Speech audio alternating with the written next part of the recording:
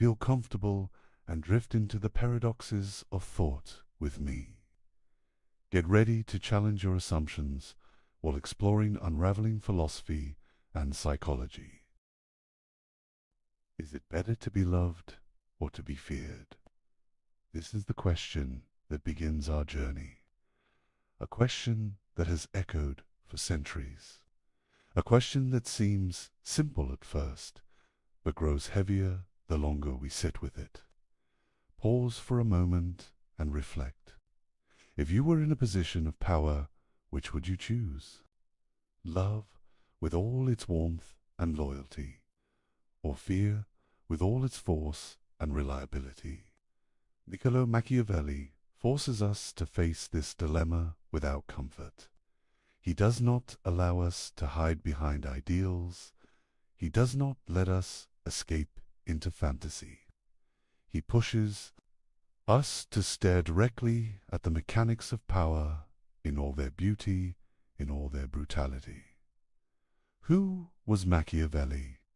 To many, he is a sinister name, a whisper in political history.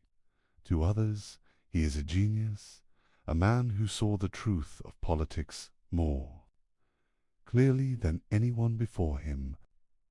He was born in Florence in 1469, a city of art, ambition, and endless intrigue. He lived through wars, shifting alliances, and the fall of powerful families. For a time, he served as a diplomat, moving between the courts of kings and popes. He saw power up close. He studied how men rose and how they fell. But Machiavelli's life was not one of endless triumph. When the Medici family returned to power in Florence, he was cast out. He was accused of conspiracy, imprisoned, even tortured. When he was finally released, he was forced into exile. His career seemed broken, his influence gone. Yet it was in that exile, stripped of privilege and honor, that he wrote his most famous work, The Prince. Many read The Prince as a manual for tyranny, a book that teaches rulers how to deceive, manipulate, and control. Others see it as satire, perhaps a veiled attack on the very leaders it appears to praise. Some read it as a desperate plea from a man trying to win back his position. Whatever the case, it remains one of the most controversial books ever written. It is both admired and despised. It is quoted and condemned, and it is still alive in political thought today. But tonight, we are not here to simply read The Prince as a historical artifact. We are here to open Machiavelli's entire playbook, to move through his writings, his ideas, his warnings, to understand not only what he wrote, but why his words still matter. Machiavelli does not give us a clean theory of government. He does not build grand systems like Plato. He does not argue for natural law like Aristotle. Instead, he studies the battlefield of politics as it really is. He watches men seize power, and he asks why some succeed while others fail. He pulls apart the myths that rulers tell, and he exposes the machinery beneath. This is why he unsettles us. He reminds us that behind every ideal of justice, there is calculation. Behind every display of mercy, there is strategy. Behind every speech about unity or faith, there is ambition. Machiavelli is not interested in how things should be. He is interested in how they actually are. And so this lecture is not simply a reading of old texts. It is an exploration of strategies that remain alive in politics, in business, in leadership, and in human behavior. Each section we will examine reveals another tool in Machiavelli's power playbook. Some tools are violent. Some are subtle. Some seem obvious, while others shock us with their coldness. Together, they form a portrait of power that is as fascinating as it is unsettling. We begin with questions, and we will not always end with answers. Because Machiavelli does not comfort us with certainty. He offers instead a mirror that reflects the ambition, the fear, the cunning, and the cruelty that drive human affairs. Over the course of this exploration, we will see how Machiavelli redefined ideas like virtue, fortune, loyalty, and cruelty. We will examine his metaphors of the lion and the fox, his warnings about mercenaries and corruption, his reflections on republics and monarchies, and his relentless insistence that power must be maintained through action, not through hope. Be prepared for ideas that may disturb you. Be prepared for truths that may feel uncomfortably close to the world you see today. And be prepared to find yourself returning again and again to that first question. Is it better to be loved or to be feared? Because by the time we have moved through Machiavelli's playbook, that question will not feel simple anymore. It will feel like the key that unlocks every struggle for power, from the courts of Renaissance Italy to the halls of modern governments, corporations, and even our own relationships. Let us begin. When we think of politics, we often imagine it wrapped in ideals.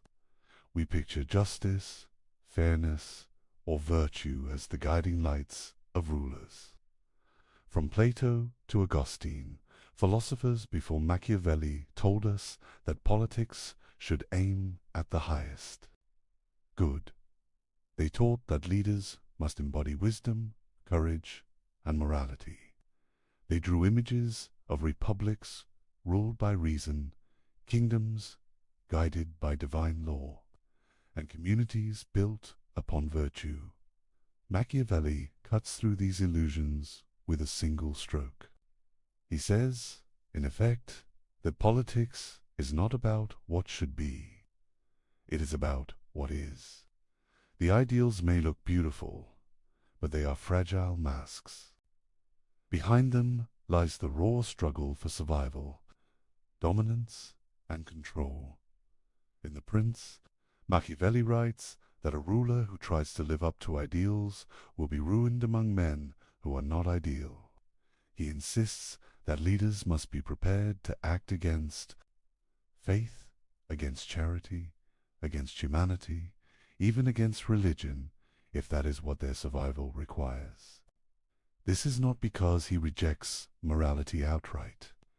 It is because he believes that morality alone cannot withstand the forces of fortune, ambition, and conflict. This view shocked his contemporaries. They had been taught that rulers must serve God and justice first. Yet Machiavelli observed rulers who acted in pious ways often lost their states. Meanwhile, those who betrayed promises, deceived rivals, and used cruelty effectively survived and thrived. He concluded that power abates its own laws. To ignore those laws is to invite collapse. We must understand the context of his time to appreciate the force of his argument. Florence and the Italian peninsula were not peaceful lands. They were fractured into city-states, each with its own ambitions. The French invaded, the Spanish interfered, and the papacy itself played politics like a prince. Alliances shifted weekly, armies burned towns, families rose and fell in sudden turns of fortune.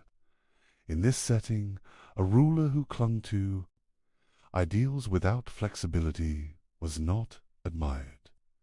He was destroyed.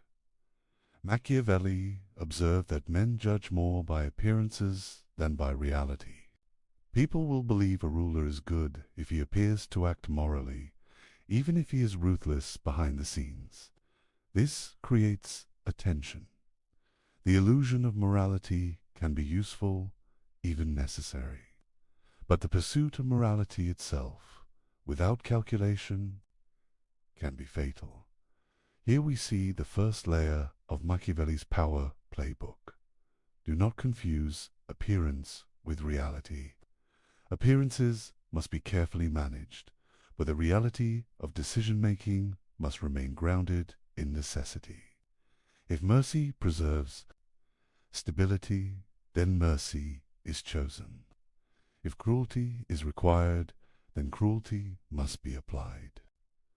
What matters is not whether an act is good or evil in the abstract, but whether it secures the state and preserves authority. This raises uncomfortable questions. Are moral systems then only tools of control if rulers pretend to be just, kind, or faithful while acting with cunning? Is morality anything more than theater? Machiavelli does not answer directly. Instead, he turns the question back to us.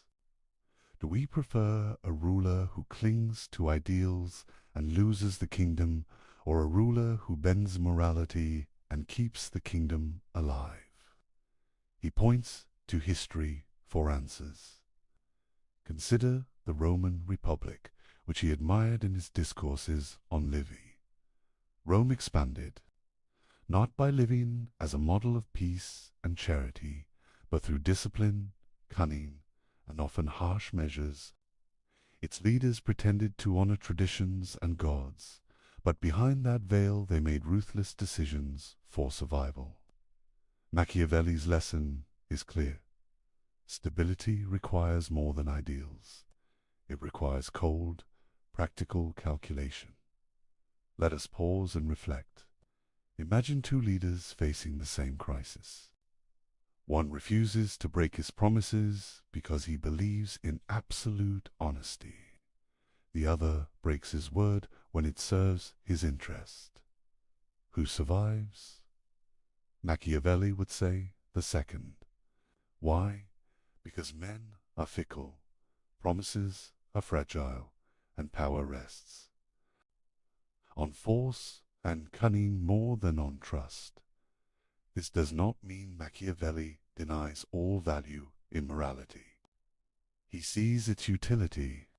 He urges rulers to appear merciful, faithful, and upright. He insists that people must see their leader as virtuous, yet he separates this appearance from reality. A wise ruler is skilled in performance. He puts on the mask of virtue while keeping the hands of strategy free.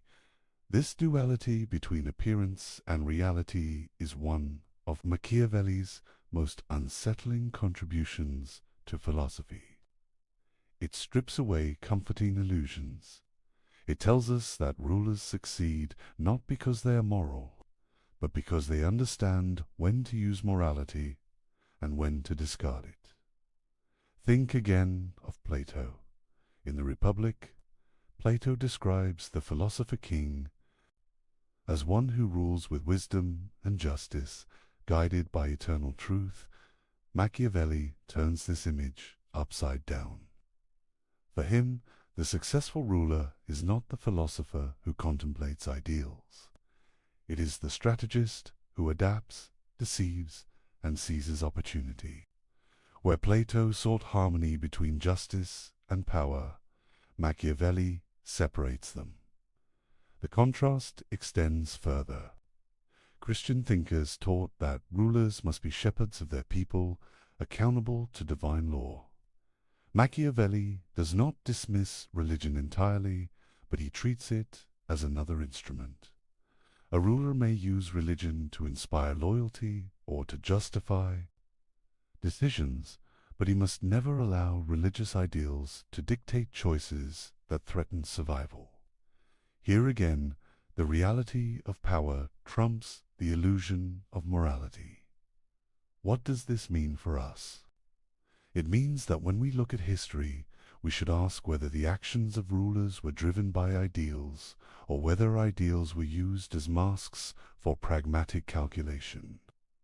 It also means that when we look at our own time, we must ask whether the values leaders display are genuine, or whether they are carefully chosen illusions.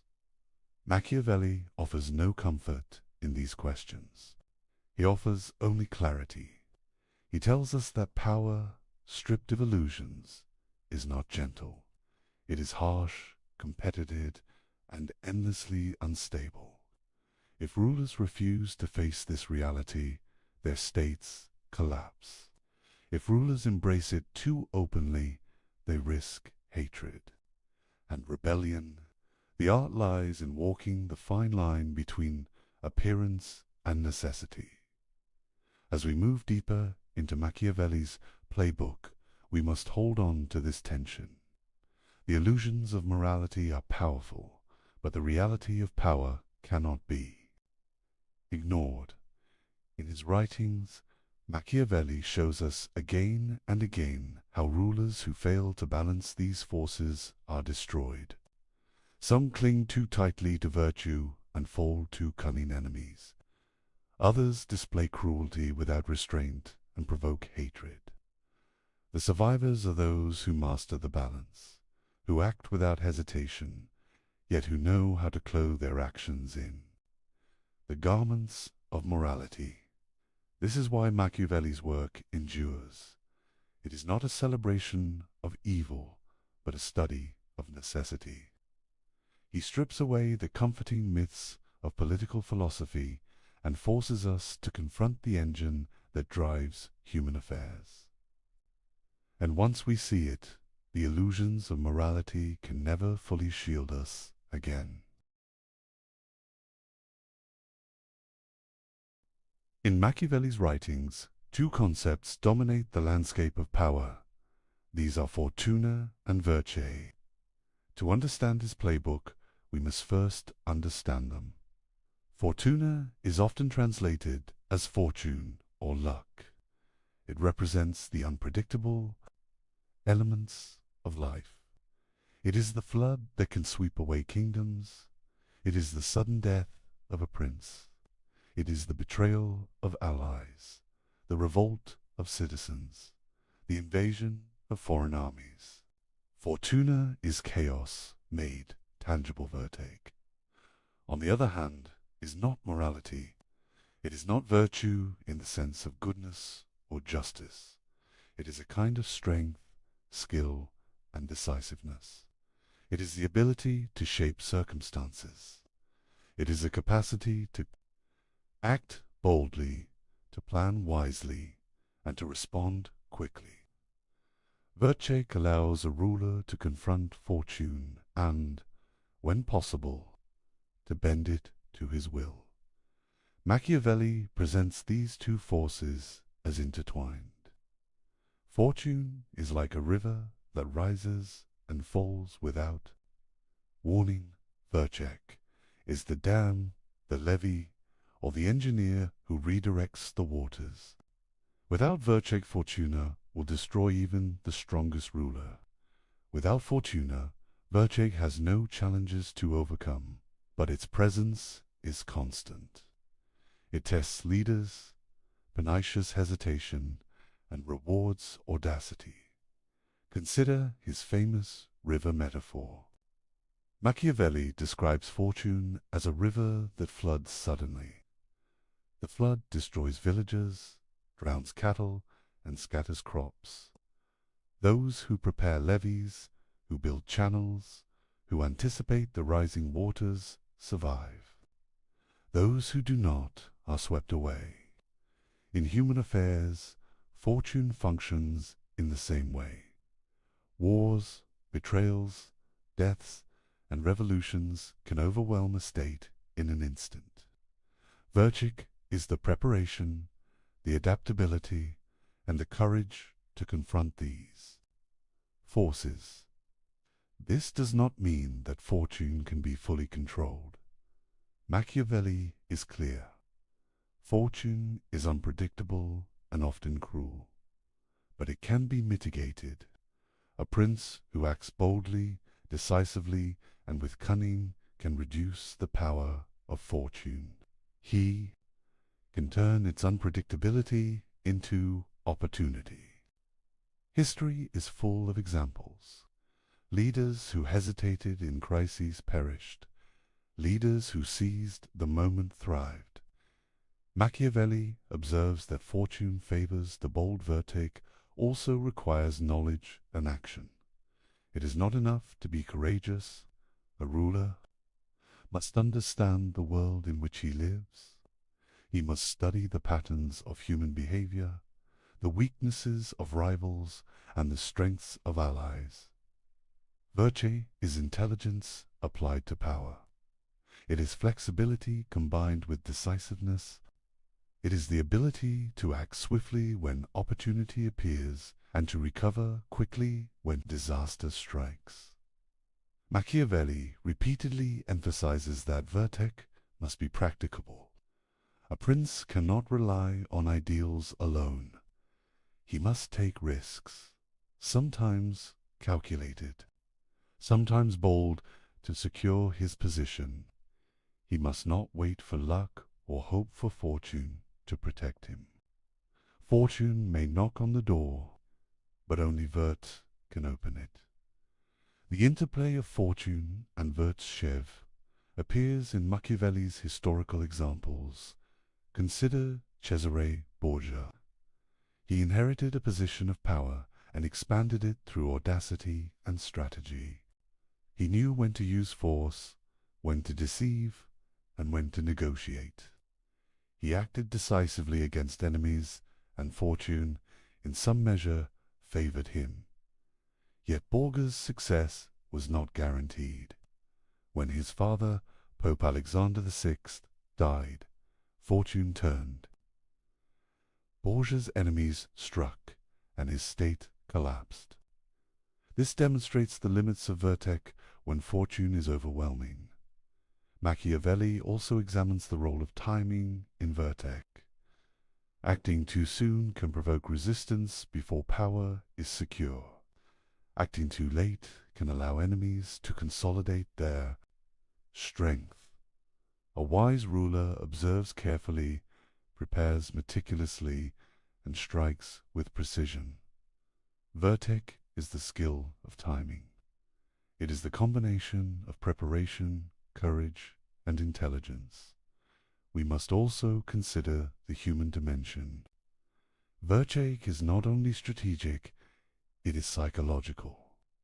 A ruler must inspire confidence, command respect, and manage fear. Virtue allows a leader to read the hearts of men, to discern who will betray, who will follow, and who will hesitate. It is the skill of understanding not just events, but people. Fortune tests the world. Virtue tests human nature. There is a deeper lesson here. Machiavelli does not glorify luck. He does not suggest that fortune alone creates great leaders. He insists that a ruler's success depends on his ability to seize opportunity, adapt to changing circumstances, and act decisively. Virtue is the engine that drives mastery over fortune. Without it, chaos reigns.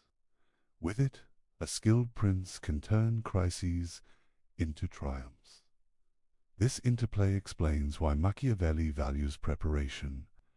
A ruler must study war, politics, and human behavior. He must anticipate rebellion, treachery, and misfortune. Virtue is cultivated through experience, observation, and learning. A leader cannot rely on theory alone. Action, informed by knowledge, is the only path to stability. Yet Machiavelli warns against arrogance. Virtue is not omnipotence. It does not make a ruler invincible. Fortune will always remain partially beyond control. A wise leader recognizes this, adapts, and uses every opportunity to shape events. The balance of virtue and fortuna is delicate. Too much reliance on one without respect for the other leads to disaster. Machiavelli's exploration of these concepts also has modern resonance. In politics, business, and personal ambition, we see fortune as chance and circumstance. Virtue is preparation, strategy, and decisiveness. Those who succeed are rarely the luckiest. They are the most capable of turning opportunity into advantage and disaster into survival. Finally, it is essential to understand the moral neutrality of Machiavelli's framework. Virtue is not about ethics. It is about effectiveness. Fortune is not about justice. It is about unpredictability. Together, they create a landscape where success is determined by skill, courage, and adaptability, not by adherence to moral ideals. This is the essence of Machiavelli's playbook to master power. One must respect the force of fortune. One must cultivate virtue relentlessly. One must act decisively when opportunity arises. One must recognize the limits of human control and act within those boundaries. This is the anatomy of fortune and virtue.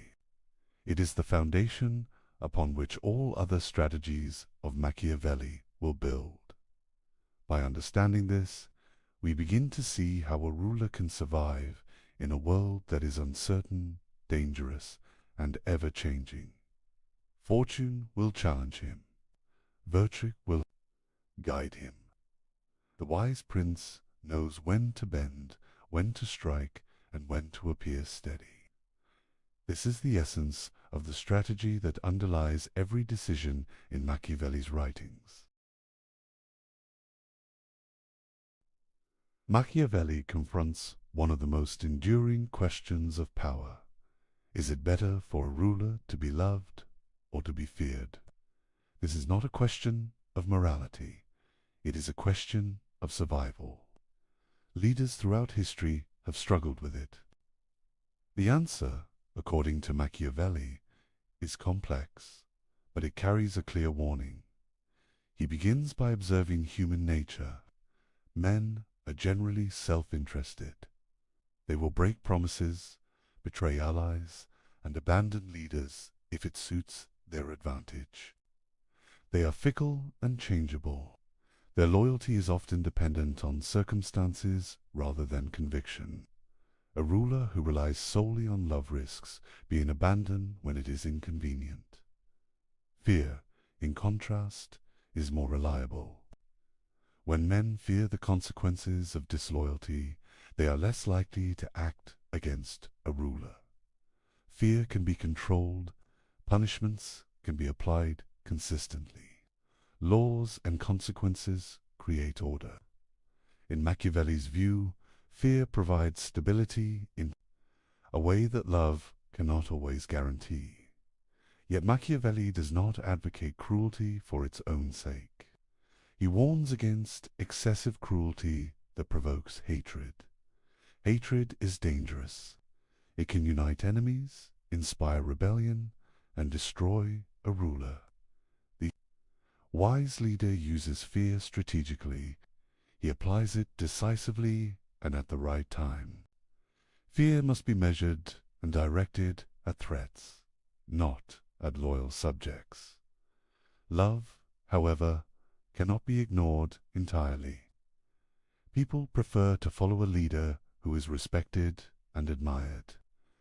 Popular support reduces the need for harsh enforcement. A ruler who is loved can govern with less constant pressure.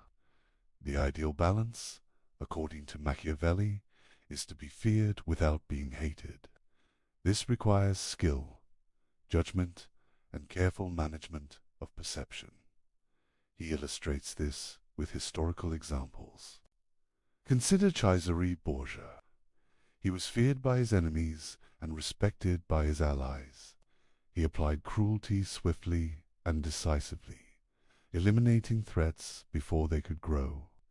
Yet he avoided widespread hatred among the populace by controlling his image and demonstrating fairness to those who served him faithfully.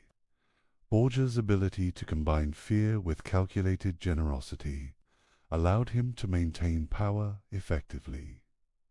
Machiavelli also emphasizes the role of appearance in managing loyalty.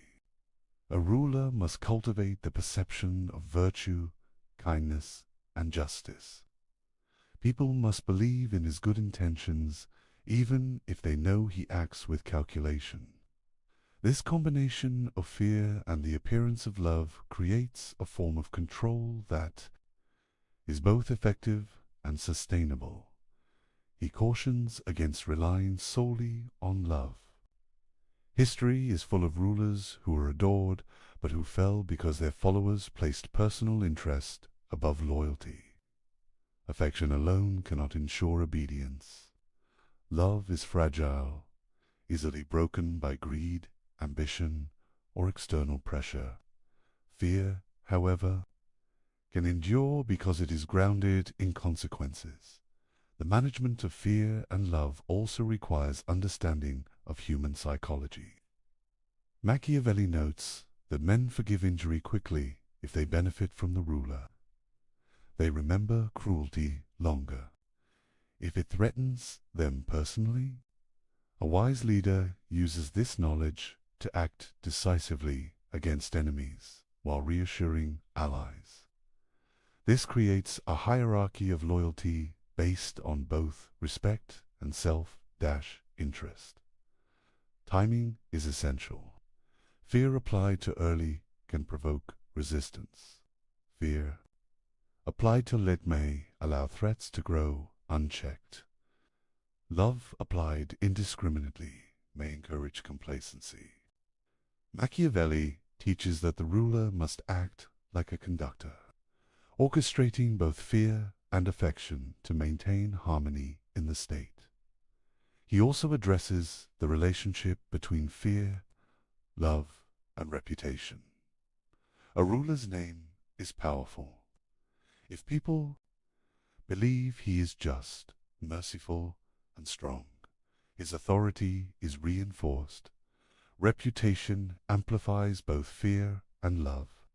A clever ruler manages his image with care, demonstrating strength when necessary and benevolence when advantageous. Machiavelli warns that extremes are dangerous. Excessive cruelty provokes hatred. Excessive leniency invites disobedience.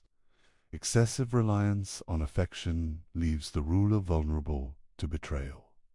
The key is moderation and calculation. The ruler must constantly assess the loyalty of subjects and the stability of his power. Another important point is the unpredictability of human nature. People's emotions cannot be controlled completely. Leaders must accept that loyalty will fluctuate. Virtue, the skill and decisiveness we explored earlier, allows a ruler to respond to these fluctuations. By applying fear strategically and cultivating respect, he can shape loyalty in his favor. Machiavelli's insights extend beyond rulers. The principles of fear, love, and loyalty apply to leaders in all forms of organization. In business, politics, and social structures, those who understand human nature can maintain influence and control. Those who rely on idealized notions of affection or loyalty risk failure. He also highlights the symbolic dimension of fear and love. Public punishments, ceremonies, and displays of power communicate strength. Generosity, rewards, and recognition communicate benevolence. The combination of these signals reinforces loyalty while minimizing resentment. The careful use of symbols is part of the art of leadership. Finally, Machiavelli presents a stark choice. Leaders must decide where to place their reliance. They can seek love, risk invulnerability. They can seek fear, risk in hatred. The wise ruler achieves a balance that maximizes loyalty while minimizing threats. This balance is not fixed. It changes with circumstances, enemies, and the temperament of the populace. Constant attention and adaptation are required. Through these lessons, Machiavelli demonstrates that power is not granted. It is constructed. It is maintained through understanding, skill, and strategy. Fear and love are tools, not ends. They are instruments in the broader architecture of control. The ruler who masters them can survive where others fail. This exploration of fear, love, and loyalty illustrates the precision of Machiavelli's playbook. It shows his deep understanding of human behavior and the mechanics of authority. By studying these principles, we see why he remains one of the most influential thinkers in the history of political thought. The question we opened with returns now with greater weight. Is it better to be loved or to be feared? Machiavelli does not give a simple answer. He shows us that the wise ruler must navigate between these forces, mastering both when possible, balancing them against the unpredictable currents of fortune, and always remaining aware of the human tendencies that shape every political act. Machiavelli introduces one of his most memorable metaphors. He tells us that a successful ruler must be both a lion and a fox. This is not a simple comparison. It is a lesson in the duality required to maintain power. Strength alone is insufficient. Cunning alone is inadequate. Both must coexist within the leader. The lion represents strength and force. A lion attacks, overpowers, and defends territory with raw power. It inspires respect and fear.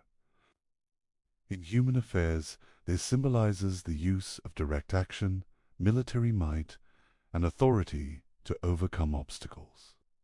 A ruler must know when to strike. Decisively, strength is necessary to confront enemies, suppress rebellion, and establish control. Without it, the state is vulnerable to internal and external threats. The fox, in contrast, represents cunning, intelligence, and deception. A fox senses traps and avoids danger. It uses strategy rather than brute force. In leadership, the fox symbolizes subtlety, manipulation, and foresight. A ruler must be able to recognize hidden threats, negotiate effectively, and manipulate appearances. Without cunning, even the strongest leader can be outmaneuvered. Machiavelli emphasizes that one quality without the other leads to failure. A ruler who relies only on strength may crush enemies, but he will be blind to subtler dangers.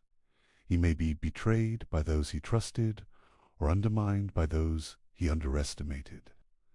A ruler who relies only on cunning may deceive allies and opponents, but he may lack the force to defend his power when open conflict arises. Survival requires a combination of both. He illustrates this through historical examples. Consider Cesare Borgia once again. Borgia combined military skill with political cunning. He knew when to fight directly and when to manipulate alliances. His ability to assess both open threats and hidden dangers allowed him to expand his influence. Quickly, when one element failed, his dual approach often compensated. demonstrating the importance of flexibility. The metaphor also highlights the adaptability required of a leader. The world is unpredictable. Enemies change tactics. Allies shift loyalties. Fortune intervenes. A ruler who is rigid, relying solely on force or solely on deception, risks destruction.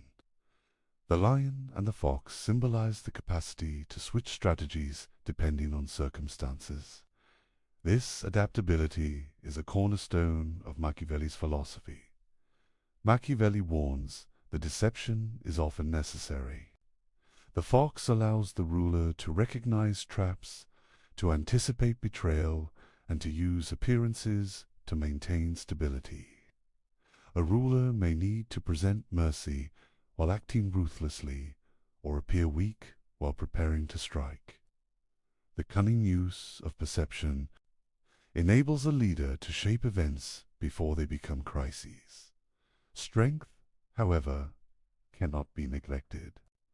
The lion ensures that the ruler can enforce decisions, command armies, and eliminate threats decisively.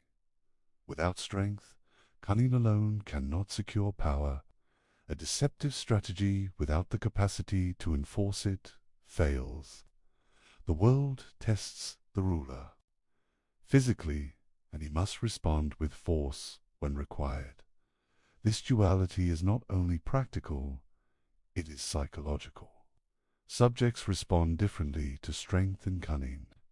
Fear of force demands respect. Awareness of cunning generates uncertainty in opponents, preventing them from acting impulsively.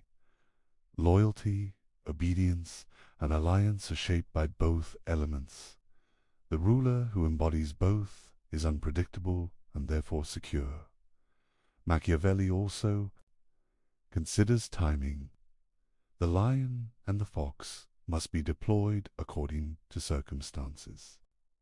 A time of rebellion may demand the strength of the lion. A time of diplomacy may demand the subtlety of the fox. A ruler who cannot read the situation or who applies the wrong method invites disaster. Success is contingent upon judgment as much as skill. The duality extends to internal governance as well. Rulers must manage advisors, nobles, and citizens with both strength and cunning. They must reward loyalty, punish betrayal, and manipulate perception. The lion ensures the power to act decisively. The fox ensures the capacity to navigate complex social and political networks. Together, they allow the ruler to maintain stability over time. Machiavelli also notes that appearances matter. The ruler should project the qualities of both animals. Even when they are not fully exercised, a leader who appears strong can deter enemies. A leader who appears cunning can prevent plots. Perception is an instrument of power, reinforcing both force and strategy. The lesson for leaders is clear. One cannot rely solely on morality, ideology, or a single skill. Survival demands versatility, perception, and intelligence applied to action. The lion and the fox are not symbols of good or evil. They are tools for navigating the realities of human behavior. Leaders who master both can withstand fortune, outmaneuver enemies, and maintain control. Machiavelli's metaphor also has a modern application. Leaders in business, politics, and society face challenges similar to those of Renaissance princes. Threats come from competitors, shifts in power, and unpredictable circumstances. The balance of force and strategy, boldness and cunning remains essential. Those who rely exclusively on one approach fail to achieve lasting success. Finally, This duality emphasizes preparation and self-awareness. A ruler must cultivate both strength and intelligence continually. Complacency in one domain invites disaster. The combination of lion and fox requires constant vigilance, learning, and adjustment. Leadership is not a static condition. It is an ongoing process of adaptation and mastery. Machiavelli's insight is that the art of power is not a single skill. It is a composite of capabilities applied with judgment. The lion and the fox exemplify this. They teach that power is dynamic, conditional, and deeply intertwined with human nature. A leader who embodies this duality understands both the threats he faces and the opportunities he can seize. By studying this principle, we begin to see the depth of Machiavelli's strategy. Power is never absolute. It must be constantly managed. Force and cunning are complementary tools. They must be balanced, applied with foresight, and adapted to shifting circumstances. This understanding sets the foundation for every further strategy in Machiavelli's playbook. Machiavelli addresses one of the most controversial aspects of his philosophy. He argues that cruelty, when applied correctly, can be necessary for the stability of a state. This idea challenges conventional morality. It is not intended to shock. For its own sake, it is practical. It is rooted in the realities of human behavior and political survival. He begins by distinguishing between types of cruelty. There is cruelty that is well used. There is cruelty that is excessive or poorly timed. Well-used cruelty is decisive. It is applied quickly and with purpose. It eliminates threats, prevents rebellion, and secures authority. Poorly used cruelty is endless and arbitrary. It breeds hatred, fear without respect, and eventual collapse. Machiavelli explains that cruelty is most effective when it is limited and targeted. A ruler may need to eliminate rivals or punish conspirators. When this is done decisively, the message is clear.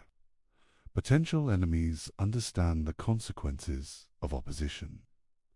This type of cruelty prevents disorder, it consolidates power, it does not invite continuous resistance because it is controlled.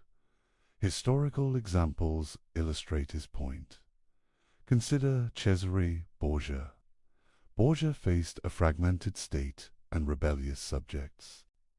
He acted with ruthless efficiency against those who threatened his authority. Ramiro de Orco, one of his lieutenants, was sent to enforce discipline.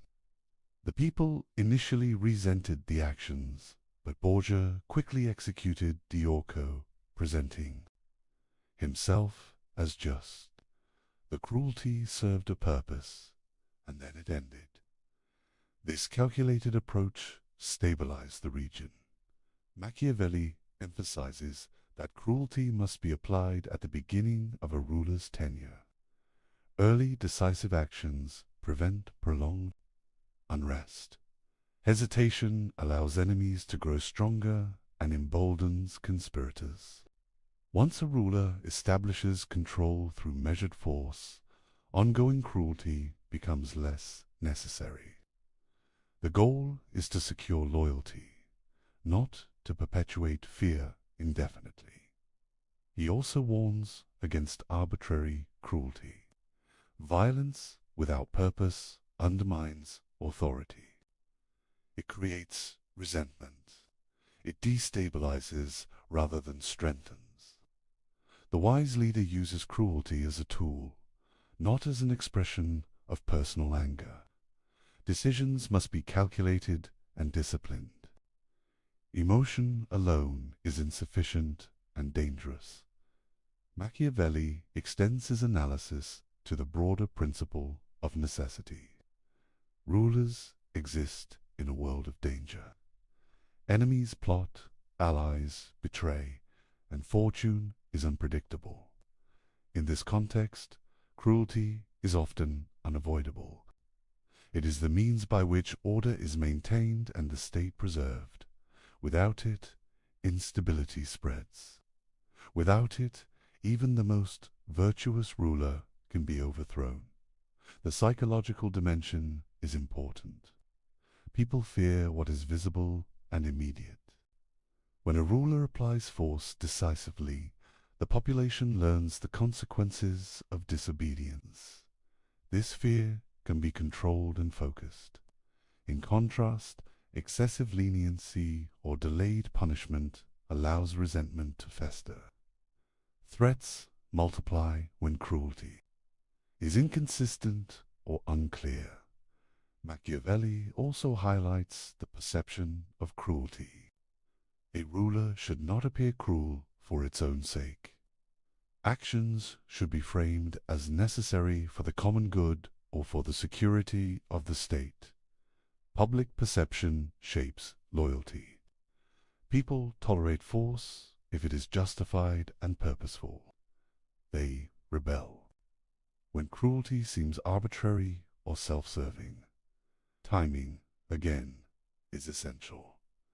Initial acts of cruelty secure authority. After stability is established, further violence can be reduced. The ruler can shift focus to appearances of mercy, justice, and virtue. This balance between force and benevolence creates a stable environment where loyalty is earned and rebellion is minimized. He contrasts this approach with inaction. Leaders who hesitate to apply necessary force often face prolonged conflict. Revolts persist, enemies grow bolder, and alliances shift unpredictably. The failure to act decisively in critical moments leads to greater suffering and eventual downfall. Cruelty, when properly applied, prevents this escalation. Machiavelli also warns against cruelty motivated by personal desire. A ruler must never act purely out of vengeance. The goal is not to indulge anger or assert ego. The goal is the preservation of the state. This disciplined use of force distinguishes effective rulers from tyrants who provoke hatred and rebellion. He explores the relationship between cruelty and fear. Cruelty generates fear, but fear must be carefully controlled. The ruler who is feared but not hated maintains authority. Those who apply excessive, indiscriminate cruelty provoke hatred and ultimately destabilize their position. Fear must be directed strategically, not indiscriminately. Machiavelli's insights extend beyond the battlefield. Internal governance, management of nobles, and handling of conspiracies all require careful application of force. The principles of decisive action, targeted punishment, and public perception apply in political, social, and administrative contexts. Modern examples illustrate these principles. Leaders who act decisively to confront threats often maintain stability, while leaders who hesitate or act inconsistently invite chaos. Strategic force, applied with purpose, is not cruelty for cruelties. Sake, it is a calculated method of maintaining order. Finally, Machiavelli emphasizes the moral neutrality of these actions. Cruelty is neither inherently good nor evil. Its value is measured by results.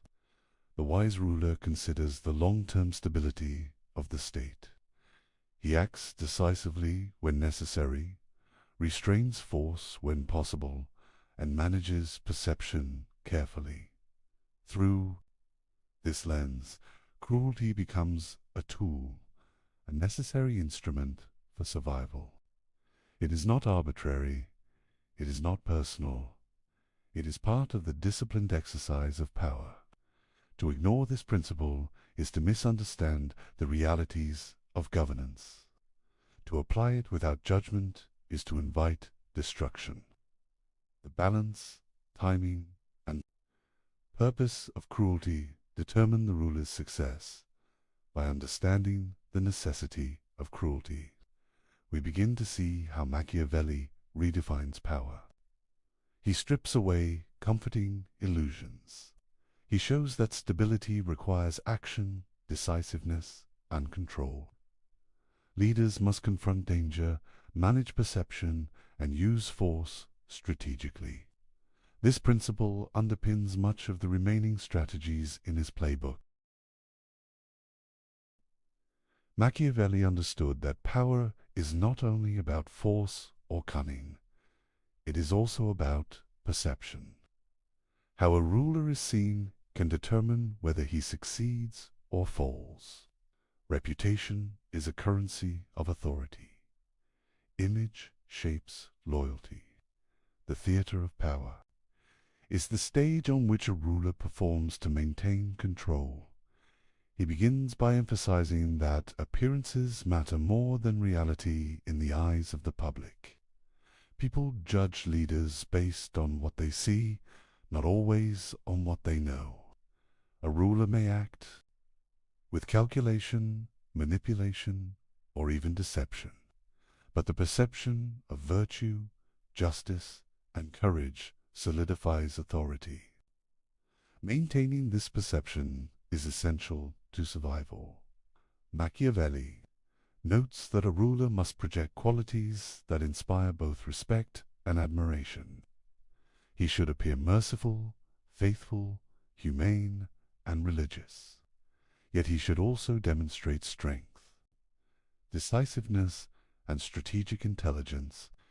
These qualities may not always exist fully in practice, but their display maintains confidence among subjects and allies.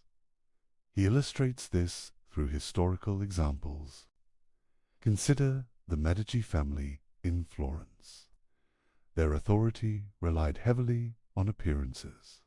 They cultivated images of piety, patronage, and civic responsibility, even while engaging in ruthless political maneuvers. The perception of virtue protected their power and allowed them to govern effectively. Public ceremonies and symbolic actions are central to the theater of power. Processions, proclamations, and displays of generosity communicate a ruler's qualities. These rituals reinforce authority and shape public opinion. A wise ruler uses symbolism strategically to complement practical governance. Actions and appearances together create stability and influence. Machiavelli warns against inconsistency between image and action. If a ruler is perceived as just but acts cruelly without explanation, trust erodes.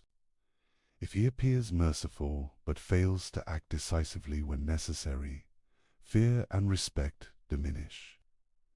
The alignment of perception and action is delicate. Leaders must cultivate both carefully.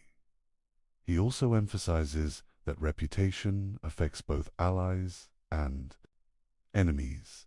Allies are more likely to support a ruler who is respected and admired. Enemies are more likely to hesitate if they believe a leader is capable, decisive, and shrewd. Reputation amplifies the impact of both fear and love. It extends influence beyond immediate actions and creates strategic leverage. Machiavelli explores the importance of consistency. While flexibility is essential in tactics, the public perception of a ruler must appear stable. Sudden changes in behavior or values can create uncertainty and doubt. A stable image fosters loyalty, trust, and deference. A reputation for strength, wisdom, or justice protects a ruler from instability. He examines how rulers can manipulate perception deliberately. Deception is not inherently evil in this context. It is a tool. A ruler may appear merciful while acting decisively or appear humble while exercising authority firmly. By managing appearances, the ruler controls not only immediate reactions, but also the long-term loyalty of subjects.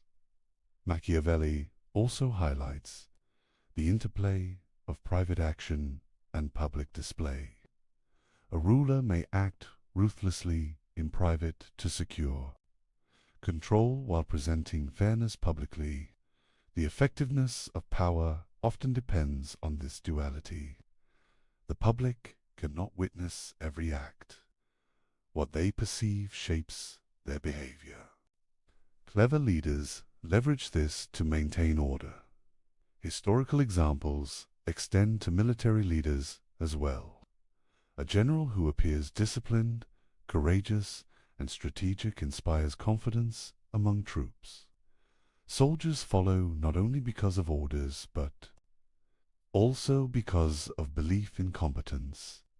Reputation reinforces obedience and enhances effectiveness in both governance and warfare. Machiavelli also considers the fragility of reputation. A single scandal or misstep can undermine decades of careful cultivation. Leaders must guard against false reports, betrayal, and rumor. Information management is essential.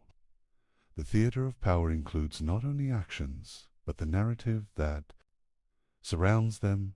He emphasizes that reputation is cumulative. Small acts of courage, fairness, or generosity build perception over time. Strategic displays amplify influence. Similarly, repeated acts of cruelty or indecision erode credibility.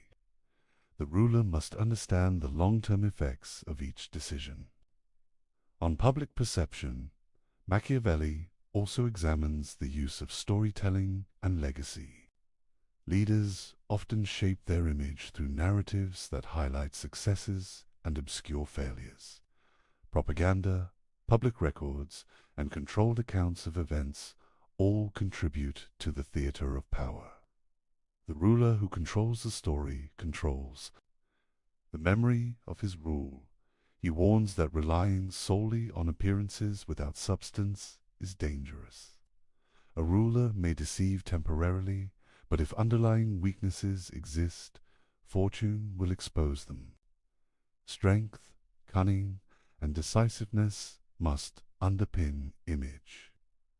Reputation amplifies power, but cannot replace competence. Modern parallels are clear. In politics, business, and society, leaders manage public perception constantly.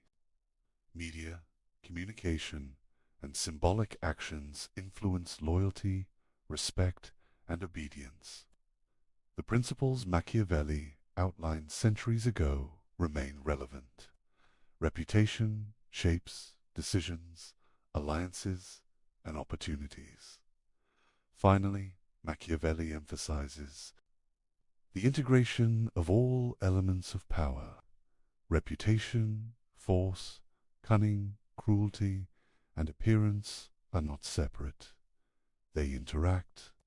A wise ruler balances them to maintain authority. Perception enhances action. Action reinforces perception. Together, they create a resilient, adaptive, and effective system of governance. Through understanding the theater of power, we see that leadership is both practical and performative. A ruler must master not only the mechanics of control, but also the art of influence. Every gesture, decision, and public appearance contributes to the stability of the state. Reputation is the stage upon which all other strategies unfold. By studying these lessons, we begin to see Machiavelli not as a promoter of immorality, but as an analyst of survival and influence. Leaders who understand perception and cultivate their image can navigate challenges, inspire loyalty, and maintain power in ways that are both strategic and enduring. Machiavelli understood that power does not exist in isolation. A ruler is surrounded by allies, adversaries, and opportunists. Success depends on the careful management of relationships. Friendships, loyalties, and enmities are tools to be understood and used wisely. He begins by emphasizing the impermanence of alliances. People are motivated by self-interest. Allies today may become enemies tomorrow. Shared goals are often temporary. The wise ruler anticipates these shifts. He maintains awareness of the intentions and ambitions of those around him. Trust, Machiavelli argues, must be strategic. Blind faith in allies is dangerous. A ruler cannot assume loyalty based solely on past favors or friendship. Those who seem most devoted may betray at the moment of greatest opportunity. Conversely, apparent rivals may be managed or even converted into useful allies if their ambitions align temporarily with the ruler's objectives. He provides historical examples to illustrate these points. Florence, Venice, and other Italian city-states were constantly shifting in alliances. Leaders who relied too heavily on external support often found themselves abandoned when foreign powers pursued their own interests. Survival required vigilance and flexibility. Alliances must be nurtured, tested, and sometimes replaced. Machiavelli emphasizes the importance of understanding human motivation. People act primarily out of self-interest, fear, or ambition. A ruler who misreads the desires and incentives of allies risks being manipulated. He must study the character and behavior of those around him carefully. Observing actions is often more revealing than listening to words. He also addresses betrayal. It is inevitable in human affairs. Rulers must plan for it. Defensive measures, such as dividing potential adversaries, rewarding loyalty, and punishing treachery, decisively reduce the likelihood of surprise attacks. Machiavelli stresses that swift and calculated responses to betrayal send clear signals, reinforcing both fear and respect. Another principle is the selective cultivation of friends and enemies. Not all alliances are equally valuable. The ruler must identify those who can contribute to stability, military strength, or economic advantage. Some rivals can be left unchecked if their ambitions are contained. Others must be neutralized through diplomacy, coercion, or strategic force. Proper management ensures that threats are minimized while benefits are maximized. Machiavelli also highlights the importance of adaptability. Relationships are not static. Circumstances change. A once trusted ally may become dangerous. A previously hostile neighbor may become an opportunity for alliance. The successful ruler continually reassesses the political landscape. Decisions must be based on the current balance of power, not past assumptions or sentiments. He examines the role of deception in managing allies and enemies. Transparency can be exploited. The ruler must sometimes conceal intentions, provide misleading signals, or present false security to maintain advantage. Deception is a tool, not a moral failing. When used to preserve the state and protect power, historical examples reinforce these lessons. The Papal States frequently negotiated alliances with city-states and foreign powers. Those who overestimated loyalty or underestimated ambition often lost territory or influence. Leaders who balanced diplomacy with readiness for conflict maintained authority more effectively. Machiavelli's observations emphasized pragmatism over idealism. He also considers the psychological impact of power. Allies observe how a ruler handles threats, betrayal, and opportunity. Swift action and decisive judgment inspire confidence. Hesitation and indecision undermine trust. Reputation, decisively linked to behavior, shapes future relationships.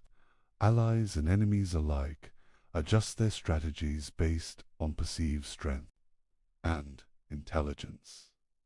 Machiavelli warns against over-reliance on any single ally. Dependence creates vulnerability. The ruler must cultivate multiple connections, balancing relationships to prevent any one party from gaining excessive influence. This approach reduces the risk of betrayal and maintains freedom of action. Conversely, the management of enemies requires both caution and initiative. Enemies left unchecked grow stronger.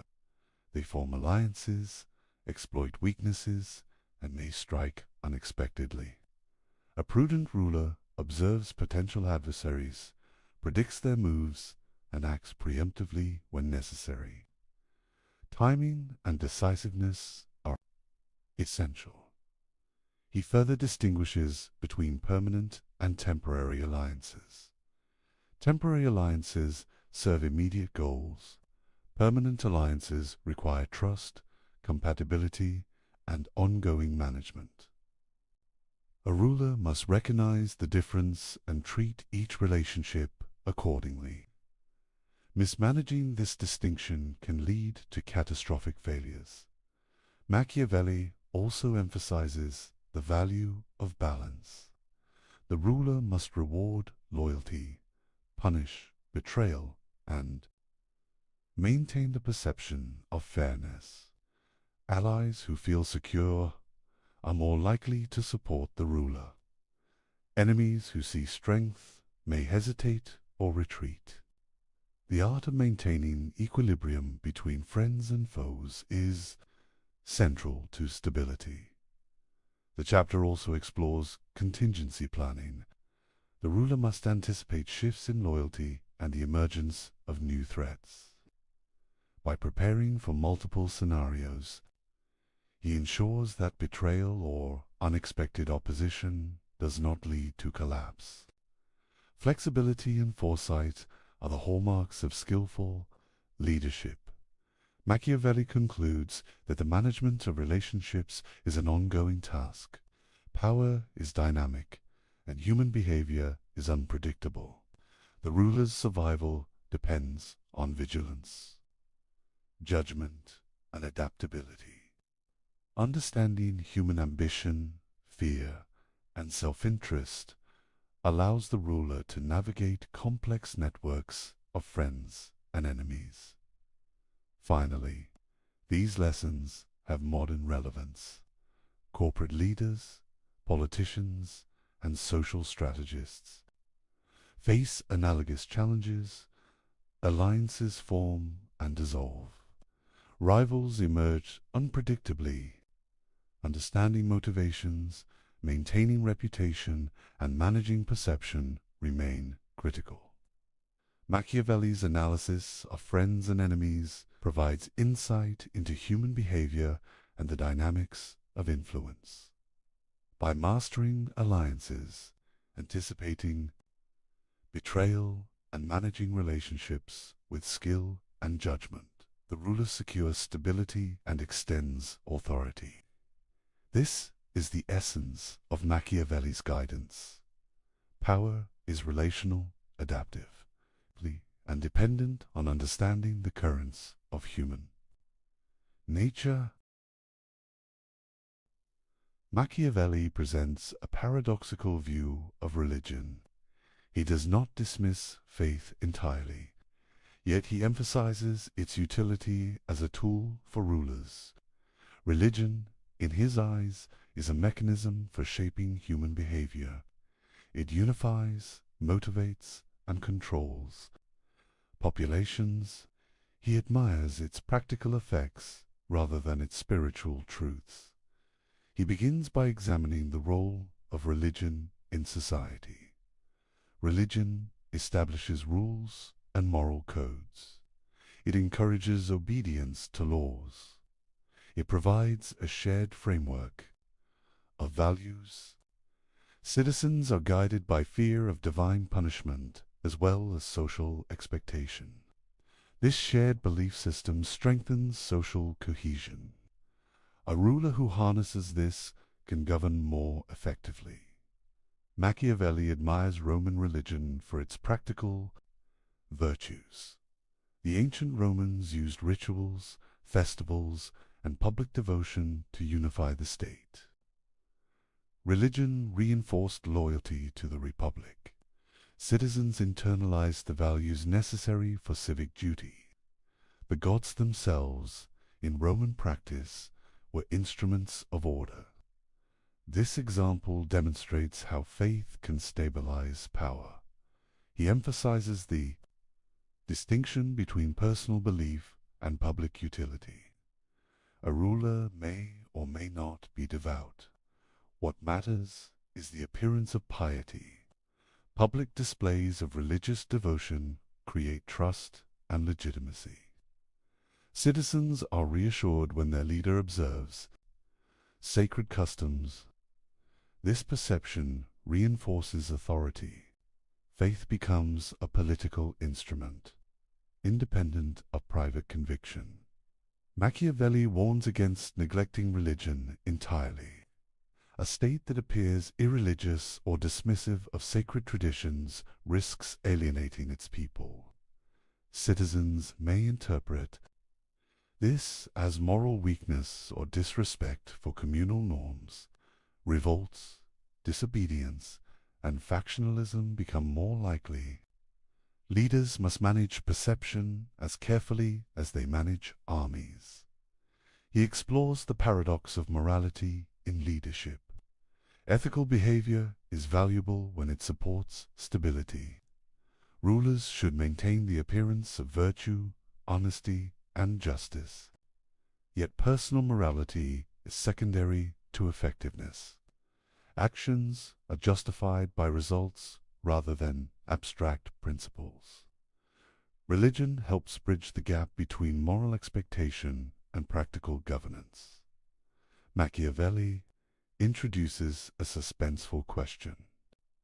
Is religion, for him, less about God than about human obedience? He implies that the sacred functions primarily to regulate behavior. The threat of divine punishment or social censure encourages loyalty. Citizens are motivated to act in ways that sustain the state. Faith becomes an instrument of political control. He analyzes how rulers can utilize religious structures. Priests, temples, rituals, and laws reinforce obedience. Leaders who control religious messaging can direct attention, unify populations, and suppress dissent. Religion becomes a stabilizing force, reducing reliance on coercion and military enforcement alone. Historical examples illustrate this principle. The Roman Republic, as Machiavelli admired, integrated religion into public life. Festivals, sacrifices, and civic rituals reinforced collective identity. Leaders who neglected religious appearances often faced instability. The power of perception, supported by shared belief, reinforced authority more effectively than force. Alone, Machiavelli also highlights the psychological dimension. People are more likely to follow laws and respect authority when they believe the ruler shares their values. Ritual, symbolism, and demonstration of piety cultivate trust. Even if a ruler privately doubts or manipulates faith, the public perception is what matters. Religion becomes a form of social technology. He contrasts genuine devotion with performative faith. Personal belief is not required for effective governance. What matters is consistent display. Leaders who observe sacred customs, attend ceremonies, and speak in morally resonant terms project stability. Citizens respond to visible piety. The mask of religion is a tool to maintain social order. Machiavelli further explores the consequences of neglecting this tool. A ruler who appears impious risks alienating both the people and the elite. Disrespect for religious norms can be interpreted as moral corruption, inviting rebellion and resistance. Maintaining the appearance of faith is therefore both pragmatic and necessary. He examines the interplay between religion and law. Laws gain additional authority when reinforced by moral and sacred frameworks. Citizens perceive obedience as both a civic duty and a spiritual obligation. This dual motivation enhances compliance and reduces the need for constant enforcement. Religion becomes intertwined with governance. Machiavelli also considers the long-term effects of religious manipulation. Stability achieved through shared belief can endure beyond a ruler's lifetime. Citizens internalize norms and expectations. Institutions anchored in religious or moral frameworks continued to function. Religion, in this sense, is both a stabilizing force and a legacy of authority. He warns that superficiality alone is insufficient. Religious appearances must be credible and consistent. Contradictions between words and actions weaken influence. Rituals, observance, and public demonstration reinforce credibility. The ruler who carefully manages both perception and action maintains legitimacy. Finally, Machiavelli emphasizes that religion is inseparable from the exercise of power. It is not simply a private matter. It functions as a tool, a mechanism for obedience, and a means of reinforcing social cohesion. The prudent ruler integrates faith into the architecture of authority, using it to stabilize the state while pursuing pragmatic objectives. By studying Machiavelli's approach, we see a ruler who understands human behavior deeply. Religion is valued not for spiritual enlightenment, but for its capacity to unify, motivate, and control. This principle demonstrates the sophisticated pragmatism at the core of Machiavelli's philosophy of power. Machiavelli places audacity at the center of political success. He asserts that fortune favors the bold. Leaders who act decisively seize opportunities, shape events, and maintain control. Hesitation, by contrast, invites misfortune and collapse. Boldness is not reckless. It is calculated, informed, and timely. He introduces the concept of fortune as a force that can be influenced. Fortune is unpredictable. It presents opportunities and challenges. Machiavelli famously writes that fortune must be beaten down like a woman. This brutal metaphor reflects his view that fortune yields to strength, courage, and action. It does not act on its own. Leaders must impose their will upon it. Bold action is closely linked to ambition. Leaders must pursue goals with energy and determination. Passive rulers wait for events to unfold. They react rather than shape outcome. Machiavelli argues that ambition combined with audacity allows a ruler to convert opportunity into lasting power. Hesitation, even in favorable circumstances, often leads to failure. He contrasts decisive leaders with hesitant ones. Hesitant rulers analyze endlessly, delay action, and overvalue caution. They often miss fleeting opportunities. Bold leaders, by contrast, take calculated risks. They act swiftly, exploit weaknesses in rivals, and adapt as circumstances change. History demonstrates that fortune rewards initiative. Cesare Borgia serves as a prime example. Borgia confronted a fractured Italy with energy, strategy, and decisiveness. He combined military skill with cunning diplomacy. He acted rapidly against rivals and exploited every opportunity. His boldness allowed him to consolidate power and extend influence where more cautious leaders might have failed. In contrast, Florentine Republicans struggled to respond effectually to crises. Internal divisions, indecision, and excessive adherence. The process prevented swift action. They failed to capitalize on opportunities and were often outmaneuvered by more audacious opponents. Machiavelli observes that hesitation is deadlier than bold failure. Taking risks may fail, but inaction guarantees vulnerability. He emphasizes that boldness must be tempered with judgment.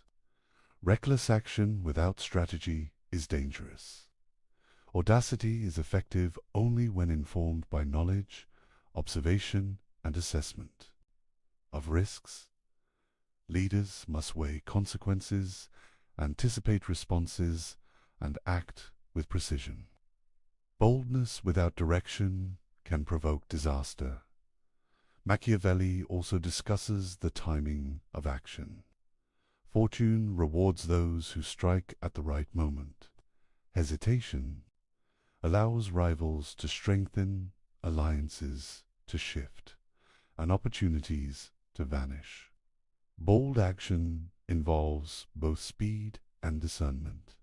The capacity to recognize the decisive moment separates effective leaders from indecisive ones. He explores the psychological dimension of audacity. Bold leaders inspire confidence and fear. Subjects respect decisiveness. Rivals hesitate in the face of initiative. Ambition, when demonstrated through action, conveys authority. In contrast, hesitation signals weakness and invites challenges. Boldness is both practical and symbolic. Historical examples reinforce these principles. Leaders who seize power during crises often achieve lasting authority. Those who delay, even with superior resources, risk being overtaken by rivals. Machiavelli repeatedly emphasizes that fortune favors those willing to act decisively and courageously. He also examines the interplay of risk and reward. Bold decisions carry potential for failure, but the consequences of hesitation are often greater. Leaders who fail while acting decisively can recover.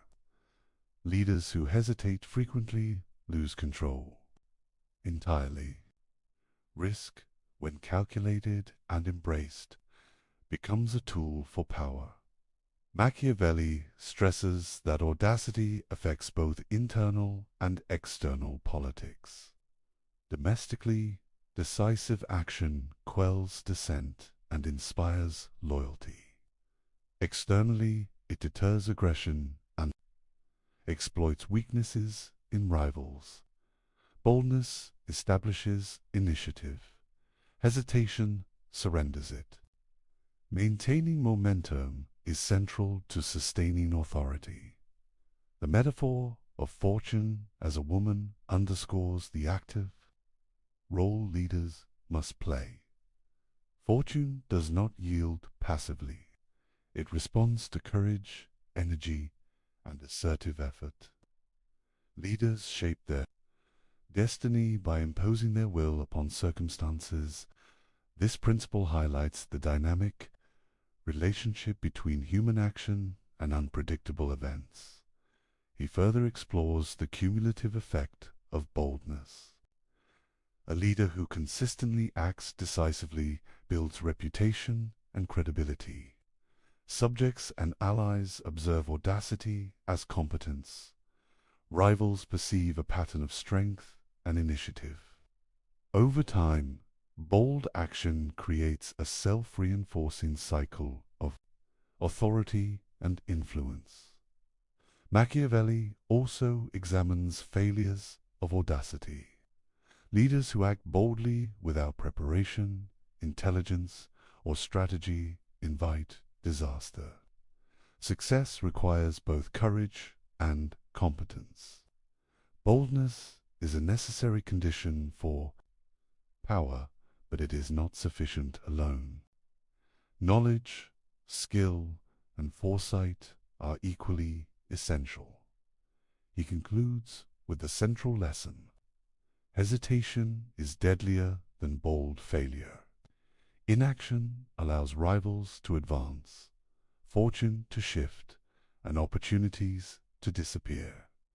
Bold, calculated action may encounter setbacks, but it preserves initiative and maximizes the possibility of success. Hesitation guarantees loss. Through this analysis, Machiavelli emphasizes a core principle of his philosophy. Ambition, courage, and decisive action define effective leadership. Fortune favors those who confront uncertainty actively, shape events strategically, and refuse to be paralyzed by risk. Boldness is both a weapon and a shield in the machinery of power. Machiavelli admired the Roman Republic. He saw in it a model of political strength, resilience, and adaptability. Unlike principalities ruled by a single prince, republics distributed power. Authority was shared among institutions, citizens, and elites. This structure created stability, accountability, and long-term endurance. He begins by contrasting republics with monarchies.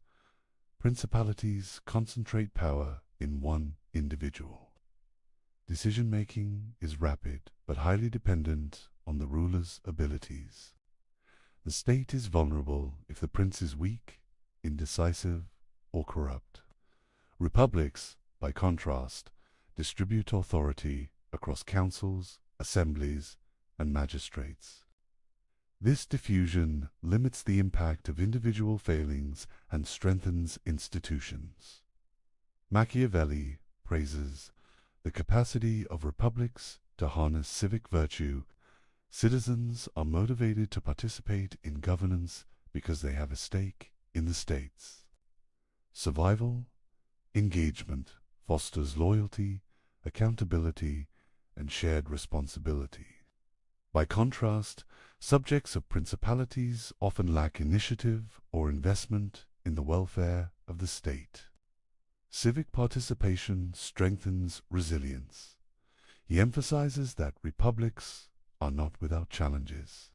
Managing factions, competing interests, and popular ambitions requires skill. Balancing the influence of elites and the broader population is essential. The state must allow freedom while maintaining order. Too much liberty invites chaos. Too much control breeds resentment. The art of governance is in finding this balance. Machiavelli presents suspenseful insight. He is not simply a cynic focused on manipulation. He also values liberty when it is managed wisely. Freedom, in his philosophy, is not chaotic license. It is structured participation. Laws, institutions, and disciplined civic engagement enable citizens to exercise influence without undermining stability. Liberty, when harnessed, strengthens power. He analyzes Rome's example. The Roman Republic maintained equilibrium between the Senate, magistrates, and the people. Elites provided experience and strategic oversight. Citizens offered legitimacy, manpower, and engagement. This balance preserved stability, allowed flexibility, and mitigated risks posed by individual weaknesses. Machiavelli admires the synergy of collective governance. By contrast, principalities often rely on fear, coercion, or personal charisma to maintain authority. Stability is contingent on the ruler's competence and the loyalty of a few elites. This makes principalities more vulnerable to fortune, internal conspiracy, and rebellion. Republics, by dispersing power and fostering civic responsibility, are better equipped to endure crises. Machiavelli also examines the role of laws in republics. Legal frameworks create predictable rules, reducing the influence of arbitrary decisions. Institutions enforce laws consistently, maintaining fairness and legitimacy. In principalities, law often depends on the ruler's whims. In republics, law is institutionalized, creating stability and long-term resilience. He highlights the importance of civic virtue. Citizens must be invested in the common good. Participation is not merely symbolic, it is functional. Civic education, military service, and public engagement cultivate loyalty and responsibility. A republic thrives when citizens act both freely and prudently. Liberty must be disciplined to be effective. Machiavelli also explores the dangers of imbalance. If elites dominate excessively, the population may rebel. If the people wield unchecked, influence, disorder can follow. Successful republics manage tensions through structured participation, checks and balances, and the cultivation of respect for institutions. The equilibrium between freedom and control is delicate but achievable. He emphasizes that republics are dynamic. They adapt to changing circumstances, harness collective strength, and endure when well governed. Principalities, in contrast, often falter under poor leadership. When the ruler is incapacitated, the state's survival is threatened. Machiavelli's analysis suggests that republics are more resilient by design. Historical examples reinforce these lessons. Florence, Venice, and Rome illustrate the strengths and weaknesses of republics. Rome's system, in particular, demonstrates the power of structured liberty, balanced authority, and active citizenship. Machiavelli draws enduring lessons from these examples for both rulers and citizens. Machiavelli also notes that principalities and republics share common vulnerabilities. Corruption, factionalism, and complacency can destabilize any government. The difference lies in the mechanisms for managing these risks. Republics possess institutions and participation that absorb shocks. Principalities rely largely on the ruler's ability to respond effectively. He examines the tension between freedom and security. Citizens must feel free enough to engage, innovate, and participate, but constrained enough to prevent chaos. Machiavelli stresses that liberty is valuable when it serves the state's stability and long-term strength. Unmanaged freedom threatens survival. Carefully balanced liberty sustains power. Finally, Machiavelli concludes that the choice between republic and principality depends on context, skill, and circumstance. Principalities offer speed and centralized decision-making, but are fragile. Republics require management of complex relationships and institutions, but endure when cultivated wisely. Leaders must understand the dynamics of power and human behavior. To maintain authority in either system, by studying Machiavelli's analysis, we see that he values liberty, not abstractly, but as a practical instrument. Freedom strengthens the state when structured, disciplined, and balanced against control. The study of republics reveals how power can be distributed without sacrificing stability, and how leadership can harness collective strength to withstand both internal and external threats. Machiavelli's life took a dramatic turn in 1512. The Medici returned to power in Florence. Machiavelli, once a diplomat and senior official, was suddenly cast out. His career ended abruptly.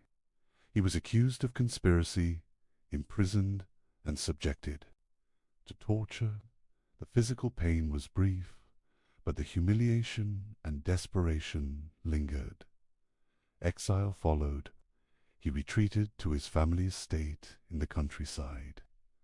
Isolated, stripped of office, and under constant scrutiny, Machiavelli faced the reality of personal and political ruin.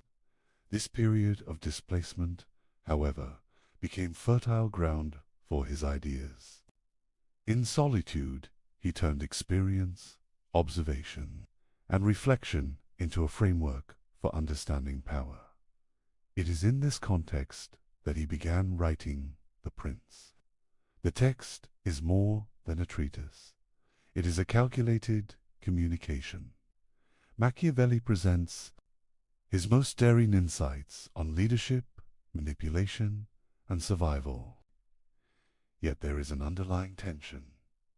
Is this guidance sincere, ironic, or a survival strategy?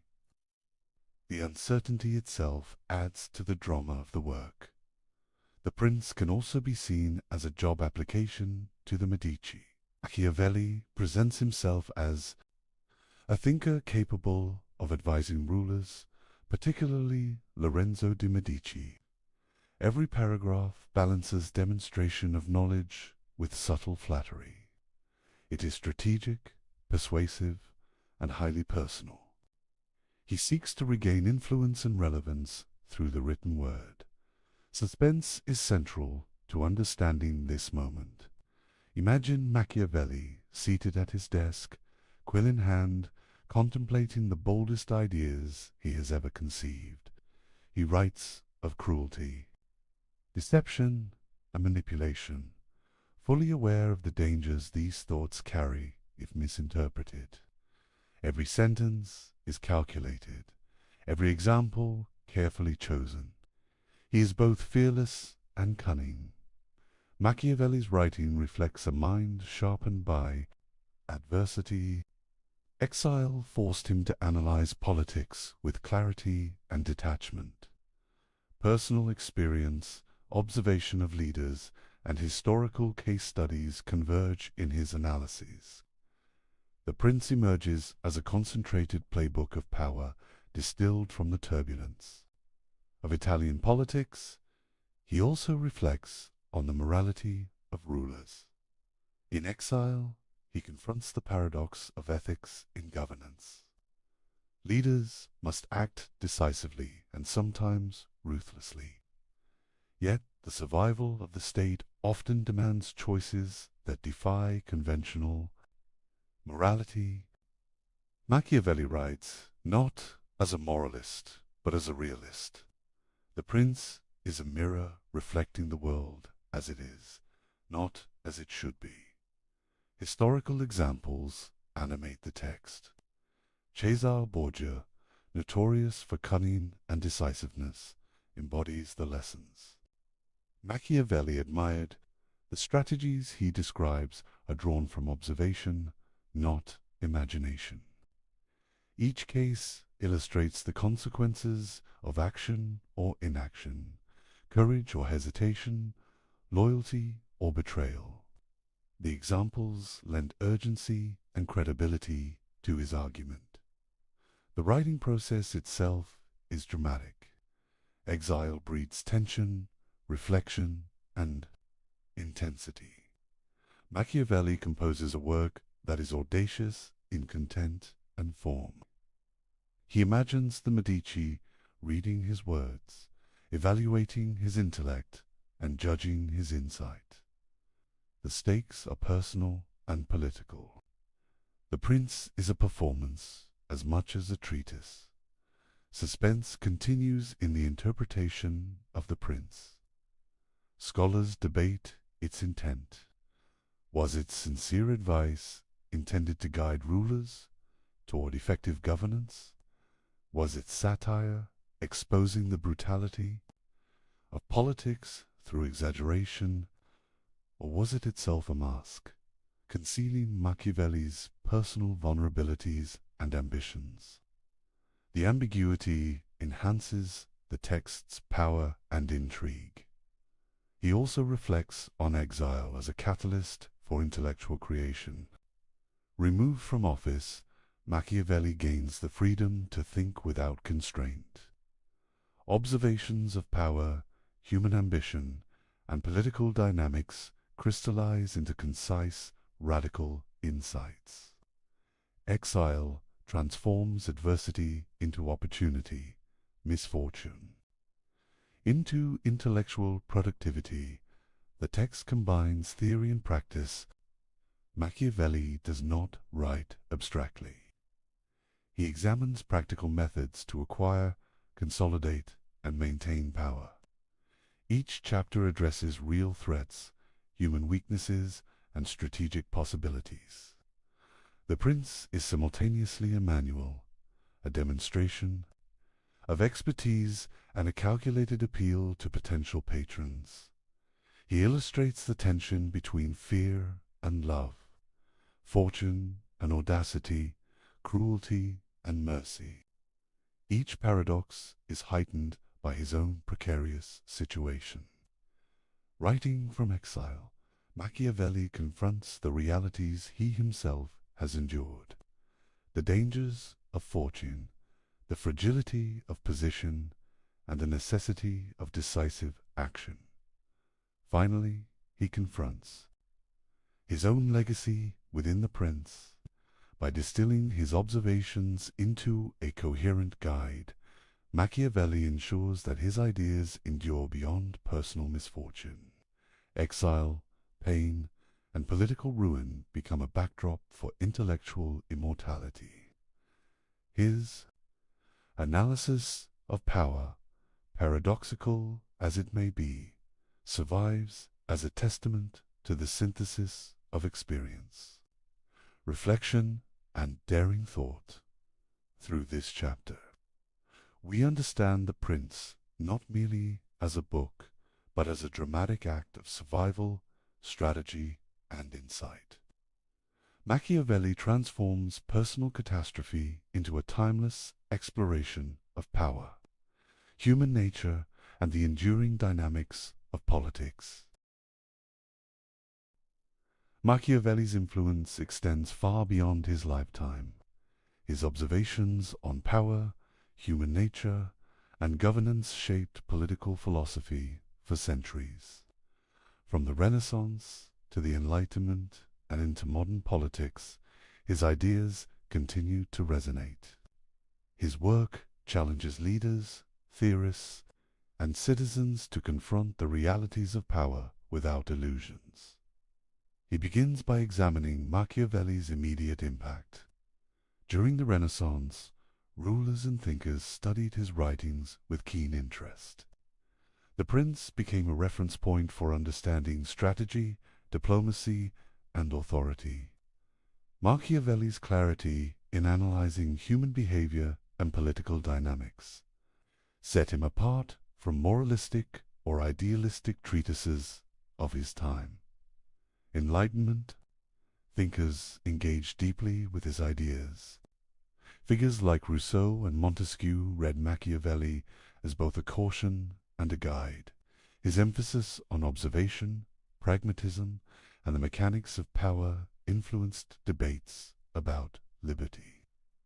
The structure of government and the role of laws, Machiavelli's work helped shift political philosophy from abstract ideals to practical analysis.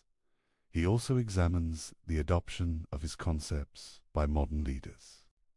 Military commanders, diplomats, and statesmen study his principles to understand negotiation, strategy, and human behavior. The capacity to anticipate rivals, manipulate perception, and act decisively remains central to effective leadership. Machiavelli's insights are applied not as prescriptions of morality, but as tools for practical advantage. The term Machiavellian illustrates his enduring reputation. It evokes cunning, calculation, and sometimes ruthless manipulation. While often used pejoratively, the term also recognizes his penetrating understanding of political dynamics. Leaders and scholars alike associate his name with the ability to navigate complexity, manage ambition, and maintain authority. His ideas remain a benchmark for evaluating power. Machiavelli's writings challenge assumptions about morality in politics. He separates ethics from efficacy. Leaders cannot rely solely on virtue or sentiment.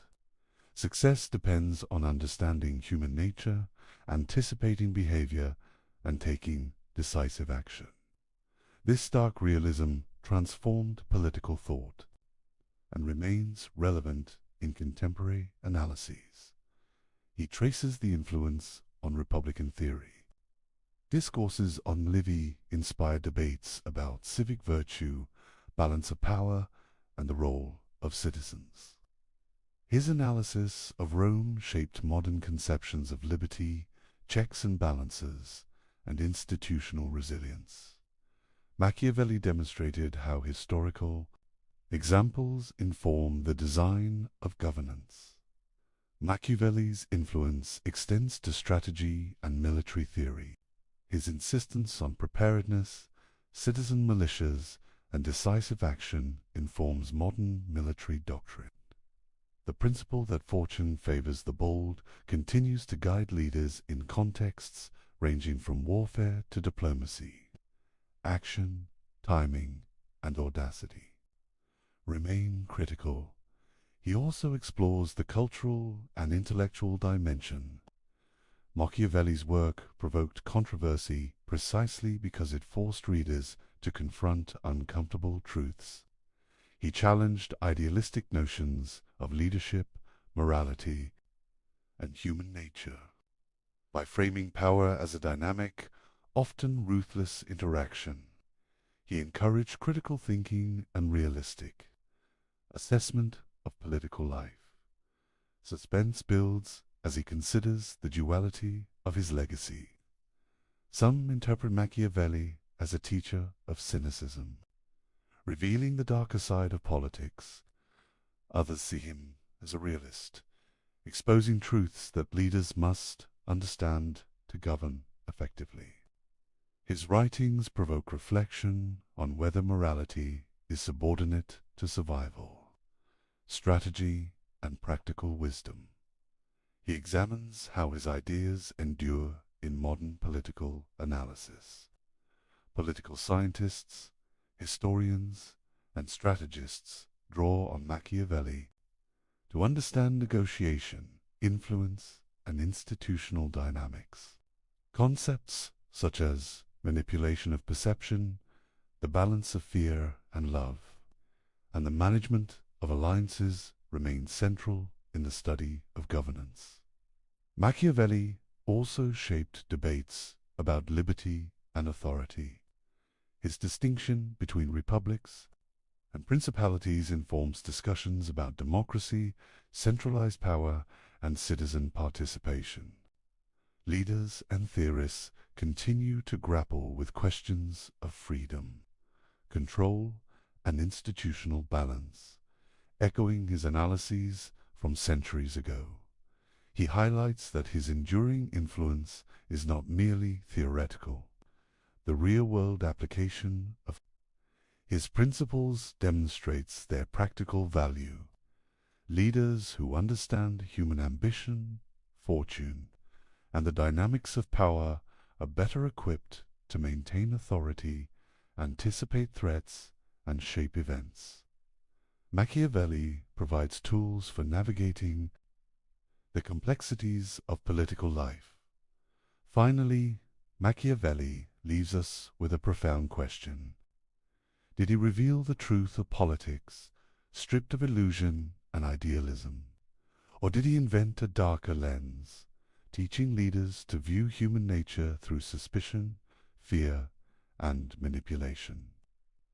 The tension persists. His legacy forces reflection, debate, and examination of power in every age. Through this chapter, we see that Machiavelli's influence endures because he confronts the realities of human behavior and political life with unflinching clarity. His work continues to challenge, provoke, and inform leaders, scholars, and citizens alike. The playbook he left behind remains relevant, controversial, and profoundly instructive. We return to the opening question. Is it better to be loved or feared? Machiavelli does not give a simple answer. He suggests that leaders must navigate a complex interplay of both. Love can inspire loyalty, but it can also breed weakness. Fear can enforce obedience, but excessive cruelty can provoke rebellion. The tension between these forces defines the challenge of leadership. Machiavelli's playbook forces us to confront uncomfortable truths about human nature. People are ambitious, self-interested, and unpredictable. Institutions and laws can guide behavior, but they cannot erase the realities of desire, fear, or ambition. Leaders must act with awareness of these truths if they hope to maintain power. Throughout his writings, we see that power is not abstract. It is practical, dynamic, and often unforgiving.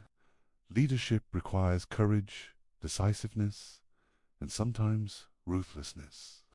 Machiavelli reminds us that morality, perception, and strategy are intertwined. Effective governance demands understanding, adaptation, and foresight. The reflection extends beyond rulers. Machiavelli challenges us to examine our own responses to authority, ambition, and ethical dilemmas. How do we balance ideals with practical needs? How do we respond to fortune, risk, and opportunity? His insights apply as much to personal decision-making as to statecraft. Finally, the lecture closes not with definitive answers, but with an invitation. Machiavelli leaves us questioning, observing, and analyzing. The study of power, human behavior, and political life is ongoing. His work endures because it challenges assumptions, provokes thought, and demands engagement. We are left with curiosity, reflection, and the awareness that leadership, morality, and human nature are complex and intertwined. The questions he raises are as relevant today as they were 5 centuries ago. The task is to keep questioning, keep observing, and keep learning from the playbook he left behind. Welcome back, dear friends. Before we begin, let me know where in the world you are watching, and please don't forget to subscribe and like to support the channel. Your presence here helps these quiet explorations of wisdom reach others seeking understanding in the stillness of evening. Picture, if you will, the southern coast of England in the spring of 1588.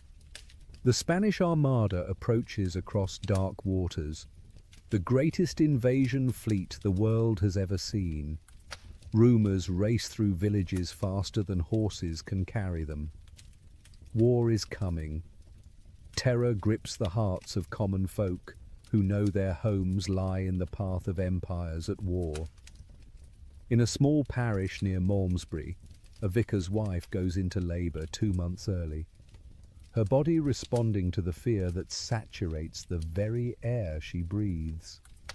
The child born that April morning would later write about his own arrival with characteristic bluntness. "Fear and I," he said, "were born twins together." The boy was Thomas Hobbes, and he would grow to become one of the most brilliant, controversial, and misunderstood minds in the history of human thought. His enemies would call him the monster of Malmesbury. His books would be burned. Both sides of a civil war would despise him. Yet his ideas would change the world more profoundly than almost any philosopher before or since. Tonight, as you prepare for rest, we embark on a journey into the mind of a man who dared to ask the most uncomfortable questions about human nature, about power, about why we live together in societies at all. Hobbes witnessed his world tear itself apart in civil war. He watched a king lose his head on a scaffold. He lived through chaos that made him question everything people believed about government, about morality, about the very foundations of civilization. And from that darkness, he constructed a vision so stark, so unflinching, that it still has the power to disturb us more than 3 centuries after his death. But here's the mystery we'll unravel together as you drift towards sleep. Why would a philosopher who seemed to defend absolute monarchy actually plant the seeds of modern democracy? How could the man who wrote the most authoritarian-sounding political theory in Western philosophy also undermine every traditional justification for political power? And what did he see about human beings that was so terrible he believed only the most powerful authority could save us from ourselves? Settle in. Let your breathing slow. Tonight, we'll discover why Thomas Hobbes described human life without government in words that have echoed through history. We'll understand why he believed we needed what he called a leviathan, a great artificial monster of our own creation, to protect us from something even more terrifying.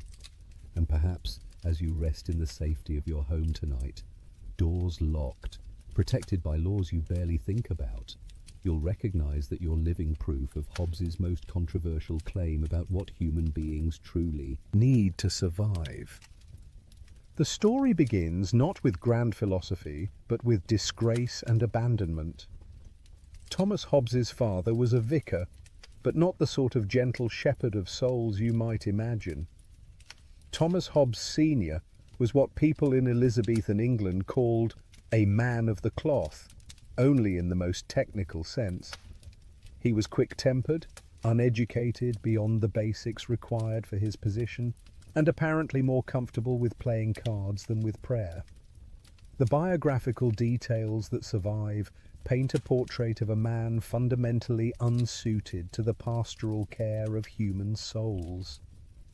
One Saturday night in 1604, after playing cards through the evening and into the early morning hours, the elder Hobbes stumbled into his church for Sunday services still half asleep. In the middle of the service, as parishioners bowed their heads in solemn devotion, the vicar's voice rang out clearly through the stone building. "Trafels is trumps! Clubs are trumps." He had cried out in his sleep, still lost in the card game that had occupied his Saturday night. If that had been the extent of his father's failures, young Thomas might have grown up in relative stability, the son of a merely incompetent clergyman in a small English town. But Thomas Hobbes Sr. had a temper to match his poor judgment.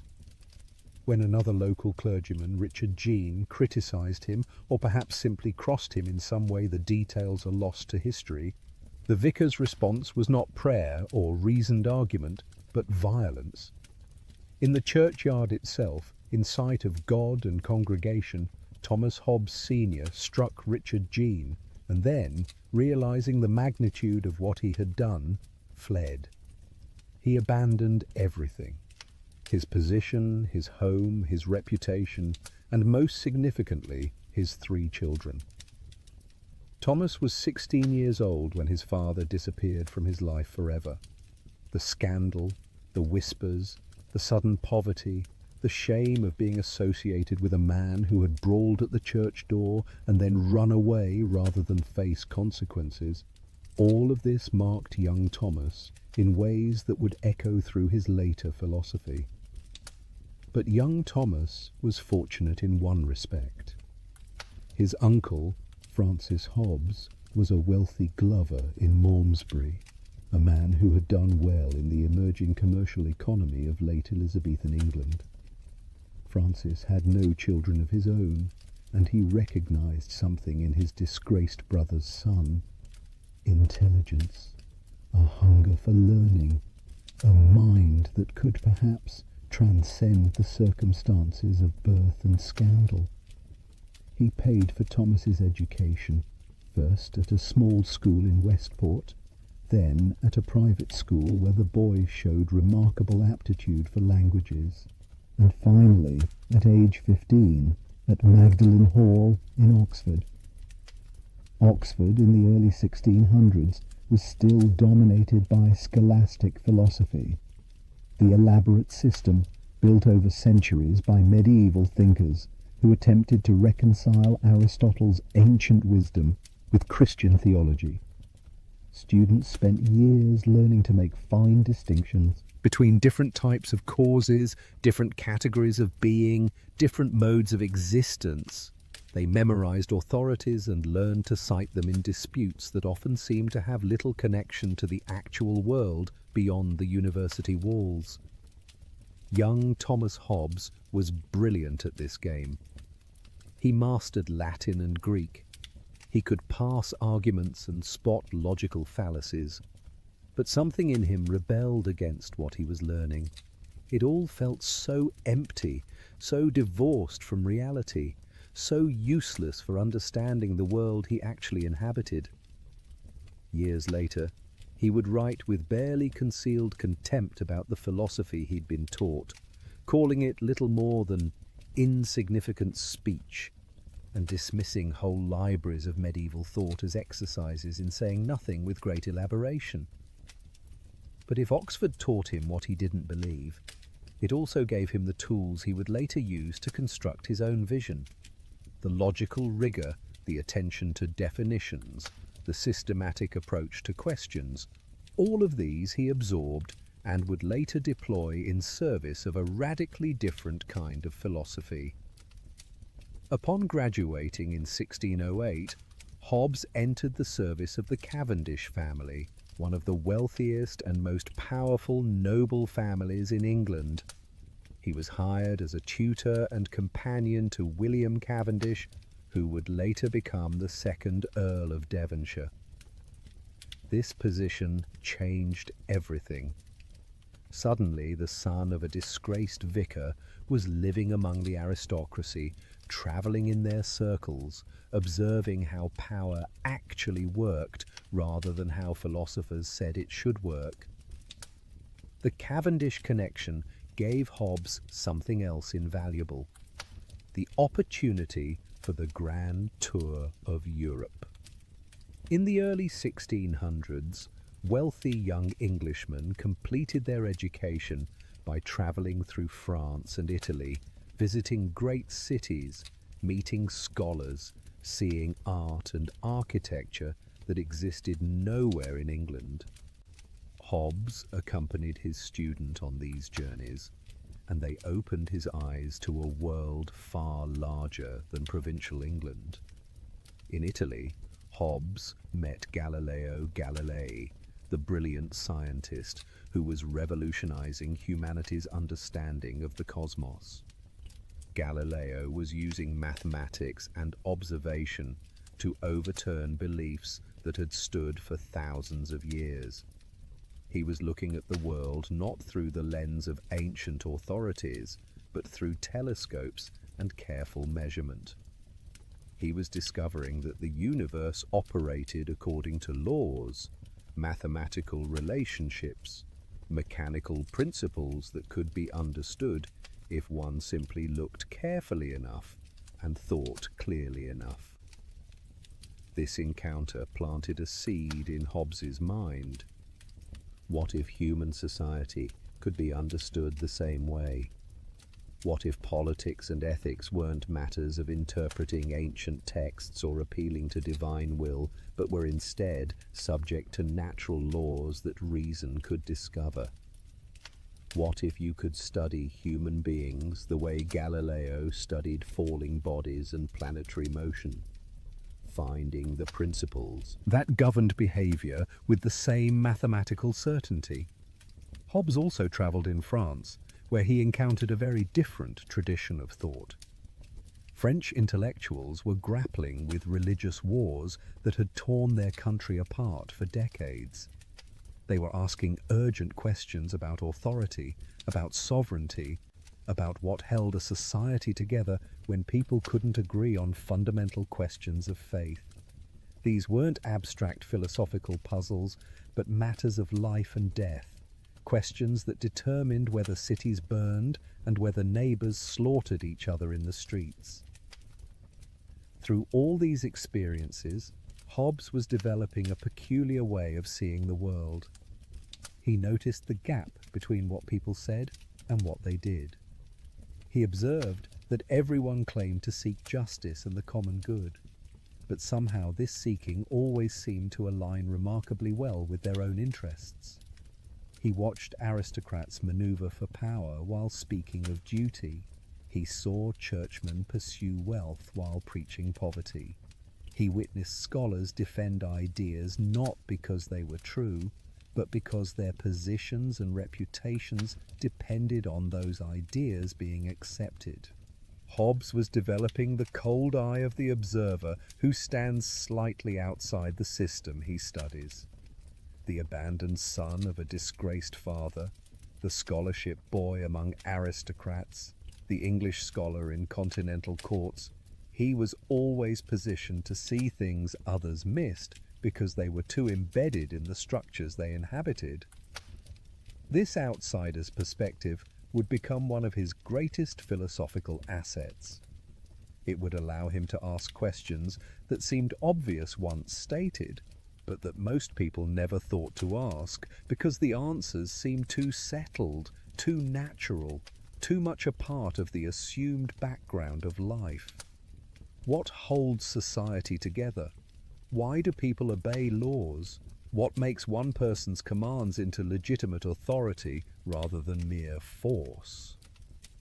These questions haunted Hobbes as he moved through aristocratic households and travelled across Europe. And they would become urgent, desperately urgent, when everything he knew began to fall apart. Because Hobbes was about to witness something that most people, even most philosophers, only read about in history books. He was about to watch his own country descend into civil war. He was going to see firsthand what happens when the bonds of society break, when the structure that holds people together in peace collapses, when the question of who has the right to rule becomes a question answered not by tradition or law, but by force of arms. And that experience would forge his philosophy in ways that all his European travels and aristocratic observations never could. The boy born of fear was about to have his deepest intuitions about human nature confirmed in the most terrible way possible. By the 1630s, tensions between King Charles I and Parliament had been building for years.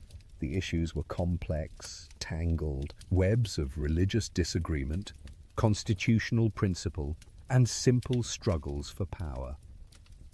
Charles believed in the divine right of kings, the idea that his authority came directly from God and could not be legitimately questioned by mere human institutions. Parliament believed it had ancient rights and privileges that even kings must respect. Charles needed money for wars and governance. Parliament controlled taxation. Neither side was willing to bend. Hobbes watched all of this from his position as tutor and intellectual companion to powerful families with connections at court. He could see the crisis approaching like a storm on the horizon, dark clouds gathering that everyone noticed but few took seriously until the thunder began. By 1640, the situation had deteriorated to the point that thoughtful observers knew some kind of rupture was inevitable. The only questions were when it would come and how terrible it would be. In that year of 1640, Hobbes did something that would embarrass him for the rest of his life, but that also revealed his deepest instincts about political order. He fled. Before actual fighting began, before it was clear that England would descend into full civil war, Hobbes left for Paris. He would later be mocked as the first of all that fled, a philosopher whose theories about courage and fear were rather undermined by his own quick departure at the first sign of danger. But Hobbes was 52 years old, not a young man by the standards of the 17th century. He had no military training, no relevant skills for the conflict that was coming. And he understood something that many of his contemporaries did not yet grasp. Once civil war begins, there is no safe position, no neutral ground. The violence that follows the breakdown of political authority doesn't confine itself to battlefields. It spreads through society like a disease, destroying the innocent along with the guilty, consuming everything in its path. From his exile in Paris, Hobbes watched his country tear itself apart. The reports that reached France painted a picture of escalating horror. Neighbour turned against neighbour. Ancient loyalties dissolved. Men who had served together in peacetime found themselves facing each other across battle lines, each convinced that God and right were on their side. Towns declared for king or parliament, and then were besieged, starved, sometimes sacked. The ordinary business of life, the farming and trading and travelling that allowed people to live, all of it became impossible as armies marched back and forth across England, consuming resources, disrupting markets, turning productive land into battlegrounds.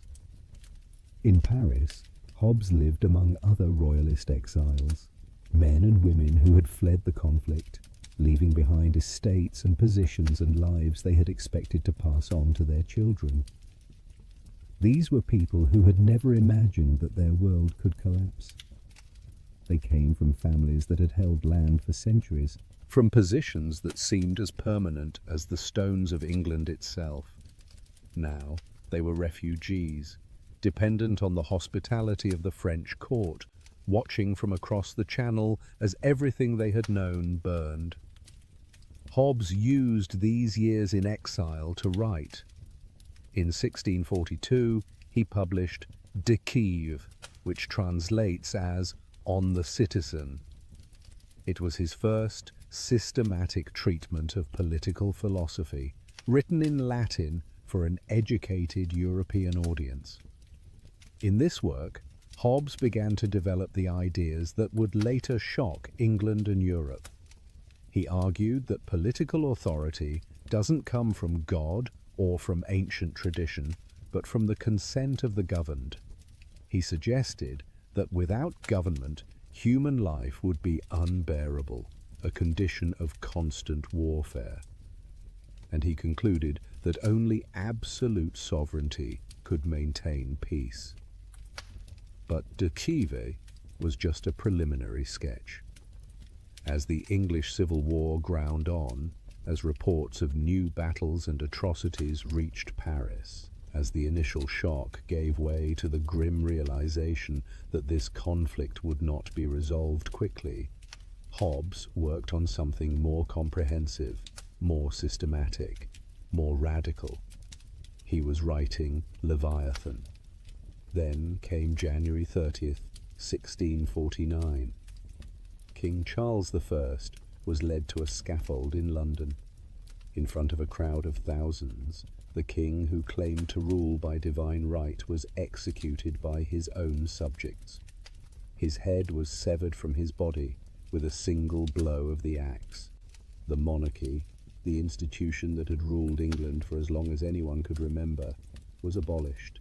England became a commonwealth, a republic led by Parliament and increasingly by one man, Oliver Cromwell. For Hobbes, the king's execution must have been a moment of pure horror. Not because he particularly loved Charles, not because he believed in divine right, but because it represented the ultimate failure of political order. The thing that should be impossible, the event that the entire system of government existed to prevent, had happened. The sovereign had been killed by his subjects. The centre had not held. Everything had proven as fragile as Hobbes suspected, but the execution also confirmed something else for Hobbes. It proved that all the traditional justifications for political authority were hollow. If a king could rule by divine right, if his authority came from God, then how could mere humans have the power to execute him? If tradition and ancient custom determined who should rule, how could those same customs be set aside when it became convenient? The old answers no longer worked. A new foundation for politics was needed, one that didn't rely on myths about divine appointment or appeals to ancient precedent that could be interpreted or ignored when pressure came. In Paris, Hobbes had an unusual position. He had fled England before the war began, so he wasn't tainted by participation in the conflict. He had royalist sympathies and connections, which gave him access to the exiled court. But he also had a mind too independent, too philosophical, too committed to following arguments wherever they led, to simply parrot royalist ideology. And this independence gave him something valuable: the freedom to think about politics without being trapped in the partisan categories of either side. During these Paris years, Hobbes took on a prestigious position. He became the mathematics tutor to the young Prince of Wales, the future Charles II, who was living in exile with his mother's court. This connection would later prove valuable when the monarchy was restored. But in the moment, it meant that Hobbes spent time teaching geometry to a teenage prince who would have preferred to be doing almost anything else, trying to convey the beauty of mathematical certainty to a student whose world had been defined by his father's execution and his own powerless exile. Hobbes also had a famous confrontation during these years. René Descartes, the great French philosopher who was developing his own revolutionary system based on doubt and deduction, published his Meditations on First Philosophy. The work was circulated among major European intellectuals for commentary before publication. Descartes' friend, the scholar Marin Mersenne, sent a copy to Hobbes asking for his objections and criticisms. Hobbes responded with what are now known as the third objections to Descartes' meditations. They were sharp, probing, and fundamentally at odds with Descartes' entire approach. Where Descartes found certainty in the thinking self, the famous "I think, therefore I am," Hobbes questioned whether thinking required any immaterial substance at all. Where Descartes argued for a sharp distinction between mind and body, Hobbes suggested that everything, including thought, might be explicable in terms of matter and motion. Where Descartes appealed to God as a guarantor of knowledge, Hobbes's arguments seemed to work perfectly well without any such appeal. Descartes was furious. He responded with thinly veiled contempt, dismissing Hobbes's objections and making it clear he wanted nothing more to do with the English philosopher. The two men, perhaps the two most brilliant and original philosophical minds of their generation, never reconciled. They represented fundamentally different visions of how to understand the world, and neither could accept the other's starting point. But these intellectual disputes, fascinating as they were, remained secondary to Hobbes's great project. Throughout his exile, as England experimented with republican government under Cromwell, as the royalist cause seemed more and more hopeless, Hobbes worked on Leviathan. He was constructing a philosophical system that would explain not just why England had fallen into civil war, but why any society is always at risk of such collapse. He was developing a theory of human nature dark enough to account for the atrocities he'd witnessed, yet rational enough to offer hope that human beings could create lasting peace, despite their dangerous inclinations. The book was finished in 1651. Hobbes arranged for its publication in London, not Paris. This decision tells us something important. Leviathan wasn't primarily addressed to royalist exiles or to European intellectuals. It was for England, for a country that had torn itself apart and was now trying to figure out how to live together again. It was a message to all sides of the conflict, an attempt to find foundations for political order that didn't depend on either side being right about the issues that had divided them. What Hobbes offered was something no one expected and almost no one wanted to hear. But it was also something remarkable. A way of thinking about politics that started not with tradition or divine revelation, but with the basics of human psychology, building up from there through careful reasoning to conclusions about what kind of government human beings need to survive.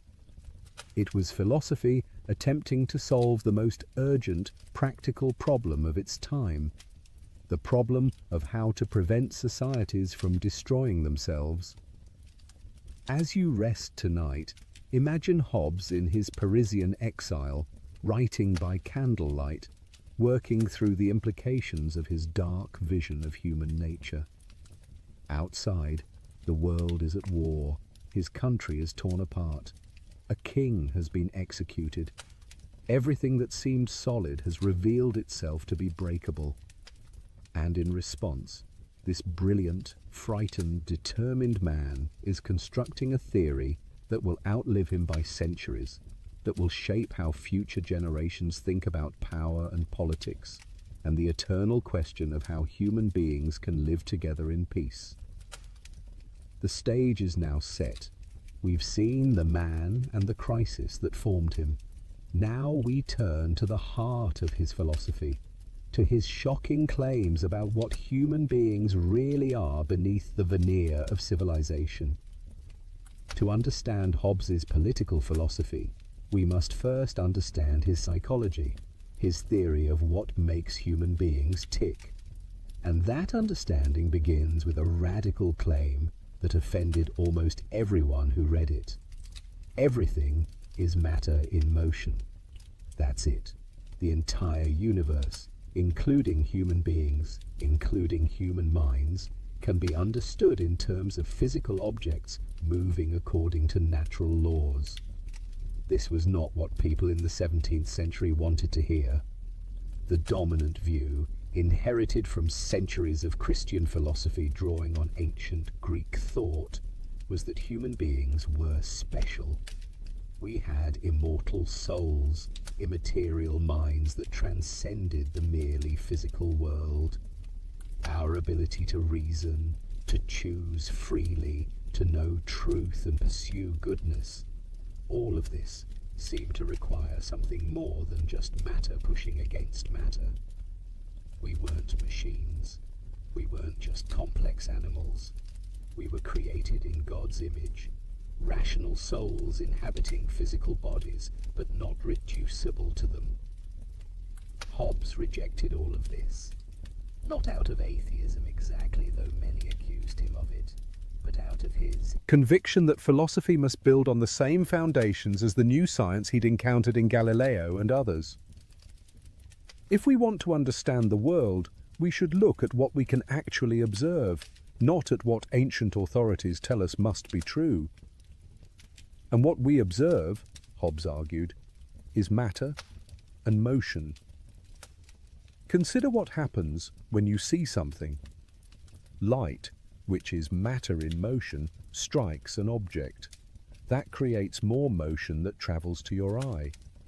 This motion affects the organs of sight, which are themselves just complex arrangements of matter. The motion is transmitted through nerves, which are physical structures, to the brain, which is a physical organ. All of this is just matter moving according to physical laws. Where in this process do we need to invoke an immaterial soul? Where does the physical chain of causation require something non-physical to intervene? Hobbes pushed this analysis to its radical conclusion. Sensations are just motions in our bodies caused by external objects. Thoughts are patterns of these motions. Imagination is what happens when the motions continue, even after the external stimulus is gone, like ripples continuing in water after the stone that caused them has sunk. Memory is just persistence of these internal motions, fading over time as all motions naturally dissipate unless renewed. Even reasoning, that ability that philosophers had always held up as evidence of humanity's special status, even reasoning could be understood mechanistically. Reasoning, Hobbes suggested, is really just a kind of computation. We add and subtract concepts the way we add and subtract numbers. When we reason that all humans are mortal, Socrates is human, therefore Socrates is mortal, we're really just performing operations on definitions. It's calculation, not mystical access to transcendent truth. This philosophical move, reducing everything to matter in motion, allowed Hobbes to claim he was doing something that philosophy had never successfully done before. He was putting the study of human nature on a scientific foundation, making it as rigorous as geometry, as demonstrable as physics. Whether he succeeded is debatable, but the ambition itself was revolutionary, and it shaped everything that followed in his political philosophy. Now, if humans are just complex physical systems, what drives human behavior? Hobbes's answer was startlingly simple: appetite and aversion. We're attracted to some things and repelled by others. We move toward what we desire and away from what we fear. That's the basic mechanism underlying all human action. But notice what's missing from this account. There's no built-in purpose, no natural end toward which human beings should aim. For Aristotle and the whole tradition of philosophy, Hobbes was rejecting. Everything in nature had a telos, a goal, a proper function. Humans were naturally aimed at happiness, at the good life, at flourishing in communities. And the virtuous person was someone who developed their nature properly, who actualize the potential built into human beings by nature or by God. Hobbes dismissed all of this. There is no final goal of human life, no ultimate satisfaction, no point at which we can say, "I have achieved my purpose and can now rest." Instead, there is only what Hobbes called felicity, which he defined as continual progress of the desire from one object to another. We get one thing we want, and immediately we want something else. We achieve one goal, and that achievement becomes the basis for setting a new goal. Desire is endless. Satisfaction is always temporary. Rest is impossible until death. Think about this for a moment. In your own life, have you ever reached a point where you wanted nothing more? Where you were completely satisfied and could imagine wanting nothing that you didn't already have? Perhaps for brief moments, but not as a stable condition. Achieving one thing opens up new possibilities, new desires, new goals. The person who gets the job they wanted starts wanting promotion. The person who buys the house starts thinking about renovation. The person who achieves fame starts worrying about maintaining it. We are, as Hobbes saw us, creatures of perpetual striving. But if desire is endless, if satisfaction is always temporary, then we need a constant supply of the things we desire. We need not just food for today, but the assurance of food tomorrow. Not just safety in this moment, but reliable security over time. Not just current satisfaction, but the means to future satisfaction. And that's where power comes in. Hobbes defined power as present means to obtain some future apparent good. Power is what enables us to satisfy future desires. Money is power because it can be exchanged for things we'll want. Strength is power because it lets us take or defend things. Intelligence is power because it helps us achieve goals. Friends are power because they can help us. Reputation is power because it makes others more likely to cooperate with us. And here Hobbes made the observation that would become one of his most famous and most disturbing lines. "I put for a general inclination of all mankind a perpetual and restless desire of power after power that ceaseth only in death." Read that again slowly. Not some people, not the ambitious or the greedy, but all of mankind, a perpetual and restless desire for power, after power, more and more, never enough, ceasing only in death. This sounds like a condemnation of human greed, but Hobbes didn't mean it that way. He wasn't making a moral judgment. He was making what he thought was a simple observation about the logic of the human situation. If you can never be finally satisfied, if desire is endless, then you can never have enough power, because you can never be certain that your current power will be sufficient for all your future needs. The person who has a lot today might face unexpected challenges tomorrow. The person who is strong now will Grow old and weak. The person with many friends today might find them gone when crisis comes. So the rational response is always to seek more power, more security, more assurance of future satisfaction. Not because we're evil, but because we're mortal, vulnerable, future-oriented beings who can never know for certain what we'll need or want tomorrow.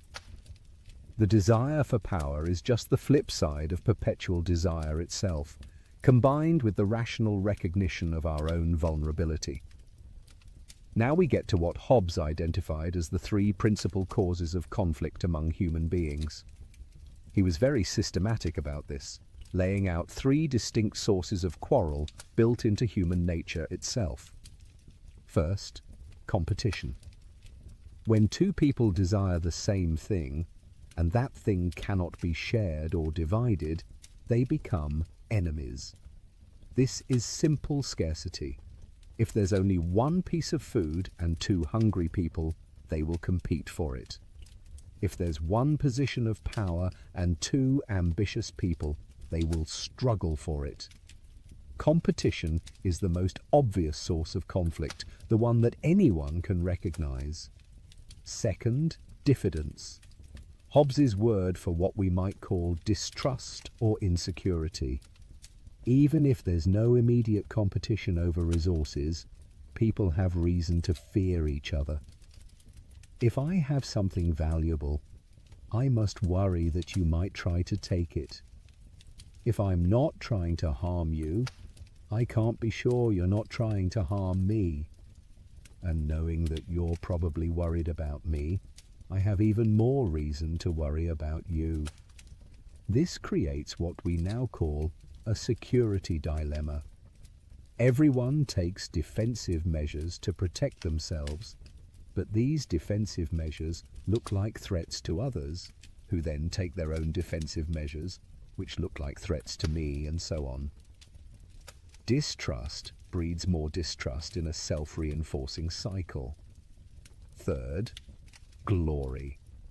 This one is more subtle. Even if there's no immediate competition, and even if we've somehow established security, people still compete for reputation, for status, for recognition. Hobbes observed that people will fight over insults, over perceived disrespect, over what he called trifles, like a word, a smile, a different opinion. Why? Because reputation is itself a form of power. If others think you're weak or foolish or contemptible, they're more likely to try to dominate you. If they fear or respect you, they're more likely to leave you alone or cooperate on your terms. So maintaining reputation becomes a constant struggle, and people will take enormous risks to avoid being disrespected. These three causes of quarrel aren't separate problems. They interact and reinforce each other. Competition makes people distrust each other. Distrust makes people try to dominate each other before being dominated. The struggle for dominance becomes entangled with glory and reputation. And all of it flows from the basic situation of beings with endless desires, limited resources, and the ability to harm each other. Which brings us to what Hobbes called the equality of ability among human beings. This is one of his most important and most easily misunderstood points. He wasn't claiming that all people are equally strong or equally intelligent. Obviously, some people are stronger, some smarter, some more skilled. What Hobbes meant was something more specific and more frightening. All human beings are equal in their ability to threaten each other's lives. The weakest, Hobbes wrote, has strength enough to kill the strongest, either by secret machination or by confederacy with others. Even the strongest man must sleep. Even the most powerful person can be poisoned, ambushed, or ganged up on. Physical superiority doesn't guarantee safety. Intelligence doesn't make you immune to violence. No individual human being is so superior to all others that they can simply disregard the threat everyone else poses. This equality in vulnerability is what makes human relationships so dangerous. If some people were genuinely invulnerable, like gods walking among mortals, then they could simply impose order, and the rest of us would have no choice but to submit. But that's not our situation. We're all vulnerable. We can all threaten each other. And that equality of ability to threaten means that no one is safe unless there's something beyond individual strength maintaining order. As you lie in darkness tonight, breathing slowly, feeling yourself sink into rest, Consider how perfectly Hobbes had captured something about the human condition. We are creatures of endless desire and limited power, competing for scarce goods, unable to trust each other, constantly worried about reputation and status, and all of it taking place among beings equal enough in their ability to harm that no one can ever be truly safe based on their own strength alone. That's the foundation. That's Hobbes's psychology in its stark essentials. Matter in motion, producing endless desire, producing perpetual competition, producing equal vulnerability. Now we can turn to his famous thought experiment, to the question he posed that has haunted political philosophy ever since. What would happen if there were no government at all? Hobbes asked his readers to imagine something most of them had never experienced: life without government. Not the temporary absence of a king when a new one is being chosen, not the breakdown of order in one region while other regions remain stable, but a condition in which there is no political authority at all, no laws backed by force, no one with the power to enforce agreements or punish wrongdoing. He called this hypothetical condition the state of nature, and he insisted it wasn't just a historical claim about how humans once lived before civilization. It was a thought experiment, a way of asking what human life would be like if you stripped away all the structures of law and authority we take for granted. What's left when you remove government? What are humans like without the artificial order that Political authority creates? This was a brilliant philosophical move. Rather than arguing about which form of government is best or which laws are most just, Hobbes was asking a more fundamental question. Why do we need government at all? What problem does political authority solve? And the answer to that question, he argued, would show us what government must be like if it's going to solve the problem it exists to address. So, let's follow Hobbes's reasoning step by step, building the argument the way he did, watching how each piece follows from the last with a kind of terrible logic. We start with the psychology we've already established.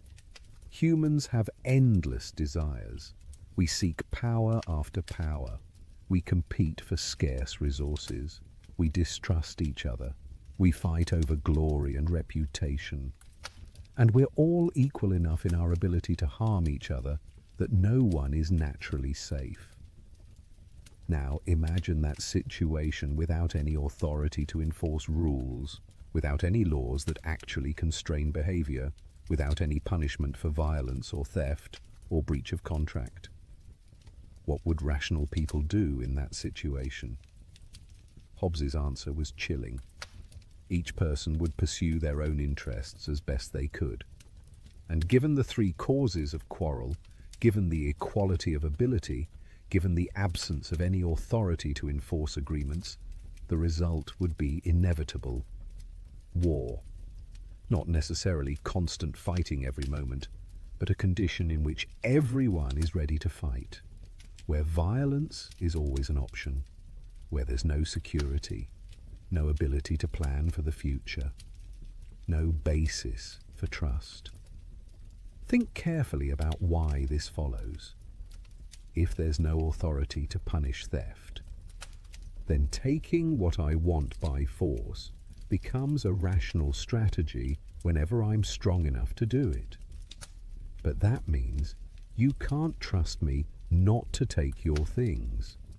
So you need to take defensive measures, which means gathering your own power, maybe even attacking me before I can attack you. But now I see you gathering power and I have to worry that you're about to attack, so I need to attack first. Or maybe I just need to attack to take your resources before you can use them against me. The logic pushes toward constant conflict. What about agreements? In the state of nature, couldn't people just agree to cooperate, to respect each other's property, to not harm each other?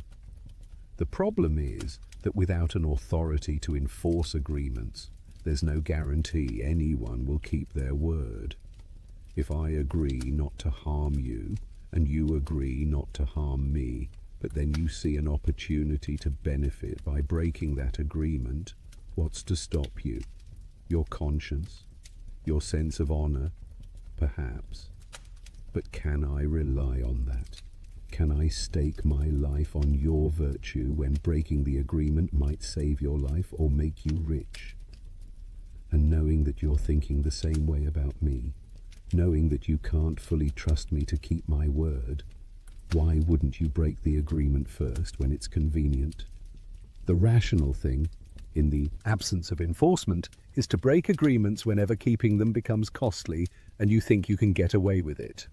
But that means no agreements can be trusted, which means no cooperation is possible, which means everyone is thrown back on their own strength and cunning to survive. Hobbes anticipated that many readers would find this argument exaggerated. Surely people aren't that bad. Surely we're capable of cooperation without some powerful authority forcing us to behave. So he offered an empirical test, a way to check his reasoning against actual behavior. Do you lock your doors when you go to sleep at night? He asked. When you travel, do you arm yourself or travel in groups? Of course you do. Even though you live under a government, even though there are laws against theft and assault, even though there are police you can call, you still take these precautions. Why? Because you don't fully trust your neighbors. You know that even with law and authority present, there's some risk of violence or theft. You act as if others might harm you if they had the opportunity. Now, if you can't fully trust your neighbors, even with police and courts and prisons backing up the law, imagine how much worse it would be if there were no law at all, no police, no courts, no consequences for violence. If you lock your doors even when theft is illegal and punishable, what would you do if theft were neither? The precautions you take under government suggest how dangerous the state of nature would be without it. Hobbes also pointed to actual historical examples. When civil wars break out, when government breaks down, what happens? We've seen it, he said. We've watched England tear itself apart. And what we observe is exactly what the theory predicts. Neighbor turns against neighbor, violence becomes endemic, property becomes insecure, normal economic life becomes impossible. Civil war is a glimpse into the state of nature, a momentary return to the condition that exists when political authority fails. And then we come to the passage that has echoed through centuries, the words that appear in every introduction to political philosophy, the description that remains shocking even now when we've heard it so many times, it's become familiar. In such condition there is no place for industry because the fruit thereof is uncertain, and consequently no culture of the earth, no navigation, nor use of the commodities that may be imported by sea, no commodious building, no instruments of moving and removing such things as require much force, no knowledge of the face of the earth, no account of time, no arts, no letters, no society, and which is worst of all, continual fear and danger of violent death, and the life of man, solitary, poor, nasty, brutish, and short. Let those words settle into your consciousness as you rest. Solitary, poor, nasty, brutish, and short. Why no industry? Because if you can't be sure you'll reap what you sow, why plant? If someone stronger might just take the crops you've grown, why bother growing them? Without security of property, without some guarantee that your labor will benefit you rather than whoever can take it by force, there's no incentive to produce anything beyond immediate consumption. Why no navigation or trade? Because you can't trust agreements with strangers. You can't enter into contracts that will be honored. You can't send goods on a ship and trust they'll be paid for on the other end. Trade requires trust, and trust requires enforcement, and enforcement requires authority. Why no building, no tools, no technology? Because all of these things require sustained effort over time, cooperation among many people, division of labor, specialization. You need to be able to plan for the future, to invest current effort in things that will pay off later. But in a condition of constant insecurity, where violence is always imminent, you can't plan. You can only react, defend, survive from moment to moment.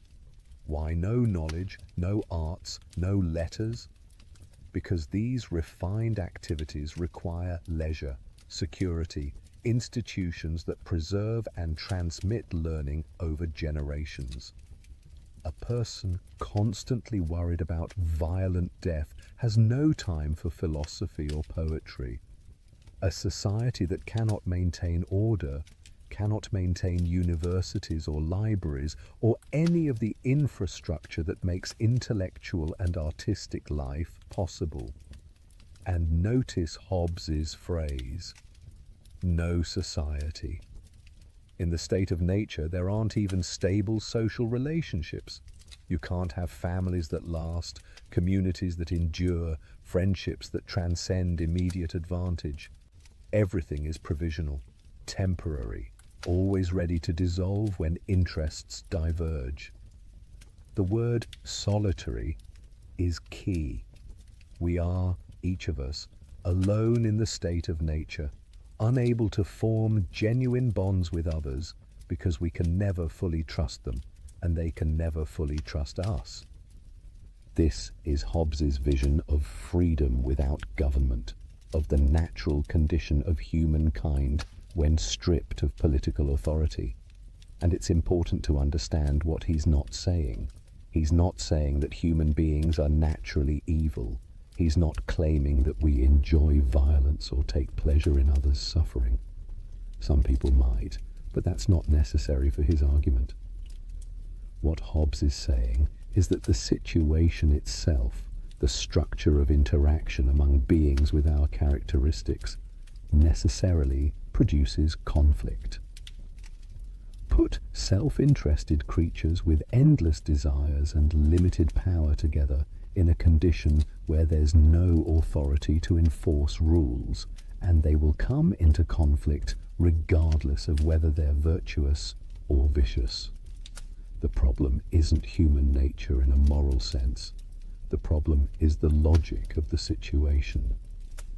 This is actually a strange kind of optimism buried within the pessimism. If the problem is structural rather than moral, then changing the structure can solve the problem without requiring people to become better than they are. We don't need saints to have peace. We just need the right institutions. But before we get to the solution, let's sit with the problem a moment longer. Hobbes has shown us, or tried to show us, that total freedom is total insecurity.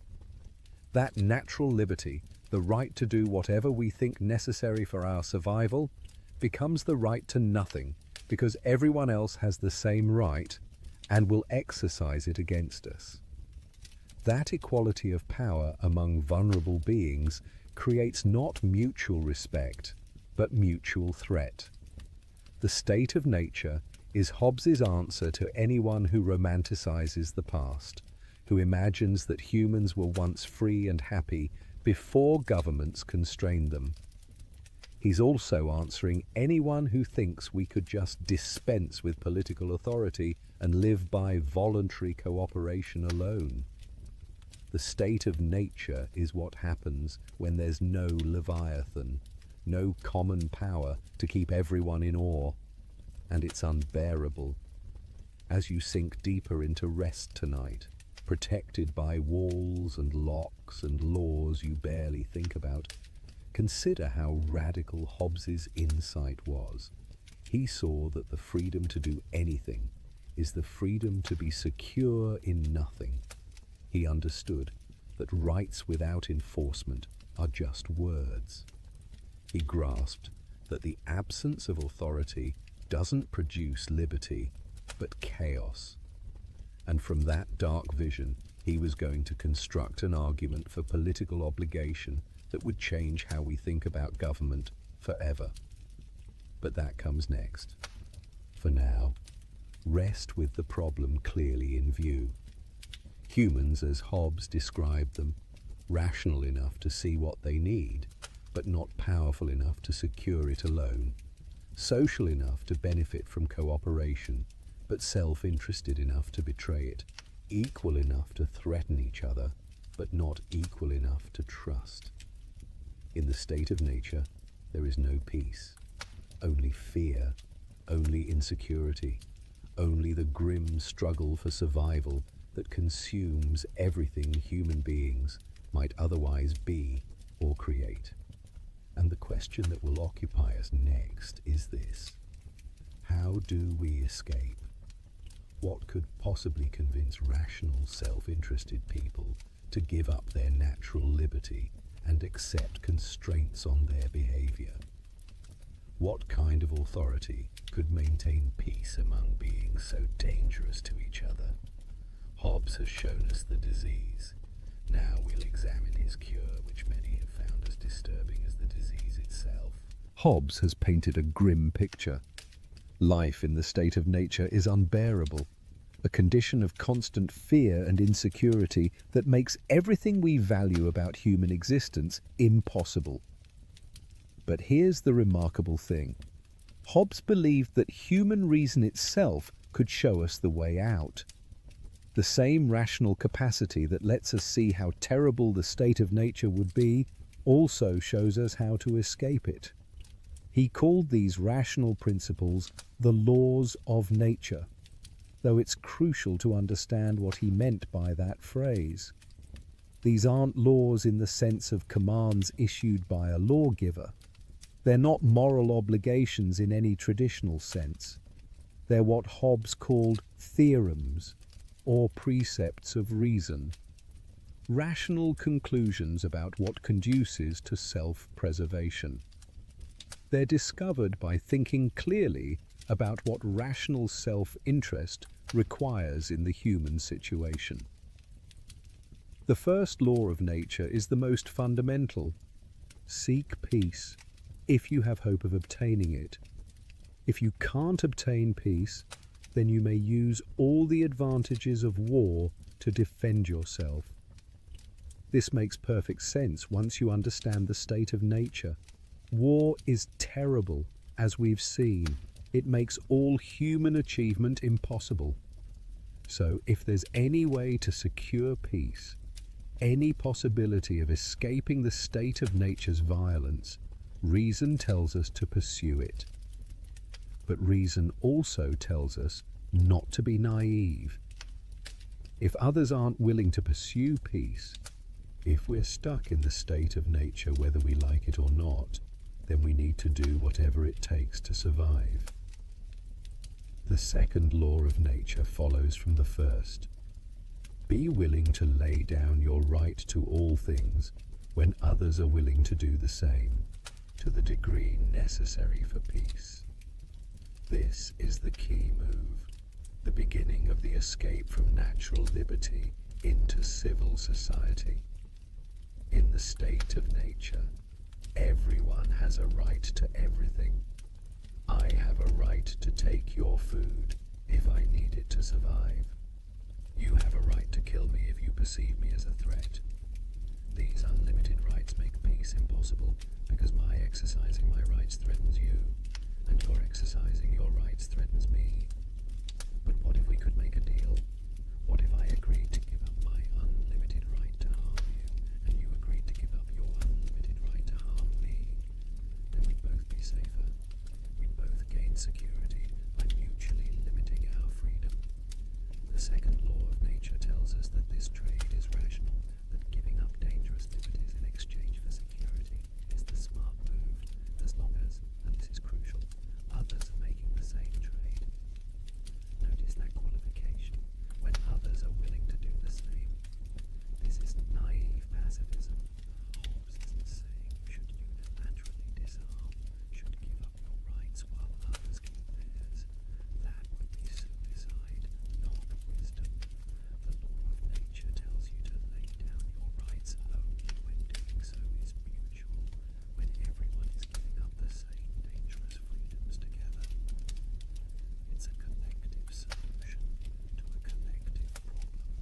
third law of nature makes this even clearer.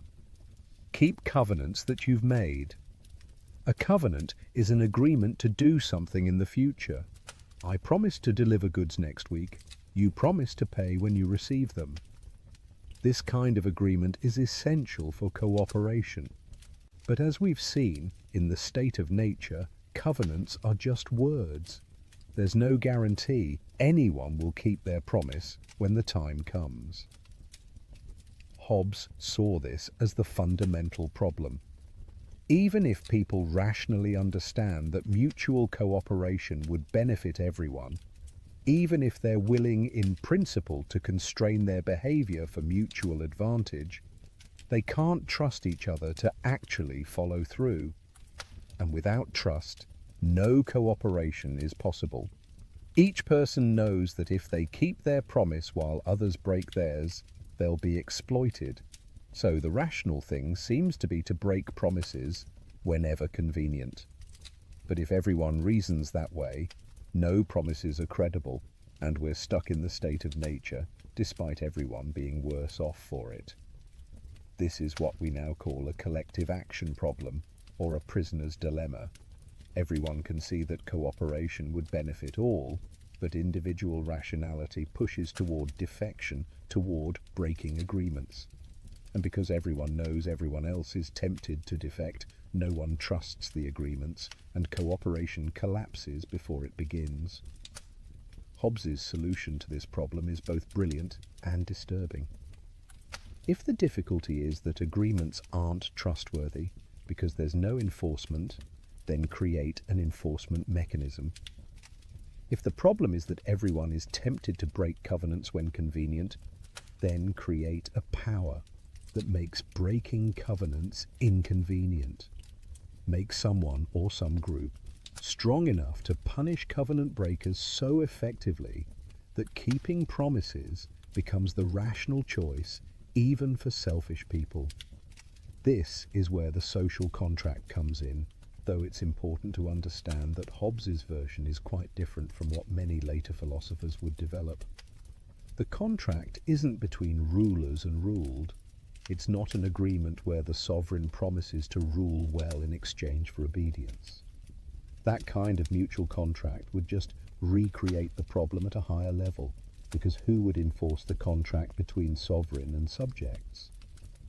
No, Hobbes's social contract is an agreement among the people themselves. Each person, reasoning about how to escape the state of nature, comes to the same conclusion. We need a common power to enforce agreements and maintain peace. So, each person agrees with all the others to authorize some person or assembly to make decisions for all of them, to judge disputes, to command and forbid. Each person says, in effect, I authorize this person or group to act on my behalf, and I recognize their decisions as if they were my own decisions. Hobbes gave this idea vivid expression. Imagine each person saying to all the others, I authorize and give up my right of governing myself to this man or to this assembly of men on this condition that you give up your right to him and authorize all his actions in like manner. What this creates is an artificial person, a unified entity made up of the authorizations of all the individuals who compose it.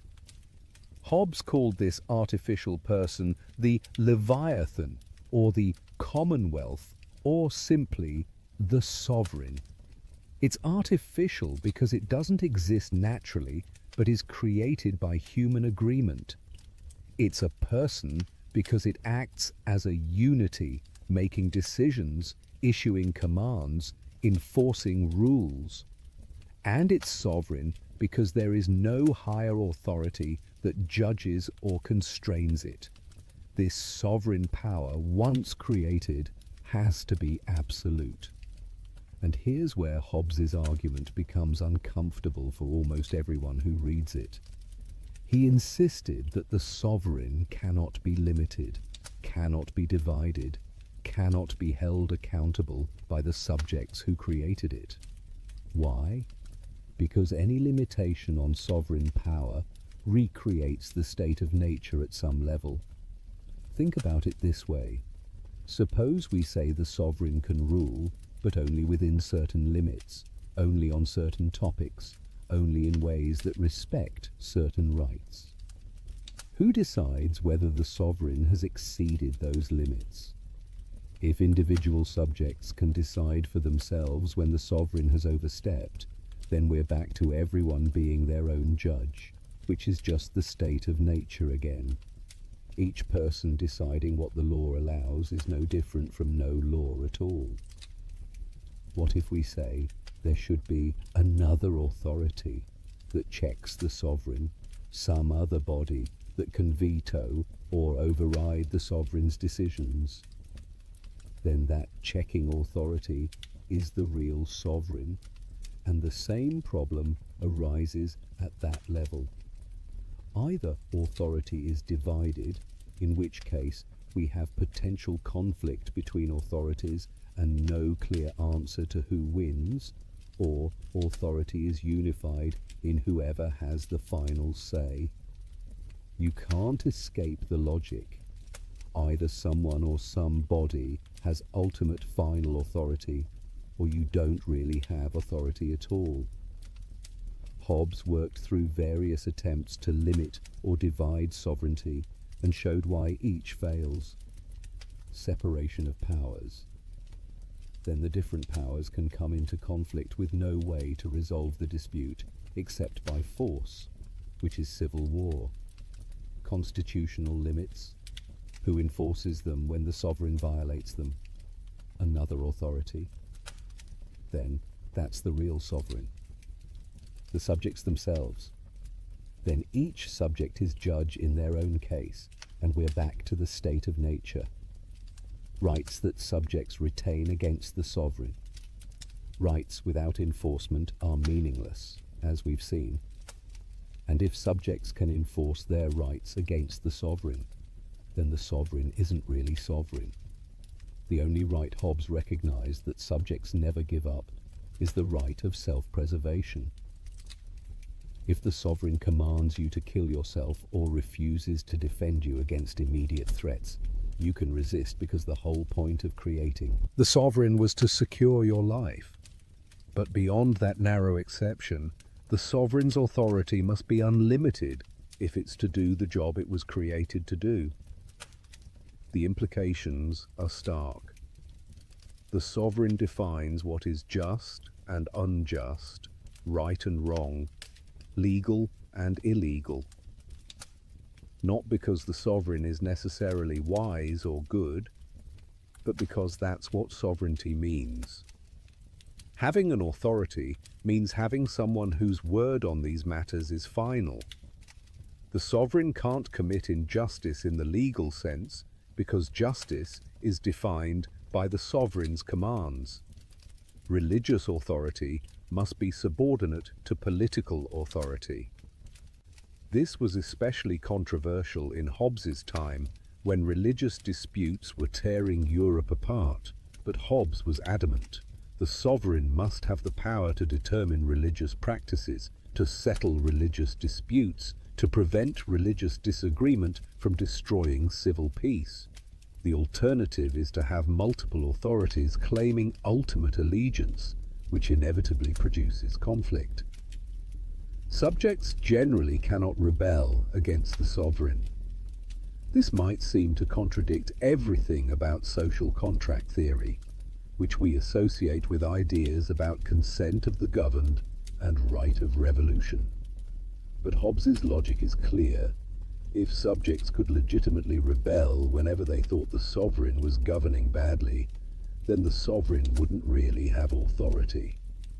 The subjects would be judging the sovereign, which makes them the real authority, which recreates the state of nature.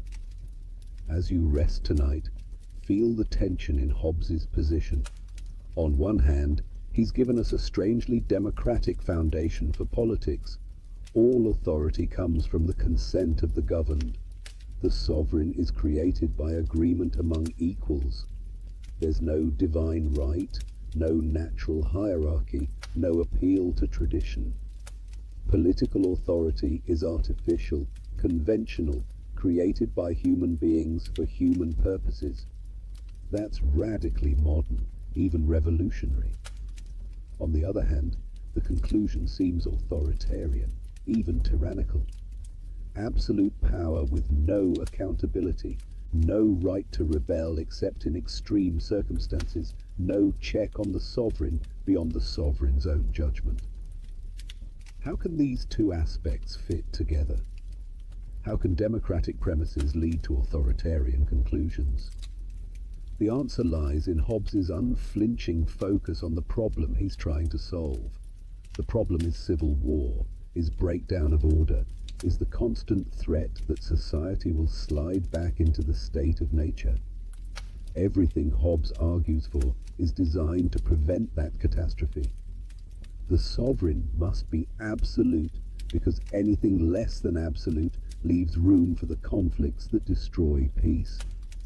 The subjects cannot rebel because allowing rebellion recreates the very problem government was meant to solve.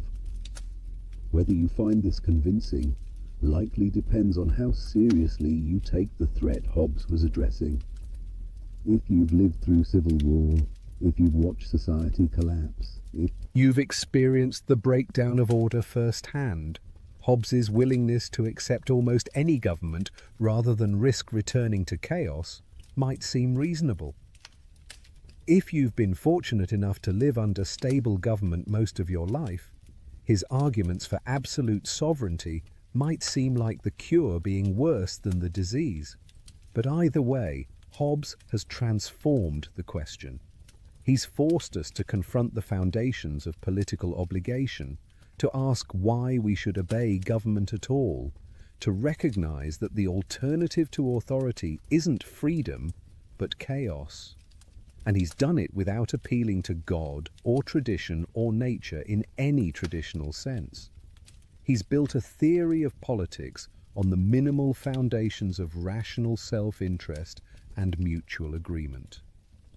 That achievement alone makes him one of the pivotal figures in political thought. The escape from the state of nature requires creating a leviathan, an artificial monster of our own making, powerful enough to keep us in awe, to make us keep our covenants, to maintain the peace without which human life remains solitary, poor, nasty, brutish, and short. It's not a comfortable solution. But Hobbes never promised comfort. He promised security, order, the possibility of civilization. Whether the price he demanded was worth paying remains one of the great questions in political philosophy. In 1651, while England was still trying to figure out how to govern itself after executing its king, while Oliver Cromwell was consolidating power as Lord Protector, while royalists in exile still hoped for restoration of the monarchy, Thomas Hobbes published a book with an audacious title, Leviathan, or The Matter, Form and Power of a Commonwealth Ecclesiastical and Civil. The title itself was provocative.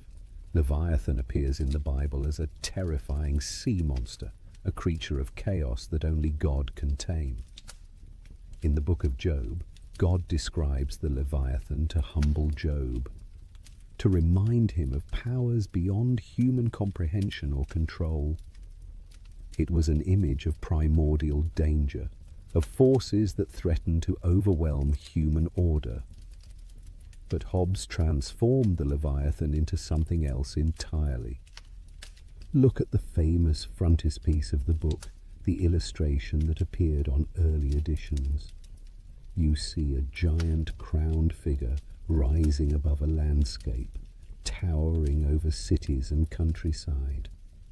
The figure holds a sword in one hand and a bishop's crozier in the other, symbolizing both civil and ecclesiastical authority. But look closer at the giant's body. It's not solid. It's composed of hundreds of tiny human figures, all facing the crowned head, all part of the larger whole. This is Hobbes's Leviathan. Not a natural monster, but an artificial one. Not chaos, but order. The multitude of individuals unified into a single corporate body through their mutual covenant.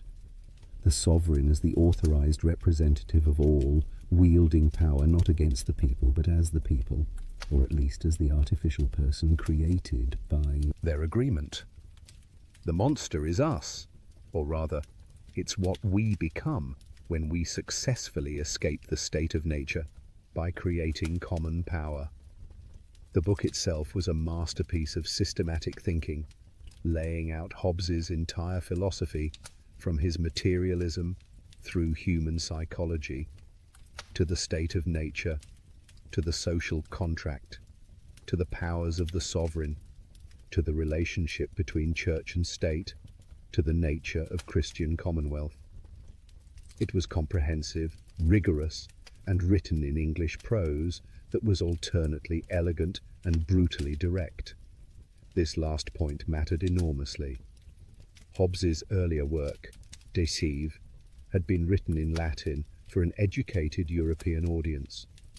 Leviathan was written in English, for English readers, in language that, while sophisticated, was accessible to anyone with basic literacy. Hobbes wanted his ideas to reach not just scholars, but parliamentarians, merchants, anyone involved in the political life of his country. He was intervening in a live political crisis, not just engaging in academic philosophy. And intervene he did, though probably not in the way he intended. Leviathan offended almost everyone. Royalists were horrified by Hobbes's denial of divine right. If the king's authority comes from the people's consent rather than from God, if sovereignty is conventional rather than natural, then what makes monarchy special? Why should Charles II be restored rather than some other form of government being chosen? Hobbes had provided a rational argument for absolute sovereignty, but he'd undermined the traditional foundations of monarchical legitimacy in the process. Republicans and parliamentarians were equally horrified, but for different reasons. Hobbes had argued for absolute, undivided sovereignty. No separation of powers, no right of resistance, no accountability of rulers to ruled beyond the narrow case of self-preservation. This seemed to justify tyranny, to leave subjects helpless before arbitrary power. Even if you accepted that some government was necessary, why this government? Why absolute monarchy rather than limited government with checks and balances? And then there were the churches. Hobbes had subordinated all religious authority to the sovereign. He'd argued that the sovereign must determine religious practices, settle theological disputes, control church offices and doctrines. This seemed to make religion merely a tool of political power, to deny any independent authority to spiritual matters. Both Anglicans and Puritans, Catholics and Protestants, found things in Leviathan to offend them. Hobbes seemed to be reducing faith to a matter of civil obedience. Worse, there were passages in Leviathan that could be read as questioning fundamental Christian doctrines. Hobbes's materialism seemed to leave no room for immaterial souls or life after death in any traditional sense. His account of Scripture emphasized natural explanations and questioned supernatural claims, while Hobbes insisted he was a Christian and argued for the compatibility of his philosophy with Christianity. Many readers suspected atheism lurking beneath his professions of faith. The book was condemned, banned, burned in effigy at Oxford University. Hobbes was accused of heresy, atheism, corrupting youth, undermining morality. For years after publication, Attacks on Hobbes and Hobbism became a minor industry among English writers.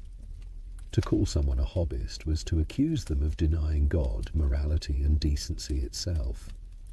Yet, despite all this hostility, or perhaps because of it, Leviathan became one of the most discussed and influential books of its age. You couldn't talk about politics in 17th century England without addressing Hobbes's arguments. You might reject his conclusions, but you had to engage with his framework. He had changed the terms of debate in ways that couldn't be undone. Interestingly, while royalists disliked Hobbes's foundations, they appreciated his conclusions about absolute sovereignty. And while Republicans hated his defense of absolutism, some found his social contract framework useful for quite different purposes. The book was too systematic, too powerful, too thorough to be simply dismissed. It had to be argued with, which meant its categories and questions became the common property of political thought. Hobbes returned to England in 1651, the same year Leviathan was published. This was a risky move. The country was still unsettled, his book was making enemies, and his royalist connections were well known. But perhaps Hobbes calculated that Cromwell's regime, which had its own problems with legitimacy and needed philosophical support, might tolerate him. Or perhaps he simply wanted to come home.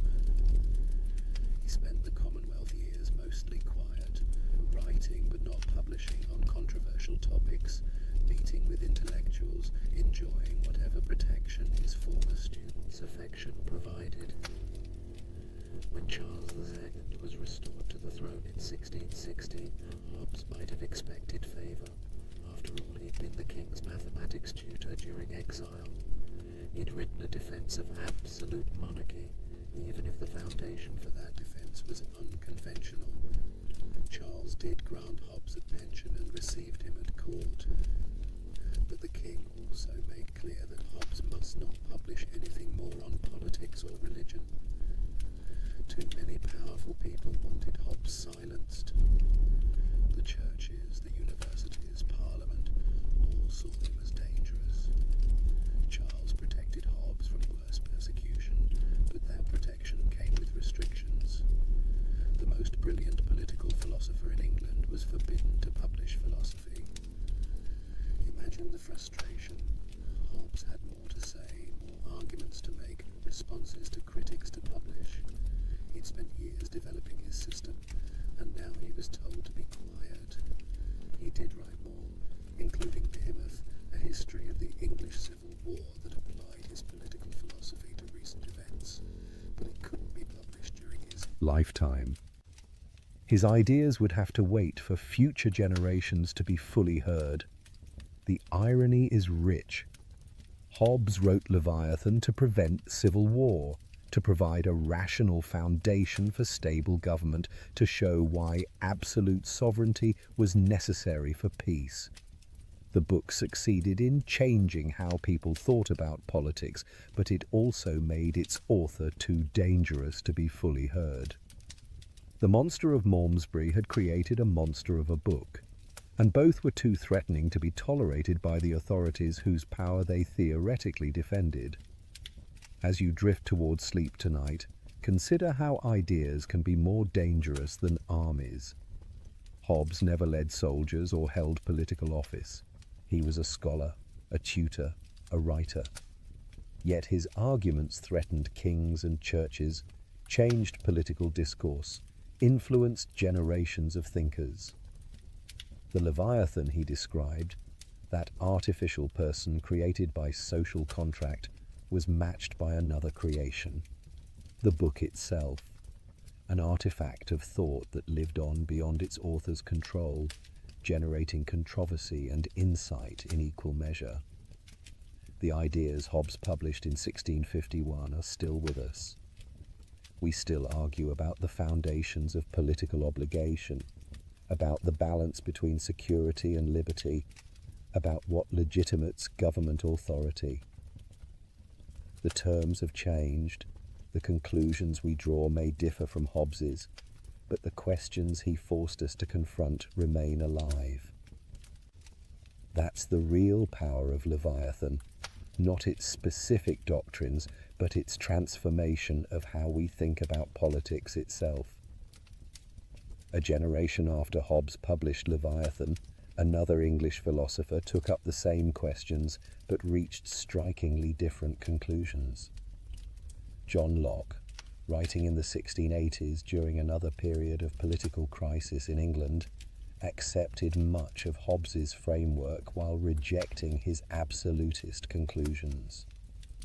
The result was a vision of politics that would prove even more influential than Hobbes's, especially in the emerging liberal tradition that would shape modern democracy.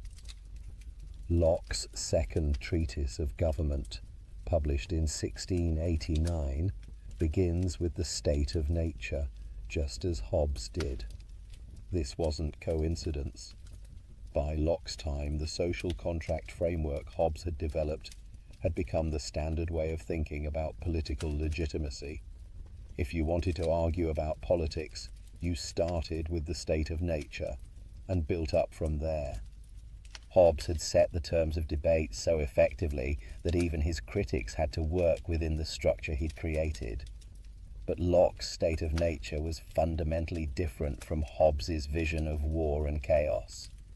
For Locke, the state of nature was a condition of perfect freedom and equality, but it wasn't necessarily violent or anarchic. It was, Locke argued, governed by the law of nature, which could be known by reason, and that law of nature taught clear moral principles. No one ought to harm another in their life, health, liberty, or possessions. This makes an enormous difference. For Hobbes, there were no moral constraints in the state of nature, no genuine right and wrong beyond what conduces to self-preservation. Rights were just liberties, permissions to do whatever you thought necessary. For Locke, the state of nature already contained moral law. People already had genuine rights to life, liberty, and property, rights that existed before any government and that government must respect. Where did these natural rights come from? Locke's answer was theological. God created human beings and gave them the world to use. We have a right to self-preservation because we're God's property, and it would be wrong to destroy what belongs to God. We have property rights because we mix our labor with natural resources, and our labor is our own, so what we create through labor becomes ours. The moral structure of reality, grounded in divine creation, gives content to natural law and natural rights. Now, if the state of nature already has moral law and natural rights, why do we need government? Locke's answer was more modest than Hobbes's. We need government not because the state of nature is unbearable, but because it has inconveniences. Without a common authority, disputes about rights are hard to resolve. Everyone is judge in their own case, which leads to bias. Enforcement of natural law is uncertain. Some people will violate others' rights, and while those people can be punished, there's no systematic, reliable mechanism for doing so. So people form civil society through consent to create institutions that will protect their natural rights more effectively. Notice what's different here. For Hobbes, government creates order where there was only chaos. For Locke, government protects rights that already exist. For Hobbes, the sovereign defines justice. For Locke, justice is independent of government, and government is legitimate only insofar as it respects natural justice. This leads to radically different conclusions about political authority. Locke agreed that government requires sovereignty, but his sovereign is limited in ways Hobbes never allowed. Government's power extends only to protecting natural rights. It has no authority to violate those rights, no matter how expedient it might seem. The power to make laws is limited by the requirement that those laws serve the public good and respect individual rights. Moreover, political power can be divided. Locke distinguished between legislative, executive, and what he called federative powers, the power to conduct foreign relations. These could be held by different bodies or persons creating checks and balances. This division of powers wouldn't recreate the state of nature as Hobbes feared, because all the powers remain bound by natural law and by their common purpose of protecting rights. Most dramatically, Locke argued that people retain the right to revolution. If government systematically violates the rights it's supposed to protect, if it acts against the Public good, if it becomes tyrannical, then the people can dissolve it and create new government. The social contract isn't irrevocable as Hobbes insisted. It's conditional on government doing its job. And when government fails badly enough, the contract is broken and people return to their natural liberty to form new political arrangements. This was explosive stuff in the context of 17th century England. Locke was writing around the time of the Glorious Revolution, when Parliament invited William of Orange to take the throne from James II. His second treatise was essentially a justification for that revolution, an argument that deposing a king could be legitimate if that king violated his trust. Where Hobbes seemed to justify any government that could maintain order, Locke provided a philosophical foundation for limited government and justified resistance. Yet notice how much Locke accepted from Hobbes: the framework of state of nature and social contract, the idea that political authority requires justification in terms of the people's consent, the rejection of divine right, and appeals to tradition as sufficient grounds for obedience. These were all Hobbesian moves, and Locke couldn't have made his argument without them. Locke was working within the intellectual space Hobbes had created. He was answering Hobbesian questions, using Hobbesian methods, just reaching different conclusions. And those different conclusions flowed from different premises about the state of nature and about what humans are like without government. If you accept Hobbes's vision of the state of nature as war, his absolutist conclusions become harder to avoid.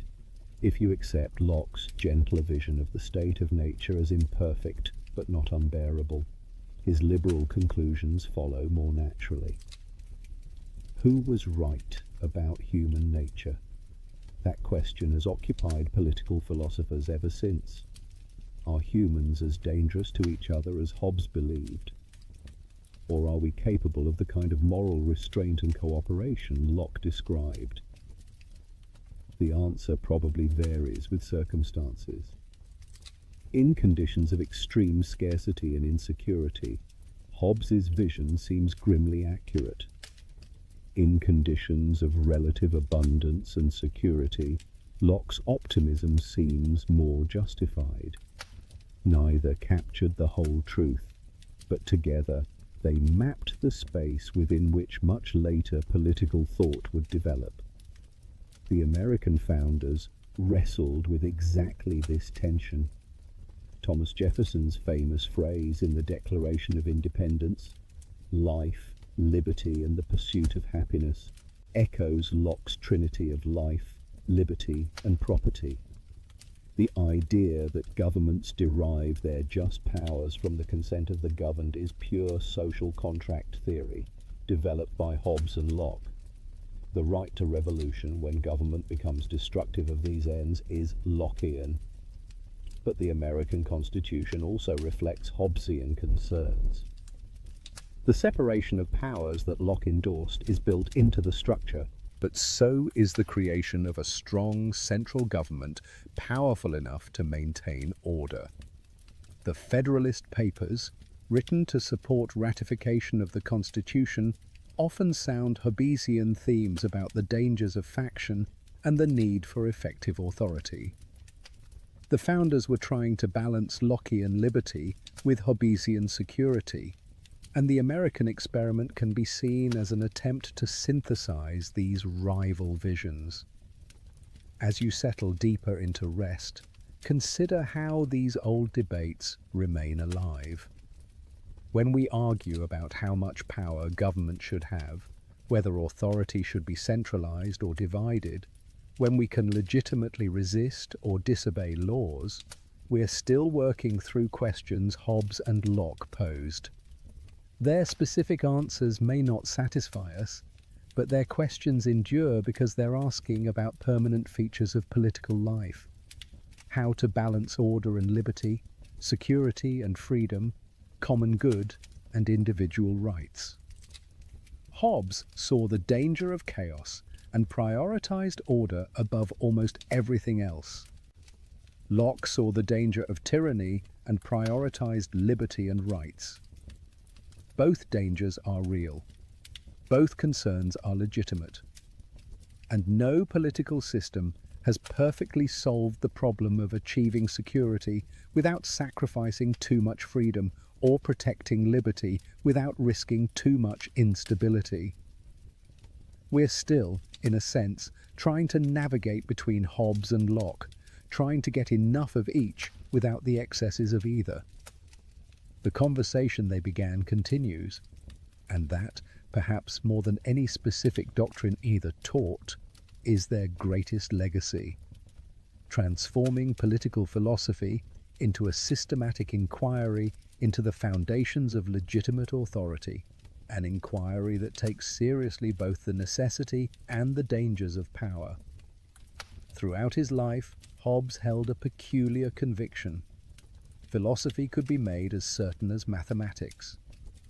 If we could just define our terms precisely enough, reason carefully enough, follow arguments rigorously enough, we could achieve in moral and political philosophy the same kind of demonstrative certainty that mathematicians achieved in geometry.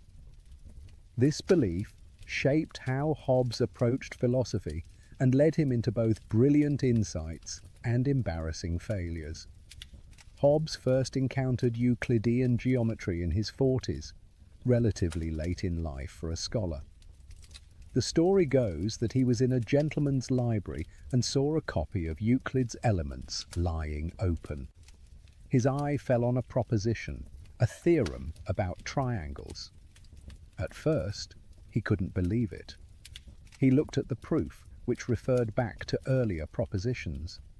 He looked at those propositions and their proofs, which referred to still earlier ones. Eventually, he worked his way back to the definitions and axioms that began the whole system.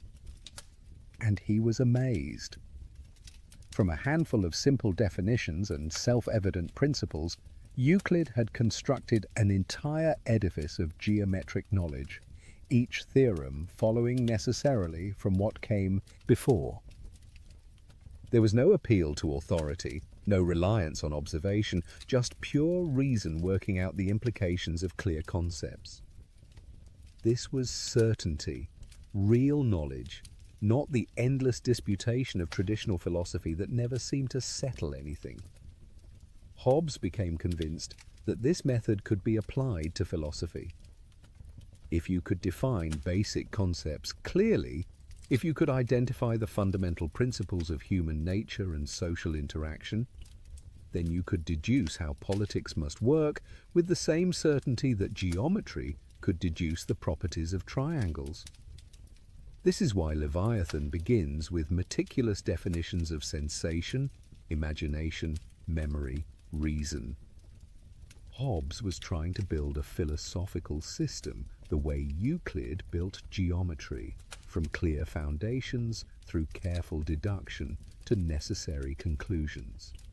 In many ways, this approach was Hobbes's great strength, his systematic rigor, his insistence on precise definition, his habit of making assumptions explicit and following their logical consequences, All of this gave his political philosophy a clarity and force that most earlier political thought lacked.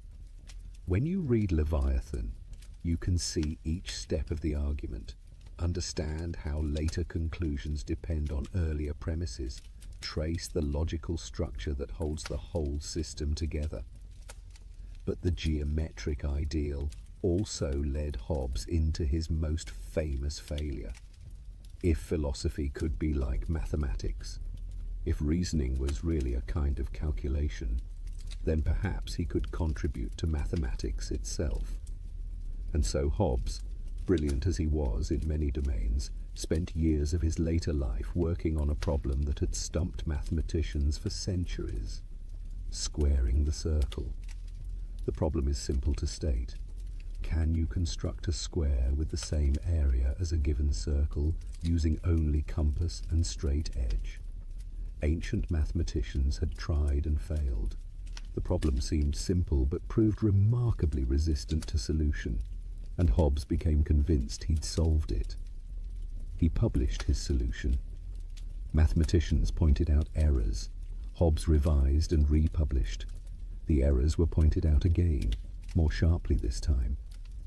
Hobbes dug in his heels, insisting that professional mathematicians were biased against him, were being deliberately obtuse, were protecting their positions by rejecting correct solutions from outsiders.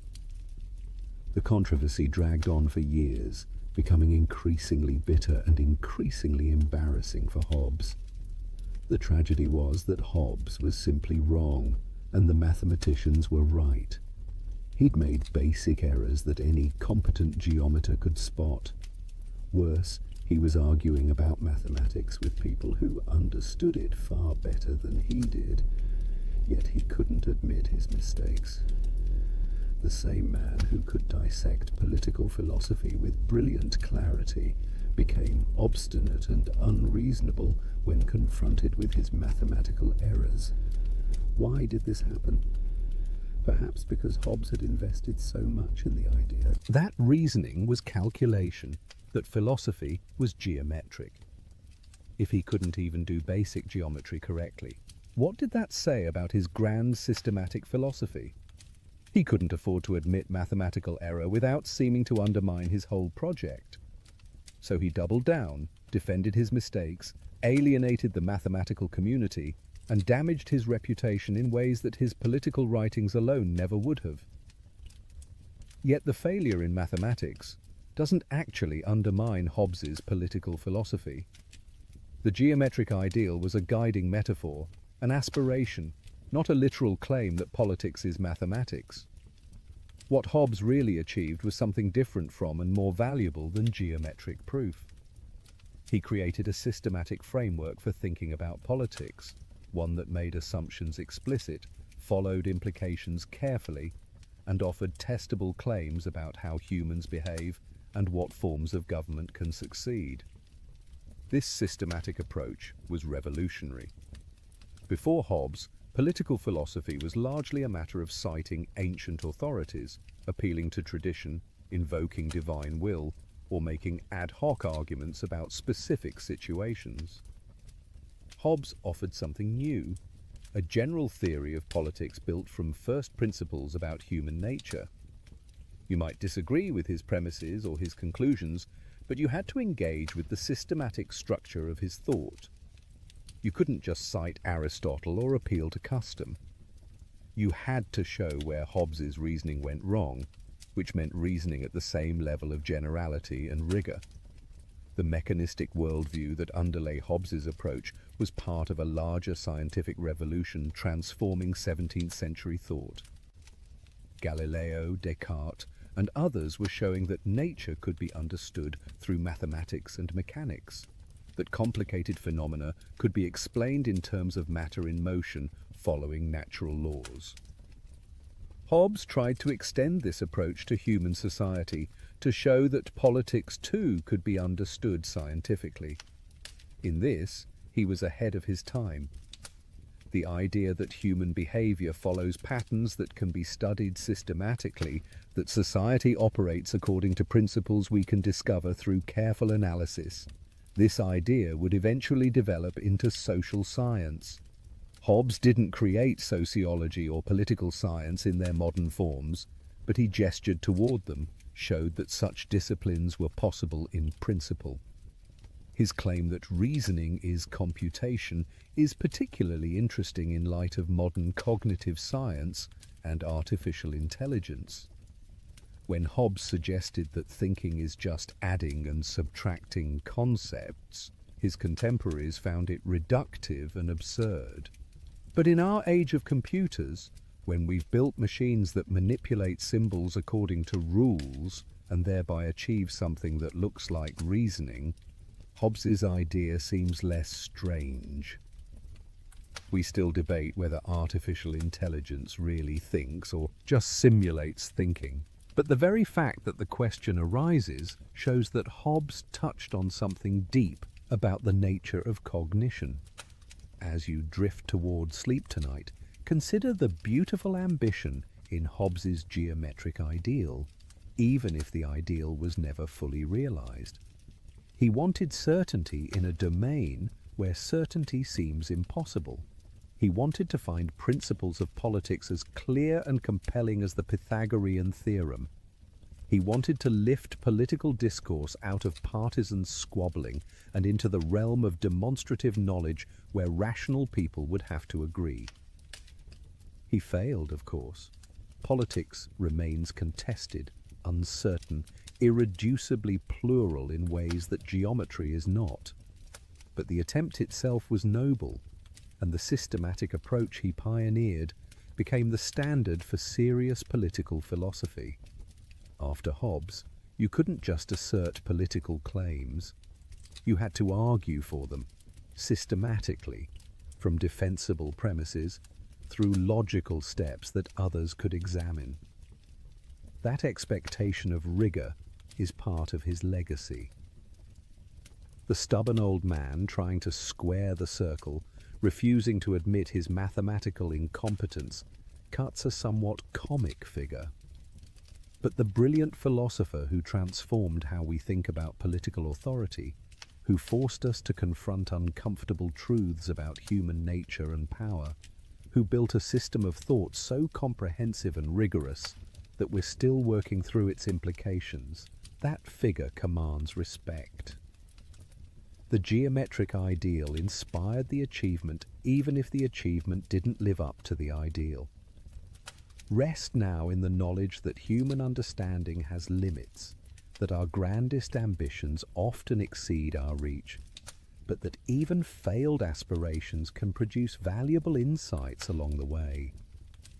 Hobbes wanted more certainty than politics allows, but in seeking it, he gave us concepts and arguments that clarified political thought for generations to come. More than 300 years have passed since Hobbes died, yet his shadow falls across contemporary politics in ways both obvious and subtle. Open any newspaper, scroll through any news feed, and you'll find Hobbesian questions lurking beneath the surface of current debates. How much power should government have? When does security justify limiting liberty? What legitimates political authority? Can international order exist without world government? These are Hobbes's questions, even when we don't recognize them as such. The 20th century saw a remarkable revival of social contract theory in academic philosophy. For much of the 19th century, Hobbes and social contract thinking had been eclipsed by other approaches to politics, by utilitarianism, by Hegelian idealism, by Marxist historical materialism, by conservative appeals to organic tradition. But in 1971, John Rawls published A Theory of Justice, and suddenly social contract theory was at the center of political philosophy again. Rawls's approach was explicitly Hobbesian in structure, even while reaching conclusions Hobbes would never have endorsed. Rawls asked readers to imagine people in an original position, choosing principles of justice behind a veil of ignorance that prevented them from knowing their own position in society. This was a thought experiment directly descended from Hobbes's state of nature, a way of using hypothetical reasoning to discover what rational agreement could establish about legitimate political arrangements. Rawls concluded that people in the original position would choose principles guaranteeing equal basic liberties and allowing inequalities only when they benefit the worst off. These liberal egalitarian conclusions are far from Hobbes's absolutism, but the method is recognizably Hobbesian. We're still using variations on the social contract framework to argue about justice, still imagining what rational people would agree to under certain conditions, still deriving political principles from hypothetical consent. Game theory, developed in the mid-20th century to analyze strategic interaction, gave Hobbes's insights mathematical precision. The prisoner's dilemma, perhaps the most famous concept in game theory, is essentially the Hobbesian problem in formal terms. Two prisoners are separately offered deals. If both stay silent, both get light sentences. If one betrays the other while the other stays silent, the betrayer goes free while the silent one gets a harsh sentence. If both betray, both get moderate sentences. The rational choice for each prisoner, considered individually, is to betray, because betrayal yields a better outcome regardless of what the other prisoner does. But if both reason this way, both end up worse off than if they'd both stayed silent. This is exactly Hobbes's covenant problem. Individual rationality undermines collective good unless there's an enforcement mechanism that changes the incentive structure game. Theorists have used this framework to analyze everything from nuclear deterrence to environmental policy to the evolution of cooperation. And in doing so, they're working through Hobbesian logic, showing how the structure of strategic interaction creates problems that individual rationality alone cannot solve. Hobbes didn't have the mathematical tools of modern game theory, but he grasped the essential logic 3 centuries earlier. Contemporary debates about security and liberty constantly replay Hobbesian themes. After terrorist attacks, governments claim emergency powers, expand surveillance, limit civil liberties, all in the name of protecting citizens. Critics respond that security purchased at the cost of freedom isn't worth having, that we're betraying our values by the very measures meant to protect them. But notice that both sides accept the Hobbesian framing. Security and liberty are being traded against each other, and the question is where to strike the balance. The COVID-19 pandemic brought Hobbesian questions into sharp relief. Governments imposed lockdowns, restricted movement, mandated vaccines or masks, closed businesses. Some people accepted these measures as necessary to protect public health, as the kind of collective action problem that only government authority could solve. Others resisted as violations of liberty, as government overreach, as tyranny disguised as public health policy. The debate divided along lines that would have been familiar to Hobbes. How much authority should government have in emergencies? When does protecting life justify restricting liberty? In international relations, Hobbes's vision of the state of nature describes relations among sovereign states better than it ever described relations among individuals. There is no world government, no authority above nations that can enforce international law. Countries exist in something like a state of nature with respect to each other, each pursuing its own interests, each potentially in conflict with others, each relying ultimately on its own power to secure its position. This produces what political scientists call the security dilemma at the international level. When one country builds up its military for defensive purposes, neighboring countries perceive a threat and build up their own militaries in response, which makes the first country feel less secure, so it builds up even more, and the cycle continues. Everyone acts defensively. Everyone becomes less secure. It's Hobbes's dynamic of diffidence playing out among nations. Realism in international relations theory is explicitly Hobbesian. Realists argue that moral considerations matter little in relations among states, that power and security are what drive international politics, that cooperation is always fragile because there's no enforcement mechanism that can reliably constrain sovereign states. They don't necessarily endorse this situation, but they claim to describe how international politics actually works, given the anarchic structure of the international system. Technology has created new forms of power that Hobbes never imagined, but that raise thoroughly Hobbesian questions. Surveillance states can monitor citizens with unprecedented thoroughness, tracking movements, reading communications, predicting behavior. Governments justify this surveillance with Hobbesian logic. We need these powers to protect you from terrorism, from crime, from disorder. But the result is a kind of leviathan that can see everything, know everything about its subjects in ways that would have seemed like godlike power in Hobbes's time. Corporate power raises similar issues. Large technology companies control platforms that shape political discourse, influence elections, determine what information billions of people see. They're not governments in the traditional sense, but they exercise forms of power that look increasingly sovereign.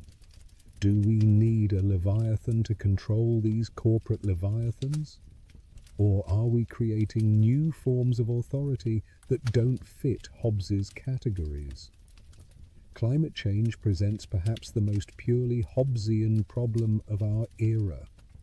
Every nation benefits if all nations reduce emissions, but each nation has an incentive to let others bear the cost of reduction while continuing to emit itself.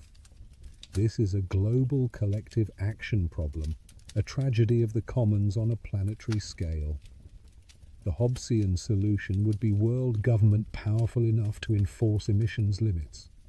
But creating such government seems impossible, so we're stuck trying to solve a Hobbesian problem without Hobbesian solutions. The rise of authoritarian leaders around the world often comes wrapped in Hobbesian rhetoric. Strongmen promise order, security, protection from chaos. They ask citizens to accept concentrated power in exchange for stability. They justify limiting dissent, suppressing opposition, consolidating authority by pointing to threats, real or imagined. The implicit bargain is Hobbesian.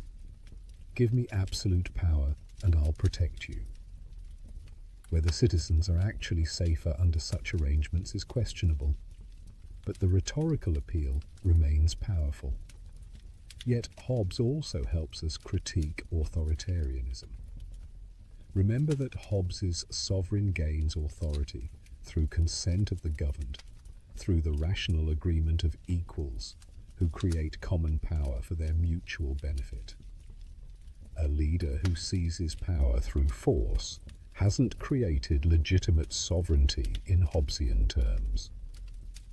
And even legitimate sovereignty exists to protect subjects' lives. When government becomes the main threat to life rather than the protector of life, Hobbes's own logic suggests subjects can resist. Feminist philosophers have offered important critiques of social contract theory that expose blind spots in Hobbes and the tradition he founded. Carol Paterman argued that beneath the social contract is a prior sexual contract that establishes male dominance over women. the supposedly universal. Agreement among equals turns out to have excluded half of humanity. Women weren't party to the original contract, but were subjects of it, subordinated by the very agreement that supposedly created political equality. Critical race theorists have made similar arguments.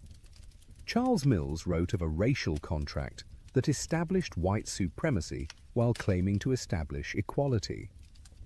When Hobbes and Locke wrote about the state of nature and social contract, they were theorizing about relations among white European men. Indigenous peoples, enslaved Africans, colonized populations were outside the framework entirely, subject to domination that the contract did nothing to legitimate, but also nothing to prevent. These critiques don't simply reject social contract theory, but force us to confront who was included and excluded in the original formulations. They show that supposedly universal theories of politics were partial, limited to certain groups, while claiming universal applicability. The questions Hobbes raised about political legitimacy and consent remain important, but we have to ask them more inclusively, recognizing that the answers may be different when we include everyone, rather than just some. As you rest tonight, consider how thoroughly Hobbesian our political vocabulary remains. We talk about social contracts, about legitimacy based on consent, about the balance between security and freedom, about the enforcement of agreements, about collective action problems. These concepts and frameworks come down to us from Hobbes, refined and modified, but recognizably his intellectual offspring. We may reject his authoritarian conclusions. We may have more optimistic views of human nature. We may aspire to forms of politics he never imagined. But we're still working within and against the structure of thought he created, still grappling with the problems he identified, still trying to answer the fundamental question he posed with such clarity. How can beings like us live together without destroying each other? The relevance of a 17th century philosopher to 21st century politics tells us something important. The problems Hobbes addressed aren't artifacts of his time, but permanent features of political life. As long as humans have conflicting interests, limited resources, and the ability to harm each other, we'll need some answer to the Hobbesian question of how to maintain order. Our answers may differ from his, but we can't escape the question itself. At the heart of Hobbes's political philosophy lies an emotion he understood better than most philosophers before or since. Fear. Not fear as a personal weakness or irrational response, but fear as a fundamental driver of political life, as the emotion that both creates the problem of order and provides resources for solving it. Remember that Hobbes was born prematurely as the Spanish Armada approached, born of his mother's terror. "Fear and I were born twins together," he wrote. This wasn't just biographical colour, but philosophical insight. Fear was Hobbes's constant companion, the emotion that shaped his understanding of human motivation and political necessity. In the state of nature, fear reigns supreme. The fear of violent death drives everything else. People seek power not primarily because they're greedy or ambitious, but because they're afraid of what will happen if they're powerless. They strike first, not because they're aggressive, but because they fear being struck. They accumulate resources not because they're miserly, but because they fear future scarcity. Fear is the great motivator in Hobbes's psychology, the passion that explains why rational beings would create such a dangerous situation for themselves. But fear is also what makes escape possible. The same fear that drives conflict in the state of nature also drives people to seek peace. The fear of violent death makes people willing to accept almost any alternative, including submission to sovereign power. Fear of punishment makes people keep covenants they might otherwise break. Fear of chaos makes people tolerate governments they might otherwise resist. This dual role of fear is central to understanding Hobbes. Fear isn't just a problem to be solved, but a resource to be used. The sovereign must inspire awe, must be feared, must be powerful enough that fear of punishment outweighs temptation to break laws. A sovereign that isn't feared isn't really sovereign, because subjects will calculate that they can violate laws with impunity. Power without the capacity to inspire fear is impotent. Yet Hobbes was also aware of the dangers of fear. A government that rules only through terror, that makes subjects fear it more than they fear returning to the state of nature, undermines its own legitimacy. Remember that in Hobbes's theory, subjects retain the right of self-preservation. If the sovereign becomes the primary threat to subjects' lives rather than their protector, subjects can legitimately resist. Fear of government can be as destructive as fear in the state of nature. This suggests a delicate balance. The sovereign must be feared enough to maintain order, but not so feared that subjects see it as a threat rather than a protector. It must inspire awe, the mixture of fear and respect that makes obedience seem both prudent and appropriate.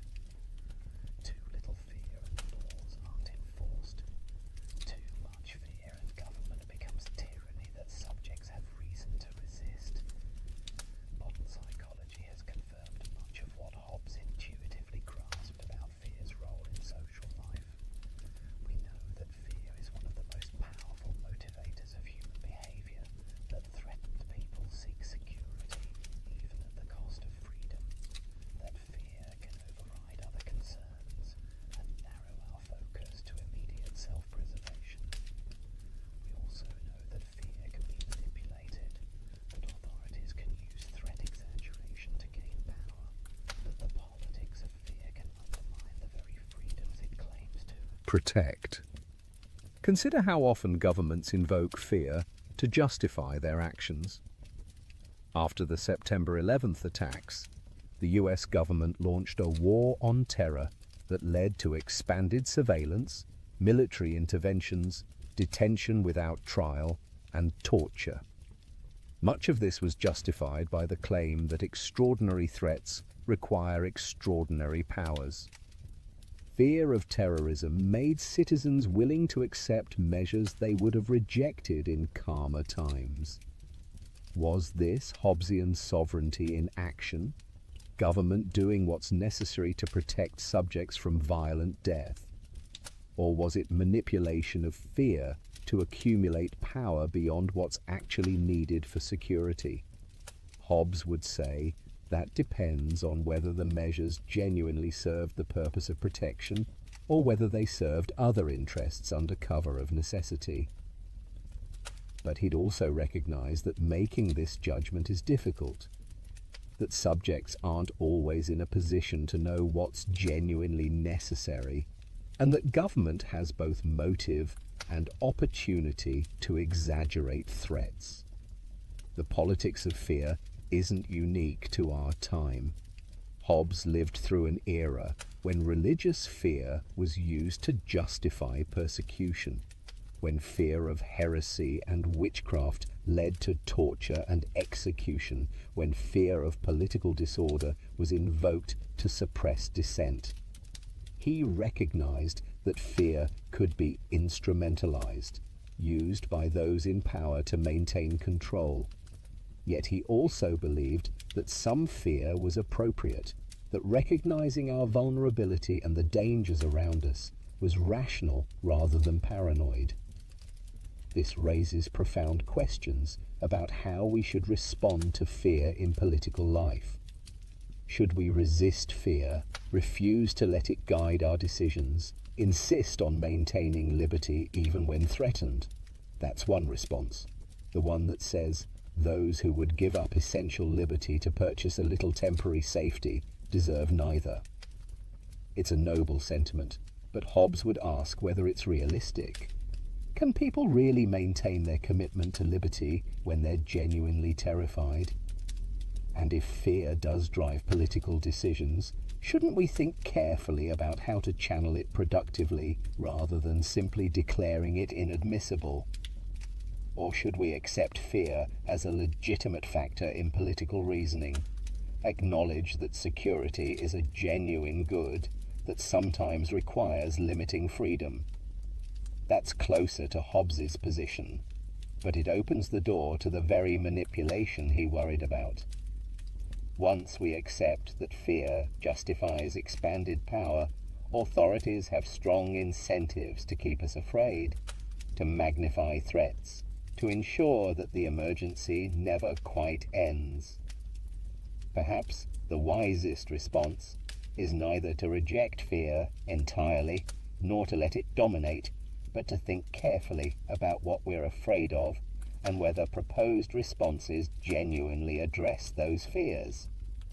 Hobbes would approve of this approach. He valued reason precisely because it could discipline passion, including fear.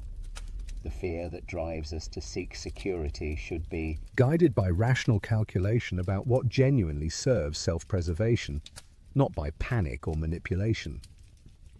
One of Hobbes's most interesting observations about fear concerns its relationship to freedom. He defined liberty as absence of external impediments to motion. When you're free to do something, nothing external is preventing you from doing it. But notice that this definition is compatible with being motivated by fear. If you obey the law because you fear punishment, you're still acting freely in Hobbes's sense because the law doesn't physically prevent your action. It just gives you a reason not to act. This might seem like a verbal trick, but there's something important here. For Hobbes, the opposite of freedom isn't being influenced by fear, but being physically constrained or unable to act. And this suggests that a society where people obey laws out of fear of punishment can still be a free society, as long as the laws leave people space to make their own choices about how to live within legal constraints. He makes this point explicitly when talking about liberty under sovereignty. He says that liberty depends on the silence of the laws. Where the law doesn't speak, you're free to act as you choose. The sovereign needn't regulate everything, needn't control every aspect of life. There can be wide areas of liberty even under absolute sovereignty, as long as the sovereign chooses not to fill those spaces with commands. This is a thin conception of freedom by many standards, but it has a certain realism. Perfect freedom from all influence, from all pressure, from all consequences of our choices is impossible. We are always constrained by circumstances, influenced by consequences, responding to incentives and disincentives. The question isn't whether we're influenced, but whether we retain choice within the structure of influences that shape our decisions. As you drift deeper into rest, reflect on the role fear plays in your own life. The locks on your doors, the passwords on your accounts, the insurance policies you maintain, all reflect reasonable fear of potential harms. You take precautions not because you're paranoid, but because you're realistically aware of risks. This is Hobbesian fear at work, the rational recognition of vulnerability that leads to protective measures. But also notice that you're able to rest precisely because those protective measures work. The government maintains order, police deter crime, social norms constrain most people's behavior most of the time. You can be vulnerable in sleep because you trust, usually without thinking about it, that the structures of order will hold through the night. Fear has been channeled into institutions that make security possible, which in turn makes the vulnerability of rest possible.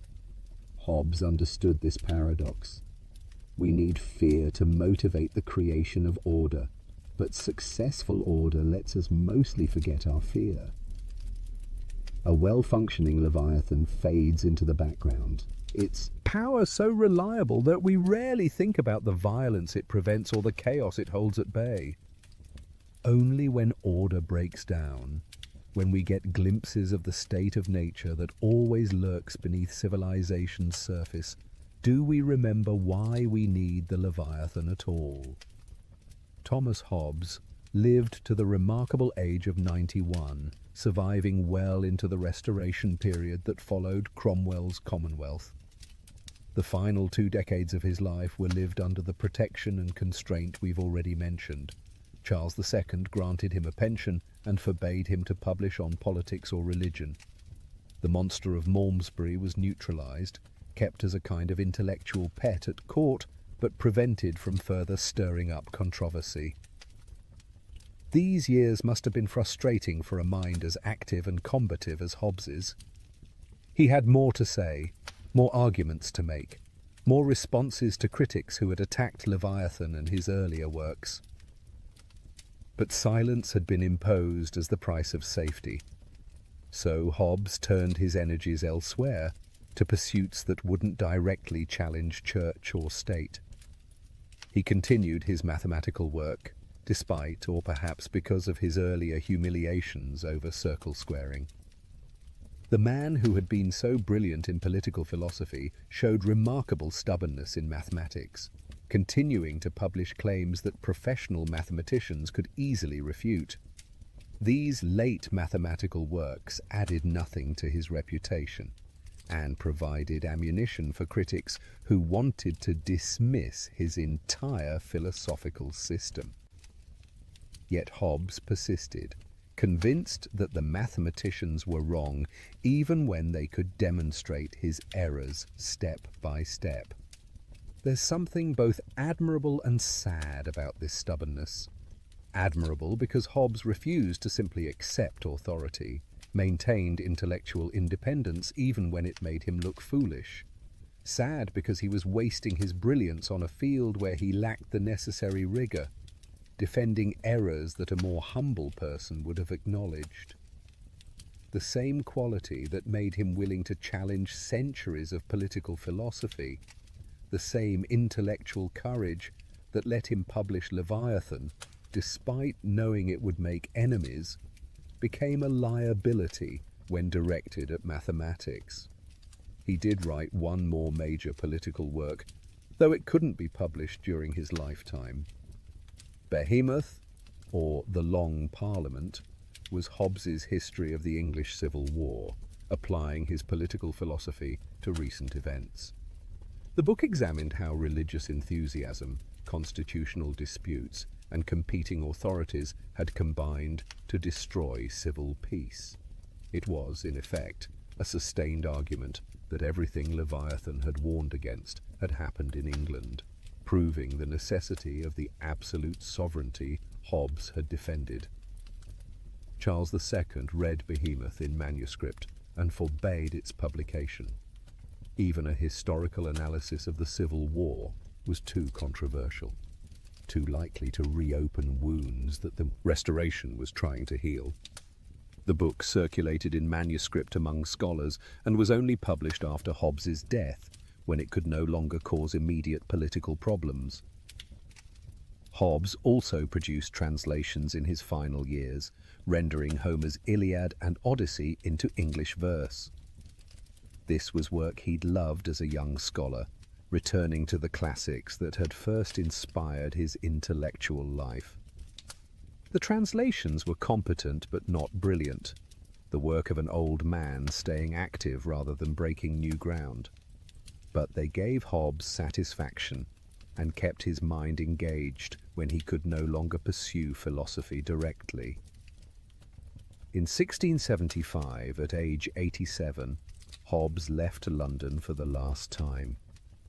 He moved to the countryside, to estates owned by his longtime patrons, the Cavendish family. He'd served them for most of his adult life, first as tutor to William Cavendish, then in various capacities to different branches of the family. Now, in his final years, they provided him refuge and support.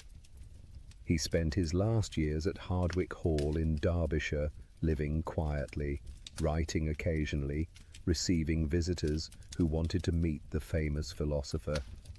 He composed an autobiography in Latin verse, looking back over his long life and the turbulent century he'd witnessed.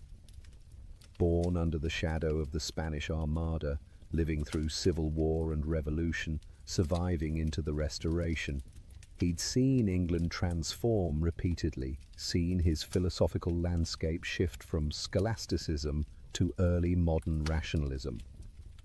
In December 1679, Hobbes suffered a stroke. He became paralyzed and died within days. He was buried in the churchyard at St. John the Baptist Church in Old Hucknall, a quiet country church far from the controversies and disputes that had marked his intellectual life. His grave was simple, marked with a Latin inscription that identified him as Thomas Hobbes of Malmesbury and noted his philosophical reputation. His death was little noted beyond the circles of scholars and former associates. He'd been controversial enough that many were relieved to see him go. His books remained on lists of prohibited works. Universities warned students against Hobbesism as dangerous to morality and religion. For decades after his death, Hobbesian was a term of abuse, suggesting atheism, materialism, moral corruption. Yet his ideas survived suppression and slowly transformed how people thought about politics. The social contract framework became standard in political philosophy, even among those who rejected Hobbes's absolutist conclusions. The questions he'd posed about political legitimacy, about the relationship between security and liberty, about the foundations of political obligation, these couldn't be unasked, and the clarity with which he'd posed them set the agenda for political philosophy in ways that outlasted the controversies over his specific doctrines. John Locke built on Hobbesian foundations to reach liberal conclusions. Rousseau transformed the social contract into a theory of popular sovereignty. Kant developed social contract ideas into sophisticated moral and political philosophy. The American and French revolutions were fought with concepts and arguments that Hobbes had helped create, even though the revolutionaries would have rejected his monarchism. The very idea that government requires consent of the governed, that political authority needs rational justification, that we should think about politics in terms of what rational people would agree to, all of this bears Hobbes's influence. In the 19th century, as political philosophy moved away from social contract theory temporarily, Hobbes was remembered mostly as a historical figure, important but superseded.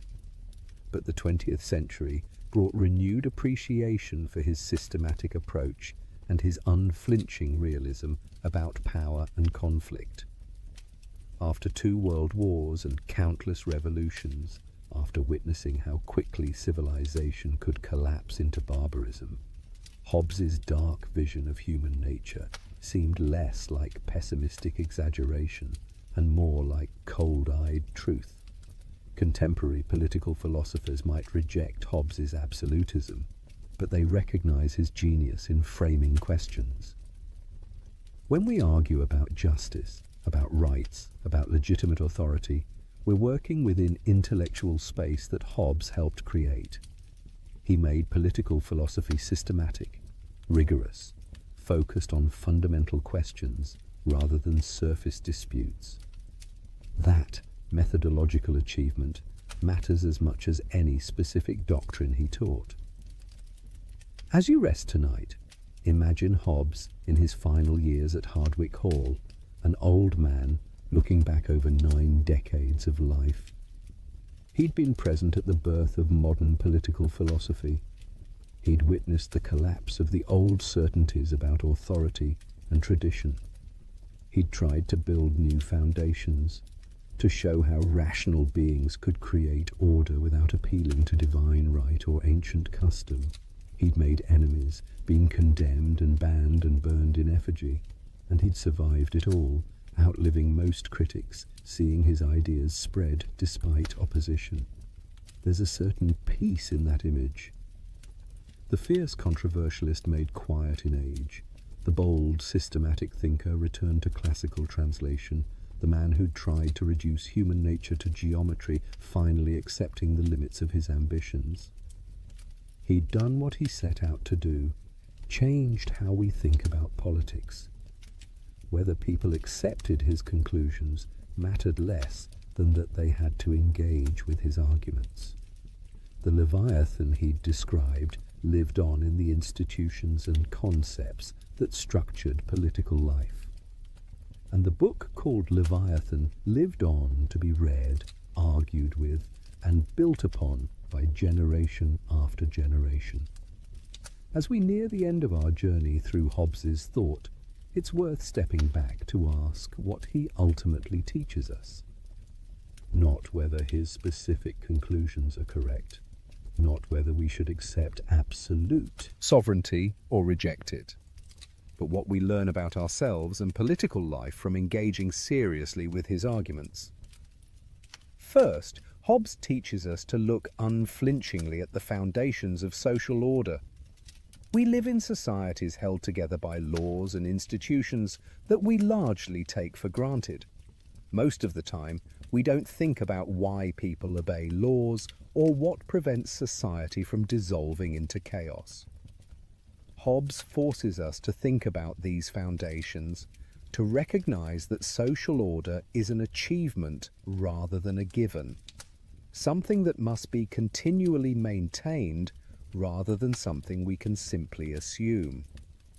This doesn't mean accepting Hobbes's dark view of the state of nature or his authoritarian conclusions, but it does mean recognizing that cooperation among self-interested individuals isn't automatic or natural. It requires structures, incentives, enforcement mechanisms. The peace we enjoy is fragile, dependent on institutions that channel human behavior in productive rather than destructive directions. Second, Hobbes teaches us about the relationship between structure and agency in shaping human behavior.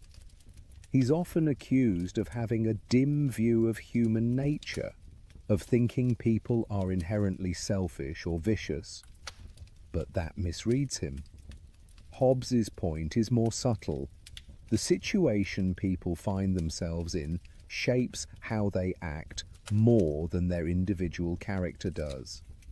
In the state of nature, even virtuous people have reason to act in ways that undermine cooperation because the structure of interaction makes trust impossible and defensive violence rational. In civil society, even selfish people can cooperate productively because the structure of incentives makes cooperation rational and defection costly. Change the situation and you change behavior without requiring people to become morally better or worse than they are. This is a profoundly important insight for thinking about social problems. It suggests that we should focus less on trying to make people more virtuous and more on creating structures that make virtuous behavior rational. We can't eliminate human selfishness, but we can channel it in ways that serve common good.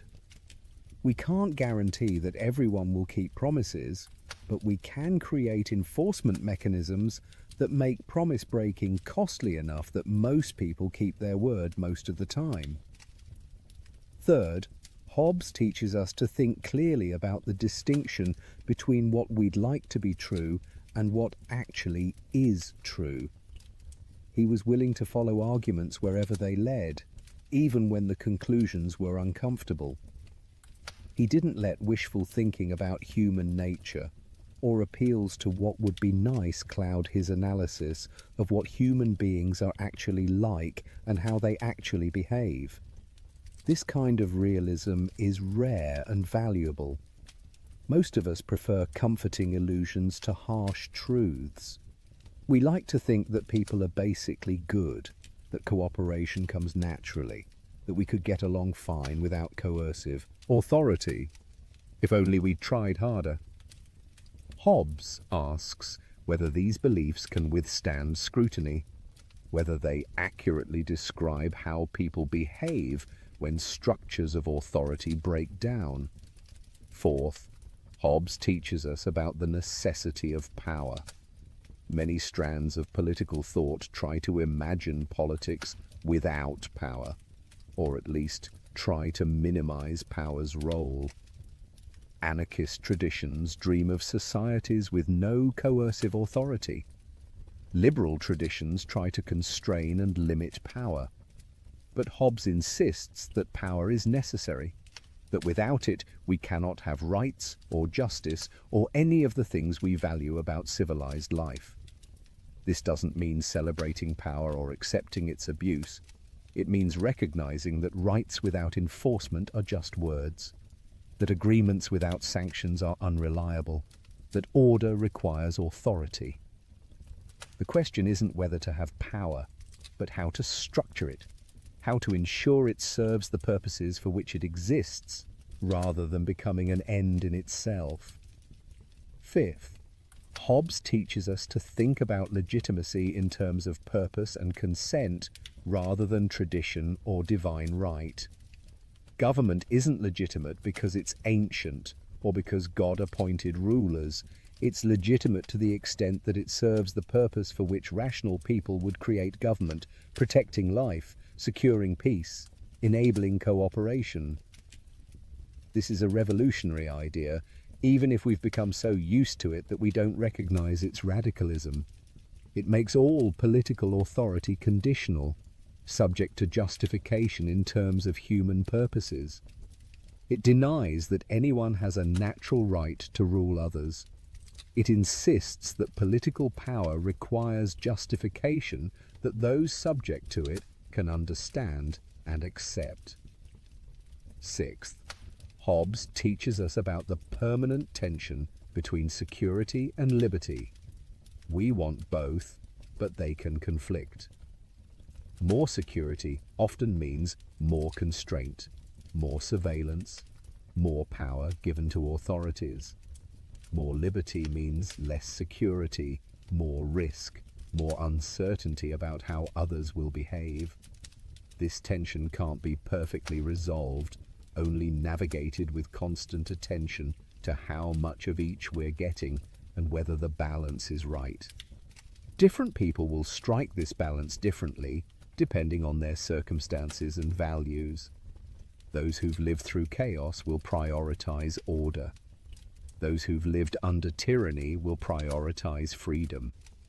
Hobbes reminds us that both are real goods, that neither can be fully sacrificed without terrible cost, and that we're always trading them against each other, whether we acknowledge it or not. Finally, Hobbes teaches us about the role of reason in human life. He believed passionately that reason could guide us toward peace, could show us how to escape the trap of the state of nature, could establish principles of political life on firm foundations. He had perhaps too much faith in reason's power, certainly too much confidence in his own reasoning abilities. But the faith itself is admirable. We live in an age of deep polarization where political disputes seem increasingly driven by passion rather than argument, where people retreat into echo chambers that reinforce their prejudices rather than challenging them. Hobbes would despair at this. He believed that rational people, thinking clearly about their situation and interests, could reach agreement on fundamental political principles even if they disagreed about many specifics. Was he right? Can reason bridge our political divides? Can careful argument convince people to change their minds about fundamental questions? The answers aren't obvious. But Hobbes's faith that the attempt is worthwhile remains inspiring. If we give up on reason's ability to resolve disputes, if we accept that politics is just a clash of wills with no hope of rational resolution, then we're left with nothing but power against power, which is just the state of nature by another name. As you settle into the final stages of rest, consider what it means to live in a civilization shaped by Hobbesian questions and insights. The social contract isn't just a philosophical concept, but describes something real about how we live together. We have collectively created structures of authority that make cooperation possible, that protect rights, that enable us to plan for the future without constant fear. These structures are imperfect. They sometimes fail. They can be abused. They don't solve every problem or prevent every injustice. But they're better than the alternative, better than the state of nature that would emerge if they collapsed. And recognizing their necessity, understanding why we need them even when they constrain us, is part of what it means to be politically mature. Hobbes doesn't give us easy answers or comfortable reassurances. He confronts us with difficult truths about power, about human nature, about the price of peace. But in doing so, he helps us think more clearly about the political world we actually inhabit, rather than the one we wish existed. And that clarity, uncomfortable as it sometimes is a gift that continues to illuminate 3.5 centuries after he first offered it. We've travelled a long way tonight, from the premature birth during the Spanish Armada to the quiet death in a Derbyshire churchyard. We followed Thomas Hobbes through civil war and exile, through mathematical embarrassments and philosophical triumphs, through the creation of a book that would transform political thought. And we've grappled with the ideas that made him both famous and infamous. The state of nature as war of all against all, the social contract as escape from chaos, the Leviathan as necessary monster we create to save ourselves. What are we to make of this strange, brilliant, difficult man and his unsettling philosophy? The easy response is to reject him, to insist that people are better than he believed, that we don't need absolute sovereignty, that his cure is worse than the disease, and there's Truth in these objections. Hobbes did underestimate human capacity for cooperation. He did overestimate the necessity of absolute power. His political philosophy, if implemented literally, would produce tyranny. But easy rejection misses what's valuable in Hobbes. He forced us to confront questions we'd rather avoid. Why should I obey? What makes political authority legitimate? How do we create order among beings capable of harming each other? What's the alternative to government? These questions don't have comfortable answers, but they're important questions, perhaps the most important questions in political philosophy. The enduring value of Hobbes lies not in his specific answers, but in how he transformed political thinking. Before Hobbes, political philosophy was largely about interpreting traditions, citing authorities, applying religious principles to governance. After Hobbes, political philosophy became systematic inquiry into foundations, rigorous argument from first principles, careful analysis of concepts like sovereignty, rights, obligation, justice. He made us think about politics scientifically, not in the sense of using mathematics or experiments, but in the sense of seeking general theories that could explain and predict. He showed that political philosophy could be as rigorous as any other intellectual discipline, that questions about how we should live together could be approached with the same systematic care that mathematicians bring to geometry or physicists bring to motion. The irony we noted earlier remains striking. Hobbes seemed to defend absolute monarchy, yet he undermined traditional monarchism. He appeared authoritarian, yet he planted seeds of democracy. He argued for unconditional obedience, yet he based it on consent. These tensions aren't contradictions, but mark the transitional nature of his thought. He was working out implications of modern ideas, ideas about equality and consent and rational justification, even though those implications would eventually lead away from his monarchist conclusions. Later thinkers like Locke and Rousseau could reach liberal and democratic conclusions precisely because Hobbes had established the framework. Once you accept that political authority requires consent of the governed, that it must be justified in terms of human purposes, that no one has natural right to rule others, you've accepted premises that point toward democracy even if you don't follow them all the way there.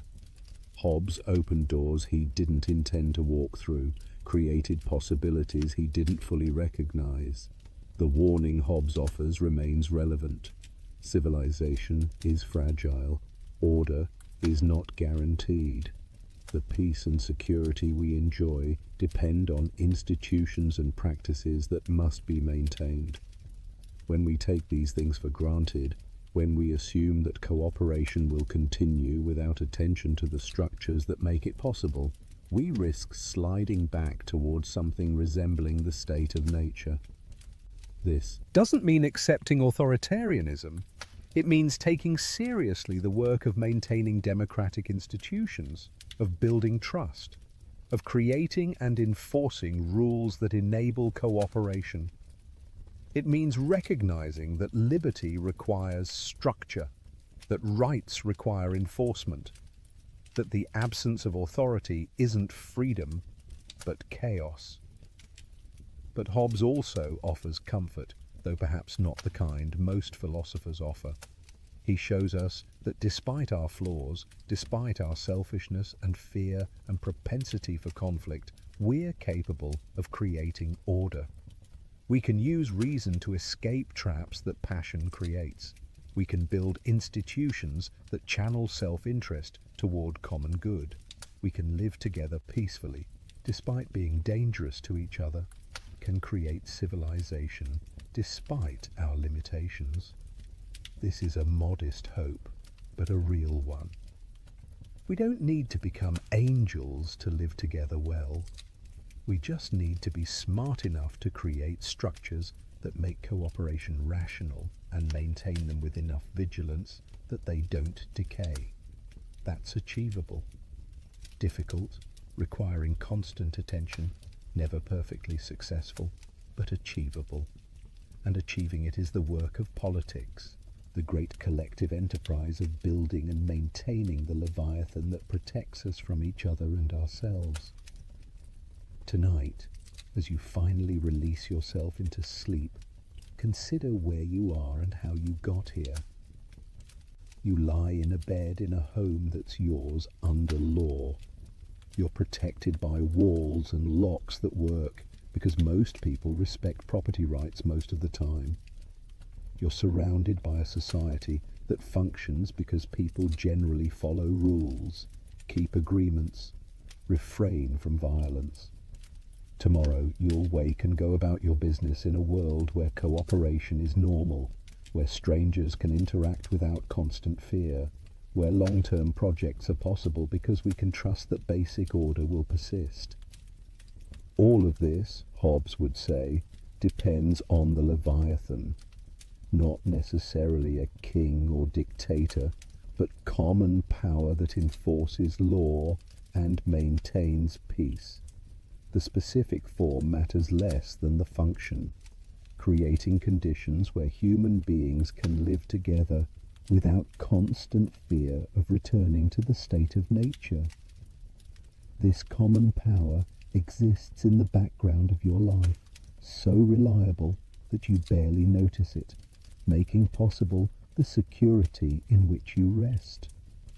The doors are locked, the laws are enforced, the social contract holds, the Leviathan watches through the night, that artificial monster we've created from our mutual agreement, that great power we've authorized to protect us from dangers we pose to each other. It's not perfect. It sometimes fails. It can be abused. But it's better than the alternative, better than the solitary, poor, nasty, brutish and short life that Hobbes described awaiting us without it.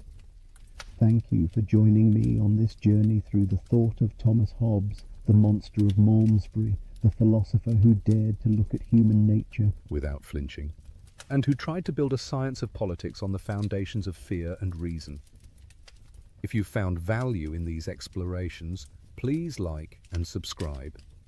Your support helps these conversations reach others who seek understanding in quiet moments.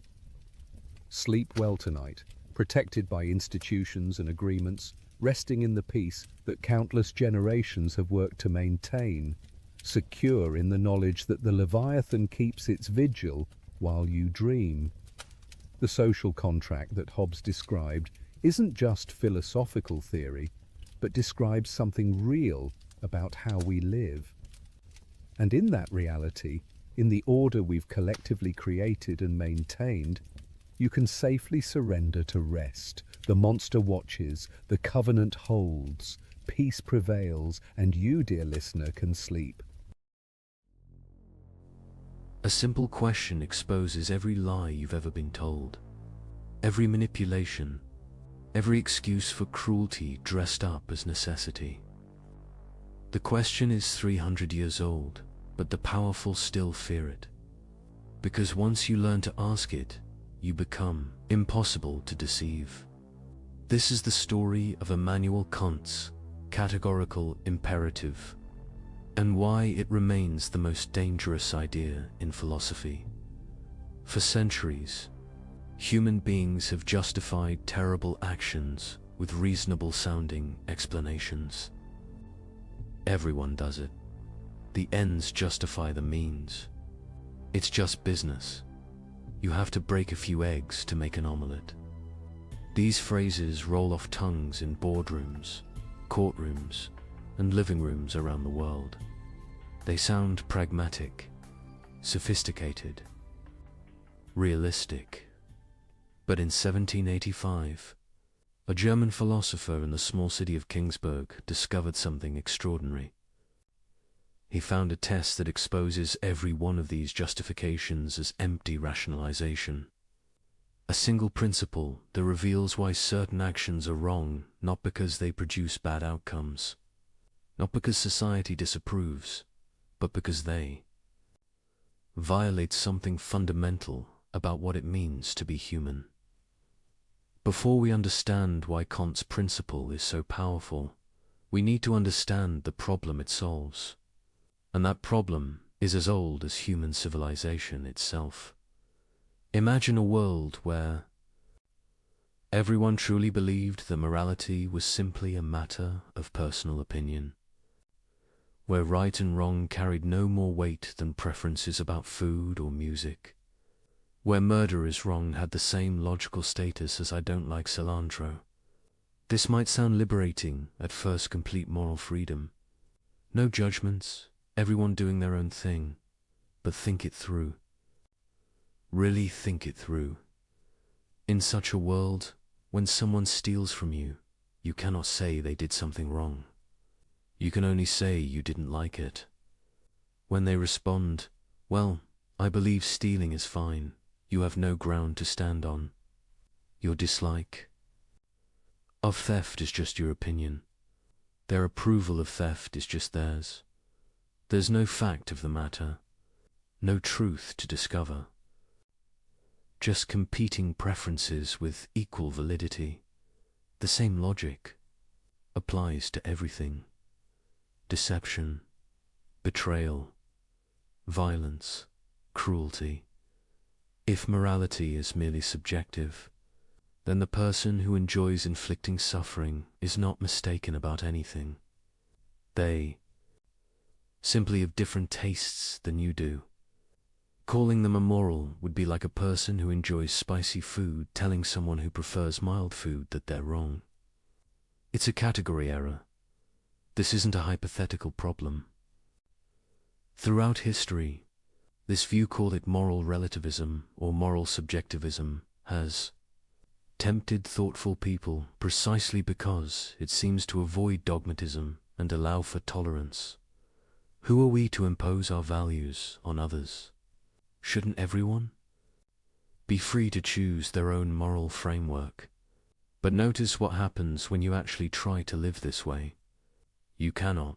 When you witness genuine, injustice-y child being abused, an innocent person being framed for a crime, a vulnerable person being exploited, something in you rebels against the idea that this is merely a matter of opinion. You don't think, well, I personally dislike child abuse, but the abuser has their own valid perspective.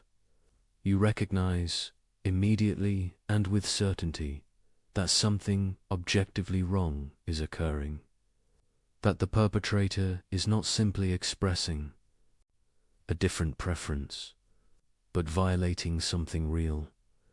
This recognition reveals that we don't actually believe morality is subjective, even if we sometimes claim to. Our moral intuitions run deeper than taste preferences. They present themselves as truths about the world, not just facts about our psychology. But if morality isn't subjective, what is it? Where do moral truths come from? How do we discover them? And most importantly, how do we distinguish genuine moral principles from the endless rationalizations people offer for their selfish behavior? This is where the chaos enters. Because while everyone agrees that something like morality exists, they disagree violently about its content and foundation. Some point to religion. God commands certain actions and forbids others. But which religion? Which interpretation? And what about people who don't believe in any gods? Are they simply amoral? Others point to nature. We should do what's natural, follow our evolved instincts, recognize that humans are fundamentally self-interested animals. But this leads immediately to the problem that many natural impulses, aggression, dominance, tribalism, seem morally horrifying when examined closely. If we should follow nature, why shouldn't the strong dominate the weak? That's natural too. Still others point to consequences. An action is right if it produces good outcomes, wrong if it produces bad ones. This sounds reasonable until you start asking questions. Good outcomes? For whom? Over what time horizon? And who decides what counts as good? One person's benefit is often another person's harm. The landscape of moral philosophy before Kant was a battlefield of competing theories, each claiming to have found the foundation of ethics, each vulnerable to devastating objections. Religious ethics required faith in specific doctrines that not everyone shared. Natural law theories struggled to derive aught from is. Just because something is natural doesn't make it right. Consequentialist approaches led to counterintuitive conclusions where terrible acts could be justified if they produced enough benefit. But meanwhile, in everyday life, people offered an endless parade of justifications for questionable behavior. The merchant who cheated customers claimed, "Everyone does it, I'd be a fool not to." The official who accepted bribes argued, "The system is corrupt anyway, my personal integrity won't change that." The person who betrayed a confidence insisted, "I did it for their own good." Each excuse had a kind of surface plausibility. Each gestured towards some broader principle. But underneath, thinking people could sense something hollow. These weren't genuine moral reasoning. They were clever ways of giving yourself permission to do what you wanted anyway. This was the philosophical landscape when Kant began his work. A chaos of competing theories, none fully satisfying. A world where people knew moral truth existed but couldn't quite pin down what it was or where it came from. A situation where the clever could always find some justification for their actions. However terrible, Kant recognized that this problem wasn't just academic. It was existential. If human beings cannot distinguish genuine moral principles from sophisticated rationalization, then morality becomes nothing more than a word game. The person with the cleverest argument wins, regardless of whether they're right. Might makes right, or at least eloquence makes right. But Kant also recognized something else, something that would lead to his breakthrough. He saw that despite all their disagreements about the content of morality, almost everyone agreed on something fundamental. When we make moral judgments, we claim they're universal. When you say lying is wrong, you don't just mean I personally dislike lying. You mean that lying is wrong for anyone in relevantly similar circumstances. You're making a claim about reality, not just reporting your feelings. This universality is built into the very concept of moral judgment. It's what distinguishes saying murder is wrong from saying I don't like asparagus. The latter is explicitly about me and my preferences. The former is about everyone, a claim that holds regardless of what any individual thinks or feels. And this universality, Kant realized, was the key to everything. Immanuel Kant was 57 years old when he published the groundwork of the Metaphysics of Morals in 1785. He had spent decades thinking about the nature of knowledge, reality, and human reason. His previous work, The Critique of Pure Reason, had revolutionized epistemology by showing how the human mind actively structures experience rather than passively. Receiving it, now he turned his revolutionary method to ethics, and what he had discovered would change moral philosophy forever. Kant's breakthrough came from a simple observation about what we actually mean when we make moral judgments. Not what we should mean, not what would be convenient or useful to mean, but what we actually, inevitably do mean whenever we use moral language. When someone says, "You shouldn't have lied to me," they're not making a prediction about consequences. They're not saying, "Lying to me produced outcomes I dislike." They're saying something much stronger. Lying was wrong. You had an obligation not to do it. This obligation existed before you lied, would have existed even if I never found out, and would exist for anyone else in similar circumstances. This is a very specific kind of claim. Its categorical meaning, it applies regardless of what anyone wants or desires. It's not conditional on achieving some goal. It's not hypothetical. It's simply binding. Think about the difference. When someone says, "If you want to get good grades, you should study," that's a hypothetical imperative. The should is conditional on you wanting good grades. If you don't care about grades, the imperative loses its force. But when someone says, "You should keep your promises," they're not conditioning the obligation on whether you happen to want to keep promises. They're saying you're bound to keep them whether you want to or not. That's a categorical imperative, a command that applies to you simply because you're a rational being. Regardless of your personal goals or desires, this distinction might seem subtle, but it's revolutionary. Because once you see it, you realize that most attempted justifications for immoral behavior try to smuggle hypothetical imperatives into places where only categorical ones belong. When someone says, "I had to lie because I wanted to avoid conflict," they're treating morality as hypothetically if you want to avoid conflict, then lying is acceptable. But that's not how morality actually works. The wrongness of lying doesn't depend on whether avoiding conflict is your goal. It's wrong categorically, regardless of what you want. Kant saw that moral obligations had to be categorical, or they weren't really moral obligations at all.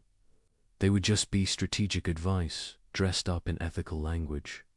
But this raised an even deeper question. Where do categorical imperatives come from? What gives them their binding force? Previous philosophers had offered various answers. Divine command, God makes them binding. Natural law, they're written into the fabric of reality. Social contract, we all agree to follow them. But each answer had problems. If categorical imperatives come from God, then non-believers have no reason to follow them. If they come from nature, we're back to the problem of deriving ought from is. If they come from social agreement, then they're not really categorical, they're conditional on the agreement. Holding Kant's answer was startling in its elegance. Categorical imperatives don't come from anything outside human reason. They emerge from the nature of rational agency itself. Here's how the argument works. When you act, you always act according to some principle or maxim. This isn't something you can avoid. Even seemingly random or impulsive actions are based on implicit principles. I'll do whatever feels good in the moment. Or I'll follow my first instinct. Or I'll do what's easiest. These maxims are the subjective principles that guide your choices. Sometimes you're aware of them, sometimes not. But they're always there. Now, when you act on a maxim, you're implicitly claiming something. You're claiming that acting this way is permissibly at least for you in this situation. You're treating your maxim as a principle of action. But here's the key insight. If you're a rational being, someone who acts based on reasons rather than mere instinct, then you must be consistent. You cannot coherently claim that some principle justifies your action while simultaneously denying that same principle when others try to act on it. If you lie to someone because it's convenient, you're implicitly claiming that lying for convenience is a permissible principle of action. But then you cannot coherently object when others lie to you for their convenience. To do so would be a contradiction, claiming the principle is valid when you use it, but invalid when others do. This isn't just hypocrisy, it's rational incoherence. It's trying to have things both ways, in a way that violates the basic laws of logic. And this, Kant realized, is where moral obligation comes from. It doesn't require God, or nature, or social agreement. It emerges from what's required for rational agency itself to be possible. When you act, you must act on maxims. When you act on maxims, you must be able to will them as universal principles, principles that anyone in similar circumstances could follow. If you cannot do this without contradiction, then the maxim is morally impermissible. If you can, it's permissible. If you must, it's obligatory. This is why morality is categorical. It's not imposed from outside. It's not a constraint on your freedom. It's the internal requirement of rational action itself. To be a rational agent at all, to act for reasons rather than mere impulse. Just as to be bound by moral principles. Kant had found something remarkable.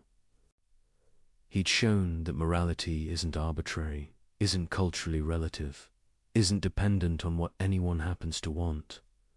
It's built into the structure of rationality itself. To deny moral obligation is to deny that you're a rational being. And to deny you're a rational being is to undermine any claim you might make, including the claim that morality doesn't exist. But there was more. Because if this is where moral obligation comes from, then it tells us something profound about what moral actions look like.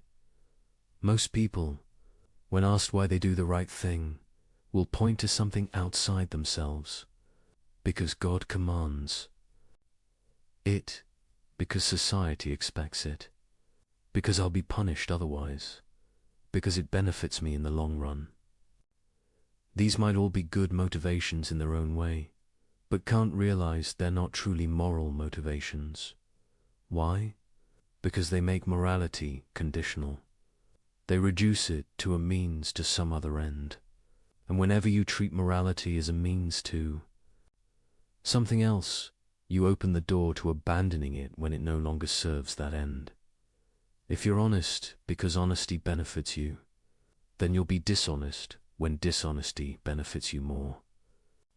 If you keep promises because you fear punishment, you'll break them when you can get away with it. If you help others because it makes you feel good, you'll stop helping when it becomes emotionally costly. True moral action, Kant argued, must be done from duty itself, not duty as an external constraint, but duty as the recognition of what rational consistency requires. You act morally because reason shows you this is what you must do to remain coherent as a rational agent. This might sound cold or mechanical, but it's actually the opposite. When you act from duty in this sense, you're expressing your highest nature as a rational being. You're not being controlled by desire or fear or social pressure. You're acting from principle, from reason itself. And this, Kant realized, is what makes human beings special, what gives them dignity rather than mere value, what makes them ends in themselves rather than mere means. An animal acts from instinct. A programmed machine acts from its code. But a rational agent acts from self-given principles. This capacity for autonomy, for giving laws to yourself through reason, is the source of all moral worth. When you act morally, you're not obeying some external authority. You're legislating for yourself. You're being autonomous in the deepest sense, and this autonomy is precisely what the moral law protects and demands. This was Kant's revolutionary insight. Morality isn't imposed on rational beings from outside. It's what rational agency itself requires. The moral law and the law of reason are the same thing. To be free, in the truest sense, is to be bound by principles you give yourself through reason, and to be moral is to exercise this freedom in a way that respects the same. Capacity in others, understanding this, changes everything. Because now we can see why certain maxims fail moral scrutiny. It's not because they produce bad outcomes, though they often do. It's not because an authority figure forbids them, though they often might. It's because they're rationally incoherent. They cannot be universalized without contradiction, and this gives us the tool we need. A way to test any proposed action, any justification, any moral claim. A principle that cuts through complexity and rationalization to expose the underlying truth. Kant called it the categorical imperative. Now we arrive at the principle itself, the test that exposes every rationalization, every excuse, every sophisticated justification for doing wrong. Kant formulated it in several ways, but the most famous version reads, "Act only according to That maxim whereby you can at the same time will that it should become a universal law. Let's break this down, because every word matters. Act only according to that maxim. A maxim is your subjective principle of action. It's the rule you're following when you do something. Sometimes it's explicit, I will always tell the truth. Sometimes it's implicit, I'll lie when it benefits me. But every action has one. The maxim isn't just the action itself. It includes your reason for acting. I will lie isn't a complete maxim. I will lie to avoid embarrassment is. I will lie to protect someone from harm is another. Same action, different maxims. And the moral evaluation depends on the maxim, not just the behavior.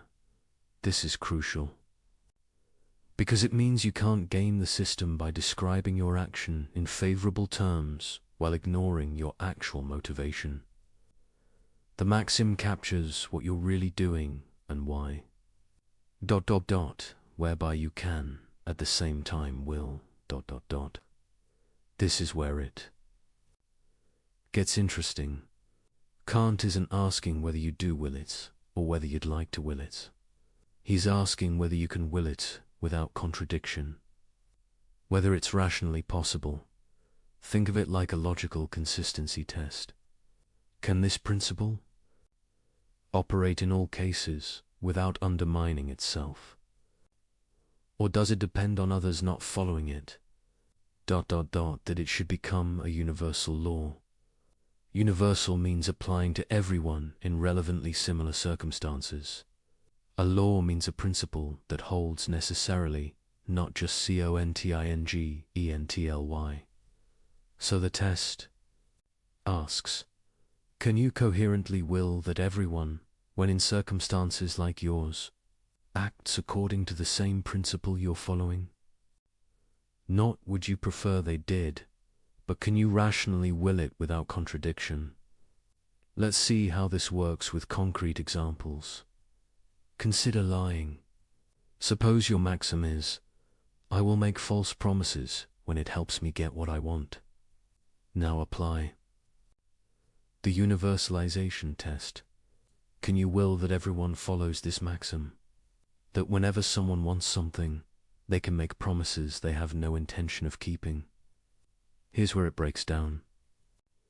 If everyone made false promises whenever convenient, the entire practice of promising would collapse. No one would believe promises anymore. The institution itself would dissolve. But notice your maxim depends on other people believing promises. You're trying to exploit their trust. You're relying on the general practice of promise-keeping existing, while simultaneously acting to undermine it. This is the contradiction.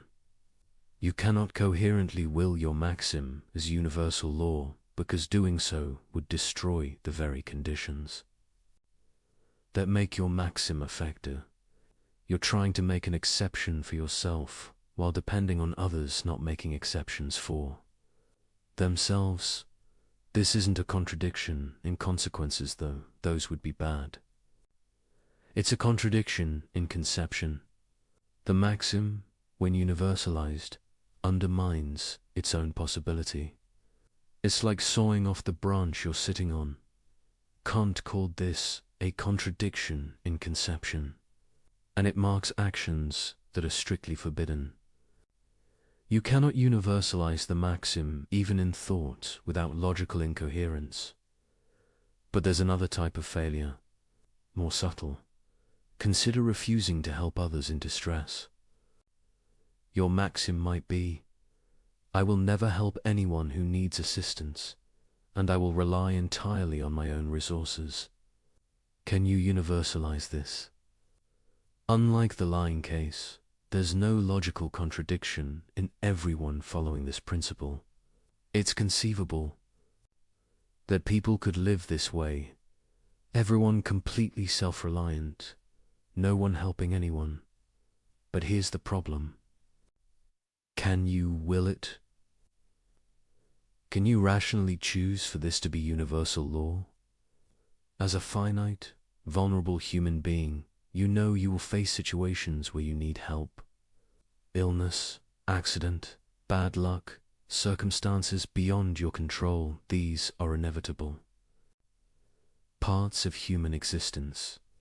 Your own rationality requires you to will the conditions that make your goals achievable. So you face a contradiction in will.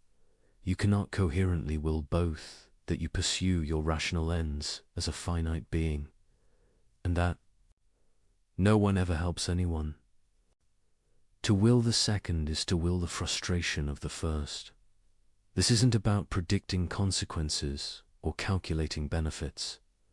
It's about what you can rationally will without self-contradiction. And you cannot will conditions that make your own. Rational agency impossible. Kant called this a contradiction in will. And it marks actions that are imperfect due to things you're obligated to do, though with some latitude in how and when.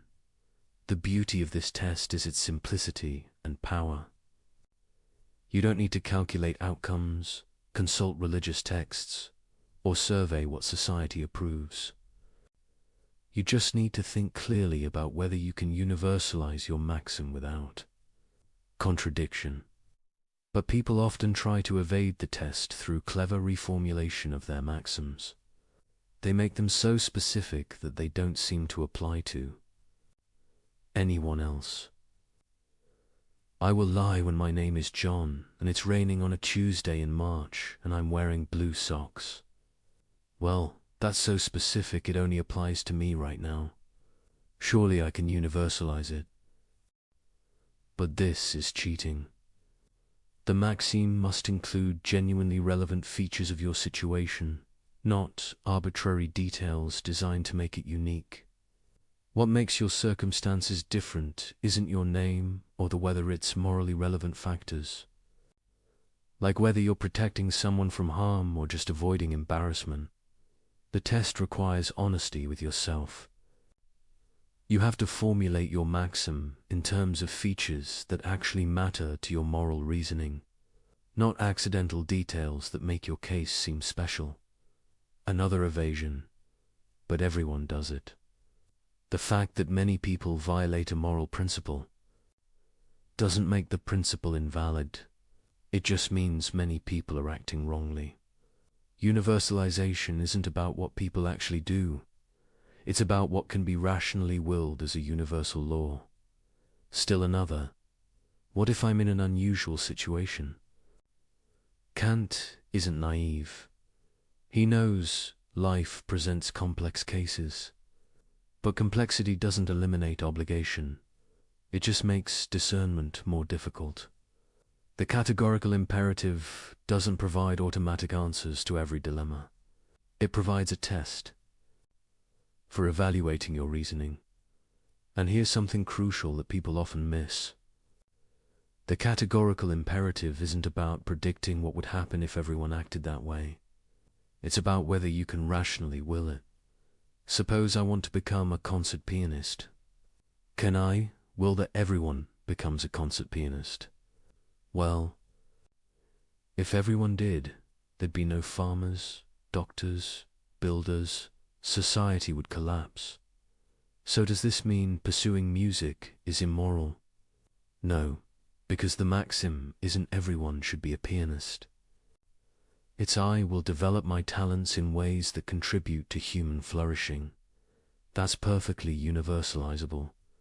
Everyone developing their particular talents in beneficial ways is not only coherent, but desirable. The test requires you to think carefully about what principle you're actually following, not to apply mechanical rules that ignore context. Similarly, the categorical imperative doesn't demand moral perfection in every moment. It demands that your maxims be universalizable. You can pursue personal projects, have preferences, live your life so long as your principles of action could be rationally willed as universal laws. What you cannot do is make exceptions for yourself. You cannot claim that the rules that apply to others don't apply to you simply because you cannot exploit others' moral behavior while refusing to be moral yourself. This is why the categorical imperative is so powerful against manipulation and exploitation. Because manipulators always depend on asymmetry. They lie while requiring others to tell truth. They break promises while requiring others to keep theirs. They use people as means while insisting on being treated as ends. The universalization test exposes this asymmetry immediately. It forces you to acknowledge that if your principle is valid for you, it must be valid for everyone. And if you cannot accept it being valid for everyone, then it's not actually valid for you either. This is the weapon Kant gives us.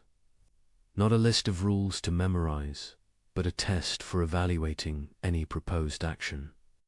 A way to see through rationalizations to the underlying logical structure.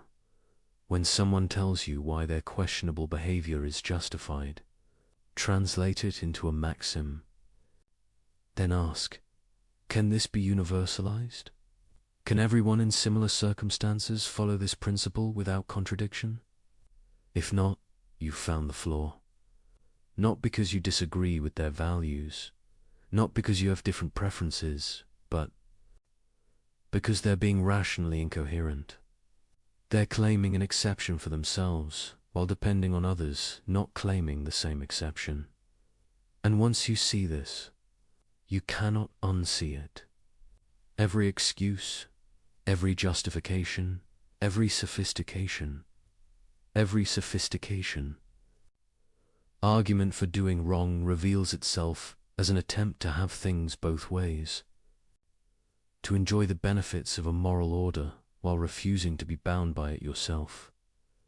The categorical imperative strips away the complexity and reveals the simple truth.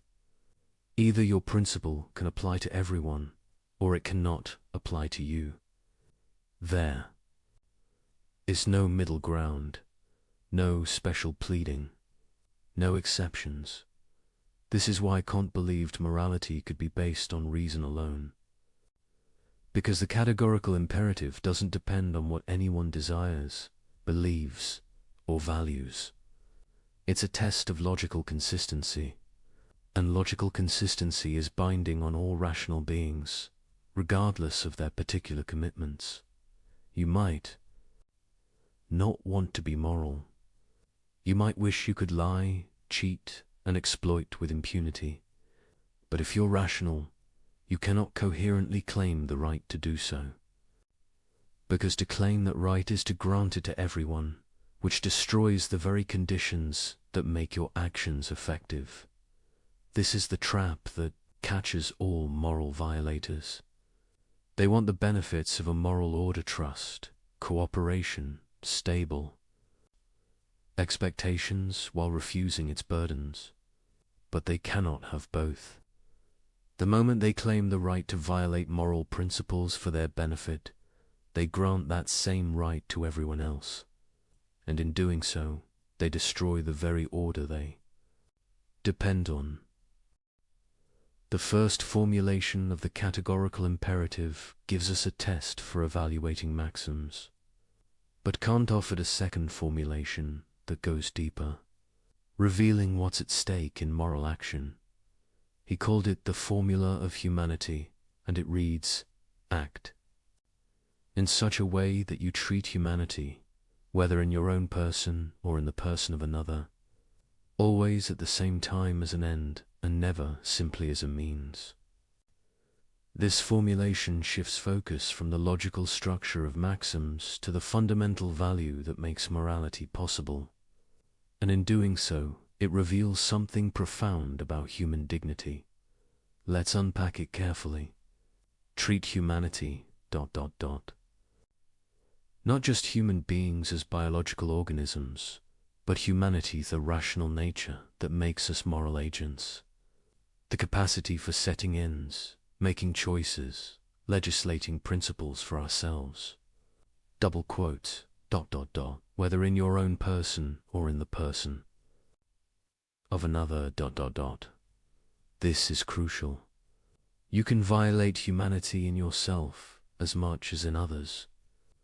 Destroying your own rational nature is as wrong as destroying someone else's. ... Always at the same time as an end. An end is something valuable in itself, not just as a means to something else. To treat humanity as an end is to recognize its unconditional worth, its dignity rather than mere price. ... And never simply as a means. Notice the word simply. Kant isn't saying you can never use people as means. You use people as means all the time in perfectly innocent ways. When you buy groceries, you're using the cashier as a means to get food. When you ask for directions, you're using someone as a means to find your way. The problem is treating people merely or simply as means, using them as tools without respecting their rational agency, manipulating, coercing, or deceiving them in ways that undermine their capacity to make informed choices. This formulation captures something the universalization test points toward but doesn't make explicit. Why can't you lie? Because lying treats the person you deceive as a mere tool for achieving your ends. You're manipulating their beliefs to get what you want, without respecting their capacity to reason and choose for themselves. Why can't you break promises? Because promises are commitments between rational agents. Breaking them treats the other person as someone whose rational expectations don't matter, as if they were just an obstacle to navigate rather than a fellow agent with legitimate claims. Why can't you coerce?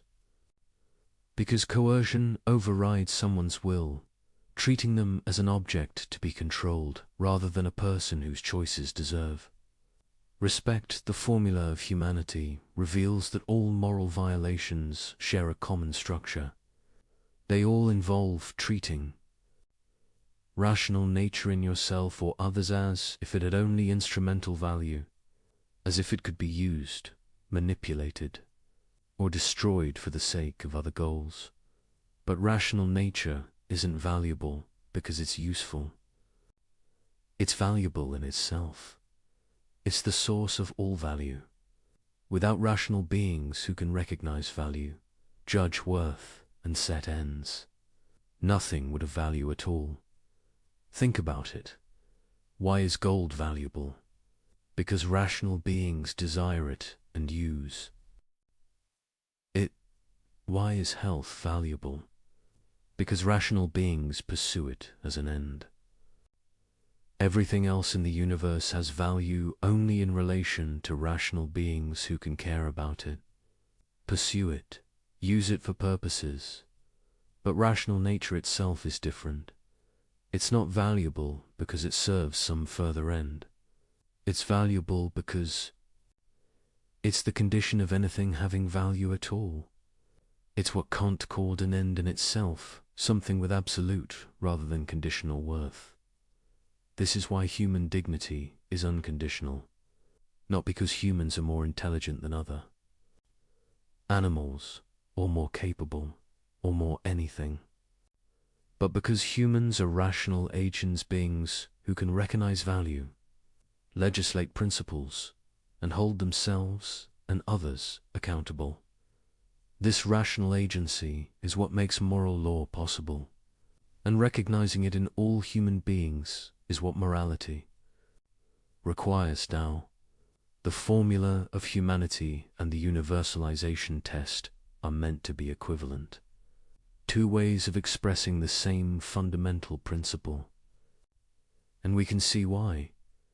When you violate the universalization test, you're always treating humanity as mere means.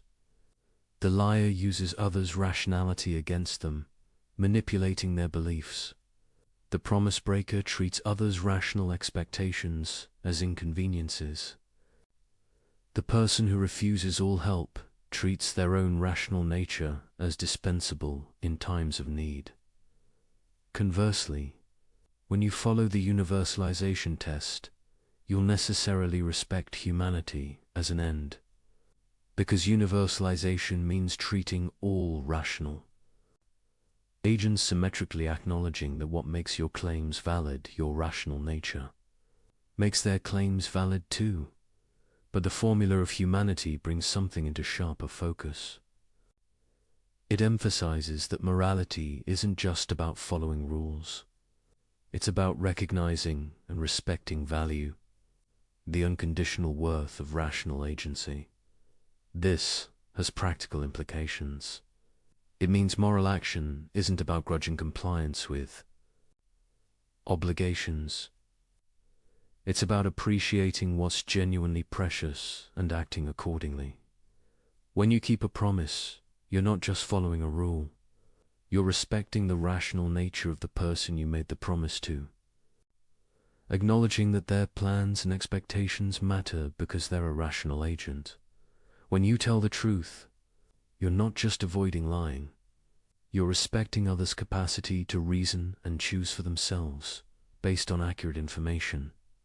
When you help someone in distress, you're not just fulfilling a duty.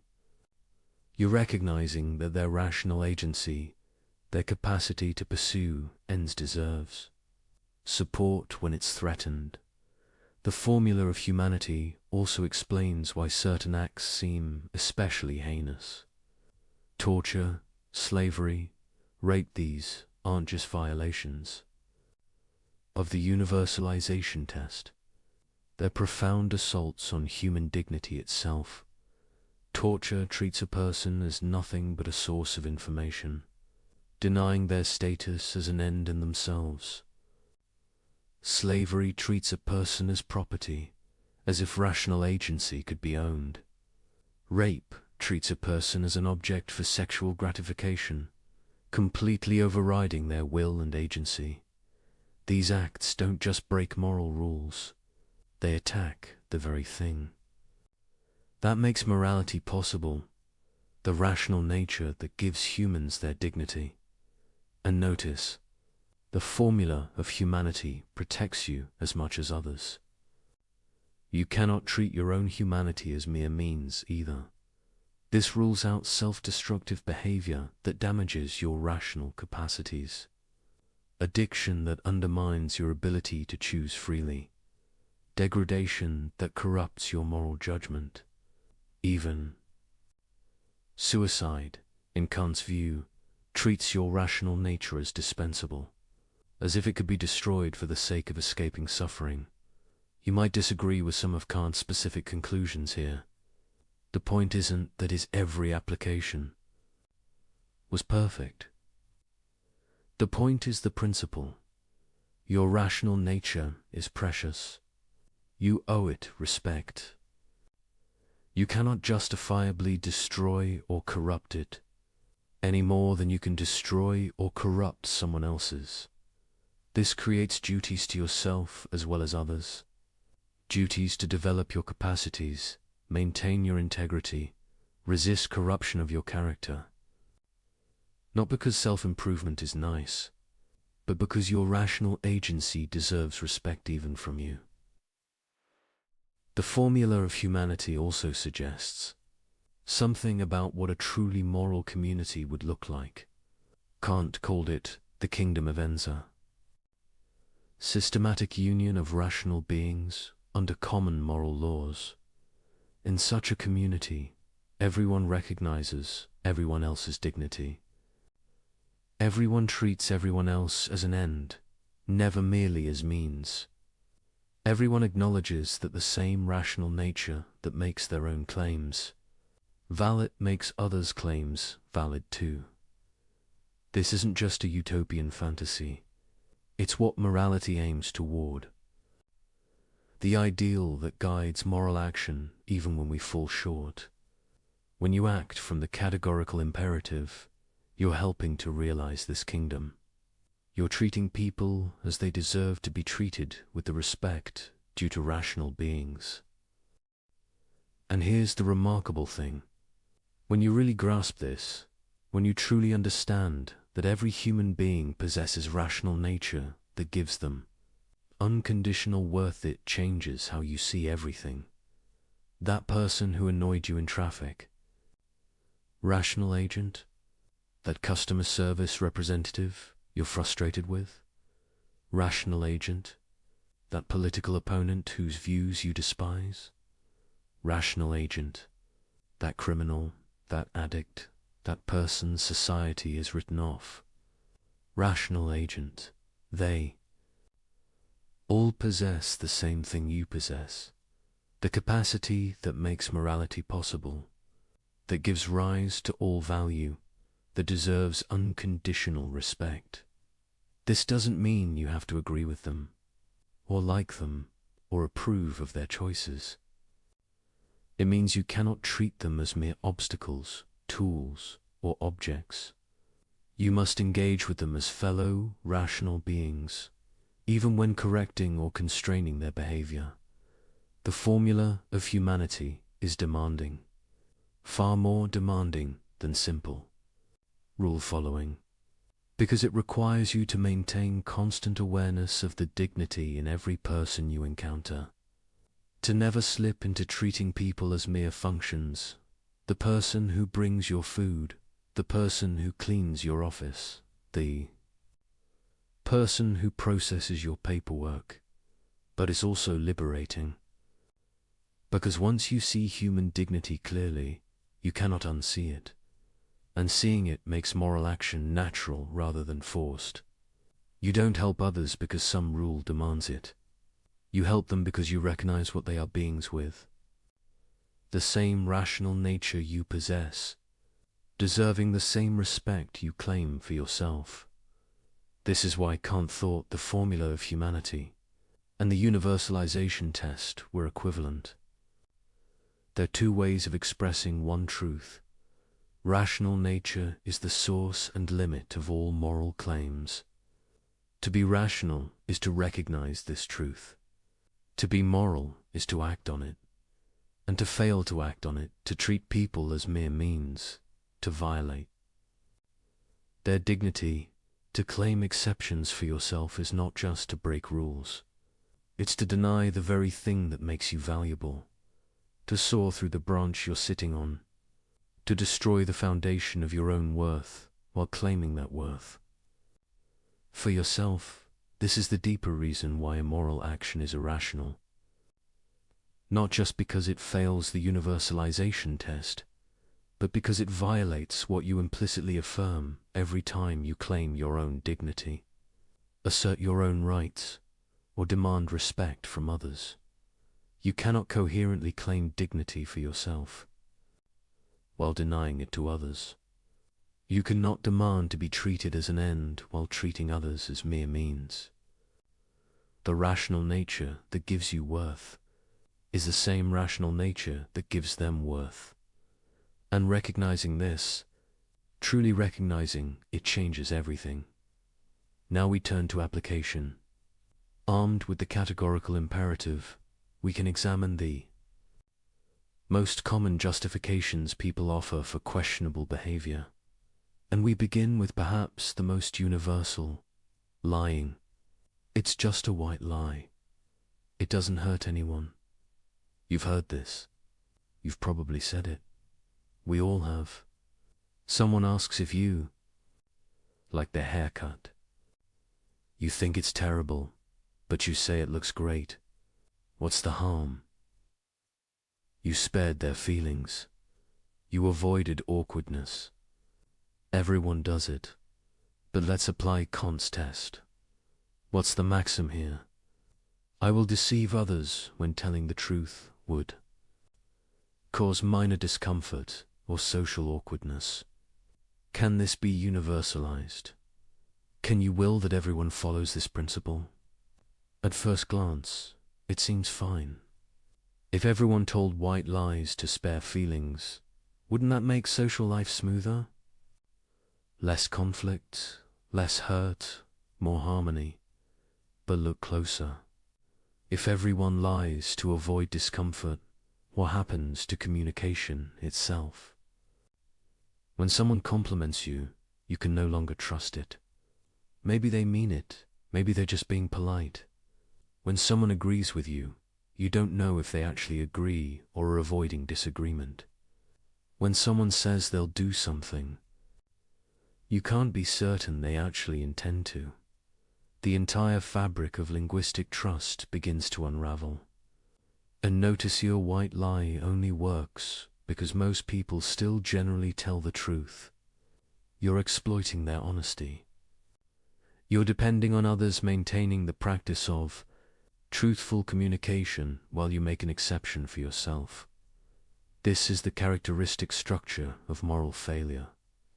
The liar needs truth-telling to exist as a general practice, or their lies would have no effect, but their lying, if universalized, would destroy that very practice. But surely someone objects. We can distinguish between harmful lies and harmless ones, between lying to defraud someone and lying to spare their feelings. Can we? Let's think carefully. The problem isn't the immediate consequence. The problem is what you're doing to the other person. When you lie to someone, even benevolently, you're making a decision for them. You're deciding they shouldn't have accurate information.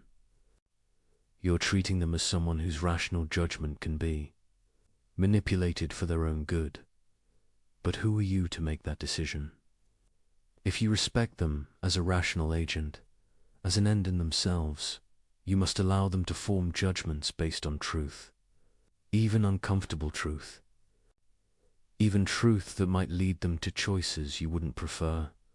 To lie to them even kindly is to treat them as a child, as someone whose rationality needs to be managed rather than respected. It's fundamentally paternalistic, assuming you know better than they do what information they should have. Kant goes further. He argues that lying undermines your own dignity, not just others. When you lie, you corrupt your own character. You train yourself to treat truth as negotiable, as something to be deployed strategically rather than respected unconditionally. Over time, this corrodes your moral judgment. You become someone who asks, "Can I get away with this?" rather than, "Is this right?" You lose the clarity that comes from unconditional commitment to truth. But what about lying to save a life? This is the famous challenge to Kant. Suppose someone is hiding in your home, fleeing from someone who wants to murder them. The would-be murderer knocks on your door and asks if you're hiding anyone. Do you lie? Common sense screams yes. How? Could telling the truth possibly be right when a life is at stake? Kant's answer shocked his critics then and shocks people now. He said you must not lie, not even here, not even to save an innocent life. Many people think this proves Kant's ethics is absurd, that it leads to monstrous conclusions, that any moral theory producing such results must be rejected. But before we dismiss him, let's understand his reasoning. Kant isn't saying you must tell the murderer where the victim is. He's saying you cannot lie. These aren't the same thing. You could refuse to answer. You could say, "I'm not telling you that." You could physically prevent the murderer from entering, but you cannot deceive. Why not? Because the moment you grant yourself permission to lie even for the best reasons, you've abandoned the categorical imperative. You've made truth-telling conditional rather than absolute. You've decided that there are circumstances where deception is permissible, and once you've done that, where do you stop? If you can lie to save a life, can you lie to prevent serious harm? Can you lie to avoid major financial loss? Can you lie when the truth would be very inconvenient? Every liar thinks their situation is special, their reasons compelling. The business person lying to close a deal thinks their company's survival justifies it. The politician lying to voters thinks maintaining power for the right policies justifies it. The person lying to their spouse thinks preserving the relationship justifies it. Once you abandon the categorical imperative in favor of consequentialist calculation, you have no principled way to limit deception. You're just negotiating how much truth can be sacrificed for your goals. Kant saw this clearly. Either truth-telling is a categorical imperative, or it isn't. Either you respect the dignity of rational agents by never deceiving them, or you treat deception as a tool to be deployed when useful. There's no stable middle ground. You might still disagree with Kant's conclusion about the murderer case. Many thoughtful people do, but notice what disagreeing requires. You have to abandon the idea that morality is categorical. You have to accept that moral principles have exceptions, that duty is conditional, that the rightness of action depends on circumstances and outcomes. Maybe that's correct. Maybe morality is fundamentally consequentialist. But then you've given up what Kant was trying to preserve, the idea that moral obligations are absolute, that human dignity is unconditional, that some things are simply wrong regardless of results. And if you give that up, you're back to the problem Kant was trying to solve.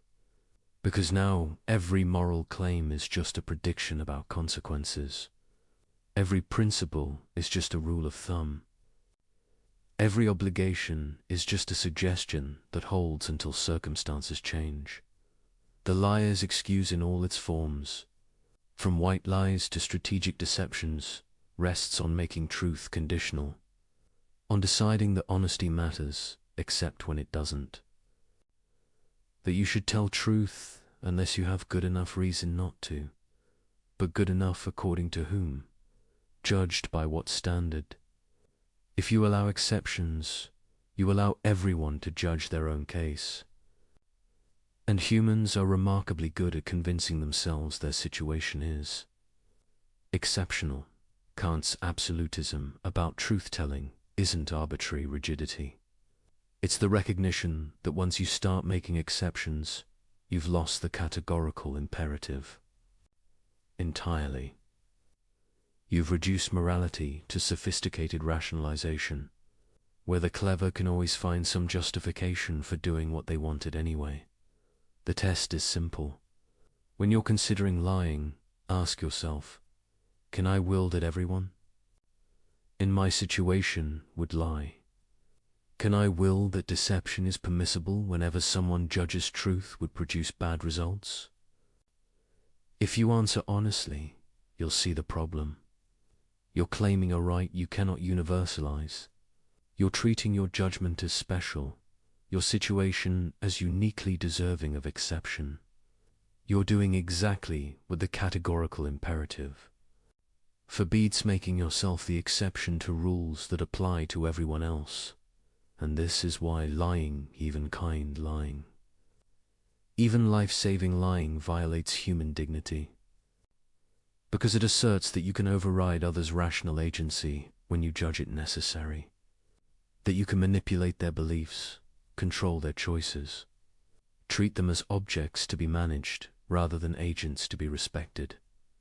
Perhaps Kant is wrong. Perhaps consequences matter more than he acknowledged. Perhaps flexibility is wisdom rather than weakness. But if he's wrong, we need to explain why. We need to show how we can allow exceptions without opening the door to unlimited rationalization. How we can make truth conditional without making it meaningless. How we can respect human dignity while sometimes deceiving people for their own. Good. These are hard questions. Much harder than the comfortable assumption that of course you should lie to save a life.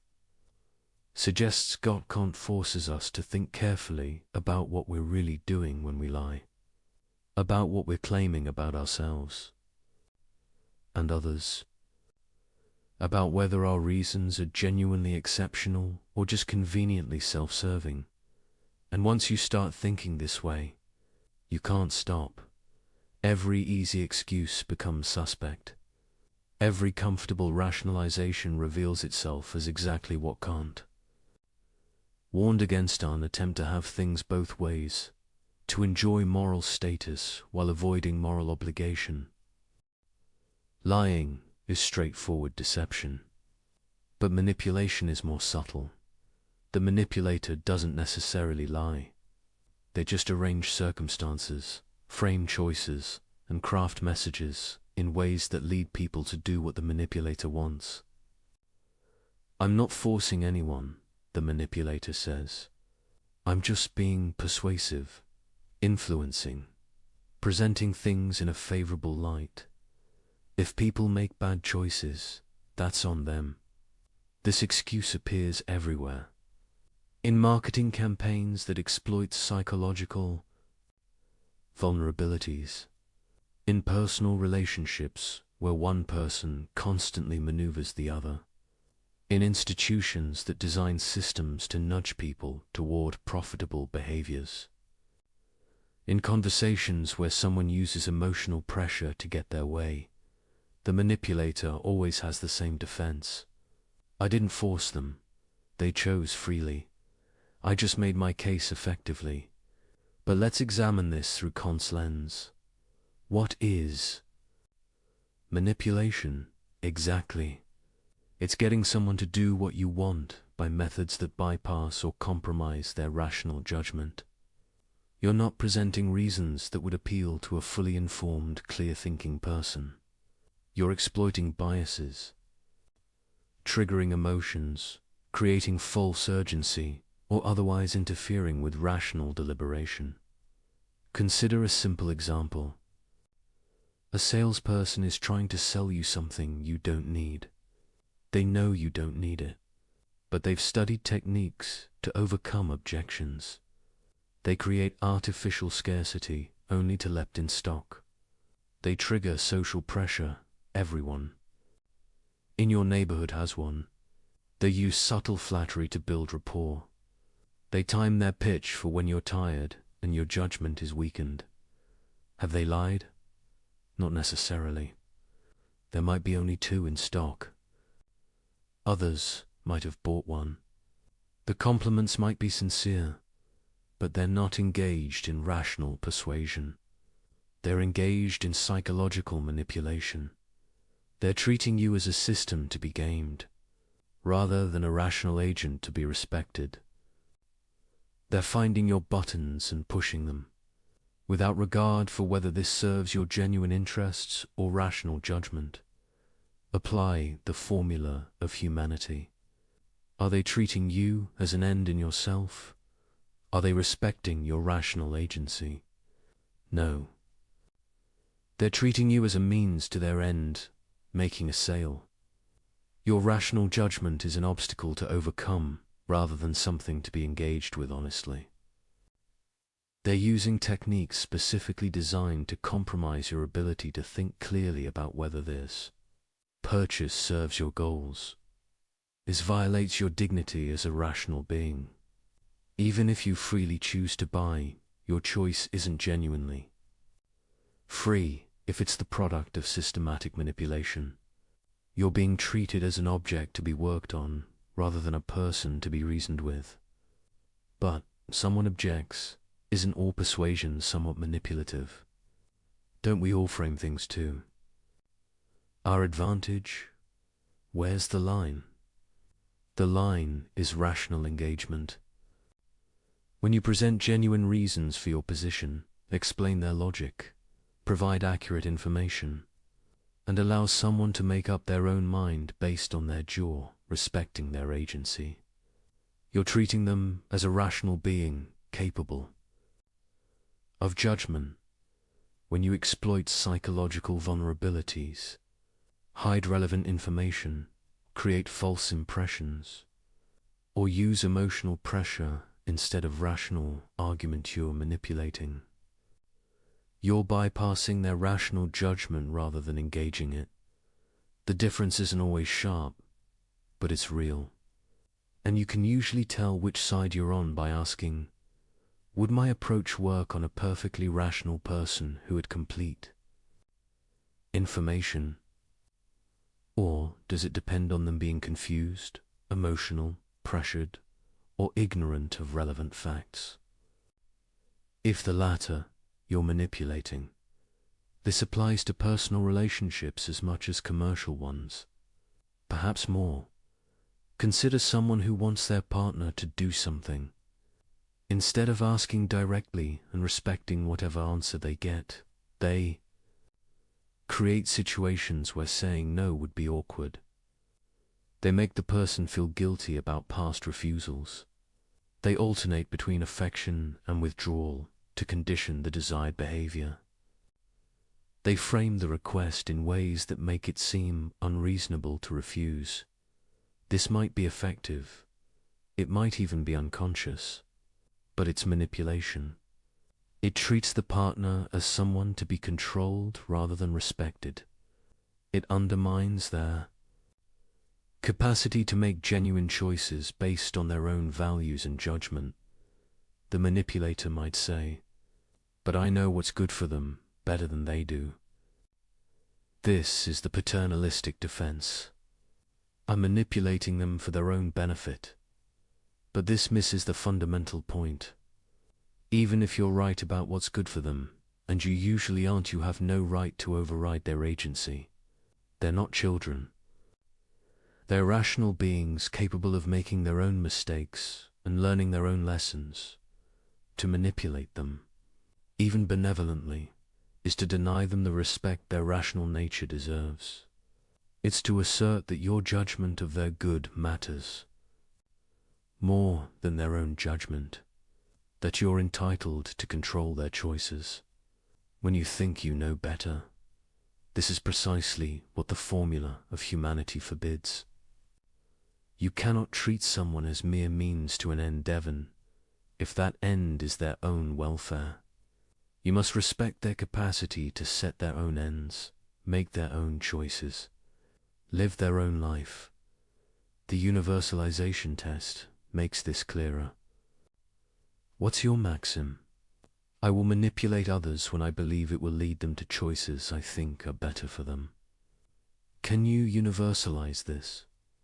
Can you will that everyone manipulates everyone whenever they think they know better? Obviously not. Because you don't want others manipulating you based on their judgment of your good.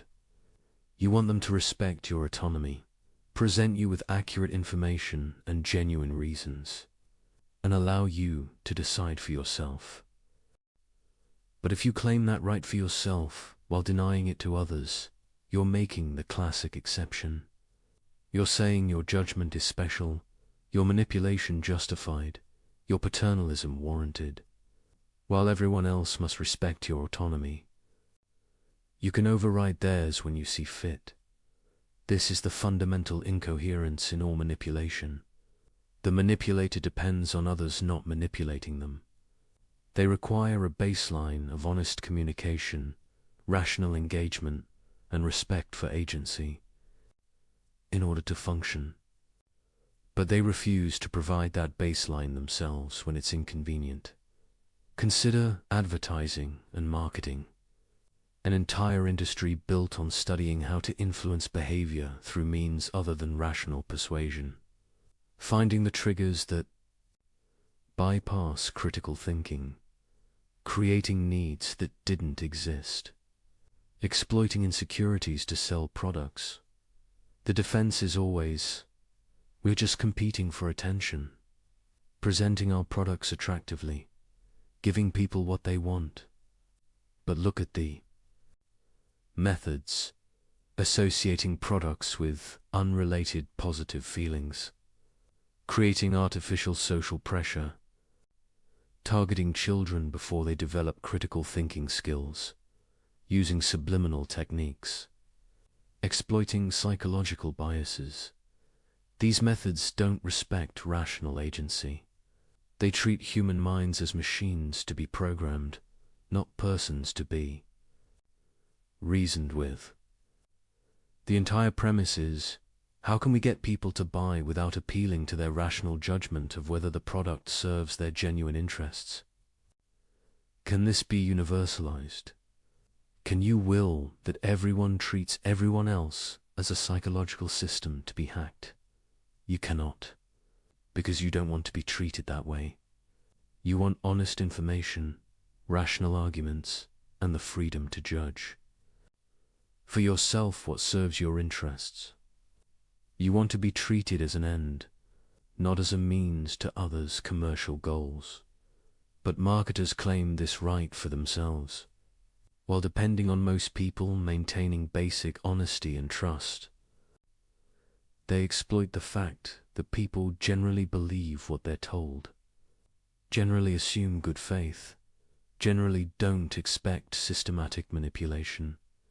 This parasitic relationship depending on others, good faith while refusing to practice it yourself is exactly what Kant's ethics exposes and condemns. The same pattern appears in personal manipulation. The person who constantly maneuvers their partner depends on that partner's honesty and good faith. They're exploiting trust while refusing to reciprocate it, using the other's openness as a vulnerability to exploit rather than something to respect. When discovered, the manipulator often becomes indignant. You're not trusting me. You're being paranoid. But the manipulator is the one who violated trust by treating it as a tool rather than a reciprocal commitment. Kant's ethics draws a bright line. Either you engage with people as rational agents, presenting them with reasons and respecting their judgment, or you manipulate them by bypassing their rationality. There's no middle ground where you can kind of respect someone's agency while also treating them as an object to be controlled. This doesn't mean you can never influence anyone. Rational persuasion is influence. Good arguments influence. Accurate information influences. But these influence by engaging someone's rationality, not bypassing it.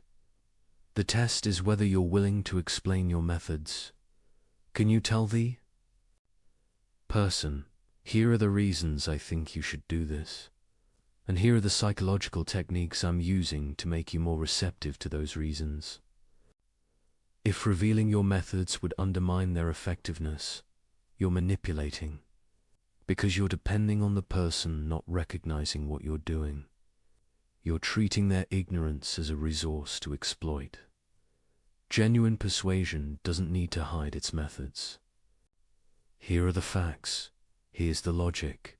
Make up your own mind. The conclusion stands on its merits, not on psychological tricks, but manipulation dies in the light. Once someone recognizes they're being manipulated, the manipulation fails, which proves it was never about genuine reasons, only about psychological control. The manipulator's defense collapses under Kantian analysis. You cannot claim to respect someone while manipulating them. You cannot treat them as an end while using them as a means. You cannot honor their dignity while overriding their judgment. And you cannot universalize manipulation without destroying the very conditions that make it effective. The manipulator depends on a world of generally honest, trusting, rational people. But manipulation, if universalized, would create a world where no one trusts anyone. Everyone suspects ulterior motives, and all communication becomes a game of deception and counter-deception. In such a world, manipulation itself would be impossible, because it requires targets who aren't expecting it. It requires a baseline of good faith to exploit. This is the trap Kant's ethics reveals. Every form of treating people as mere means depends on others not doing the same. Every violation of human dignity requires dignity to generally be respected, or there would be no stable expectations to violate.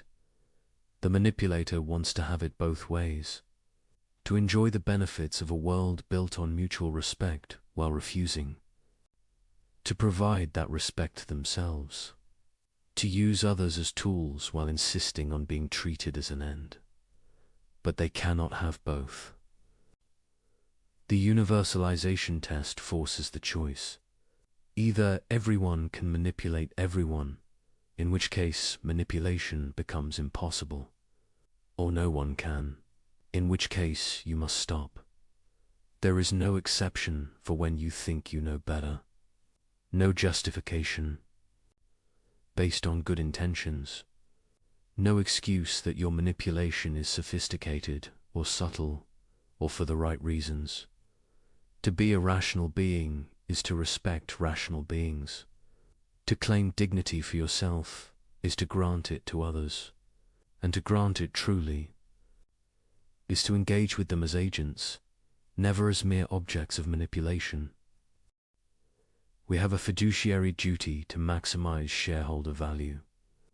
This phrase has justified countless actions over the past century: exploitation of workers, environmental destruction, predatory pricing, tax avoidance schemes that deprive communities of resources, lobbying against regulations that would protect public health, offshoring to exploit cheaper labor and weaker safety standards. The logic seems airtight. A corporation exists to generate profit for its owners. Managers are legally obligated to pursue this goal. Therefore, any action that increases profit is not just permissible but required. To do otherwise would be failing in your duty. This is perhaps the most influential moral justification in the modern world. It shapes how billions of people work, consume, and think about economic activity. It's taught in business schools, defended by economists, enshrined in law, and it's completely incompatible with Kant's ethics. Let's examine it carefully. What's the maxim underlying corporate behavior justified by profit maximization? I will treat employees, customers, communities, and the natural world as mere means to the end of generating profit for shareholders. Can this be universalized? Can you will that all corporations follow this principle without restriction? Think about what that world looks like. Every company treats its workers as interchangeable units, paying minimum wage, providing no benefits, firing at will, caring nothing for their welfare beyond what's legally required. Every company treats customers as sources of revenue, selling them whatever they can regardless of actual value or benefit. Every company treats the environment as a free resource to exploit, dumping waste wherever cheap is, extracting resources without regard for sustainability. In such a world, human beings exist to serve economic activity. Their dignity, their welfare, their very lives become subordinate to profit generation. They are means, not ends. But notice something crucial. The people making these decisions, the executives, the shareholders, don't want to be treated this way themselves. They want fair wages, safe working conditions, honest products, clean environments. They claim dignity as persons, not mere economic units. They're making the classic exception. The categorical imperative applies to how others must treat them, but it doesn't constrain how they treat others when profit is at stake. This becomes clearer when we apply the formula of humanity directly. Does treating workers as expendable resources respect their rational nature? Does selling harmful products to uninformed customers treat them as ends in themselves? Does destroying ecosystems for quarterly earnings recognize the dignity of all the human beings affected? Obviously not. These actions treat human beings as tools, as obstacles to profit that must be overcome or resources to be extracted. The entire framework reduces persons to economic functions. But, the defender responds, we're not forcing anyone. Workers choose to work here. Customers choose to buy. If they don't like the terms, they can go elsewhere. This is the consent defense. As long as people voluntarily participate, no wrong is done. But Kant would ask, what choice do they really have? A worker who needs income to survive doesn't have meaningful freedom to refuse exploitative conditions. A customer who lacks information about product harms or alternatives isn't making an informed choice. A community that has no say in whether a factory pollutes their air and water hasn't consented. To anything, real consent requires rational agency. The ability to make informed choices among genuine alternatives. When you exploit someone's desperation, ignorance, or lack of options, you're not respecting their agency. You're taking advantage of circumstances that compromise their ability to choose freely. This is using them as mere means. The fact that they agree doesn't change the underlying moral reality. A person who agrees to exploitative terms because they'll starve otherwise isn't exercising rational autonomy. They're being coerced by circumstances you're exploiting. Moreover, the consent defense itself can't be universalized. The corporation claims the right to pursue profit limited only by what people agree to. But do they grant others this same right? When workers organize to collectively bargain for better conditions, corporations resist. When communities try to regulate business practices, corporations lobby against it. When customers demand safer products, corporations fight disclosure requirements. When governments try to enforce labor standards, corporations relocate to places with weaker protections. In other words, corporations want freedom for themselves, but oppose others exercising freedom to constrain corporate power. They claim the right to treat people as means, while resisting when people try to assert their status as ends. This is straightforward hypocrisy. If the consent defense were genuinely principled, corporations would accept workers' right to refuse exploitative conditions, customers' right to full information, communities' right to protect their interests. But they don't. They claim freedom for themselves and resist it in others. The deeper problem is that the entire framework of profit maximization treats human dignity as negotiable. It says, respect for persons is a cost to be minimized, a constraint to be evaded, an obstacle to overcome. If paying workers fairly reduces profit, pay them less. If honest disclosure hurts sales, obscure the truth.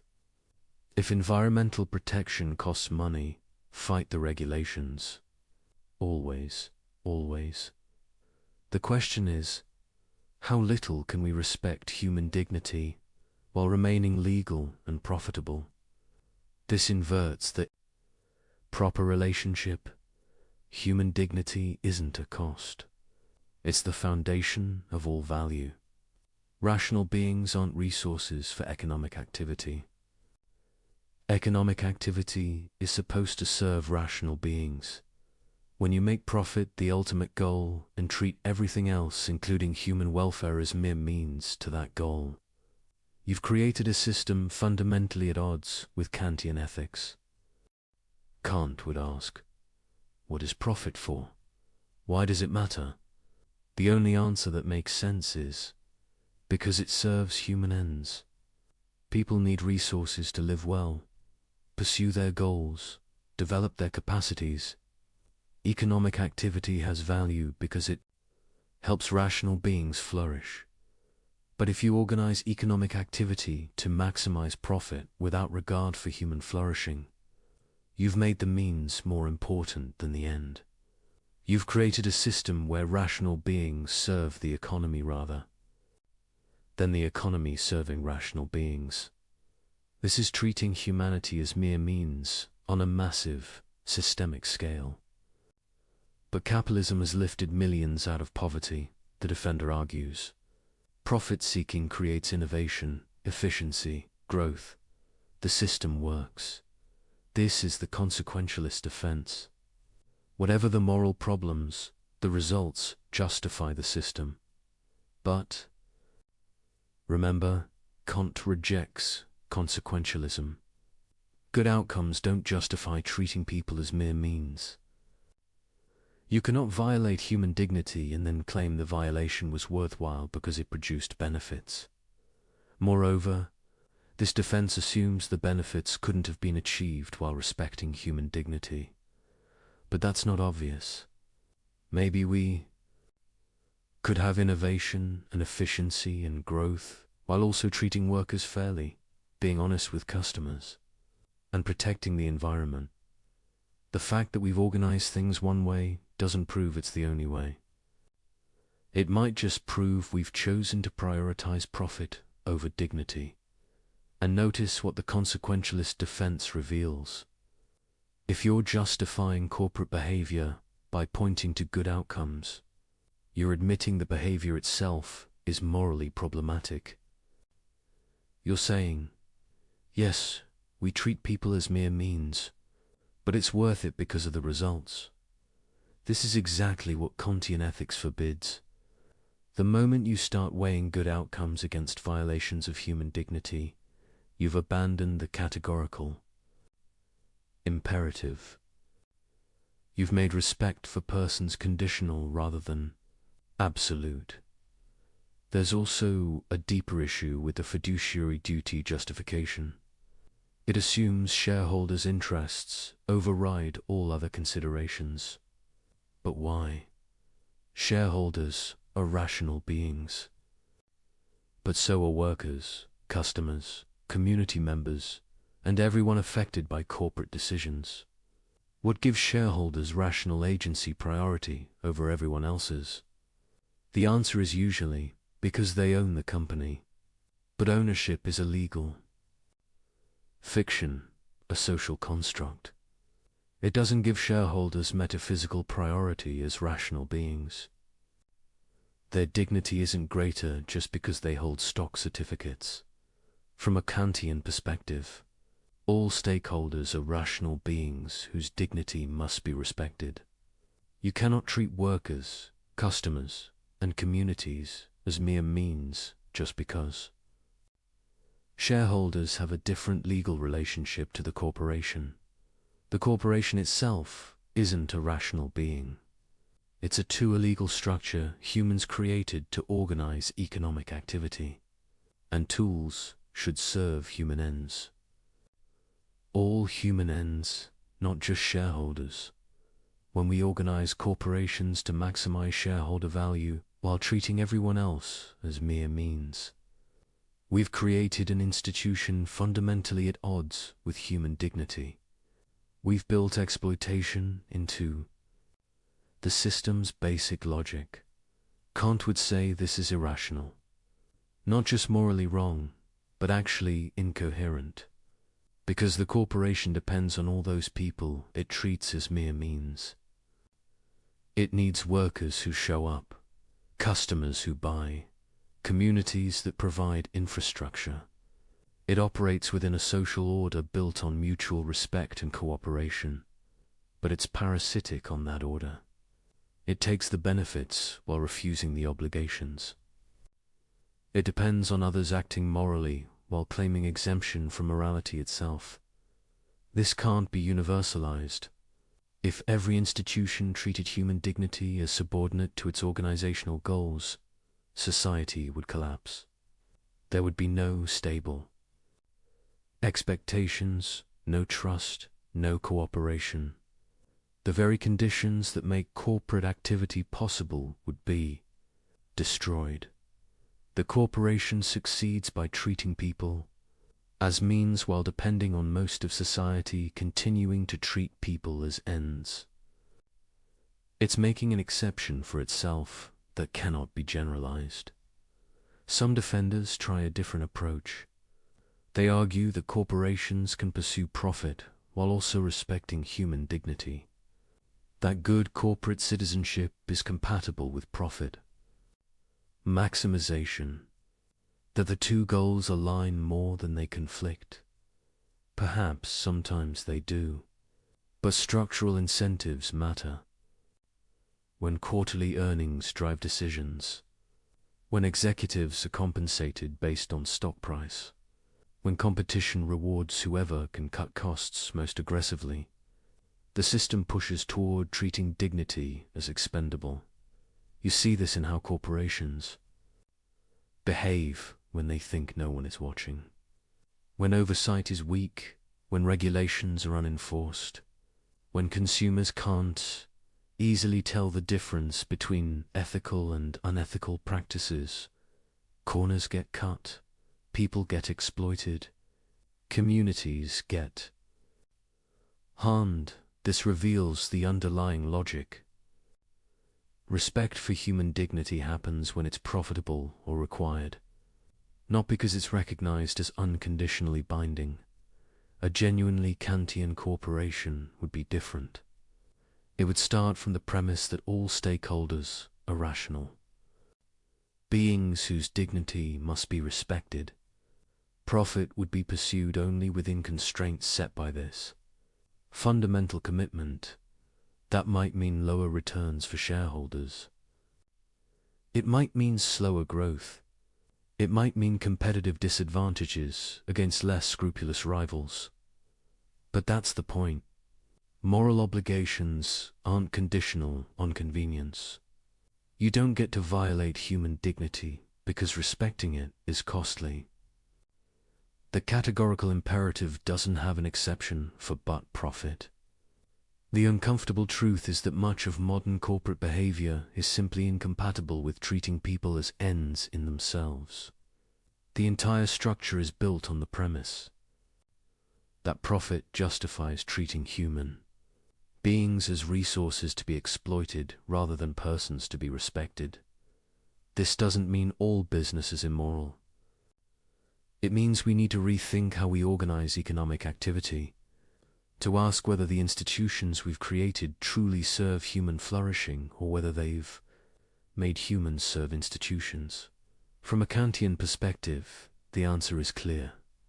Any system that treats profit maximization as the ultimate goal, while treating human dignity as a constraint to be minimized, has inverted the proper order of values.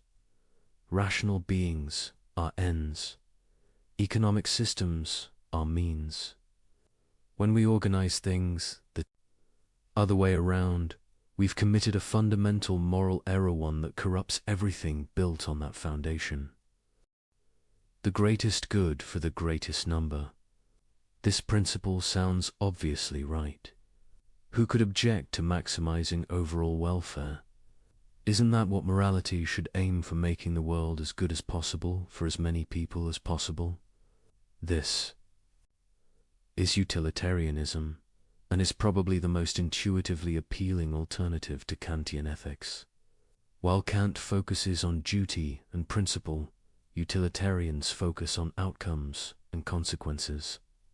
While Kant asks whether your maxim can be universalized, utilitarians ask whether your action produces the best overall results. The conflict between these approaches runs deep, and Kant's critique of consequentialism reveals something crucial about the categorical imperative. Consider a classic utilitarian scenario. 5 people are dying and need organ transplants. One person walks into the hospital for a routine checkup. That person is a perfect match for all 5. If you kill the one and harvest their organs, 5 people live instead of one dying. The utilitarian calculus seems clear. 5 lives outweigh 1 life. You should kill the one person. Most people recoil from this conclusion. But why? From a purely consequentialist perspective, what's the objection? You've maximized welfare. You've saved the most lives. You've produced the greatest good for the greatest number. The Kantian answer is immediate. You've treated the one person as a mere means. You've used them as a resource, as a source of organs, as a tool for saving others. You've completely violated their dignity as an end in themselves. That person didn't consent to being killed. They had their own life, their own project, their own rational agency. You've treated all of that as irrelevant, as something that can be sacrificed if the numbers work out right. This is the fundamental problem with consequentialism from a Kantian perspective. It makes human dignity negotiable. It says that respect for persons can be overridden when doing so produces enough benefit. But, Kant argues, this gets the relationship backwards. Consequences matter only because they affect rational beings. Value exists only because rational beings can recognize and pursue it. Therefore, rational beings themselves, their dignity, their agency, their status as ends must be prior to, and more fundamental than any calculation of consequences. You cannot coherently say we should maximize value, while treating the very beings who are the source of all value as expendable when the math requires it. The utilitarian might respond, but we're not saying individuals don't matter. We're saying every individual matters equally. One person's welfare counts the same as anyone else's. We're being perfectly impartial. This sounds fair, but consider what it means in practice. It means that if violating one person's rights produces enough benefit for enough other people, you should violate those rights. If enslaving a minority produces enough happiness for the majority, slavery is justified. If torturing one person saves many others, torture is required. The utilitarian might say these scenarios are unrealistic, that violating rights rarely produces net benefits. But that's an empirical claim, not a principled objection. If the numbers did work out that way, utilitarianism would endorse the violation. This reveals something crucial. Utilitarianism doesn't actually protect human dignity. It protects people's welfare only instrumentally, only when protecting it maximizes overall utility. The moment violating dignity becomes more useful than respecting it, utilitarianism requires. The violation, Kant would say, this makes dignity conditional.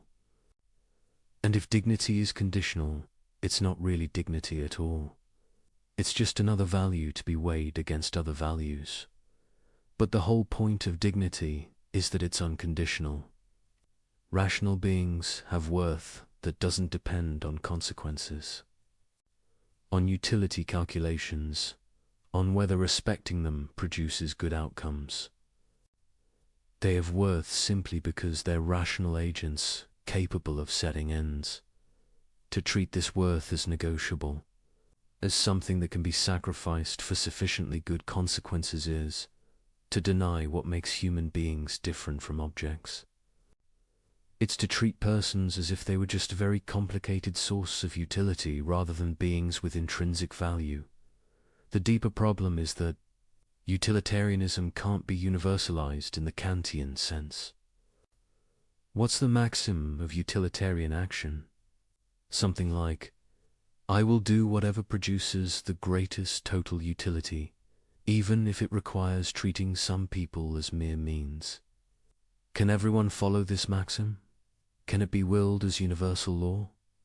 Consider, what happens if everyone acts to maximize utility without constraints on respecting dignity. You get a world where anyone can be sacrificed at any time if doing so benefits enough others. There are no stable rights, no protected freedoms, no inviolable dignity. In such a world, you cannot plan your life. You cannot trust that others will respect your agency. You cannot know whether you'll be the one selected for sacrifice when the utility calculus requires it. More fundamentally, the entire framework of morality breaks down. Because morality requires stable expectations, reciprocal respect, and recognition of each other as agents with claims that bind others. But utilitarianism says these only matter when they produce good consequences. This is incoherent. The very idea of moral obligation of being bound to respect others, regardless of whether doing so benefits you, is incompatible with making everything conditional on consequences. Kant saw this clearly. Either morality is categorical or it's not morality at all. It's just sophisticated prudence. Doing what's useful while calling it duty. Utilitarians might object that this is unfair. They're not abandoning morality, just grounding it differently. Instead of abstract principles, they base ethics on the concrete reality of human welfare. But Kant would ask, why does human welfare matter? The only answer that makes sense is, because humans are beings whose well-being has value. But why does their well-being have value? Because they're rational agents capable of caring about their lives, setting goals, pursuing ends. In other words, human welfare matters because human agency matters. The value of good consequences derives from the value of the rational beings who experience those consequences. But if that's true, then you cannot coherently sacrifice the agency that gives consequences their value for the sake of those consequences. You're sawing off the branch you're sitting on. This is the deep incoherence in consequentialism. It depends on the value of rational agency to explain why consequences matter, but then treats rational agency as expendable when pursuing good consequences. Kant's ethics doesn't have this problem. It says, rational agency is the source of all value. Therefore, respect for rational agency is the fundamental moral requirement. Consequences matter, but only within the constraint of respecting dignity. You cannot produce good outcomes by methods that violate what makes outcomes good in the first place. The utilitarian might make one more argument. Maybe, in theory, utilitarianism allows rights violations. But in practice, respecting rights generally produces the best outcomes. So Kantian. Principles and utilitarian calculations usually lead to the same conclusions. This is true more often than not.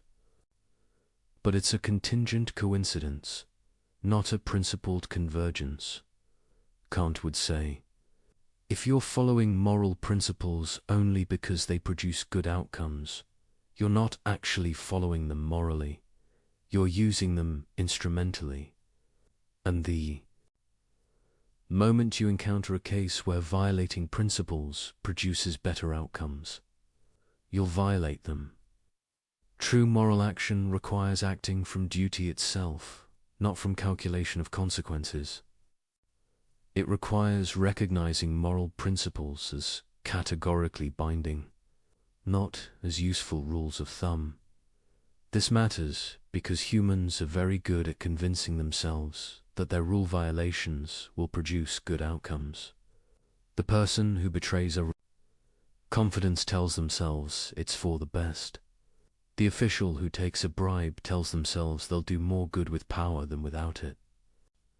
The person who breaks a promise tells themselves that consequences justify it. If morality is fundamentally consequentialist, these rationalizations might sometimes be correct. And if they might sometimes be correct, everyone will think their case is one of those times. This is why Kant insists on categorical principles, not because consequences don't matter, but because making morality conditional on consequences opens the door to unlimited rationalization. The utilitarian's trap is thinking you can maximize good outcomes while treating the beings who are the source of all value as means to those outcomes. But this is incoherent. Value exists because of rational agency. Therefore, rational agency must constrain how you pursue value. You cannot violate what makes value possible for the sake of producing more value. When you try, you end up with conclusions that shock moral intuition, killing the innocent to save the guilty if the numbers work, torturing one to benefit many, enslaving minorities for majority happiness, breaking promises when convenient, lying when useful. Each conclusion follows logically from utilitarian premises. Each reveals what's at stake when you abandon categorical respect for human dignity. Kant isn't saying consequences are irrelevant. He's saying they're not fundamental. They matter, but they matter within constraints set by respect for rational agency. You should produce good outcomes, but only by methods that treat people as ends, never merely as means. This is harder than pure consequentialism. It means sometimes you cannot do what would produce the best outcomes because doing so would violate someone's dignity. It means constraints on pursuing the good that have nothing to do with whether the pursuit would be successful. But Kant would say this: difficulty reveals moral truth rather than obscuring it. Morality is difficult because human dignity is unconditional. Because rational beings have worth that doesn't depend on whether respecting them is convenient or beneficial. Because some things are simply wrong regardless of consequences. If you abandon this, if you make dignity conditional on producing good outcomes, you've given up the substance of morality while keeping its language. You're left with sophisticated calculation, dressed up as ethical reasoning. The utilitarian's trap is thinking you can avoid this while still being consequentialist. But you cannot. The moment you make consequences fundamental and dignity derivative, you've opened the door to treating people as expendable resources, to violating rights when the numbers require it, to sacrificing persons for impersonal goods. And once you've done that, you're no longer doing ethics in any meaningful sense. You're just doing accounting with human lives. In the real world, power matters. Ideals are nice, but survival requires strength. The strong dominate the weak.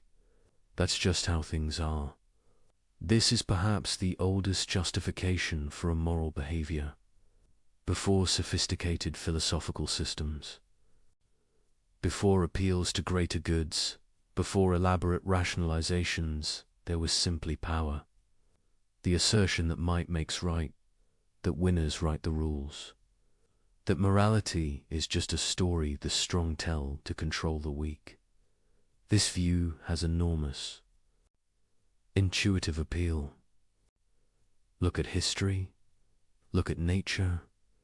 The powerful do seem to prevail. Resources flow to those who can take them.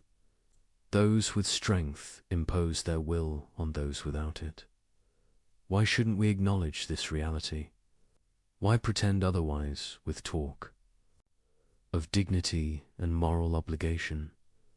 Kant's response to this position is devastating, not because he denies the reality of power, but because he shows that the power player's logic is self-refuting. Let's examine it carefully. What's the maxim underlying pure power ethics?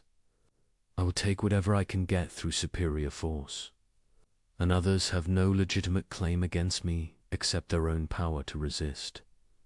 Can this be universalized? Can you will that everyone follows?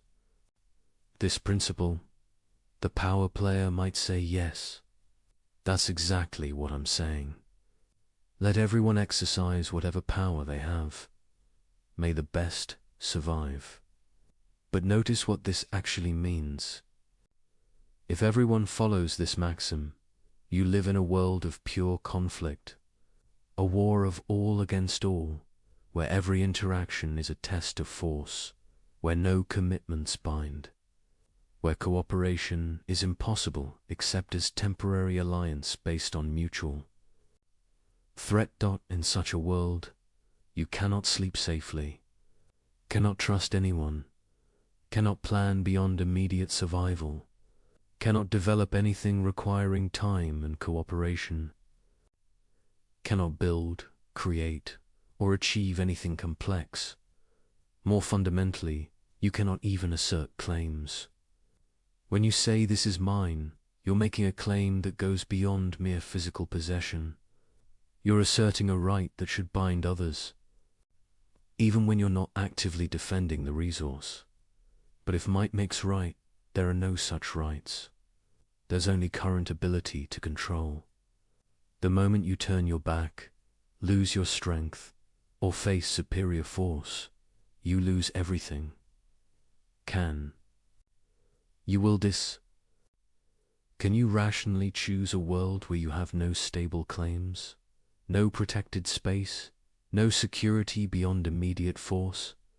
You cannot, because willing requires planning. Planning requires stability.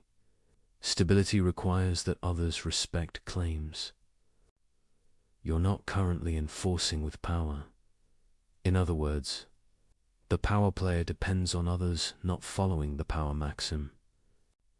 They depend on a world where most people respect rights, keep commitments, and cooperate so the power player can exploit that cooperative order while refusing to be bound by it themselves.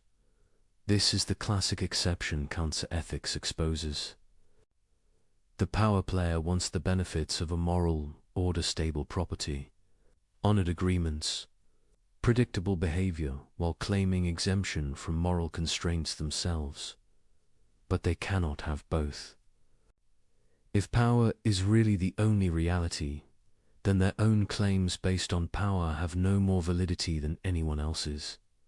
They cannot object when others use power against them. They cannot complain about injustice, betrayal, or violated agreements.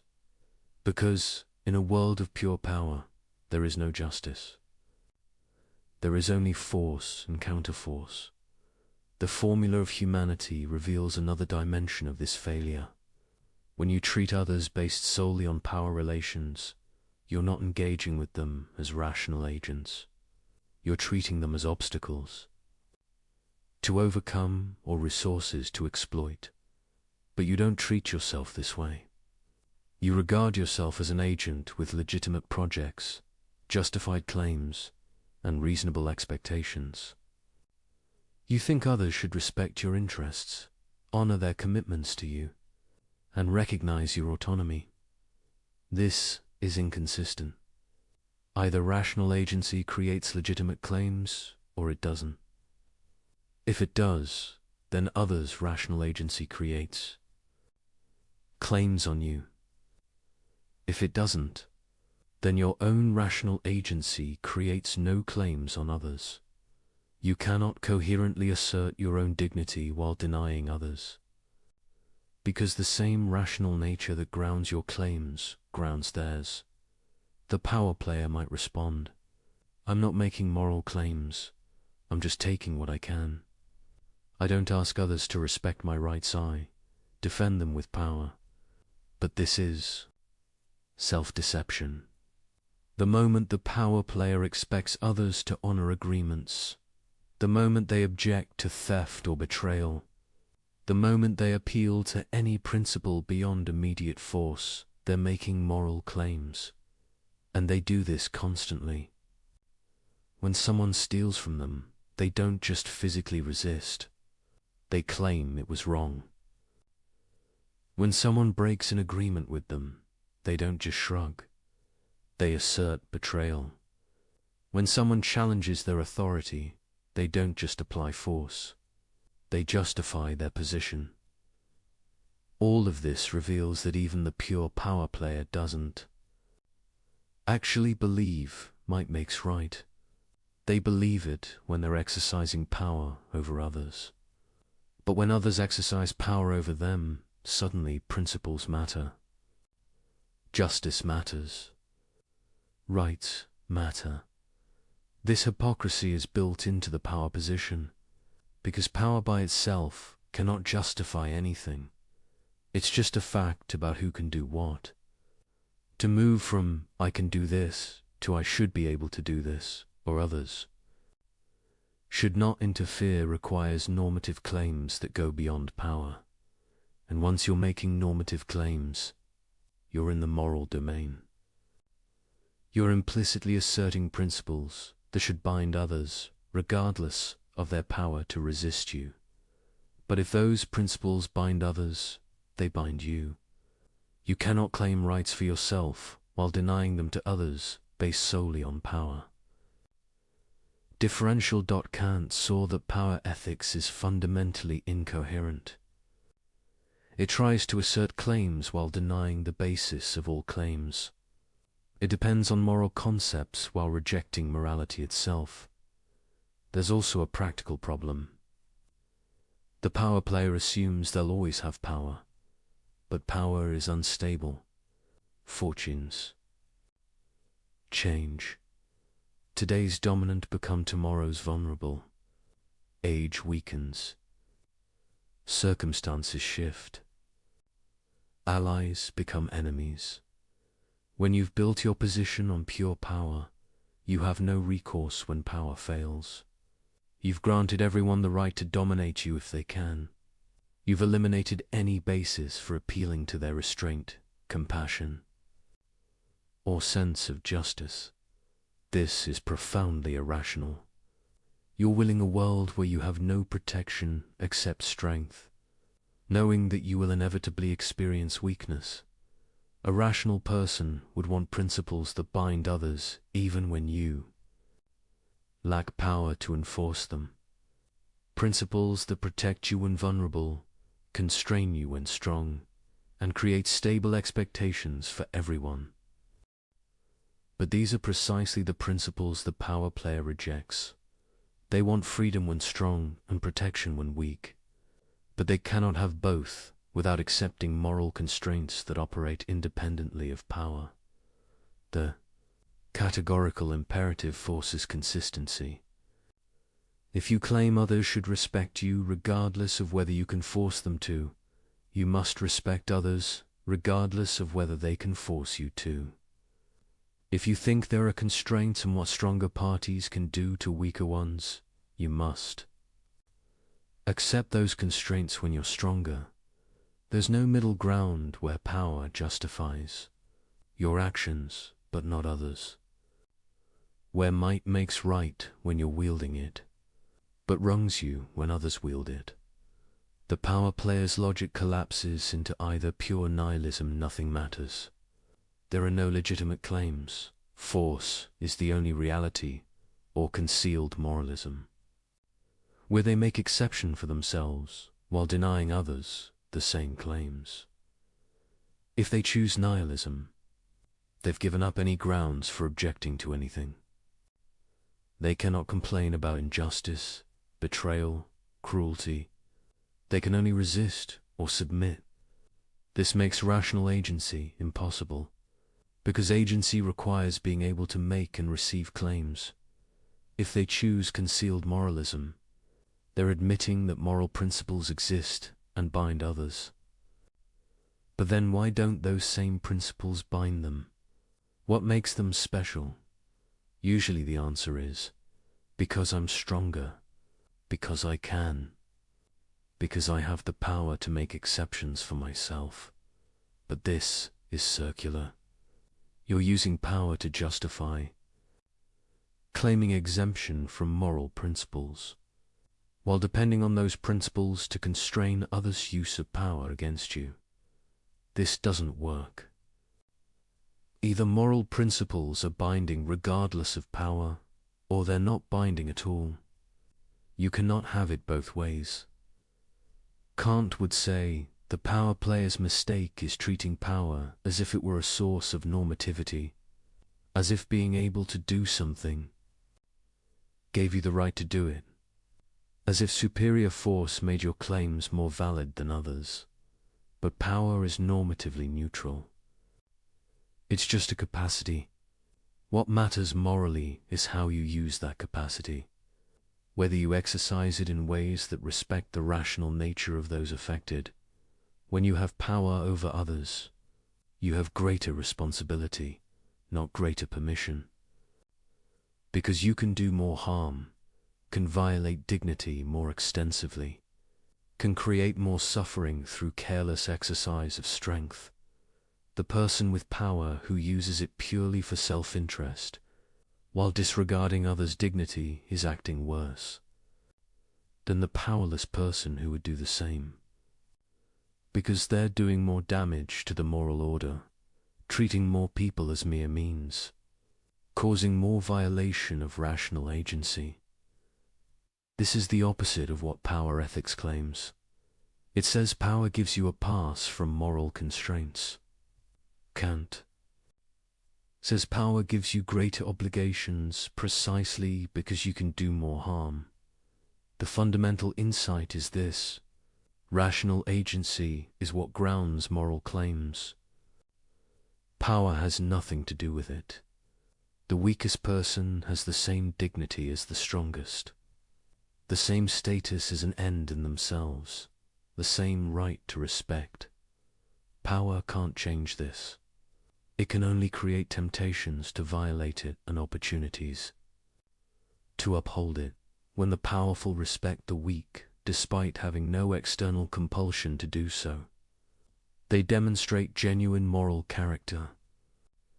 They show they recognize dignity as unconditional, not dependent on whether others can force respect. When the powerful exploit the weak simply because they can, they reveal themselves as morally bankrupt. They show they recognize no principles beyond convenience, no constraints beyond external force. And most tellingly, they show they don't really believe their own position, because they still expect others to respect them, still make claims, still appeal to principles when it suits. Then, the power player wants moral order for themselves and moral freedom over others. But this cannot be universalized. It depends on asymmetry that cannot be rationally willed. Either we all live under power alone, in which case no one has legitimate claims and life is nasty, brutish, and short, or we all live under moral principles that bind regardless of power, in which case the strong must respect the weak.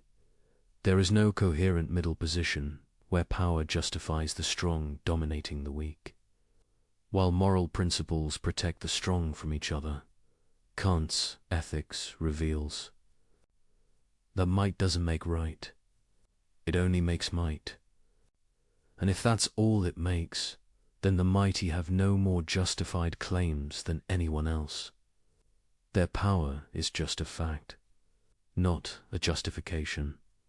The only thing that makes claims justified, that gives anyone the right to expect anything from anyone else, is rational agency. And rational agency belongs equally to the strong and the weak, the powerful and the vulnerable, the dominant and the dominated. To recognize this is to see that power ethics is not just wrong, but incoherent. It asserts claims while denying the only possible basis of claims. It demands respect while refusing to give it. It wants the benefits of morality while rejecting moral constraints. And it cannot be universalized without destroying itself. The power player depends on others not being power players, depends on a world of generally moral behavior that they exploit while contributing nothing to its maintenance. This is parasitism, not realism, and Kant's ethics exposes it completely. I had no choice. The situation forced my hand. Anyone would have done the same. It was necessary. This is perhaps the most common moral excuse, not an assertion that the action was right, but a denial of responsibility, a claim that circumstances eliminated alternatives, that necessity overrode obligation, that the normal rules don't apply when you're backed into a corner. The excuse of necessity appears everywhere. The person who lies says they had to, that telling truth wasn't an option. The person who breaks a promise says circumstances changed, that keeping it became impossible. The person who betrays someone says they were forced, that they faced pressures, leaving no room for loyalty. Sometimes these claims are legitimate. Sometimes circumstances genuinely eliminate options, creating tragic situations where any choice causes harm. But far more often, the excuse of necessity is sophisticated self-deception, a way of denying agency when agency would require difficult choices, a way of avoiding responsibility by claiming helplessness. Kant's ethics cuts through this evasion ruthlessly. First, we need to distinguish genuine necessity from false necessity. Genuine necessity means literal impossibility. You cannot keep a promise to meet someone if you're physically prevented from traveling. You cannot tell truth if you're unconscious. You cannot fulfill an obligation if circumstances make the action literally impossible. But this kind of necessity is rare. Most claims of necessity aren't about impossibility, but about cost. I had to lie usually means telling truth would have been costly. I had to break my promise usually means keeping it would have been difficult. I had no choice usually means the alternative was uncomfortable. This is false necessity. Not the elimination of options, but the rejection of options you don't. Like, Kant would ask, what's your maxim when you claim necessity? I will violate moral obligations when following them would impose costs I'm unwilling to bear. Can this be universalized? Can you will that everyone abandons moral constraints whenever they face significant difficulty? Obviously not, because moral obligations are binding precisely in difficult circumstances. When following them is easy, you don't need obligation, you denade. Anyway, from inclination. The whole point of moral duty is that it applies even when you don't want to follow it, even when following it is costly, even when alternatives would be easier. If everyone abandoned moral constraints when circumstances became difficult, there would be no moral constraints at all. Because circumstances are always difficult for someone. There's always some pressure, some cost, some reason why following morality is inconvenient. The person claiming necessity is making a classic exception.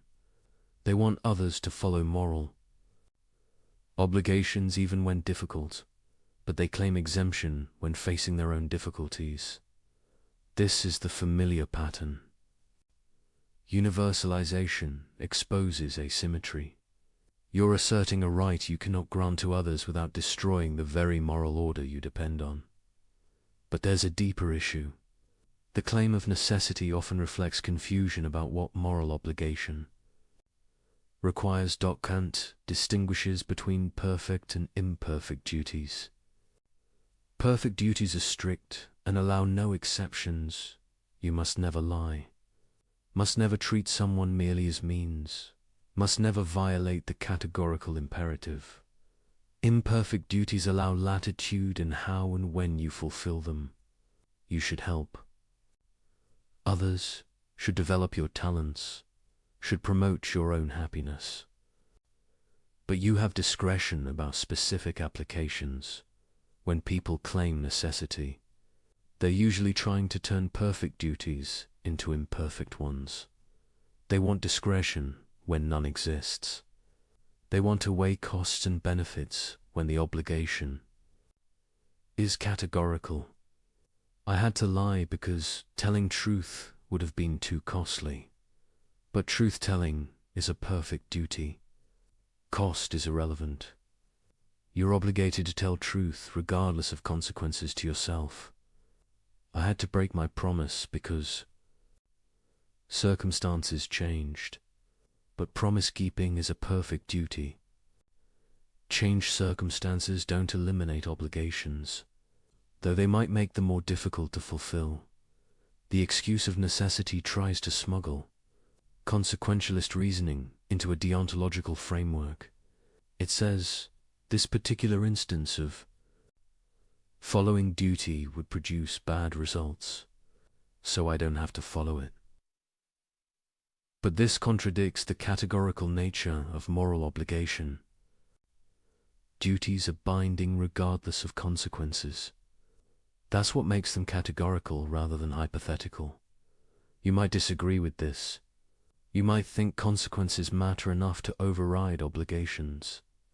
But then you're abandoning Kantian ethics entirely, not claiming its protection while evading its constraints. The formula of humanity reveals another aspect. When you claim necessity as an excuse for violating someone's dignity, you're treating them as expendable when circumstances require it. I had to deceive them, the situation forced me. But they're a rational being deserving respect regardless of your situation. Your difficulty doesn't give you the right to treat them as mere means. I had to break my commitment. I faced pressures they don't understand. But your pressures don't eliminate their legitimate expectations or their status as an end in themselves. The excuse of necessity places your concerns above others' dignity. It says, my convenience, my welfare, my ability to avoid difficult choices matters more than respecting your rational agency. This cannot be universalized, because others face pressures too. If everyone gets to violate dignity when circumstances are difficult, dignity becomes conditional on everyone having easy circumstances, which is the same as saying it's not real dignity at all. There's also a practical problem with the necessity excuse. It trains you to see yourself as helpless, as a passive victim of circumstances, rather than an active agent making choices. Every time you say I had to, you're denying your own agency. You're treating yourself as an object pushed around by forces beyond your control rather than a rational being choosing among options. This is a form of self-disrespect. You're failing to recognize your own capacity for autonomous choice. You're treating your own rational nature as if it were mere nature subject to causal forces but not capable of self-determination. Kant would say this degrades your own humanity.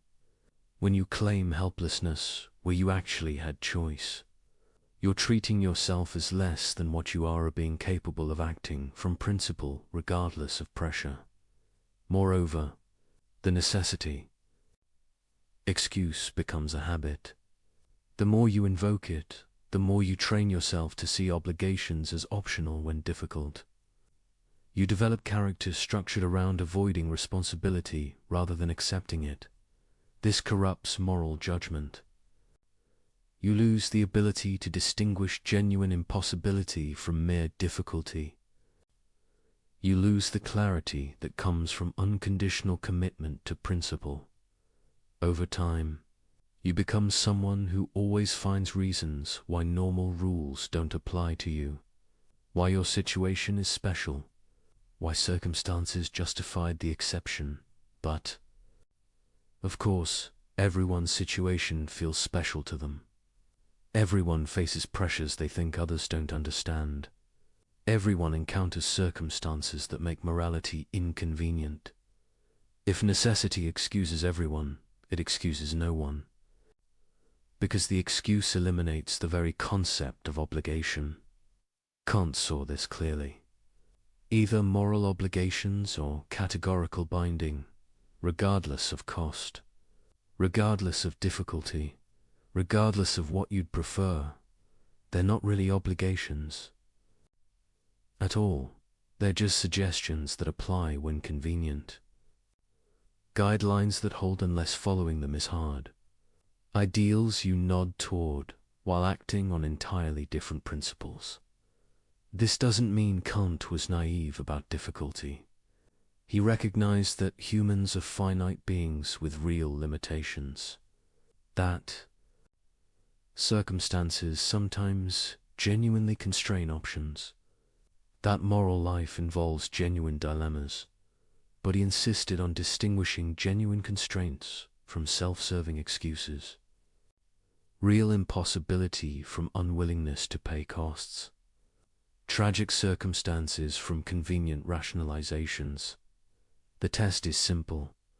Are you claiming you couldn't do something that was literally impossible? Or are you claiming you had to abandon a moral obligation because following it would have been difficult? If the former, fine. No one can demand the impossible. If the latter, you're making an excuse, not stating a fact. And the excuse can't be universalized, because everyone faces difficulty. If difficulty eliminates obligation, obligation eliminates itself. There's one more aspect to consider. The excuse of necessity often reveals failure of moral imagination, an inability to see options that would allow you to fulfill obligations. Despite difficulty, when you claim I had no choice, you're usually wrong. You had choices, you just didn't like them. You didn't want to pay the price of acting morally, but moral life requires creativity. Finding ways to honor obligations despite obstacles, discovering paths through difficult circumstances that respect everyone's dignity. The person who immediately claims necessity has often simply stopped thinking. They've identified the easy option that violates obligation and declared all others impossible without seriously considering them. Kant would say this shows insufficient commitment to morality. A genuinely moral person would exhaust all options before concluding that obligation cannot be fulfilled, would accept significant cost to themselves before violating others. Dignity. This doesn't mean moral heroism is required of everyone, but it means you cannot casually abandon obligations while claiming you had no alternative. The excuse of necessity, in most cases, is simply moral laziness, a refusal to think hard about options, to accept costs, to honor the categorical nature of obligation, and when you examine it through Kant's test, it fails immediately. You cannot will that everyone abandons obligations when circumstances are difficult. You cannot universalize the maxim of convenience over duty, because you depend on others maintaining their obligations to you even when doing so is costly for them. You depend on a world where most people honor commitments, tell truth, respect, dignitize spite pressures and difficulties. You're claiming exception from the very order you require to function, asserting that others must follow rules you won't follow, treating your convenience as more important than the moral fabric of human community. This is the characteristic failure that Kant's ethics exposes in all its forms. The attempt to benefit from morality while evading its constraints, to enjoy the protections of a moral order while contributing nothing to its maintenance. The excuse of necessity is just one more version of this eternal human tendency to claim helplessness when agency would require sacrifice, to invoke circumstances when principle would require cost, To deny responsibility when accepting it would be difficult. But Kant shows us we always have a choice. Not always an easy choice. Not always a choice we like. Not always a choice that spares us difficulty, but a choice nonetheless. Between following the categorical imperative or violating it. Between respecting human dignity or treating people as means. Between acting from duty or from inclination. The excuse of necessity tries to deny this choice, to claim that circumstances made the decision for you, that you were forced to violate obligation. But this is false. You chose. You decided that your convenience mattered more than your duty, that the cost of morality was more than you were willing to pay. You can admit this honestly, accept responsibility, and face whatever consequences follow from your choice, or you can hide behind necessity, pretending you had no agency, denying the choice you actually made, but you cannot do both. You cannot claim helplessness while also claiming moral status. You cannot deny agency while expecting to be treated as an agent, and you cannot universalize the excuse without destroying the very concept of moral obligation, without reducing ethics to a system where everyone follows rules when convenient and abandons them when not. Kant's ethics demands more. It demands recognition that moral obligation binds regardless of difficulty, that human dignity matters regardless of cost, that some things are simply required of rational beings, regardless of whether circumstances make compliance easy. This is demanding. It's meant to be. Because morality isn't about convenience, it's about what rational agency itself requires. About what must be true if human community is to be possible at all. And the excuse of necessity, in the end, is just another way of denying these truths while depending on them. Of claiming helplessness while demanding that others remain bound. By principles you refuse to follow, Kant's test exposes this completely, and leaves no room for the comfortable lie that circumstances can eliminate what reason demands. We've seen how various justifications for immoral behavior fail the categorical imperative, but there's a deeper pattern worth exploring. A reason why bad maxims always fail universalization, and understanding this pattern reveals something profound about the structure of morality itself. Every immoral maxim has the same fundamental problem. It depends on conditions it simultaneously undermines. It requires stability it destroys. It exploits an order it refuses to maintain. Think about lying. The liar needs people to believe them. But lying, if universalized, destroys belief itself. The practice of communication depends on a presumption of truthfulness. When that presumption collapses, words lose their power to convey information. The liar is sawing off the branch they're sitting on. Their maxim only works because most people don't follow it. They're making an exception for themselves that cannot be generalized. This isn't an accident. It's structural, built into the nature of rational agency in communication. When you speak, you implicitly claim to be communicating something true.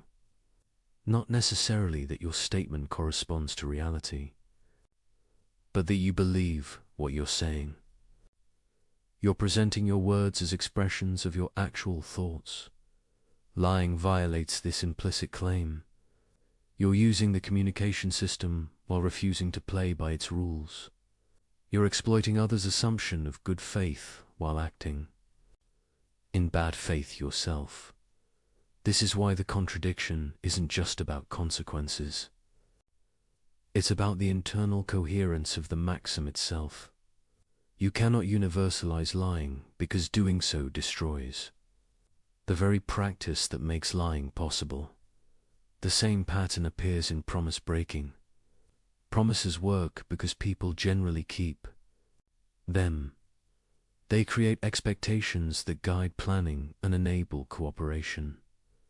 When someone makes a promise, others adjust their behavior in reliance on that commitment.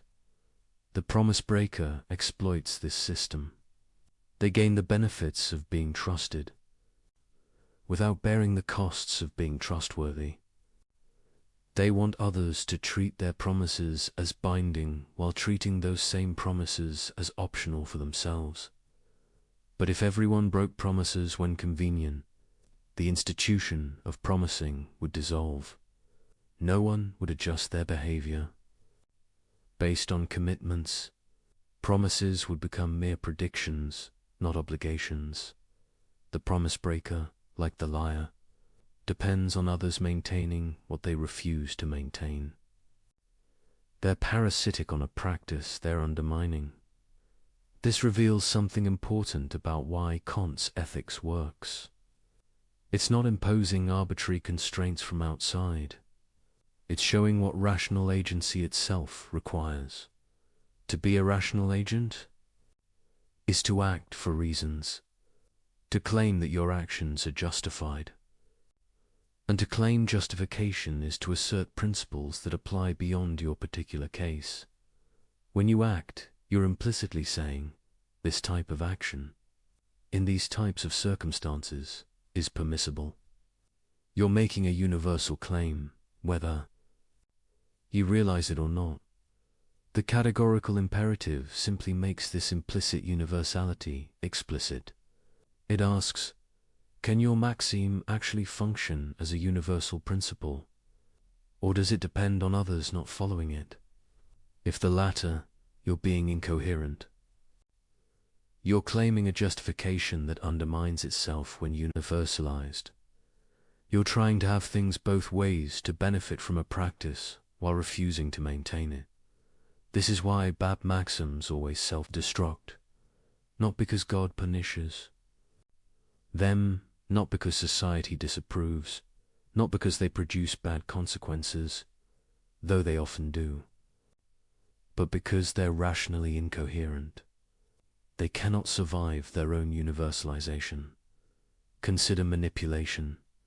The manipulator needs people who aren't suspicious, who take communications at face value, who assume good faith.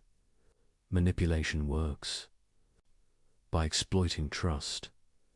But if everyone manipulated everyone, trust would disappear. Everyone would constantly suspect ulterior motives. Every communication would be analyzed for hidden agendas. The baseline of good faith that makes manipulation effective would be destroyed. The manipulator depends on most people not being manipulators, on a world where trust is the default, so violations of trust can be exploited. This dependency reveals the incoherence. You cannot coherently will that everyone manipulates, because doing so eliminates what makes manipulation work. You're asserting a right that destroys its own conditions of possibility. The pattern extends to all immoral maxims. The thief needs property rights to exist, or there's nothing to steal. The fraudster needs honest commerce, or fraud would be expected and anticipated. The person who refuses all help needs a society where most people do help, or human cooperation would be impossible. In every case, the immoral agent is free-riding, taking advantage of a moral order they refuse to support, exploiting others' good behavior, while exempting themselves from reciprocal obligations. Kant's genius was recognizing that this free riding is not just unfair, it's logically incoherent. You cannot rationally will a world where everyone free rides, because free riding depends on others not. Free-riding. This gives us a different way of understanding why morality is binding. Not because of divine command, not because of social contract, not because of consequences, but because of what rational agency itself requires. To be rational is to act according to principles. To act according to principles is to claim those. Principles could be universal. To claim they could be universal is to be bound by them yourself. You cannot escape this by denying you're making universal claims, because any justification of your action implicitly universalizes.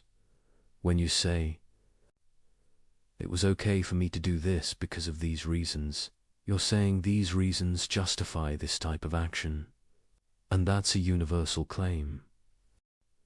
The only way to avoid universal claims is to admit you're not acting for reasons at all, that you're just doing what you feel like, with no justification, making no claim that your action is permissible, but then you're not exercising rational agency. You're just behaving. And if you're just behaving, you cannot object when others behave toward you in ways you don't like. You've given up any basis for making claims against others. This is the choice Kant presents. Either you act rationally, according to principles that could be universal, in which case morality binds you, or you give up rationality entirely, in which case you give up any basis for asserting claims, making demands, or expecting anything from anyone. Most people don't want to give up rationality. They want to be rational agents who act for reasons and can justify their choices. But they also want to avoid moral constraints when those constraints are inconvenient. Kant shows this is impossible. You cannot claim rational agency for yourself while denying its implications. You cannot assert justifications while refusing to universalize them. You cannot expect others to respect your claims while refusing to respect theirs. The self-destructive nature of bad maxims isn't a curious feature. It's the fundamental fact about immoral action. Every violation of the categorical imperative is an attempt to assert something that cannot be coherently asserted, to claim a right that destroys itself. When universalized, to enjoy benefits while refusing to bear their costs.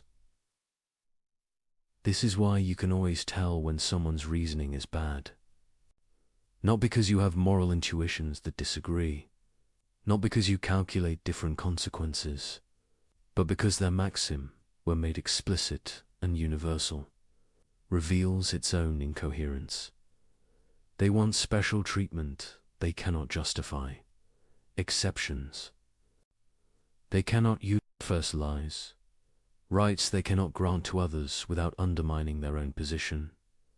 Kant gives us the tool to see this, to take any proposed action, any justification, any moral claim and test whether it can survive its own. Universalization, if it can, the action is at least permissible. If it cannot, the justification is hollow. Not wrong in some subjective sense, but objectively incoherent, self-undermining, rationally untenable. This is the deeper pattern. Bad maxims fail not because they violate external rules, but because they violate the internal requirements of rational agency itself. They try to claim what cannot be claimed, to assert what cannot be asserted, to universalize what destroys itself when universalized. And once you see this pattern, you cannot unsee it. Every rationalization reveals itself as an attempt to make an exception that cannot be made. Every excuse exposes itself as a claim to rights that undermine themselves when, extended, the categorical imperative is not a constraint imposed from outside. It's the internal logic of rational agency made explicit. Acting morally is not sacrificing your interests for some external authority. It's being consistent with what you're already implicitly claiming whenever you act rationally at all. This is why Kant believed morality could be based on reason alone. Not because reason tells us what to desire or what goals to pursue, but because reason itself has a structure, and acting according to that structure requires acting morally. The person who violates the categorical imperative isn't just doing something wrong. They're being irrational, incoherent, self-contradictory. They're claiming what they cannot claim, asserting what they cannot assert, willing what they cannot will. And this irrationality is visible, not through moral intuition or divine revelation or cultural conditioning, but through simple logical analysis, through asking, can this maxim be universal? Does it survive its own generalization, or does it depend on conditions it undermines? When you ask this question honestly, bad maxims always reveal themselves. They collapse under their own weight. They prove unable to sustain what they require. This is the deeper pattern, and understanding it transforms how you think about morality. It's not about following rules because someone said so. It's about being coherent, about not soaring off the branch you're sitting on, about not claiming rights you cannot grant, about not willing what cannot be willed. It's about recognizing what rational agency itself demands, and accepting that you cannot escape those demands while remaining rational. Having understood why bad maxims self-destruct, we can examine the deeper architecture of how people try to evade moral constraints. There are patterns to manipulation and rationalization, strategies that appear again and again, and understanding these patterns helps you recognize violations before they deceive you. The first strategy is particularization, taking a universal moral principle and adding qualifications that make it apply only to others. You shouldn't lie becomes people shouldn't lie to me. Promises should be kept becomes others should keep their promises to me. Human dignity must be respected becomes my dignity must be respected. The pattern is subtle because it uses moral language while evacuating moral content. It sounds like you're affirming moral principles, but you're actually claiming special status that exempts you from them. Kant's test exposes this immediately. Can you universalize your actual maxim? Not the principle you cite, but the principle you actually follow. If your real maxim is, others must respect my dignity, but I can treat them as mere means when convenient, that obviously fails universalization. You're claiming an exception with no justification.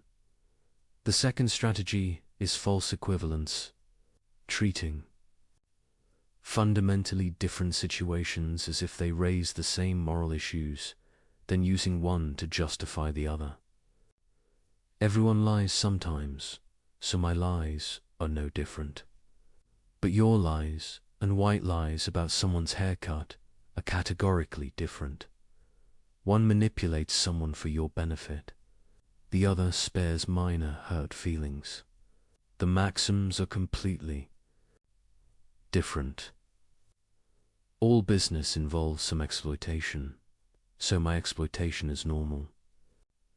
But there's a difference between employing someone at market wages and systematically abusing workers because you can. The fact that all economic relationships involve power doesn't mean all exercises of power are equivalent. This strategy works by blurring distinctions, by grouping all instances of some behavior together, regardless of maxims, intentions, or contexts, then using the acceptability of mild instances to justify severe violations. Kant's ethics requires examining actual maxims, not surface behaviors. Two people might tell falsehoods. Following the maxim, I will speak falsely to protect someone from harm. Another following, I will deceive others for personal gain. Same behavior, completely different moral status. The third strategy is infinite regress, questioning every moral claim until the person either gives up or admits uncertainty, then treating this as permission to ignore morality entirely. Why should I respect human dignity? Because Kant said so. Why should I listen to Kant? Because he gave good arguments. Why should I care about good arguments? Because rationality matters. Why does rationality matter? This can continue indefinitely, but it proves nothing. You can apply the same strategy to any claim whatsoever, including the strategy itself. Kant's response is that some things are simply presupposed by rational agency. You cannot question whether rationality matters while engaging in rational questioning. The very act of asking undermines the skeptical conclusion. Similarly, you cannot claim rational agency for yourself while denying its implications. Questioning moral principles is fine, but you cannot question them while simultaneously making moral claims against others. The fourth strategy is hypothetical extremes, presenting bizarre scenarios where moral principles seem to lead to absurd conclusions, then using these to reject the principles entirely. What if an asteroid was going to destroy Earth, and the only way to stop it was by torturing one person? Would you really say we shouldn't torture them? These scenarios are designed to make moral principles seem rigid or unrealistic, but they prove nothing about ordinary cases. The fact that principles might face dilemmas in wildly improbable situations doesn't eliminate their binding force in normal life. Moreover, these hypotheticals often smuggle in assumptions that beg the question. They're constructed specifically to make the violation seem necessary. Then treat this construction as revealing a flaw in moral reasoning. Kant would say, focus on actual situations you face. Don't let imaginary edge cases undermine your commitment. Two principles that apply clearly in real life. The fifth strategy is motive questioning. Instead of engaging with moral arguments, attacking the motives of people making them, you only care about honesty because you're judgmental. You only oppose exploitation because you're envious. You only emphasize duty because you're repressed. This is ad hominem reasoning. It tries to discredit moral claims by discrediting their advocates. But the validity of an argument doesn't depend on the character of the person making it. Kant's principles stand on their own logical merits. They're true or false based on whether they survive rational examination, not based on who endorses them. The sixth strategy is selective empathy, focusing intensely on how moral principles constrain you while ignoring how your violations harm others. When told not to lie, you vividly imagine the awkwardness of telling truth. When told not to manipulate, you focus on how difficult, honest persuasion would be. When told not to break promises, you emphasize how circumstances have changed, but you don't imagine what it's like to be lied to be manipulated, to have commitments broken. You don't feel the violation of agency, the loss of dignity, the harm to trust.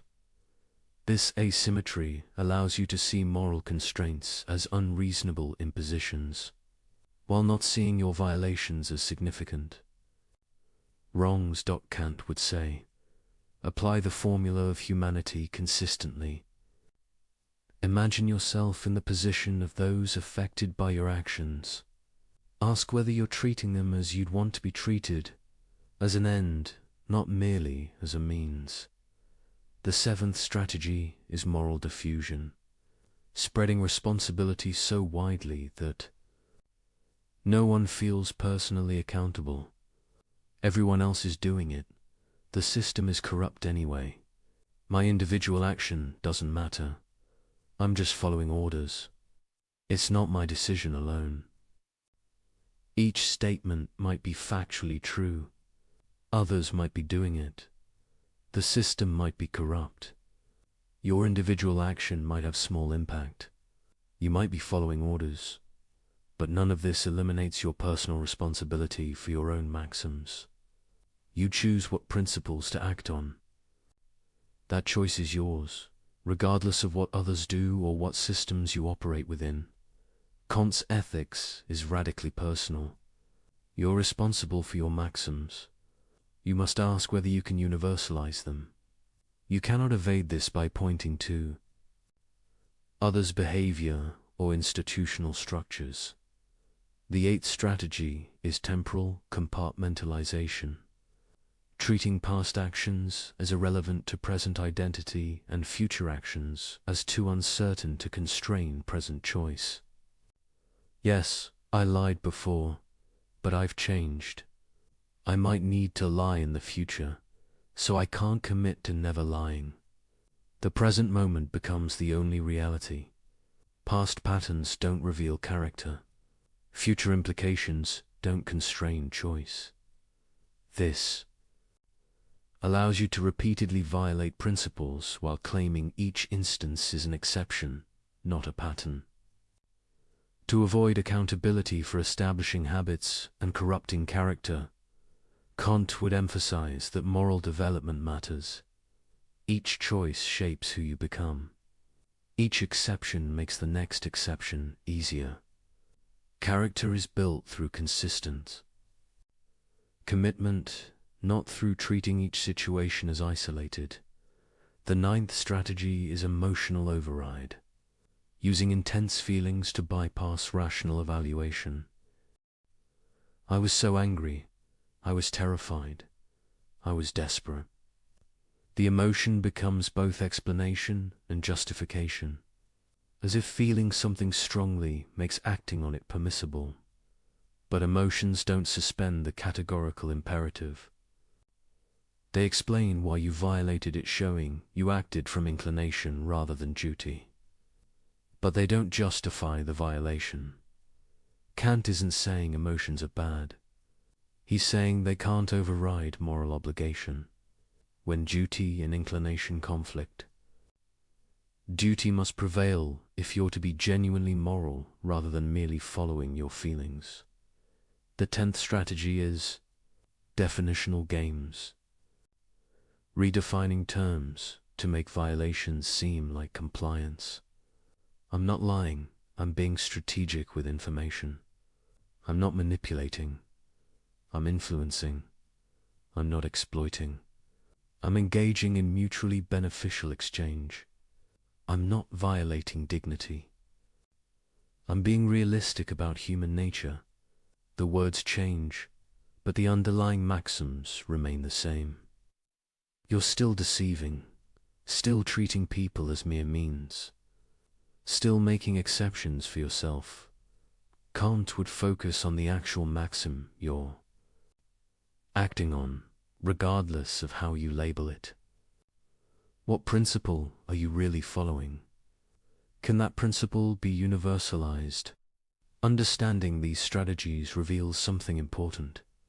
They're all variations of the same fundamental evasion, trying to claim moral status while avoiding moral constraint, claiming others must respect you while refusing to respect them, claiming rights while denying equivalent rights to others, demanding principle from others while allowing exceptions for yourself. Every strategy tries to maintain the asymmetry that Kant's ethics exposes, to preserve the gap between how you want to be treated and how you're willing to treat others. This is why manipulation has an architecture. It's not random. It follows patterns because it's always trying to solve the same problem. How to violate the categorical imperative while claiming its protections? The answer is, you can't, not coherently. Every evasion strategy fails under examination. Every rationalization reveals itself as special pleading. Every exception proves unable to generalize. But humans are remarkably persistent. When one strategy fails, we try another. When direct violation is too obvious, we obscure it with rhetoric. When logical analysis exposes the problem, we appeal to emotion or authority. The architecture of manipulation is intricate because people are clever. But it's also fragile because all its structures rest on the same incoherent foundation: the attempt to have moral order without moral constraint. Recognizing these patterns makes you harder to manipulate and less likely to manipulate yourself. When someone tries one of these strategies, you can identify it. When you're tempted to rationalize, you can catch yourself.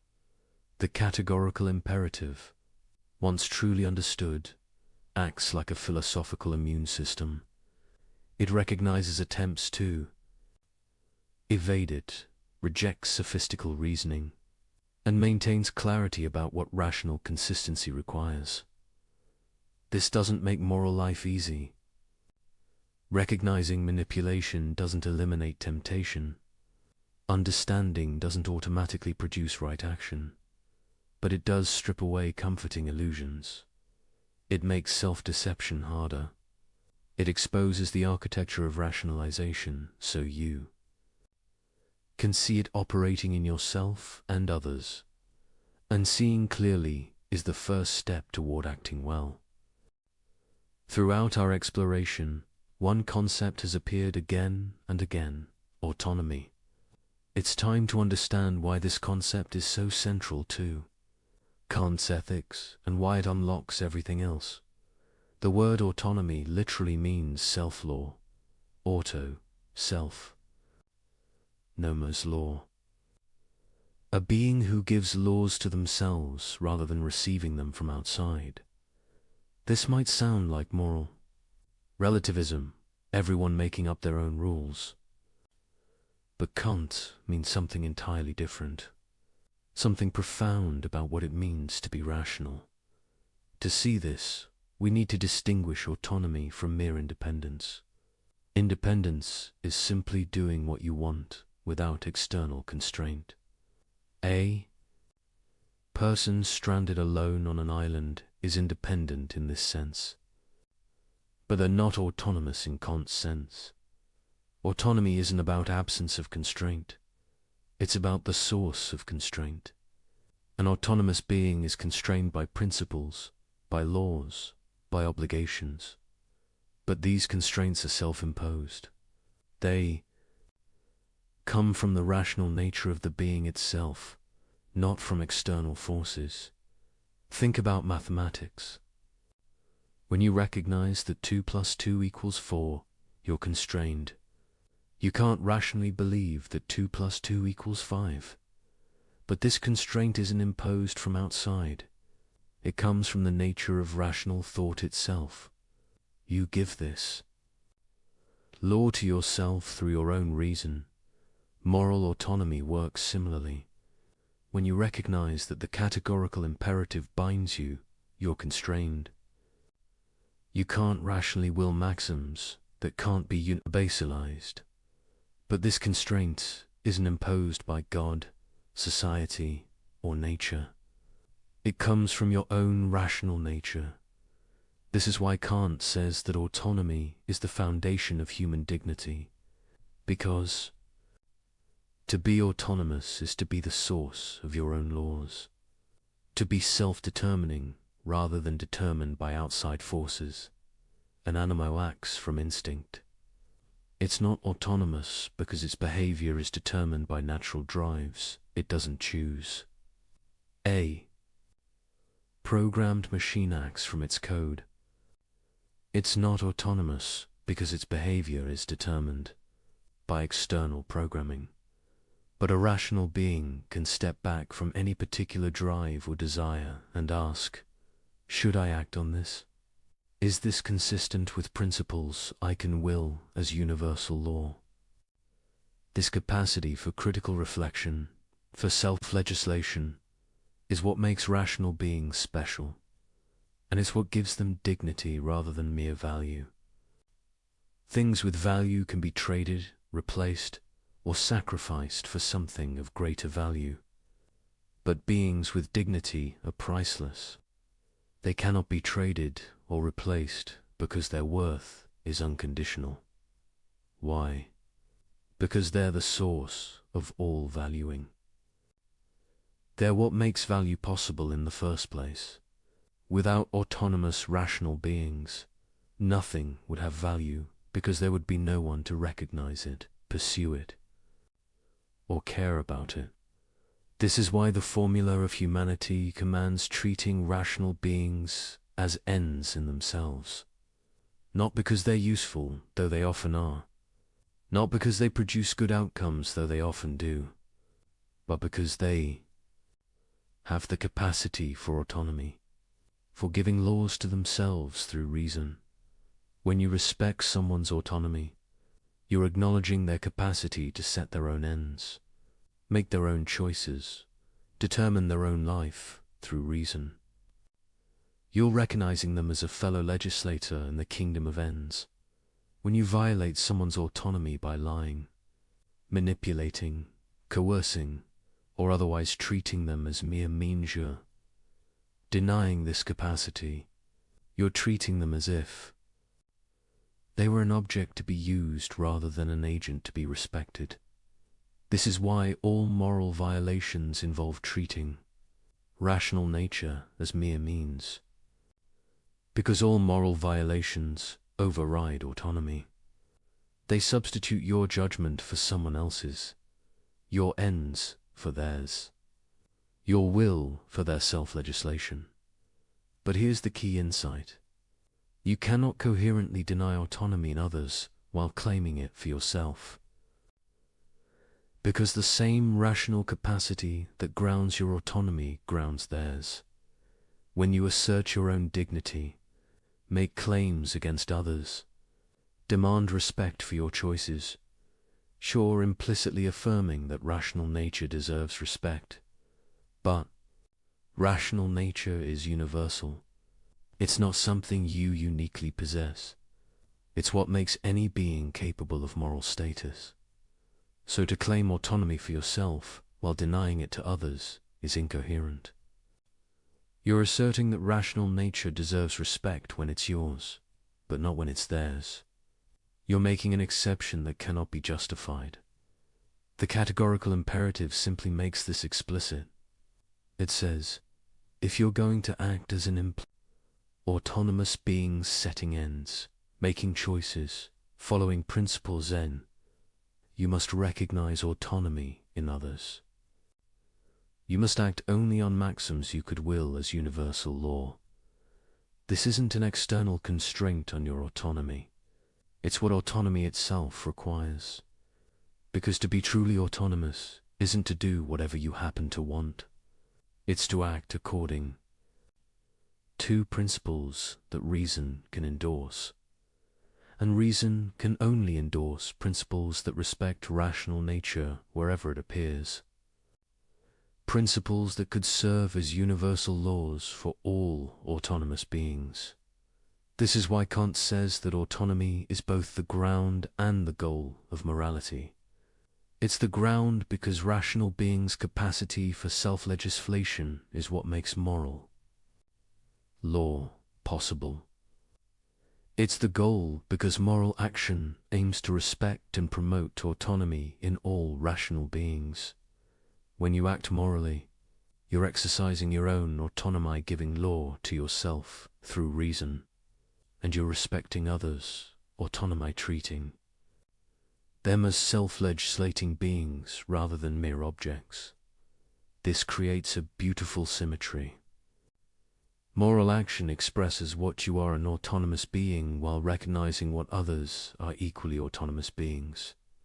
It's consistent with your nature while respecting the equivalent nature in everyone else. Immoral action, by contrast, is self-contradictory. You're exercising your autonomy to deny others autonomy, using your capacity for self-legislation to override others' equivalent capacity. acting as if rational nature deserves respect when it's yours, but not when it's theirs. This is why evil is always fundamentally irrational. Not just wrong, but incoherent. It involves claiming for yourself what you deny to others, while possessing no basis for the distinction. Understanding autonomy also explains why moral development matters. You don't become autonomous simply by reaching a certain age or achieving independence. Autonomy must be developed through practice. Every time you act from duty rather than inclination, you strengthen your capacity for self-legislation. Every time you universalize your maxims rather than making exceptions for yourself, you exercise autonomy more fully. Every time you respect others' rational agency despite pressure to violate it, you become more genuinely autonomous. This is because autonomy isn't just a capacity you have. It's a capacity you must actively realize through your choices. You can have the potential for autonomy while consistently acting heteronomously, following desire, social pressure, or arbitrary authority. True autonomy requires consistently choosing to act from principles that reason itself endorses, and that means acting morally. There's no gap between being genuinely autonomous and being moral. They're the same thing. This is perhaps Kant's most radical claim. Morality isn't a constraint on your autonomy. It's the fullest expression of autonomy. When you act morally, you're most fully yourself, most fully realizing your nature as a rational, self-legislating being. When you act immorally, you're less autonomous, not more. You're allowing inclination, pressure, or desire to override your rational nature. You're being determined by forces outside, your rational agency rather than determining yourself through reason. This inverts common assumptions. People often think morality constrains freedom, that moral obligations limit what you can do, that being moral means sacrificing your autonomy to external rules. But Kant shows this is backwards. You're most free when you act morally because you're acting from your own rational nature rather than being pushed around by desires, circumstances, or manipulation. You're least free when you violate moral principles because you're being controlled by forces outside your rational agency. You're allowing heteronomous factors: desire for pleasure, fear of consequences, social pressure to determine your action. True freedom is autonomy, and autonomy is moral action. They're inseparable. This doesn't mean moral action is easy. It means it's the only action that's truly free, that expresses what you really are rather than what external forces push you to do. Understanding this transforms how you think about moral obligation. It's not a burden imposed from outside. It's the demand of your own rational nature. When you feel obligated, what you're feeling is your own reason calling you to act consistently with what you are. When you resist this call, when you act from inclination against duty or not asserting your freedom, you're surrendering it. You're allowing something other than your rational agency to control your action. This is why Kant places autonomy at the center of his ethics. It's not just one value among others. It's the foundation of all moral value, the source of human dignity, the condition of genuine freedom, the goal of moral development. And it's the key to understanding why the categorical imperative binds, not because some external authority demands it, but because your own rational nature demands it. Because to be autonomous is to act on principles that could be universal laws. Because to claim autonomy for yourself is to recognize it in others. The categorical imperative isn't a constraint on autonomy. It's autonomy making explicit what it requires. It's reason calling you to consistency with your own nature as a rational, self-legislating being. And once you see this, you see why morality isn't optional for rational beings. Not because they'll be punished for immorality, but because immorality is incompatible with what they essentially are. To be rational is to be autonomous. To be autonomous is to be moral. There's no way to be fully human, fully realizing your nature as a rational being, while consistently violating the categorical imperative. This is autonomy's central place in Kant's ethics. Not just important, but foundational. Not just a value, but the condition of all value. Not just relevant to morality, but identical with it.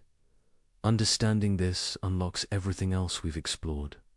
Why bad maxims self-destruct, why manipulation fails universalization, why moral violations are irrational, why human dignity is unconditional.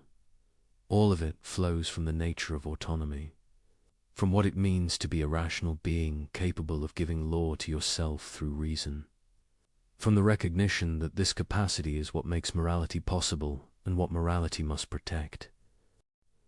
Kant gave us a third formulation of the categorical imperative, one that synthesizes the insights of the first two while pointing towards something aspirational. He called it the formula of the kingdom of ends. Act according to maxims of a universally legislating member of a merely possible kingdom of ends. This formulation is more complex, but it captures something beautiful about what morality aims toward. A vision of human community at its best. A kingdom is a systematic union under common laws. But this isn't a political kingdom ruled by a monarch. It's a moral kingdom where all members are both legislators and subjects. Each member legislates universal laws through their rational nature, but each is also subject to the very laws they legislate. You make moral law through your reason, but you're also bound by it. This dual status, legislator and subject, simultaneously is what distinguishes the kingdom of ends from hierarchical structures. There's no ruler imposing law on subordinates. Everyone participates equally in moral legislation. The kingdom consists of ends, rational beings who are valuable in themselves, not merely as means. Each member recognizes every other member as an end. Each treats everyone else with the respect due to autonomous agents.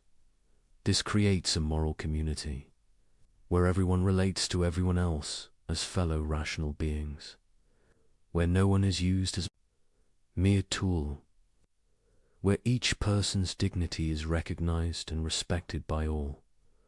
Kant describes this as a merely possible kingdom because it's an ideal rather than a current reality.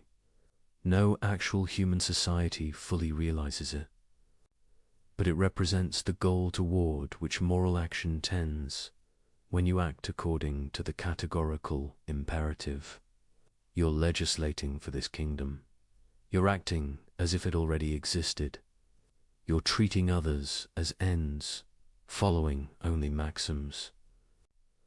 That could be universal laws, recognizing the dignity of all rational beings. Each moral action is like a vote for the kingdom of ends, a contribution toward making it real, a refusal to treat the current state of imperfection as justification for further violation. The beauty of this vision is how it combines equality with respect. Everyone is equal as a legislator each person's. Rational nature has the same status and authority, but this equality grounds respect rather than uniformity. Each person's unique ends, projects, and choices deserve respect precisely because they're exercises of autonomous, rational agency. The kingdom of ends isn't a place where everyone does the same things or pursues identical goals. It's a community where everyone pursues their own rationally chosen ends while respecting others' equivalent freedom to do the same. This vision has political implications. It suggests what legitimate political authority looks like. Not ruled by the powerful over the weak, but self-governance by rational beings who recognize each other's equal status. Laws are legitimate when they could be willed by everyone as self-legislation. When they respect the autonomy of all citizens, treating them as ends rather than means, when they create conditions for each person to develop and exercise their rational capacities. But the kingdom of ends goes beyond politics. It's a moral ideal that applies to all human relationships, to families, friendships, businesses, institutions, any context where rational beings interact. In each context, the question is, are people treating each other as ends in themselves, as autonomous agents whose dignity deserves respect? Or are they treating each other as mere tools, as means to their own ends? A family that respects the kingdom of ends would recognize each member's rational agency. Parents would guide children toward autonomy rather than merely controlling them. Adults would respect each other's choices, even when disagreeing. Relationships would be structured by mutual respect rather than domination. A business that respected the kingdom of ends would treat workers as agents, not resources. Customers as persons, not revenue sources. Communities as partners, not externalities. Profit would be pursued within constraints, set by respect for human dignity. An institution that respected the kingdom of ends would empower rather than subordinate. It would create space for people to exercise autonomy rather than merely following orders. It would be accountable to those it affects rather than imposing decisions on them. None of this means conflict disappears. Rational beings with different ends will sometimes clash, but in the kingdom of ends, these conflicts are resolved through reason, dialogue, and respect rather than through power, manipulation, or violation of dignity. The ideal might seem impossibly distant. Human societies are full of hierarchy, exploitation, and violation. Most relationships involve some degree of using others as means. Perfect respect for autonomy seems utopian, but Kant would say this doesn't undermine the ideal. It just means we have work to do. Each action that respects dignity moves us closer. Each refusal to treat people as mere means contributes to realizing the kingdom. And importantly, you can act as a member of the kingdom of ends regardless of whether others do. You can treat people as ends even when they treat you as means. You can follow universal laws even in an unjust world. This is what acting from duty means. Not waiting until conditions are perfect, but acting morally now. Treating the kingdom of ends as already existing through your own behavior, even when others haven't caught up. This is hard. It means respecting people's dignity even when they don't respect yours. Maintaining moral principles even when others violate them. Acting as if rational nature deserves unconditional respect even in circumstances that make this costly. But it's the only way the ideal can ever be realized. Not through some sudden transformation, but through individuals choosing to act morally despite imperfect conditions. Through each person taking responsibility for their own maxims, their own treatment of others, their own contribution to moral community. The kingdom of ends represents Kant's answer to cynicism. Yes, people often act badly. Yes, the world is full of exploitation and violation.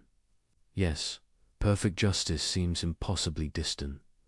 But this doesn't mean moral action is pointless. Every moral action is a contribution. Every respect for dignity creates a small instance of the kingdom.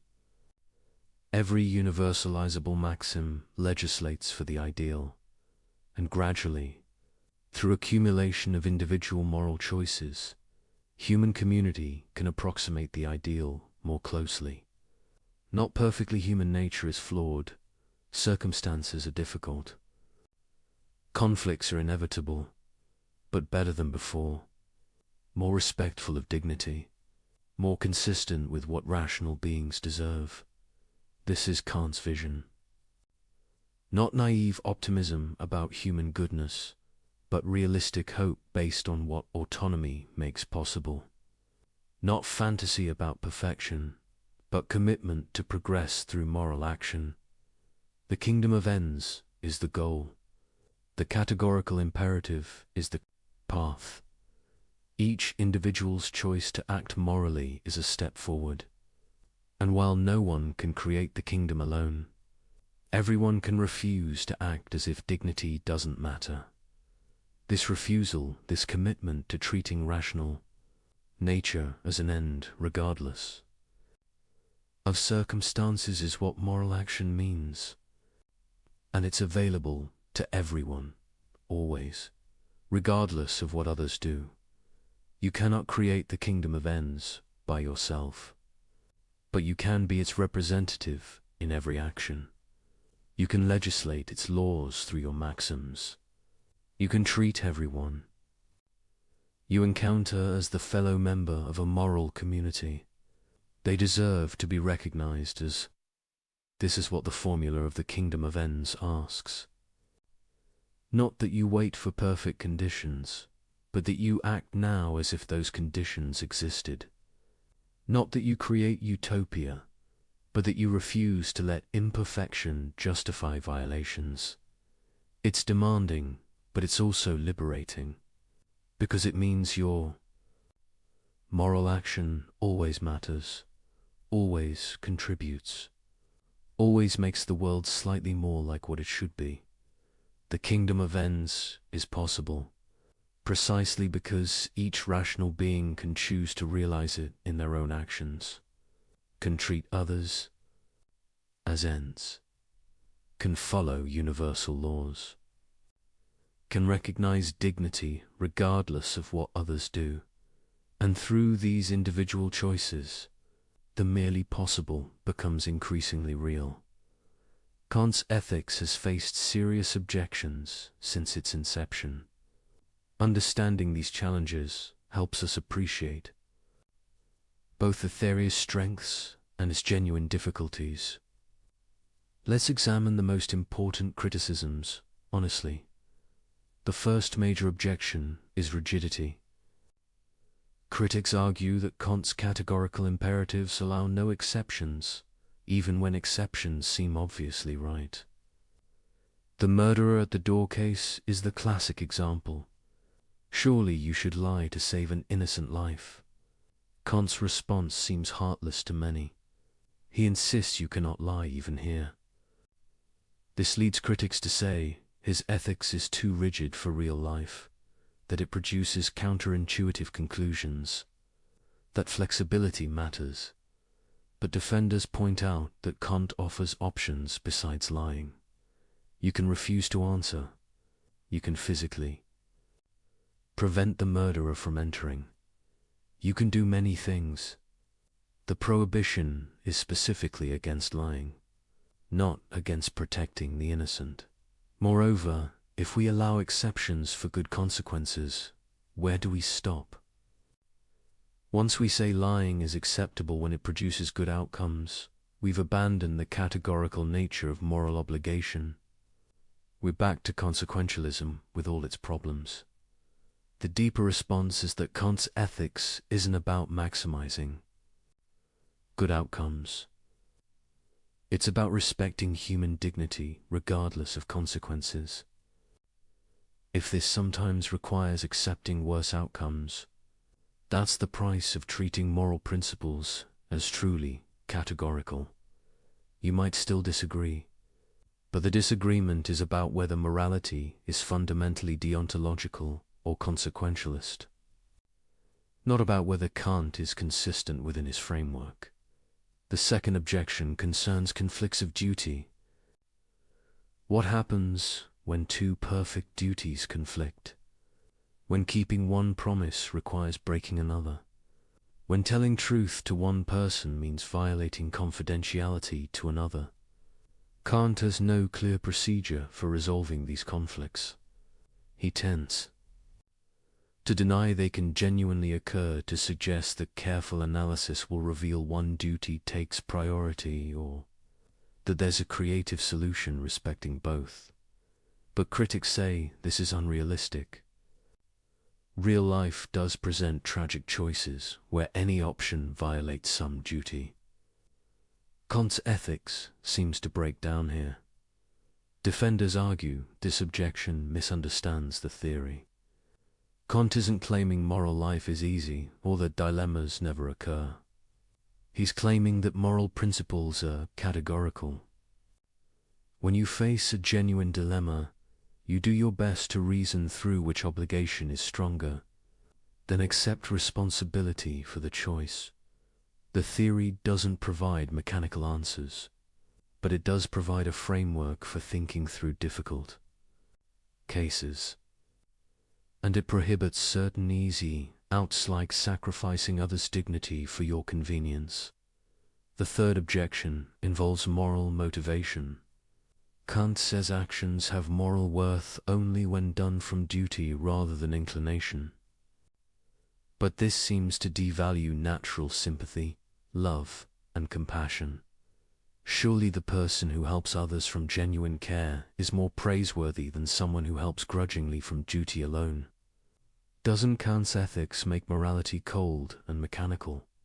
Kant's response is often misunderstood.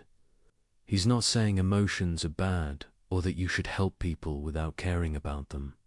He's saying moral worth comes from acting on principle, not from acting on feeling alone, when duty and inclination align. That's wonderful. When you help someone you care about, you're acting from both duty and love. But the moral worth specifically comes from the recognition that you would have obligations even if you didn't feel like helping. The person who helps only when they feel like it isn't genuinely moral. They're just following their feelings. Moral character requires helping even when you don't feel like it, because duty requires it. The fourth objection concerns application.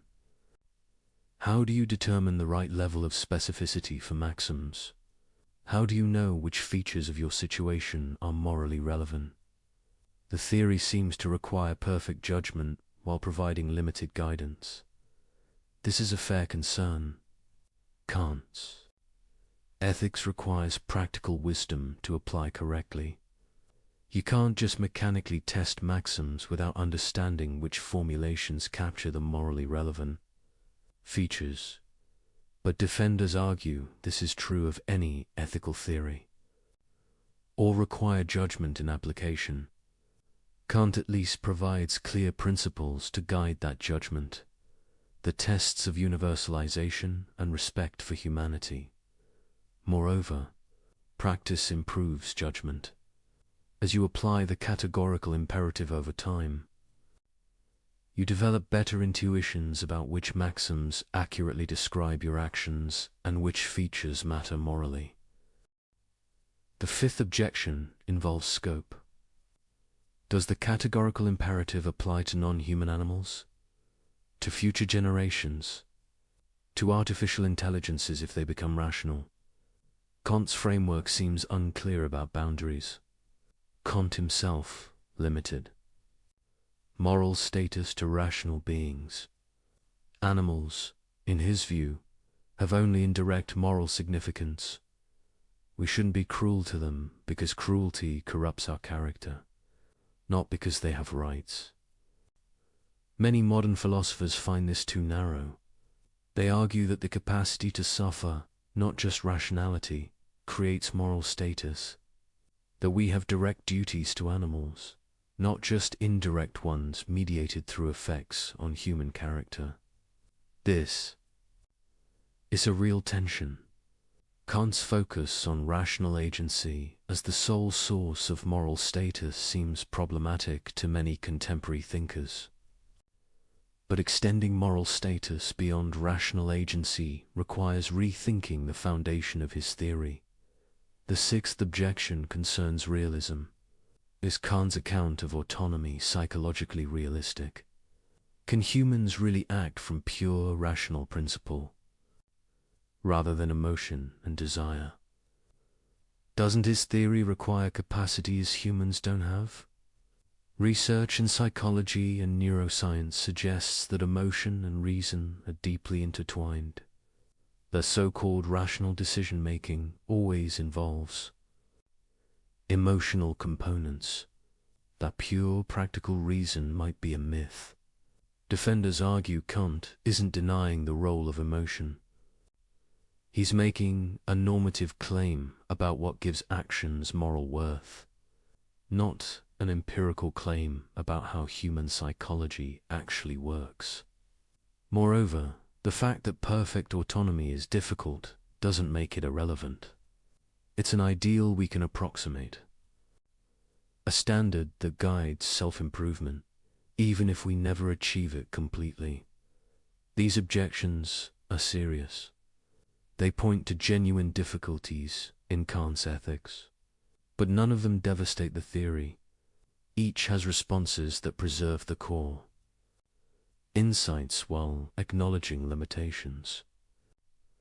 Perhaps the fairest assessment is this: Kant's ethics captures something deeply true about morality and human dignity. The categorical imperative reveals real inconsistencies in immoral reasoning. The formula of humanity identifies genuine violations we should care about, but the theory isn't perfect. Application requires judgment it doesn't fully provide. Some conclusions seem counterintuitive. Some questions don't have clear answers within the framework. This doesn't mean we should abandon Kant. It means we should engage with his ideas thoughtfully. Take what works, grapple with what doesn't, and recognize that ethical thinking is an ongoing project without final answers. The categorical imperative remains a powerful tool for moral reasoning, even if you don't accept every detail of Kant's system. The universalization test and respect for humanity can guide ethical thinking. What matters most is the core insight. Rational beings have dignity that deserves unconditional respect. Moral principles must be universal, not arbitrary exceptions. Using people as mere means violates something fundamental about what they are. These insights survive even if specific applications are debatable. They provide framework for moral thinking even if they don't resolve every dilemma. They call us to higher standards even if perfect. Consistency is difficult. Kant's ethics isn't the final word in moral philosophy, but it's an essential word, one that transformed how we think about duty, dignity, and what it means to be rational beings living together. The challenges make the theory richer, not weaker. They show where more work is needed, where judgment matters most, where difficult choices remain difficult.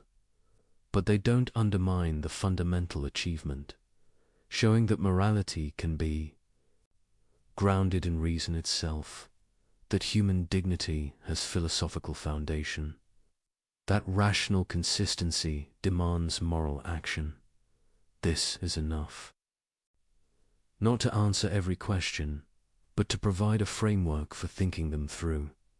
not to eliminate moral difficulty, but to clarify what's at stake. Not to perfect human behavior, but to reveal what rational agency requires. And that revelation, what we are and what this demarche remains, Kant's enduring contribution to human self-understanding. Now we move from theory to practice. You understand the categorical imperative intellectually, but how do you actually use it? How do you recognize violations as they happen in the messy, complex flow of daily life? The first step is developing what we might call moral attention, the ability to notice when someone is treating rational beings as mere means, when universal principles are being violated, when dignity is being compromised. This is harder than it sounds. We're surrounded by violations so normalized we don't see them, practices so common they seem natural, behaviors so standard they feel inevitable. Consider advertising. Every day you're exposed to hundreds of messages specifically designed to bypass your rational judgment, to trigger desires you didn't have, to create needs that don't exist, to associate products with emotions unrelated to the product itself. Watch a commercial carefully. Notice how it works. It's not presenting rational arguments for why you should buy something. It's showing you attractive people, creating artificial scarcity, exploiting insecurities, triggering social pressure. This is manipulation in its purest form, using your psychology against you, treating you as a system to be hacked rather than a rational agent to be convinced. Once you see it, you can't unsee it. The entire commercial landscape reveals itself a systematic violation of the formula of humanity.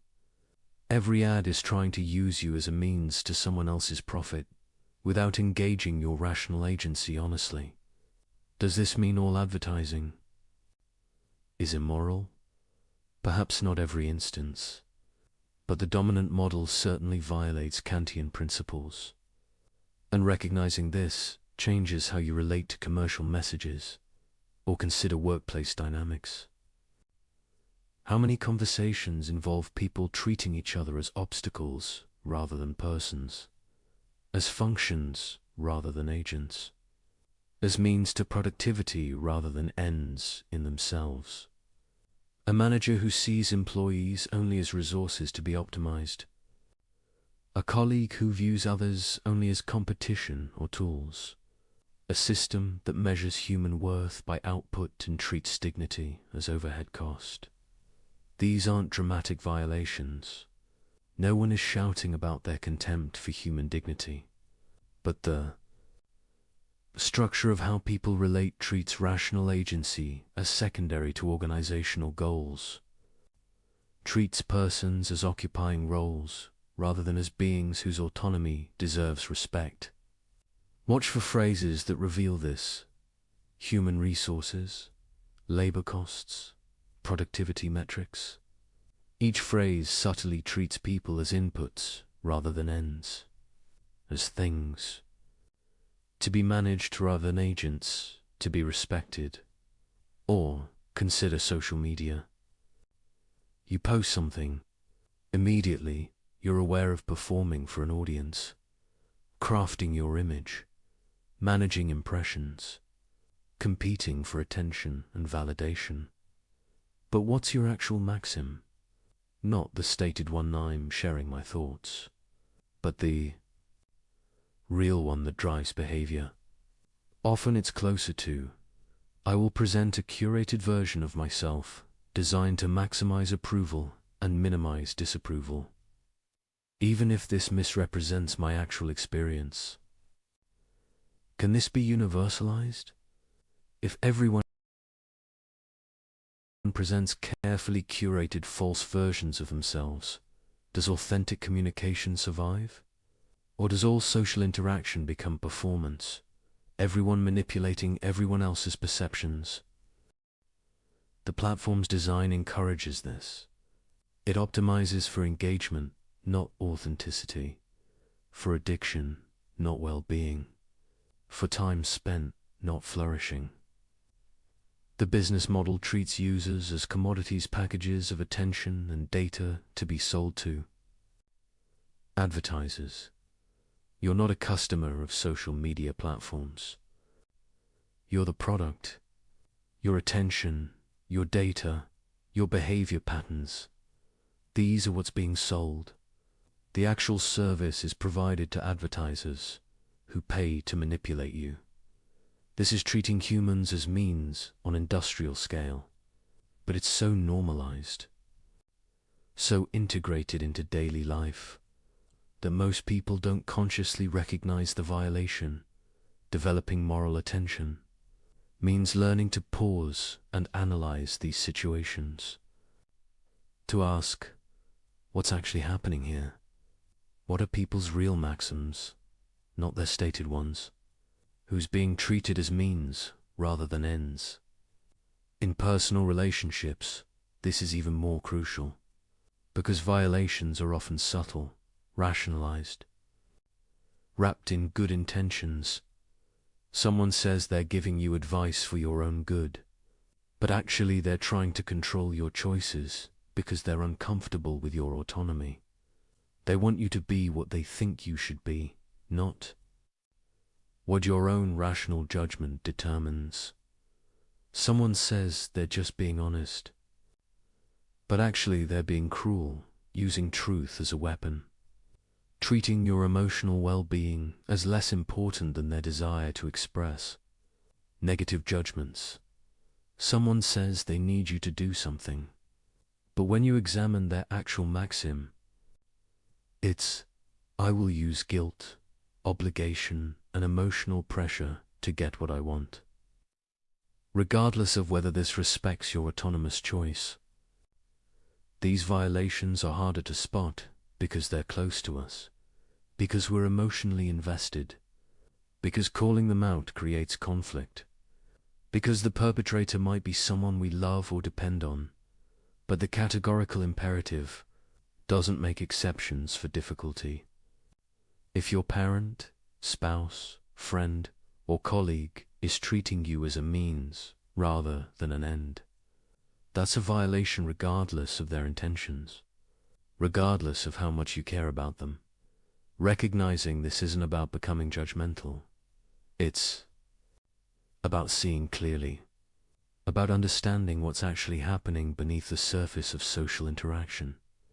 And once you develop this attention, you notice patterns. Certain types of people consistently violate.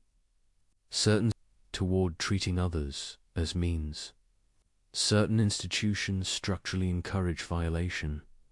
The salesperson who builds rapport just to close a deal. The date who uses strategic ambiguity to maintain multiple options. The colleague who shares information selectively to maintain power. The institution that creates rules that serve administrative convenience rather than human flourishing. Each instance has its own surface story, but underneath the same pattern, treating rational beings as tools, as obstacles, as resources, as anything except what they actually are: autonomous agents whose dignity deserves unconditional respect. Learning to recognize this in others is valuable, but it's even more important to recognize it in yourself, because you do it too. Everyone does. The question isn't whether you ever treat people as means, but whether you notice when you're doing it and commit to doing better. You're late to meet someone. Your maxim isn't I prioritize punctuality. It's closer to my time is more valuable than others' time, so they should wait when convenient for me. Can you universalize that? You tell a story that makes you look good but omits details that would complicate the narrative. Your maxim isn't, I'm sharing my experience. It's I will manipulate others' perceptions of me by selectively presenting information. Can you universalize that? You've promised to do something with no real intention of following through. Your maxim isn't "I'm making a commitment." It's "I will say whatever is convenient now, regardless of whether I'll honor it later." Can you universalize that these casual, everyday violations are where most moral failure happens? Not in dramatic confrontations with evil, but in small compromises, in treating people as slightly less important than you, in making minor exceptions for yourself, in allowing convenience to override principle. The categorical imperative, properly applied, catches all of it. Every rationalization, every excuse, every comfortable compromise with treating people as less than ends in themselves. This can feel overwhelming. If you look carefully at daily life through Kantian lens, violations are everywhere. In yourself, in others, in institutions, in culture. But the point isn't to become paralyzed by guilt or rage. It's to develop clarity, to see what's actually happening, to recognize patterns of violation so you can begin addressing them. Start small. Pick one area of life and apply moral attention consistently. Maybe it's how you interact with service workers, checking whether you're really treating them as persons or just as functions. Maybe it's how you present yourself online, examining whether you're being authentic or performing. Maybe it's how you handle workplace relationships, noticing when you treat colleagues as obstacles versus agents. Apply the tests. When you're about to act, pause and ask, what's my actual maxim? Can I universalize it? Am I treating people as ends or as means? Initially, this feels unnatural. You're interrupting the flow of habitual behavior to inject conscious, ethical analysis. It's slow and awkward, but with practice, it becomes more automatic. You develop intuitions. You start catching yourself before acting rather than noticing. Violations only in retrospect. Your default behavior shifts toward greater consistency with the categorical imperative. This is moral development in the Kantian sense. Not becoming emotionally warmer or socially smoother, but becoming more rationally consistent, more aware of your actual maxims, more committed to treating rational nature with the respect it deserves. The violations don't disappear. You'll keep spotting them in yourself and others forever. But you'll get better at recognizing them quickly, better at correcting course, better at maintaining standards despite pressure. And something interesting happens. As you develop moral attention, as you consistently apply the categorical imperative, you start seeing the world differently. You notice the constant manipulation more clearly, but you're less controlled by it. You recognize dignity violations, but you maintain your own dignity in response. You see how often people treat each other as means, but you commit more firmly to treating them as ends. The categorical imperative becomes less like a rule you follow and more like a perspective you inhabit. A way of seeing that reveals what's really happening beneath social surfaces. A clarity about what rational beings deserve and what violations look like.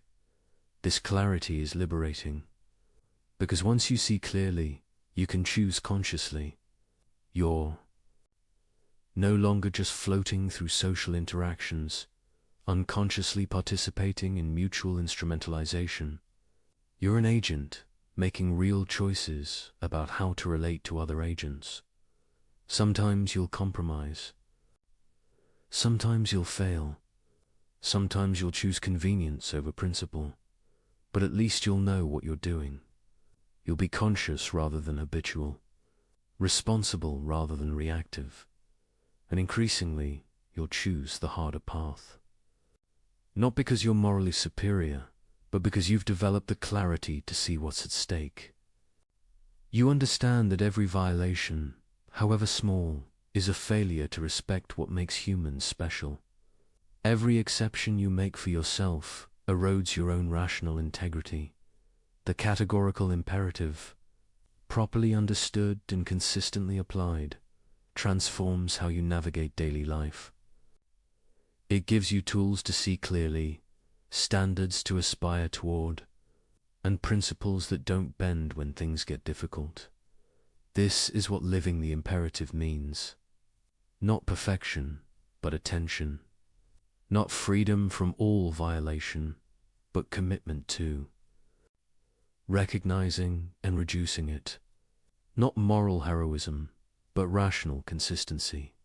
And it starts with simply noticing, with paying attention to actual maxims rather than stated intentions, with asking whether actions can be universalized, with checking whether people are being treated as ends or as means. Once you start noticing, you can't stop. The violations are everywhere, but so are the opportunities to do better. Recognizing violations in others is easier than addressing them in yourself, because in yourself you see all the complexity, all the reasons, all the circumstances that make your violations seem necessary or justified. But the categorical imperative doesn't care about your special circumstances. It asks only, can your maxim be universalized? Are you treating rational nature with the respect it deserves? Personal application starts with brutal honesty about your actual maxims, not the principles you claim to follow, but the rules you actually act on. Not your ideals, but your practices. This is harder than it sounds. We're experts at self-deception, at describing our behavior in flattering terms while acting on entirely different principles. You say you value honesty, but your actual maxim might be, I will be honest when convenient, but lie when truth would create significant awkwardness or cost. You say you respect others' autonomy, but your actual maxim might be, I will respect others' choices when I agree with them, but pressure and manipulate when I think I know better. You say you keep commitments, but your actual maxim might be, I will honor promises when easy, but feel free to break them when circumstances change or when I find something better to do. The gap between stated values and actual maxims is where all moral failure lives. Closing that gap is what personal application means. Start by picking specific situations and reconstructing your maxims honestly. A recent interaction where you felt uncomfortable afterward. A choice you rationalize but now question. A moment when you treated someone as less important than yourself. Write out what you actually did and why.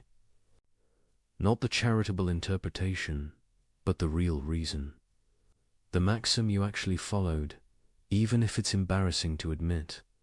Then test it. Can this maxim be universalized? If everyone followed this principle, would the world still function? Would it create the kind of community you want to live in? Often the answer is obviously no.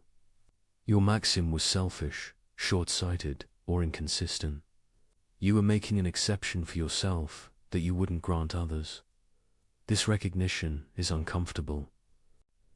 It reveals that you're not living up to your own standards, that the gap between your ideals and your actions is real and significant. But discomfort is useful.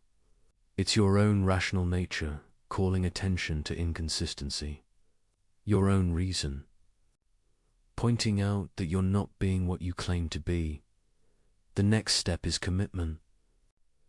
Not vague resolution to do better, but specific commitment to changed maxims. 2 principles you'll actually follow, not just endorse. If your maxim has been treating your time as more valuable than others, commit to punctuality. Not someday, but now. Not when convenient, but categorically.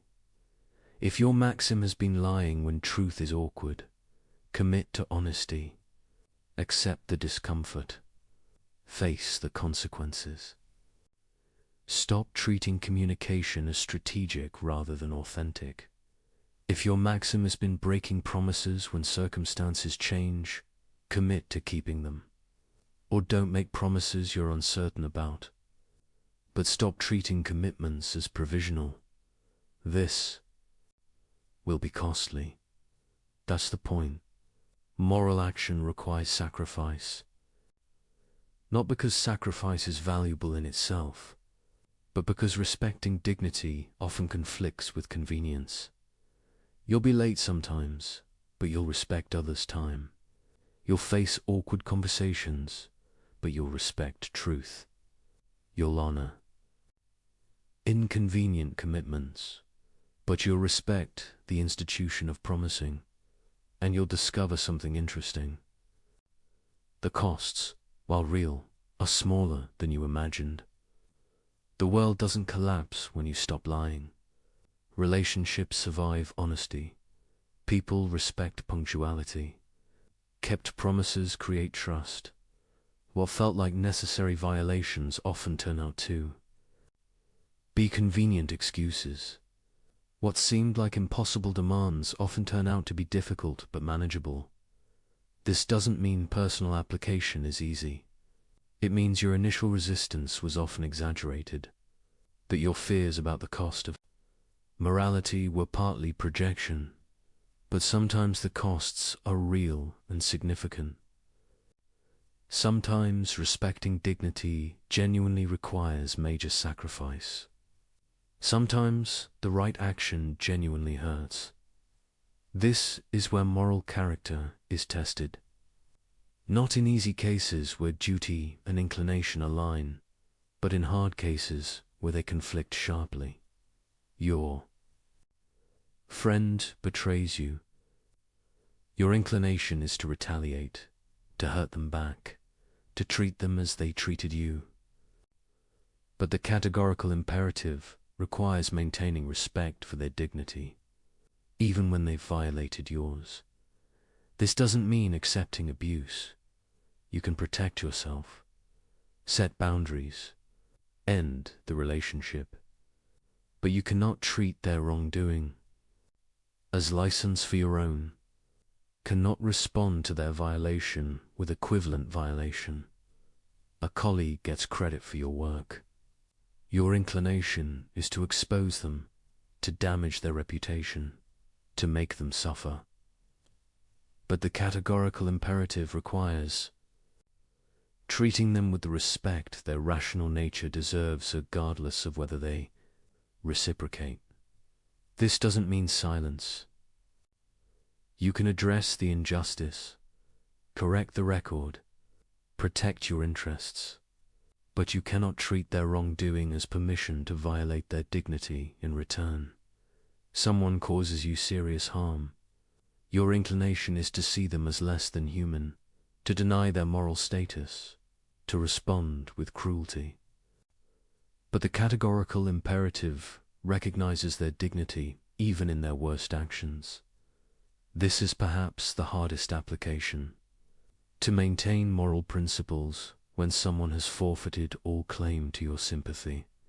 To treat their rational nature with respect even when they've failed to respect yours or others. But this is what categorical means. Not binding when convenient. Not applicable when others deserve it. But absolute, unconditional, non-negotiable. The temptation is always to make exceptions, to say this case is special, this person is different, these circumstances justify violation. But every exception undermines the categorical nature of moral obligation. Every justice once becomes a pattern. Every justified violation becomes a precedent for future violations. Personal application requires catching yourself making exceptions, noticing when you're treating moral principles as provisional, recognizing when you're claiming special circumstances that don't actually matter morally. This is ongoing work.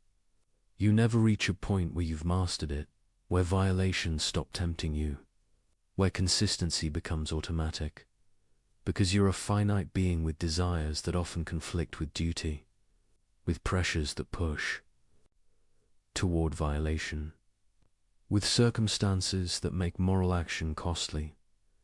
Moral development isn't about eliminating these conflicts. It's about choosing rightly despite them, about strengthening your commitment to principle through repeated time. You act from duty rather than inclination. You reinforce that capacity. Each time you maintain principle despite cost, you build character that makes future moral action easier. Not easy. Moral action is always demanding when duty and desire conflict, but easier than it was before, more natural, more integrated into who you are. This is why Kant emphasizes virtue as a disposition, not a single act, but a stable tendency toward moral action, a character structured by commitment to the categorical imperative rather than by pursuit of personal advantage. Building this virtue requires conscious effort over time. You can't just decide to be virtuous and have it be so. You must practice, must repeatedly choose principle over convenience, must strengthen moral commitment through exercise, like strengthening a muscle, and you must be honest about failures. When you violate principles, acknowledge it clearly. Don't rationalize. Don't minimize. Don't pretend circumstances justified what they merely explained. You lied. You broke a promise. You treated someone as a means. Face this honestly. Accept responsibility. Commit to doing better without pretending you didn't fail. This honesty is crucial, because self-deception about past violations enables future violations. If you convince yourself that your exceptions were justified, you'll make similar exceptions again. But if you recognize them as failures, as moments when you failed to live up to what rational consistency requires, you maintain clear standards. You know what you're aspiring toward even when you fall short. Personal application also means being honest about limitations. You're not perfect. You're not going to perfectly follow the categorical imperative in every moment. You're going to fail, rationalize, compromise. This doesn't make the imperative less binding. It makes you human. The goal isn't perfection, but genuine effort. Not flawless consistency, but honest commitment. What matters is the direction of your development. Are you becoming more consistent or less? More attentive to your maxims or less? More committed to treating rational nature with respect or more willing to make exceptions?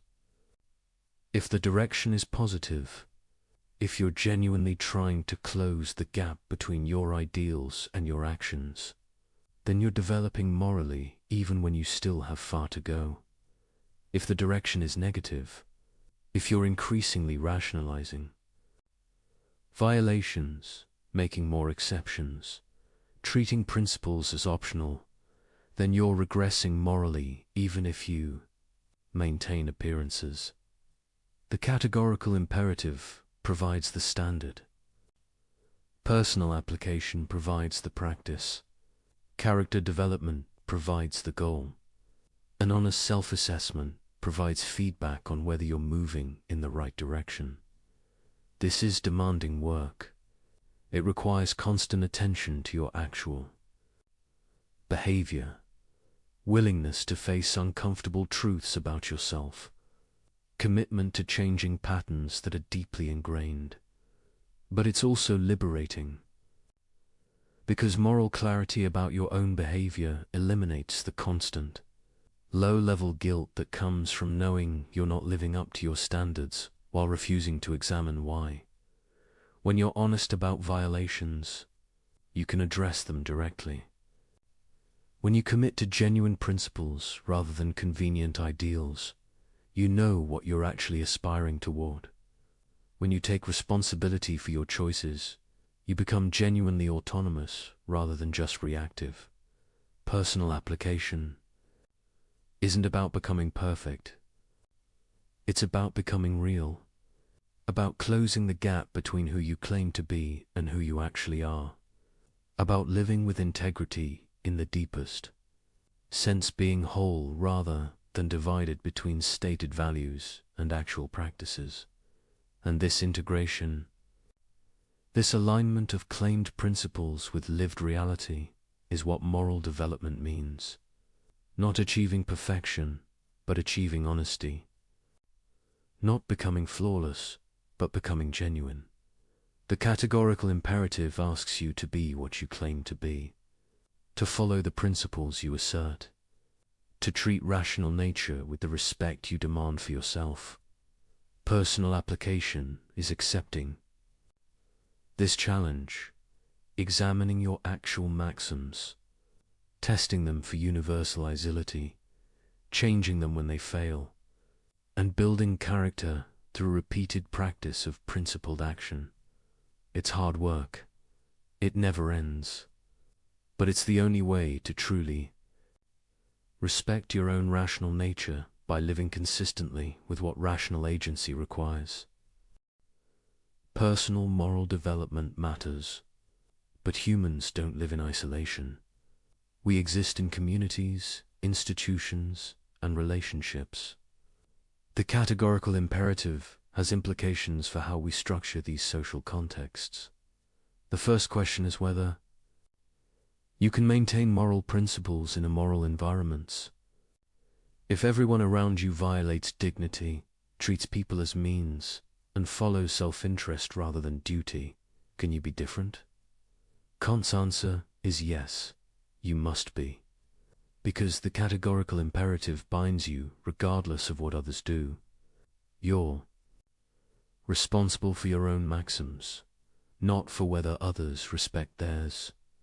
This is both empowering and isolating. Empowering because you're not dependent on others' moral behavior to act morally yourself.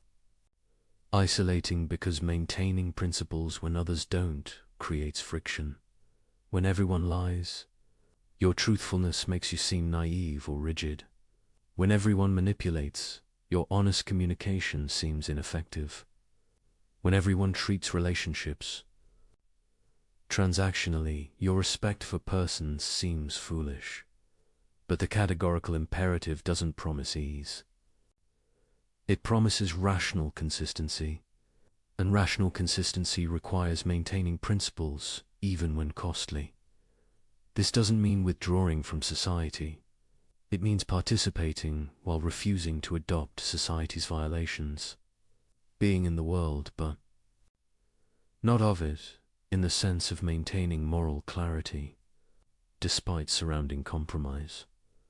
You work in an organization that treats employees as resources. You cannot change the system alone, but you can treat people you interact with as ends, can recognize their dignity in your specific relationships. Even when the broader structure doesn't, you live in a culture saturated with manipulation. You cannot eliminate advertising or social media mechanics, but you can refuse to manipulate in your own communications, can be authentic in your presentations of self, even when everyone else is performing. These individual acts of integrity might seem small. What difference does one person's moral behavior make in vast systems of violation? But this question misses the point. You're not responsible for fixing everything. You're responsible for your maxims. for whether your actions can be universalized, for how you treat the rational beings you encounter, and your example matters more than you might think. Because most people participate in violations without examining them. They follow social scripts, adopt normal behaviors, do what everyone else does. When you don't, when you maintain standards others have abandoned, you make the invisible visible. You reveal that alternatives exist, that dignity can be respected, even when it's not standard practice. This influence works subtly. You're not preaching or judging, you're simply being consistent, treating people with respect they're not used to receiving, communicating honestly in contexts of routine manipulation, keeping commitments in environments of casual breach. Others notice, maybe not consciously, maybe not immediately, but your behavior creates contrast, makes others aware of violations they'd stopped seeing, reminds them that integrity is possible. Some will resist this. Your moral consistency threatens their rationalizations. If you can maintain principles they've decided are impracticable, their excuses look weaker. Your integrity indicts their compromise. Expect pushback. You think you're better than everyone. You're being rigid. That's not realistic. These responses reveal discomfort with moral clarity they've avoided. Don't defend yourself by claiming moral superiority. You're not better than them. You're just trying to be consistent with what rational agency requires. But also don't abandon standards to make others comfortable with their violations. This is delicate navigation. Maintaining principles without self-righteousness, being clear about standards without being judgmental, offering example without demanding others follow it. The key is recognizing that you can only control your maxims. You can be clear about principles. You can explain why you act as you do if asked. But you cannot force others to adopt the categorical imperative. Each person must recognize moral requirements through their own reason. You can't argue someone into genuine moral commitment. You can only demonstrate what it looks like and hope. The example resonates with their own rational nature, but you can do more than just model individual behavior. You can also advocate for structural changes that reduce systematic violations, for institutional designs that respect rather than violate, dignity, for policies that treat people as ends rather than means. This is where personal morality meets social reform.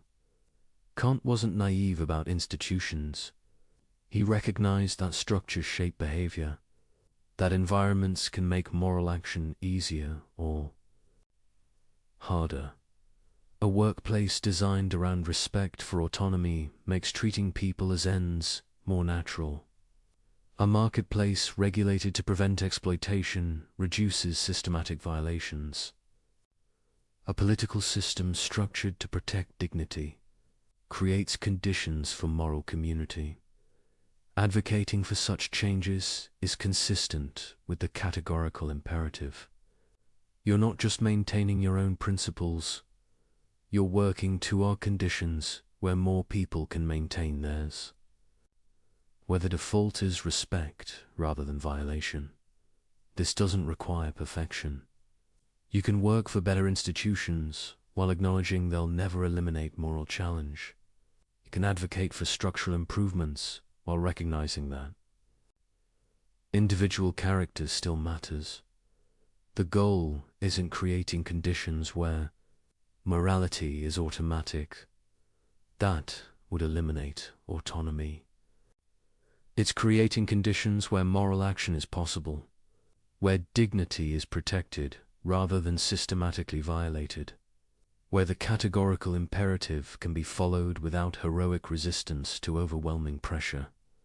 Education plays a crucial role here, not moralizing lectures or rote memorization of rules, but cultivation of capacities for moral reasoning, teaching people to examine their maxims, to test for universality, to recognize when they're treating others as mere means. This kind of education empowers autonomy rather than replacing it with external authority. It develops people's ability to think morally rather than just enforcing compliance with rules. Kant believed enlightenment meant learning to think for yourself, to examine received wisdom rather than accepting it blindly, to use your own reason rather than depending on others to tell you what to think. This applies to moral education. The goal isn't producing people who obey. It's producing people who can think through moral questions themselves, who understand why dignity matters and how to recognize violations. Such education requires patience. You cannot shortcut moral development, cannot make people understand through force or manipulation, can only create conditions where understanding becomes possible and hope individuals choose to develop it. In relationships, the social dimension of the categorical imperative means recognizing that treating individuals as ends requires respecting their connections. Their families, communities, and relationships matter to them. Your actions toward them affect these broader networks. You cannot treat someone's welfare as irrelevant while claiming to respect them as an end. Cannot destroy their relationships, harm their communities, or damage their social connections while maintaining that you respect their dignity. This doesn't mean never disagreeing or opposing, but it means recognizing that persons exist in webs of relationship, that respecting them requires some regard for what they care about, even when you don't share their values. The categorical imperative applies to communities as well as individuals. A genuine moral community would be structured by mutual recognition of dignity, by practices that respect autonomy, by institutions that treat rational nature as an end rather than a means. Building such communities requires collective effort. No individual can create them alone, but each person can contribute through their choices about how to relate to others, through refusing to participate in systematic violations, through advocating for better structures. This is the social dimension of living the imperative, not withdrawing into private virtue while society crumbles, not compromising principles to fit in, but maintaining integrity while engaging constructively, being clear about standards while working to help others meet them. It's harder than pure individual morality because you must navigate complexity, must balance principle with practical engagement, must maintain standards while avoiding self-righteous withdrawal. But it's necessary because humans are social beings, because isolation isn't autonomy, because the kingdom of ends is a community, not a collection of hermits.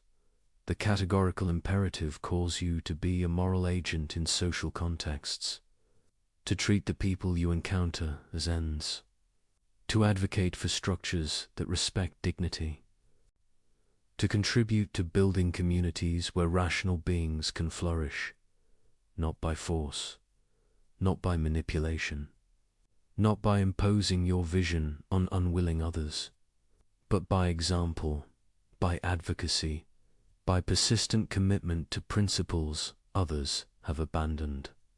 This is how moral progress happens, not through sudden transformation, but through gradual accumulation of individuals choosing integrity, through slow construction of institutions that respect rather than violate, through patient education that develops moral capacities.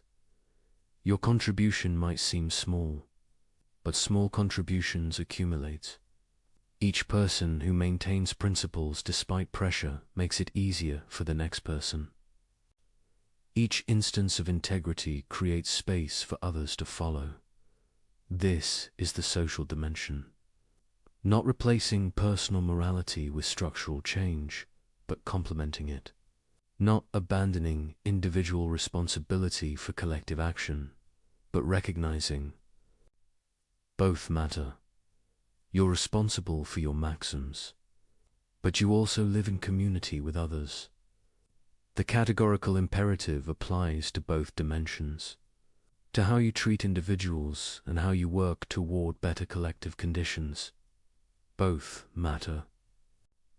Both require attention. Both demand commitment to treating rational nature with the respect it deserves. We've explored the categorical imperative as if it resolves all moral questions. But honesty requires acknowledging its limits alongside its possibilities. The first limit is determinacy. The categorical imperative provides a test for maxims. But it doesn't tell you which maxim describes your action. You must supply that interpretation. And sincere people can disagree about the right formulation. Consider helping someone. Is your maxim, I will help this person because they need assistance? Or I will help this person to feel good about myself? Or I will help people I like, but not those I dislike? The moral evaluation depends entirely on which maxim you're actually following. Kant provides no mechanical procedure for determining true maxims. You must examine your motivations honestly, and self-knowledge is difficult. You can deceive yourself about why you act as you do. This doesn't make the categorical imperative useless, but it means applying it requires judgment, honesty, and self-awareness that the formula itself doesn't provide. The second limit is conflict resolution. When perfect duties seem to conflict, the categorical imperative doesn't clearly specify which takes priority. Should you keep a promise or tell the truth when they conflict? Should you respect one person's autonomy or another's when both can't be fully respected? Kant often denied such conflicts are genuine. He suggested careful analysis would reveal creative solutions respecting both duties. But this seems optimistic. Life does present tragic choices, where any option violates some principle. The categorical imperative tells you to respect all perfect duties, but when circumstances force choice between them, it provides limited guidance. You must use practical wisdom the theory doesn't fully explain. The third limit is scope. The categorical imperative clearly applies to rational beings. But what about beings with partial rationality? Young children? People with cognitive impairments? Non-human animals with some cognitive capacities? Kant's framework suggests dignity attaches to rational nature. But rational nature comes in degrees. Pure rationality is an ideal no human perfectly achieves. Where exactly does moral status begin? These boundary questions matter practically. How should we treat animals? How should we regard people at different developmental stages? The categorical imperative doesn't provide clear answers. The fourth limit is motivation.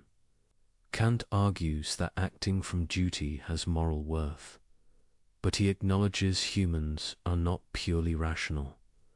We have desires, emotions, inclinations that influence behavior.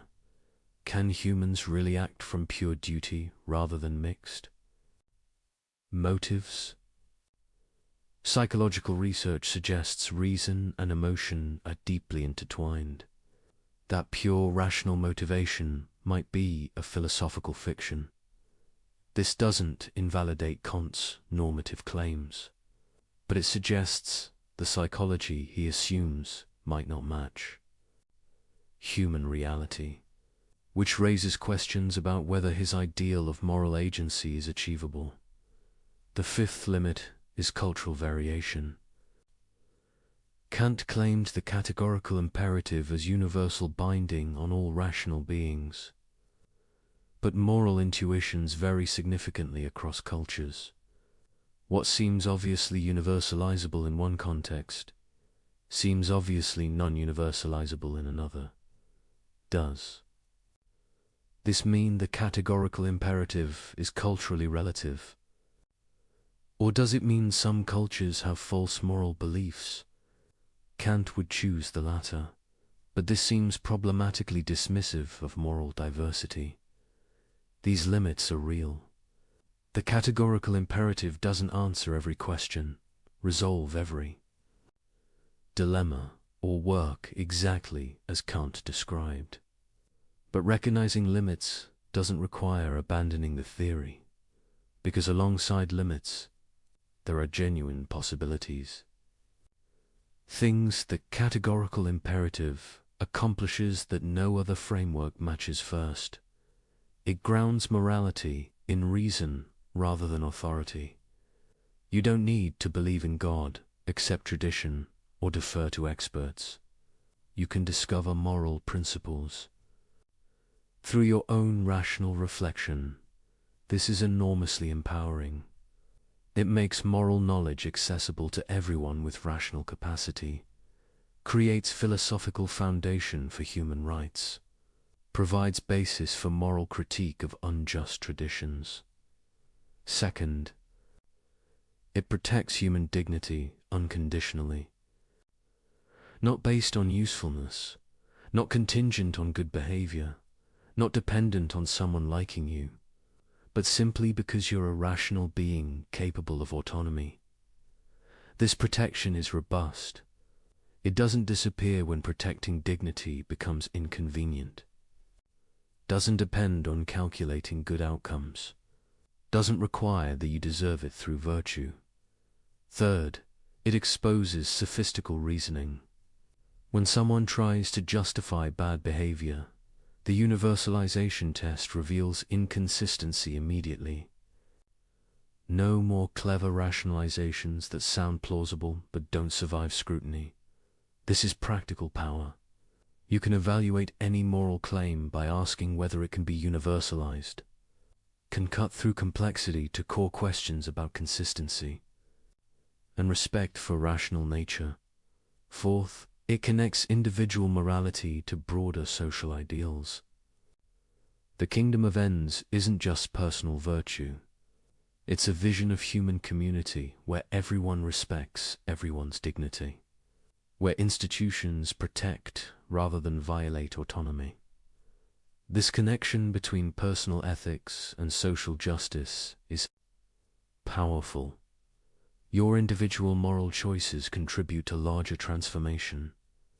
Your respect for dignity isn't isolated virtue, but participation in building better community. Fifth, it explains why morality feels binding, not through external enforcement, but through internal recognition.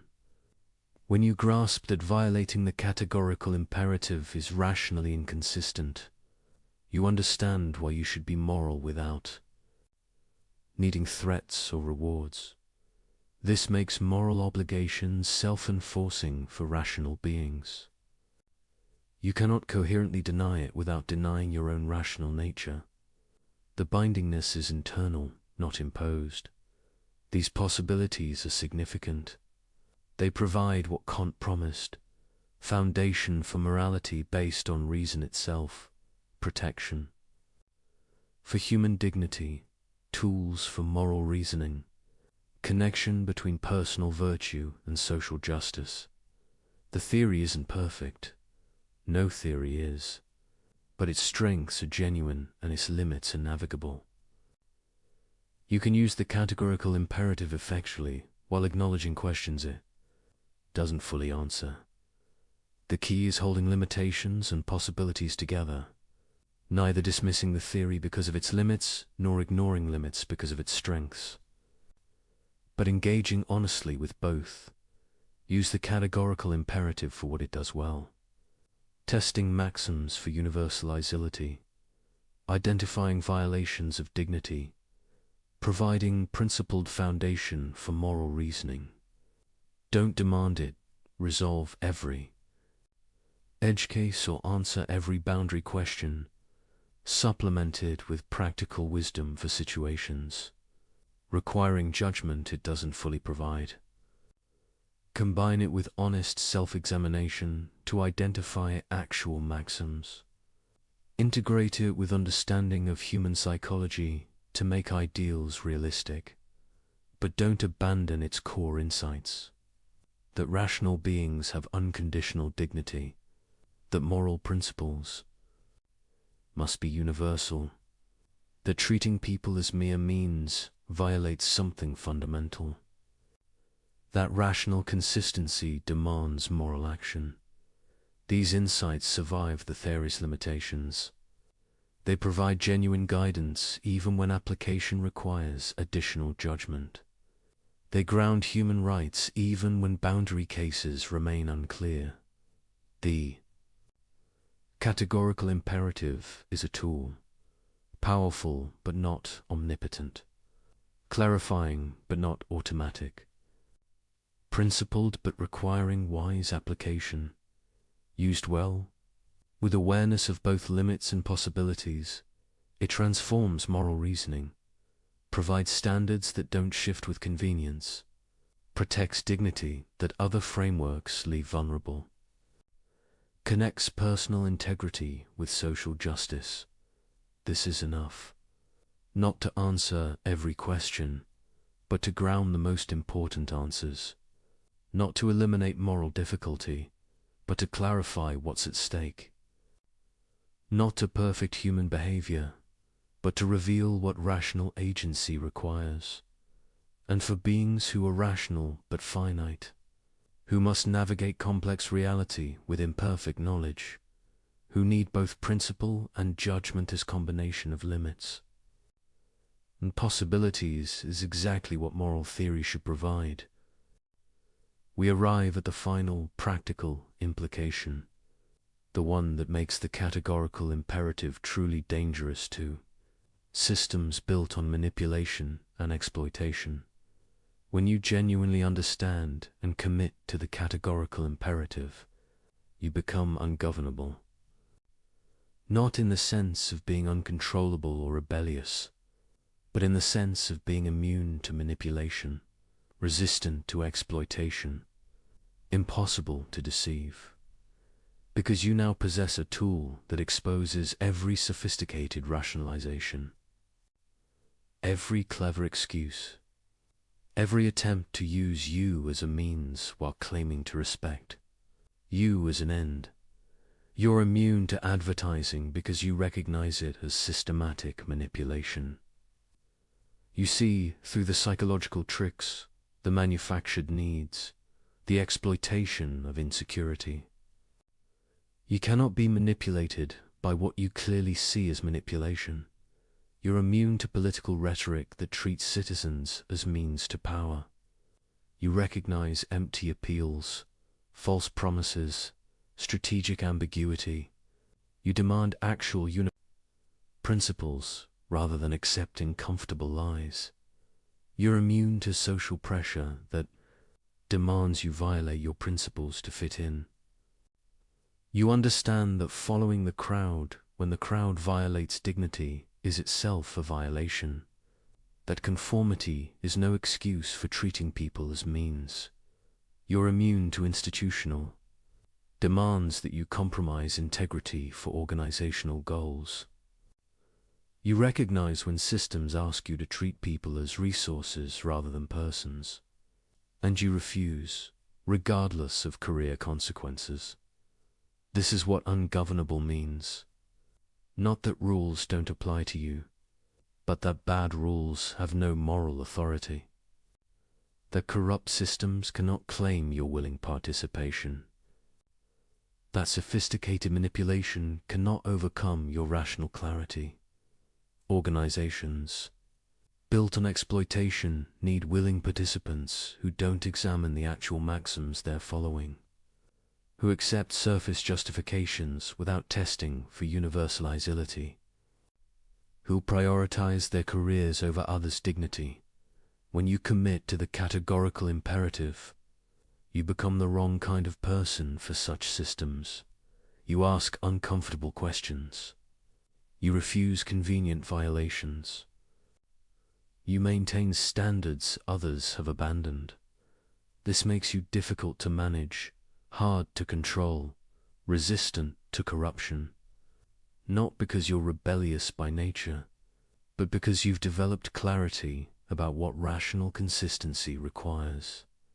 The powerful often prefer people who are confused about morality, who can be convinced that violations are necessary, that exceptions are justified, that circumstances override principles. Such people are manageable. They'll do what they're told.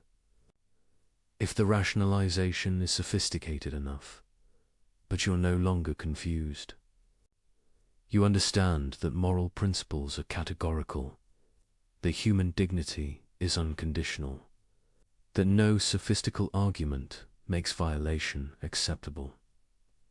This clarity is freedom, true freedom, not freedom from all constraint you're constrained by rational consistency, but freedom from manipulation, from exploitation, from sophisticated systems designed to use you. You cannot be recruited into violating dignity because you see the violation clearly. Cannot be persuaded that treating people as means is acceptable because you understand why it isn't. Cannot be pressured into compromising principles because you grasp their categorical nature. This is why philosophy matters, why abstract, ethical reasoning has concrete implications, why understanding the categorical imperative changes how you navigate reality. You're not just learning theory. You're developing capacities that protect you from manipulation and enable you to protect others. You're becoming a rational agent who truly exercises autonomy rather than just responding to sophisticated control. This doesn't make life easier. Being ungovernable means accepting costs. When you refuse to participate in violations, you lose opportunities available to those who compromise. When you maintain principles others have abandoned, you face social pressure. When you demand actual, universalizable maxims rather than accepting clever excuses, you create conflict. But you're free in the deepest sense. Free from the exhausting work of rationalizing violations. Free from the corruption that comes from repeated compromise. Free from manipulation by those who understand psychology better than you do, because you understand something deeper than psychology. You understand what rational agency itself requires, and that understanding cannot be overcome by clever tricks or sophisticated pressure. Systems of exploitation depend on people not seeing clearly, on confusion about what morality demands, on sophisticated rationalization that makes violations seem acceptable. The categorical imperative cuts through all of this. It provides clarity that cannot be obscured by complexity, principles that cannot be negotiated away, standards that don't depend on whether maintaining them is convenient. When enough people achieve this clarity, exploitative systems lose their power. Not through violent revolution, not through dramatic transformation, but through simple refusal to participate in violations. One person refusing is easily marginalized, but as more people develop moral clarity, the costs of maintaining exploitative systems increase. Eventually, systems must change or collapse. This is the long-term promise of moral philosophy. Not immediate transformation, but gradual erosion of structures built on violation. through education, through example, through persistent commitment to principles that survive rational scrutiny. You're part of this process. Every time you refuse manipulation, you make manipulation slightly less effective. Every time you maintain principles despite pressure, you'll demonstrate that integrity is possible. Every time you treat someone as an end when others treat them as means, you create contrast that reveals the violation. This is your contribution, not changing everything, not perfecting society, but being ungovernable, maintaining clarity, refusing to participate in sophisticated systems of exploitation, and helping others develop the same clarity, not by preaching, not by judging, but by demonstrating what principled consistency looks like, by explaining the categorical imperative when asked, by living in ways that make dignity visible. This is becoming ungovernable through philosophy, using rational tools to protect autonomy, developing clarity that resists manipulation, building character that cannot be corrupted by sophisticated pressure. It's available to anyone, doesn't require special talent or privileged background, just willingness to think clearly, to examine maxims honestly, to maintain consistency despite cost.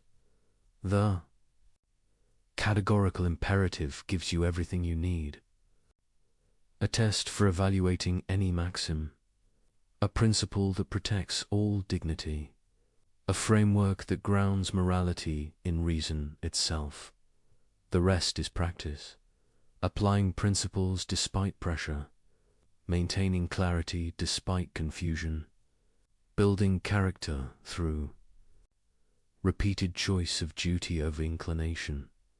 This is what it means to live the imperative, to let it transform not just your thoughts but your actions, your relationships, your participation in institutions, your very being as a rational agent, and in doing so, to become truly free, truly autonomous, truly ungovernable by those who depend on confusion, manipulation, and sophisticated exploitation.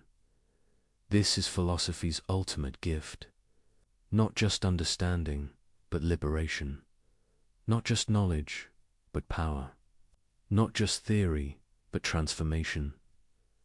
The categorical imperative makes you dangerous, not to legitimate authority or genuine community, but to systems built on violation, to manipulation disguised as persuasion, to exploitation justified by necessity.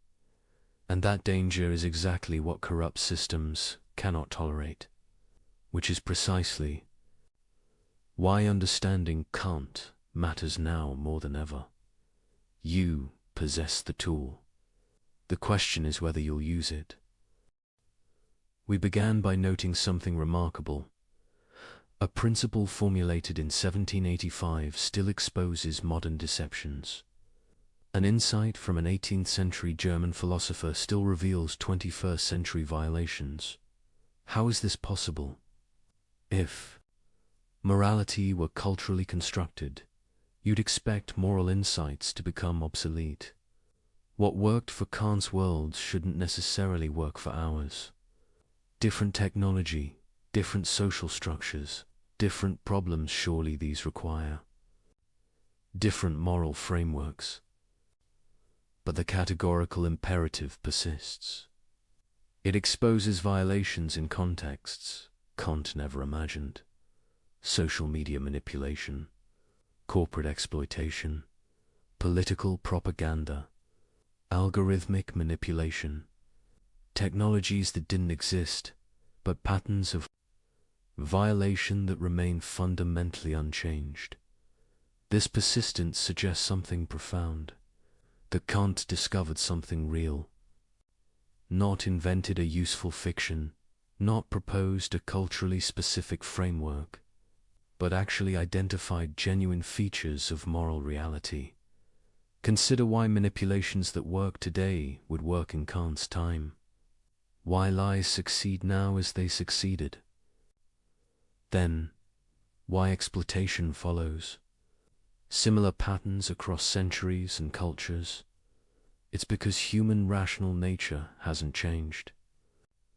We're still beings who communicate through language, who form expectations about others' behavior, who require trust for cooperation, who possess dignity that can be violated. The categorical imperative works because it's keyed to this stable. Nature, it identifies what rational agency itself requires, not what any particular culture happens to value. It reveals violations of dignity that don't depend on historical circumstance.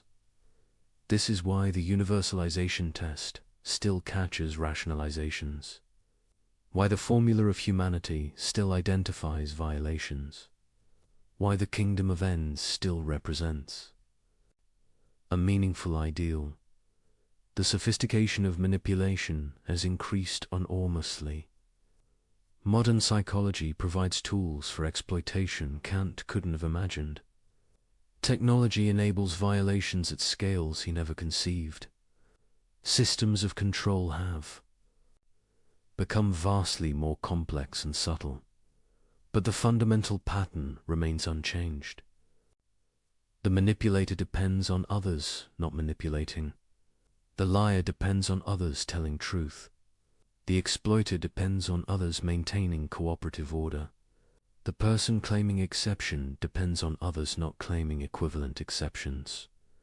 Every attempt to violate dignity while enjoying its protections faces the same logical incoherence. Every rationalization that can't be universalized fails the same test. Every treatment of persons as mere means violates the same fundamental principle. This structural consistency is what makes Kant's insights timeless. He wasn't describing features of his particular moment. He was identifying what rational agency itself requires. And rational agency has the same requirements whether you're in 18th century Prussia or 21st century anywhere. The details change. The contexts evolve.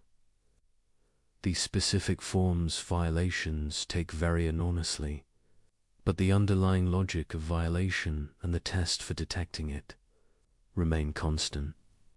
This suggests something about moral truth, that it's not arbitrary or constructed, that discovering it is possible, that reason can identify principles that really bind, not just conventions that happen to work.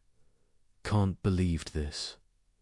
He thought moral philosophy could be objective truths about what rationality requires, rather than inventing useful fictions. And the persistence of his insights across radical historical transformations supports this belief. If the categorical imperative were just a product of Enlightenment culture, it would have become dated. If it were merely useful rather than true, changing circumstances would have rendered it obsolete. If it were an invention rather than a discovery, it wouldn't continue exposing violations in radically different contexts. But it does continue working. The same test that revealed inconsistency in 18th century rationalization reveals inconsistency in 21st century sophistication. The same principle that protected dignity then protects it now. The same ideal that guided moral aspiration continues to guide it. This is the persistence of truth. Not because people keep choosing to believe Kant, but because he identified something real about what rational beings are, and what this requires. You can reject his specific conclusions, you can question his applications, you can identify limitations in his framework, but the core insights survive scrutiny across centuries, precisely because they're not time-bound. Rational beings have dignity. This dignity doesn't depend on utility or majority preference. Moral principles must be universal, or they're not really moral. Using people as mere means violates something fundamental. Rational consistency demands acting on principles you could. Will as universal law. These aren't claims about Kant's historical moment. They're claims about rational nature itself. And rational nature persists across historical change. This persistence has implications. It means moral progress is possible not just changing moral beliefs, but actually approaching truth. It means moral knowledge can accumulate later thinkers, building on genuine insights rather than just replacing old fashions with new ones. It means that when you commit to the categorical imperative, you're not choosing one ethical system among many equivalent options. You're aligning yourself with requirements that genuinely bind rational beings, with truths that don't depend on anyone believing them. This is both comforting and demanding. Comforting because moral truth exists to be discovered, not invented. Because principles that survive rational scrutiny really do apply. Because dignity has objective foundation. Demanding because these truths don't adjust to circumstances, don't become less binding when inconvenient, don't care whether you like them or find them comfortable. The persistence of truth means you cannot escape moral requirements by claiming they're outdated, cannot dismiss principles because they're old, cannot reject obligations because circumstances have changed. If treating people as ends was required in 1785, it's required now. If universalization exposed rationalization then, it exposes it today. If dignity deserved respect in Kant's world, it deserves respect in yours. The sophistication of your violations doesn't change their character. The complexity of your rationalization doesn't survive scrutiny any better than simpler excuses. The novelty of your circumstances doesn't create exceptions to principles that apply to all rational beings. This is what persistence means. Not that nothing changes, but that what matters most, the requirements of rational agency, the demands of dignity, the logic of moral consistency remains constant, beneath surface variation, and recognizing this changes how you relate to moral principles. They're not suggestions from the past. They're requirements of the present. They're not historically situated opinions, but timeless truths about what rational nature demands. This doesn't mean Kant was right about everything. Doesn't mean his specific applications were perfect. Doesn't mean his framework has no limitations. But it means he discovered something that persists because it's true. That continues revealing violations because violations really are violations, regardless of how skillfully they're disguised or how much circumstances have changed. The categorical imperative works today for the same reason it worked then, because rational beings are rational beings, because dignity is dignity, because treating people as mere means is treating people as mere means. Whether you do it through 18th century exploitation or 21st century algorithms, this persistence is the test of genuine insight. Ideas that capture something real survive contextual change. Principles that identify genuine requirements apply across historical transformation. Truth persists when fashion fades, and the categorical imperative has persisted through 2 centuries of radical change, through technological revolution, through social transformation, through challenges from multiple philosophical traditions. It persists because it's true. because it identifies what rational agency actually requires, because it protects what genuinely deserves protection, because it reveals what consistently needs revealing. This is why an 18th century principle still matters, why Kant's insights remain relevant, why understanding the categorical imperative transforms how you see modern violations, not because he was particularly clever at constructing systems, but because he was particularly clear at seeing what was really there, at identifying requirements that genuinely bind, at discovering truths that don't depend on historical circumstance. The persistence of truth is the ultimate validation, not immediate popularity, not universal acceptance, but survival across time, across context, across challenge. And by this measure, Kant's core insights have proven themselves. They persist because they're true. They continue working because they identify what really matters. They remain relevant because rational nature remains constant. This is the first meditation, that truth persists, that Kant discovered something real, that the categorical imperative works across centuries because it keys into what rational agency itself requires, and that recognizing this transforms obligation from historical accident to genuine requirement, from interesting idea to binding. Truth, from philosophical system to revelation of what you really are and what this demands. But this raises a deeper question. How did Kant discover these truths? How did rational analysis alone reveal requirements that genuinely bind? How is moral knowledge possible at all? This is the mystery at the heart of ethics. Not just what's right, but how we can know what's right. Not just what obligations exist, but how we access them through thought. Kant's answer is simultaneously elegant and mysterious. Moral knowledge is possible through the same rational faculty that makes any knowledge possible. Through reason examining its own requirements, through rational self-reflection revealing what rational agency itself demands.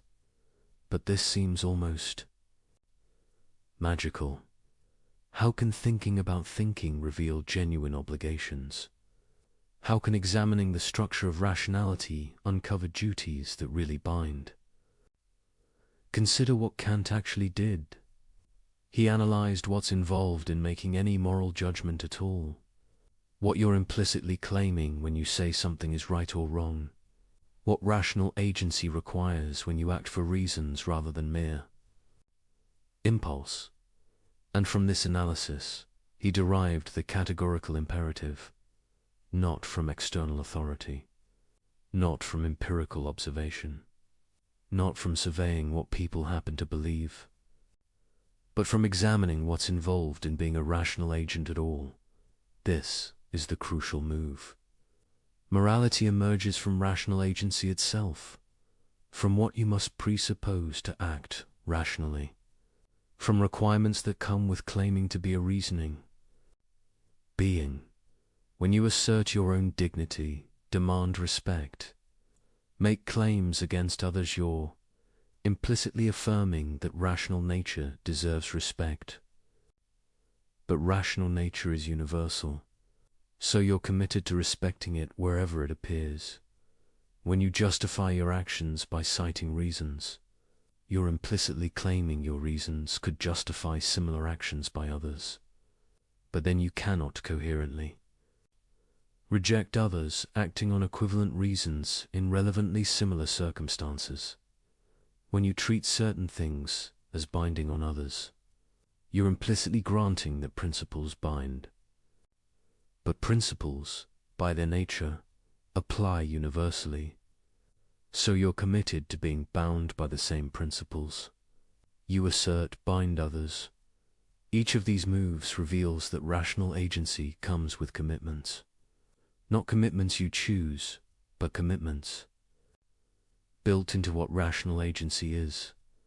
Requirements that come with thinking and acting rationally at all. This is how moral knowledge is possible. Not through mystical intuition or divine revelation or empirical observation, but through analyzing what rational agency itself requires. Through reason examining itself and discovering what it demands. The mystery is how this works. How examination of rational structure reveals genuine obligations. How thinking produces knowledge of what you ought to do. Part of the answer is that rationality has intrinsic norms. To be rational isn't just to follow any patterns of thought whatsoever. It's to conform to standards of consistency, coherence, and universality. These standards aren't imposed from outside. They're what makes thought rational rather than arbitrary. Moral norms emerge from applying these standards of rationality to action. An action is rational when it conforms to principles you could will universally, when it respects the rational nature that makes principle following possible, when it treats rational beings as ends rather than mere means. These aren't additional requirements added to rationality. They're applications of rational standards to the domain of action, logic extended to practice, consistency demanded in behavior as well as belief. This is why moral obligations are categorical. They're not based on what you happen to want or contingently value. They're based on what rational consistency itself demands, on requirements that come with being a rational agent at all. But the mystery deepens when you recognize that. These requirements are simultaneously discovered and binding. You don't create them by thinking about them, but you cannot know them without thinking about them. They're objective, but accessible only through subjective, rational reflection.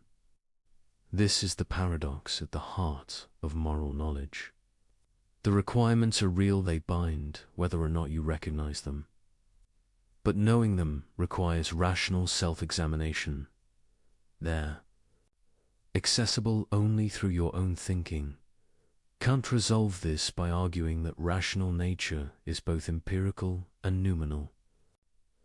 As empirical beings in time, we discover moral requirements through reflection. As noumenal beings, we're subject to those requirements independently of whether we discover them. The moral law is both in us and above us. We give it to ourselves through reason, yet it binds us unconditionally. We're simultaneously the legislators and the subjects of moral law. This might sound paradoxical, but it captures something important about moral knowledge. You cannot delegate it to others. Cannot accept moral truth on authority. Cannot know what you ought to do except through your own rational reflection. Yet what you discover through reflection isn't arbitrary or invented. It's genuine knowledge of requirements that really bind, of truths about what rational agency demands. This is the mystery. How examination of your own rational nature reveals requirements that apply to all rational beings. How subjective reflection produces objective knowledge. How thinking discovers rather than invents moral truth. Perhaps a mystery can never be fully resolved. Perhaps there's something irreducibly puzzling about how rational self-examination produces moral knowledge, about how we can know through pure thought what we genuinely ought to do. But the mystery is productive. It reveals that moral knowledge is unique, not like empirical knowledge of external facts, not like mathematical knowledge of abstract structures, but something distinct knowledge of requirements that emerge from what we are as rational agents. This uniqueness is important. It means moral truth can't be reduced to other kinds of truth. can't be discovered through the same methods that work for science or logic, requires its own form of rational reflection, and it means moral education must cultivate this capacity for reflection, must teach people to examine their own rational commitments, to discover through their own thinking what rational consistency demands. You cannot be told what your moral obligations are and genuinely understand them. You must discover them yourself through rational analysis, must work through the arguments, test the principles, examine your own commitments. This is why Kant's philosophy is simultaneously accessible and demanding. The insights are available to any rational being, but accessing them requires work, requires thinking carefully about what rational agency involves, requires honest examination of your own principles and their implications. The mystery of moral knowledge is that it's both profoundly personal and completely universal. Personal because you must discover it yourself through your own reason. Universal because what you discover applies to all rational beings. This combination makes moral truth unique, neither purely subjective nor purely objective, neither invented nor simply found, but discovered through rational self-examination and binding on all who share rational nature. The mystery remains, but it's a productive mystery, one that reveals something important about what we are and how we know what matters most, about the strange gift of rational agency that examining ourselves reveals truths that bind everyone, that thinking produces knowledge of what we ought to do. Kant didn't fully resolve this mystery, but he showed us its contours, revealed how moral knowledge is possible even if we can't completely explain why, demonstrated that rational reflection produces genuine insight into what really binds, and in doing so, he opened a path, not to certainty about every moral question, but to confidence that moral knowledge is possible, that examining rational requirements reveals real truths, that thinking carefully about what rational agency involves produces understanding of what rational agents ought to do. This is the second meditation. That moral knowledge is mysterious but real, that rational self-examination reveals genuine requirements, that we can know through thought what we ought to do, even if we cannot fully explain how this knowledge is possible. The mystery remains.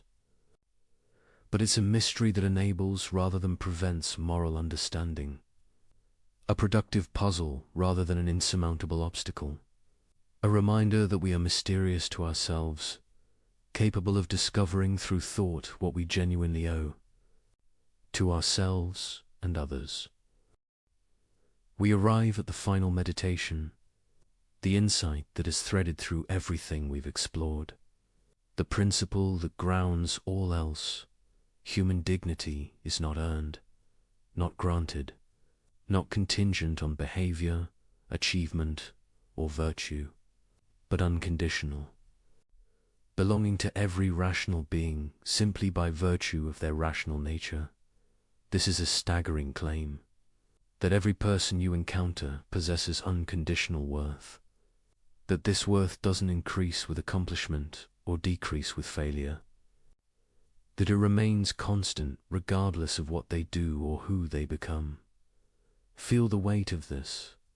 Every person, the stranger who annoyed you today, the colleague you disliked, the person whose politics you despise, the criminal whose actions you find abhorrent, everyone possesses the same fundamental dignity you claim for yourself, not because they've earned it, not because they deserve it, but because they share the capacity that makes any valuing possible rational agency, the ability to set ends, make choices, act from principle.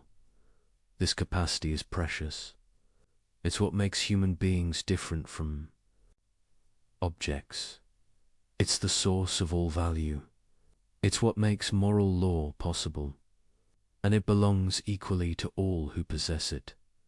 You cannot destroy this dignity, only violate it.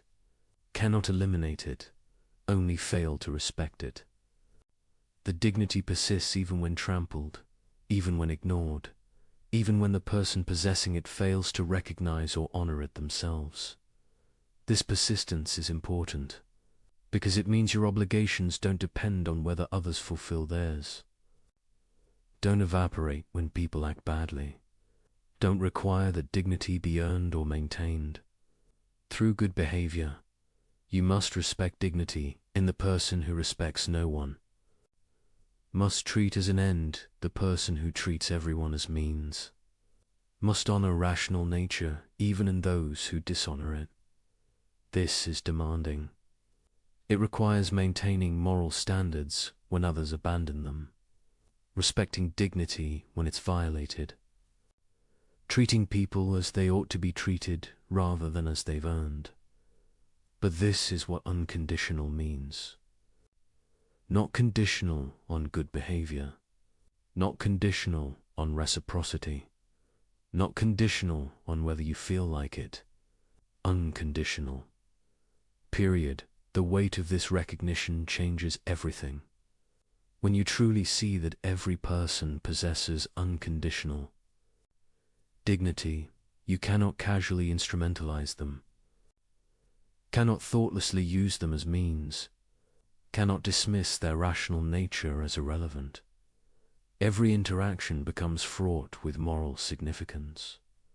Every choice about how to treat someone becomes a choice about whether to honor their dignity or violate it. Every relationship requires conscious attention to whether you're respecting their autonomy or undermining it. This weight is heavy. It's meant to be, because what's at stake matters absolutely. The dignity you're called to respect is the foundation of all value. Violating it isn't a minor transgression, but a fundamental failure to recognize what rational beings are. Yet this weight is also liberating, because recognizing dignity in everyone means recognizing it in yourself. Understanding that your worth doesn't depend on achievement, on others' approval, on being useful or productive, but is simply given with your rational nature. You cannot lose this dignity, cannot forfeit it through failure, cannot have it taken away by others' rejection. It belongs to you unconditionally, just as it belongs to everyone unconditionally. This should change how you see yourself.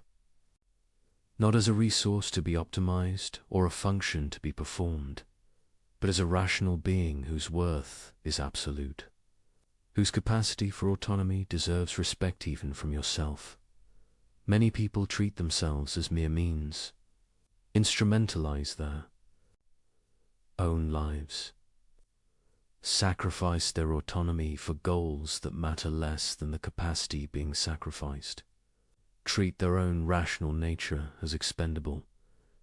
But the formula of humanity applies to yourself as much as others. You cannot justifiably treat your own dignity as mere means any more than you can treat others.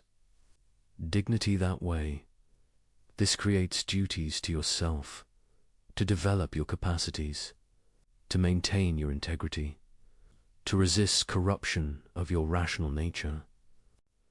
Not because self-improvement is nice, but because your rational agency deserves respect. The weight of dignity is thus double.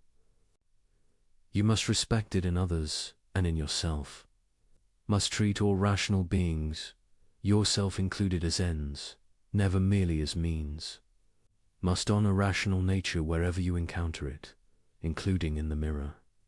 This is demanding, but the demand comes from what you are, from the rational nature you possess, from the capacity that gives you worth and that gives everyone worth.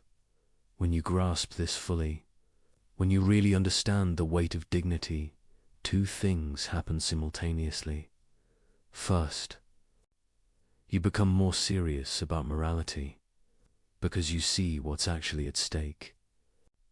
Not arbitrary rules or social conventions, but recognition of what makes beings valuable at all. Violations aren't just bad behavior, but failures to respect what really matters. Second, you become more free because your worth doesn't depend on anything external.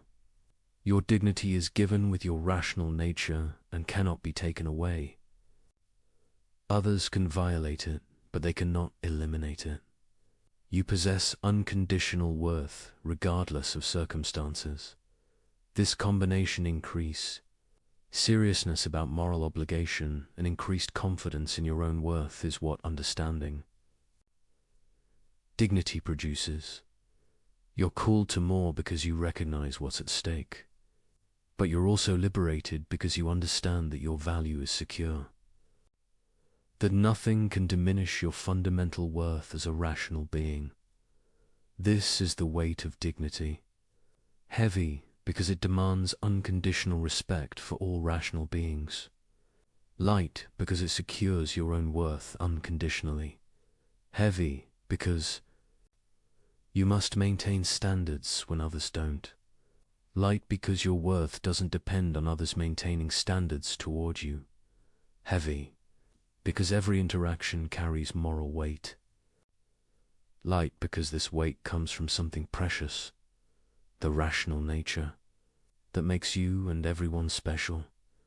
Kant's ethics returns us to this fundamental insight again and again, that rational beings have dignity, that this dignity is unconditional, that respecting it is what morality requires. Everything else follows from this. The categorical imperative, the formula of humanity. The kingdom of Enzol are applications and elaborations of this basic recognition. When you truly grasp the weight of dignity, you understand why lying violates morality, why manipulation fails the categorical imperative, why exploitation is wrong, why all violations of rational agency are fundamentally failures to recognize what matters most.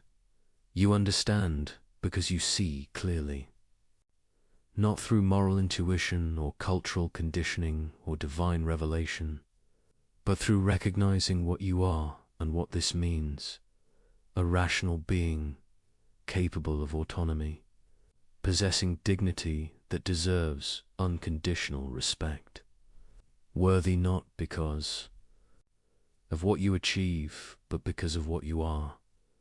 This is true of you. It's true of everyone. And recognizing this truth, recognizing it, letting it transform how you see yourself and others is what moral enlightenment means. The weight of dignity, both burden and gift, demand and liberation, obligation and assurance. This is what Kant revealed. Not invented, but discovered, not constructed, but seen, the unconditional worth of rational beings and what this requires. We end where we began, with a question that exposes every lie, every manipulation, every excuse for treating people as less than they are. But having traveled through Kant's ethics, having examined its implications and applications, having understood why it works and what it demands, a deeper question emerges. What does it mean that one 18th century principle still exposes modern evil? Not just that it works, we've seen why it works. Not just that it persists, we understand its persistence. But what does this persistence reveal about human nature, about moral reality, about what we are? It reveals that beneath all surface change, something essential remains constant. That rational beings in the 21st century face the same fundamental choice as rational beings in any century, whether to respect dignity or violate it, whether to treat people as ends or as means, whether to act from principle or from mere inclination. The technology changes. The sophistication of manipulation increases. The complexity of social systems grows. But the basic structure of moral choice remains the same, because rational agency remains the same. The capacity that makes humans special, that gives them dignity, that creates moral obligations, this hasn't evolved. It's as present now as it was in Kant's time, as it has been throughout human history, and the violations remain the same in Marès. Structure, new methods, new contexts, new rationalizations, but the same fundamental pattern, treating rational beings as mere tools. Making exceptions for yourself, you won't grant others. Claiming dignity while denying it to those you exploit. The categorical imperative exposes all of it, not because Kant was uniquely clever, but because he identified something real and permanent about what rational beings are, and what this demands.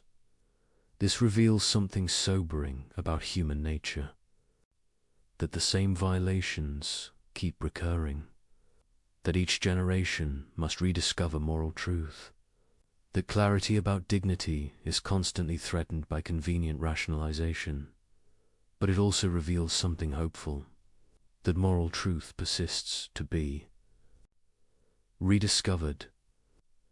That reason can still identify what really matters. That understanding is possible even when convenient forgetting is tempting. The question that remains is thus not about Kant or his principle. It's about you and your choice. Will you use the tool you've been given? Will you apply the categorical imperative to your own maxims? Will you examine your behavior honestly and change what fails the test? Will you recognize dignity in everyone you encounter? Will you treat rational beings as ends rather than means? Will you maintain standards when others abandon them? Will you become ungovernable through clarity? Will you resist manipulation that you now recognize? Will you refuse to participate in violations you now see clearly? These aren't theoretical questions. They're practical demands. The categorical imperative doesn't just describe moral truth. It calls you to live by it. And this call cannot be escaped through clever argument, cannot be evaded through sophistical reasoning, cannot be rationalized away by claiming special circumstances, because you now understand how all those strategies work, how every evasion ultimately fails, how every violation reveals itself under examination, how every rationalization collapses when tested for universality. You possess the tool that exposes every excuse. The question is whether you'll use it on yourself as rigorously as you use it on others, whether you'll maintain the same standards for your own behavior that you demand from everyone else. This is the choice that remains, not whether the categorical imperative is correct. You understand why it is, not whether dignity deserves respect. You'll recognize that it does. But whether you'll actually align your behavior with what you now understand. This choice cannot be made once and then forgotten. It must be renewed constantly. In every interaction, every decision, every moment when convenience tempts you toward violation, the categorical imperative doesn't make moral life easy. It makes it clear. You now know what you're called to do. Whether you'll do it is up to you. But understand what's at stake. Not just your personal virtue, though that matters. Not just your relationships, though they'll be affected. But your very nature as a rational being. To consistently violate the categorical imperative is to live in contradiction with your own rational nature, to claim dignity while denying it to others, to demand respect while refusing to give it. 2. Assert autonomy while undermining the autonomy that makes your own meaningful. This contradiction corrupts from within, not through external punishment, but through internal incoherence, through the slow erosion of moral clarity, through gradual acceptance of rationalization as reason. But to live by the categorical imperative is to achieve integrity in the deepest sense. To align your behavior with what rational consistency requires. To respect in practice what you affirm in principle. To be whole rather than divided. This wholeness is its own reward. Not the only reason to be moral, should be moral, because dignity deserves respect, regardless of benefits to you, but a natural consequence of rational consistency. When you live by principles, you can universalize. When you treat all rational beings as ends, when you maintain the standards that rational agency requires, you become what you essentially are. A rational being fully realizing its nature through autonomous moral action. This is what Kant offers. Not an impossible ideal, but a clear standard. Not a burden to bear, but a nature to realize. Not a constraint on freedom, but freedom's fullest expression. The question remains. The tool is in your hands. The violations are visible. The principles are clear. The choice is yours. What will you do with what you now understand? This is where philosophy meets life, where understanding demands decision, where knowledge calls for action. The categorical imperative has exposed every justification for evil. It has revealed what rational beings owe each other and themselves. It has shown you what dignity means and why it matters. Absolutely now, you must decide. Will you honor what you've discovered? Will you live by what you know? The question remains, and only you can answer it. Imagine this, Baghdad, the year 1091, the most powerful city on earth, a place where knowledge flows like water, where libraries tower higher than palaces, where scholars debate in marble halls that echo with the voices of genius, and at the center of it all, sitting on the intellectual throne of the Islamic world, are the philosophers. Not just any philosophers. These are men who believe they've cracked the code. Men who think they've unlocked the secrets of existence itself. Men who claim to know God's mind through pure reason alone. Their names, you might not recognize them today, but in the 11th century, they were superstars. Al-Farabi, the second, teacher, they called him. Second only to Aristotle himself, Ibn Sina, known in the West as Avicenna, a man who wrote over 400 books, a genius who mastered medicine, mathematics, astronomy, and philosophy before he turned 21. These weren't just smart men, they were legends, rock stars of the mind, and they had built something extraordinary, an empire of thought. For nearly 400 years, their system had stood unshaken, a grand intellectual cathedral built on Greek foundations. Plato and Aristotle filtered through, Islamic civilization refined into something even more powerful. They promised something irresistible, certainty, not the messy, complicated certainty of faith, not the uncertain certainty of religious experience. No, they offered mathematical certainty, logical certainty, the kind of knowing that couldn't be questioned, the kind of truth that stood independent of culture, of time, of even God himself. Think about that for a moment. These philosophers claimed they could prove the nature of reality through reason alone. They could demonstrate how the universe worked. They could explain the divine. They could map the soul, all without revelation, all without prophets, all without scripture, just pure, cold, beautiful logic. and people believed them. The educated, elite of the Islamic world hung on their every word.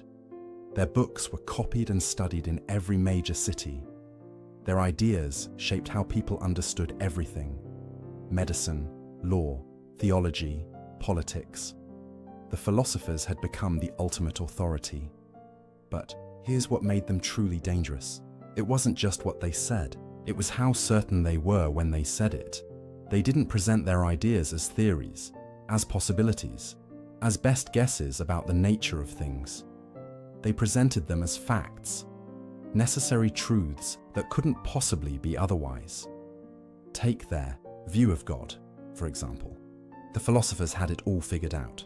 God was the necessary being, the unmoved mover, the first cause from which everything else flowed in a perfect, eternal chain of existence. Beautiful, right? Elegant, sophisticated, intellectually satisfying.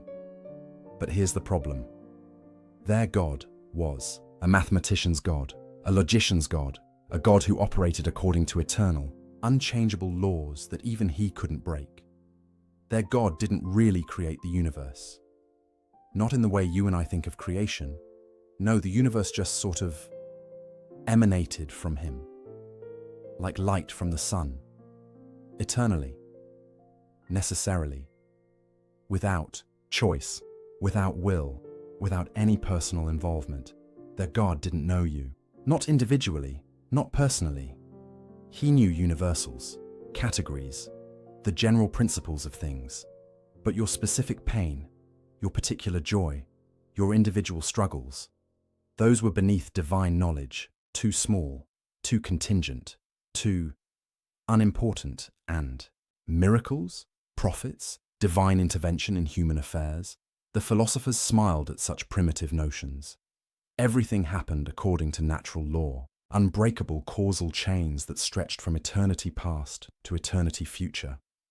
There was no room for the supernatural, no space for the miraculous, no possibility of God reaching down into his creation to change things. The universe was a perfect machine, and the philosophers had figured out how it worked. Now you might be thinking, so what? Why does this matter? Here's why. Because at the time, this wasn't just philosophy. This was the foundation of everything. If the philosophers were right, then huge chunks of Islamic belief made no sense. Prayer. Why pray to a God who can't hear your specific words? Prophecy. Why would God send messengers if he already set everything in motion eternally? The afterlife? How could there be bodily resurrection in a universe governed by unbreakable natural laws? Free will. How could humans make real choices in a cosmos where every event necessarily follows from the one before? The philosophers had built a system so tight, so logically coherent, so seemingly unassailable, that it threatened to swallow religion whole. And they knew it. They didn't see this as a problem. They saw it as progress.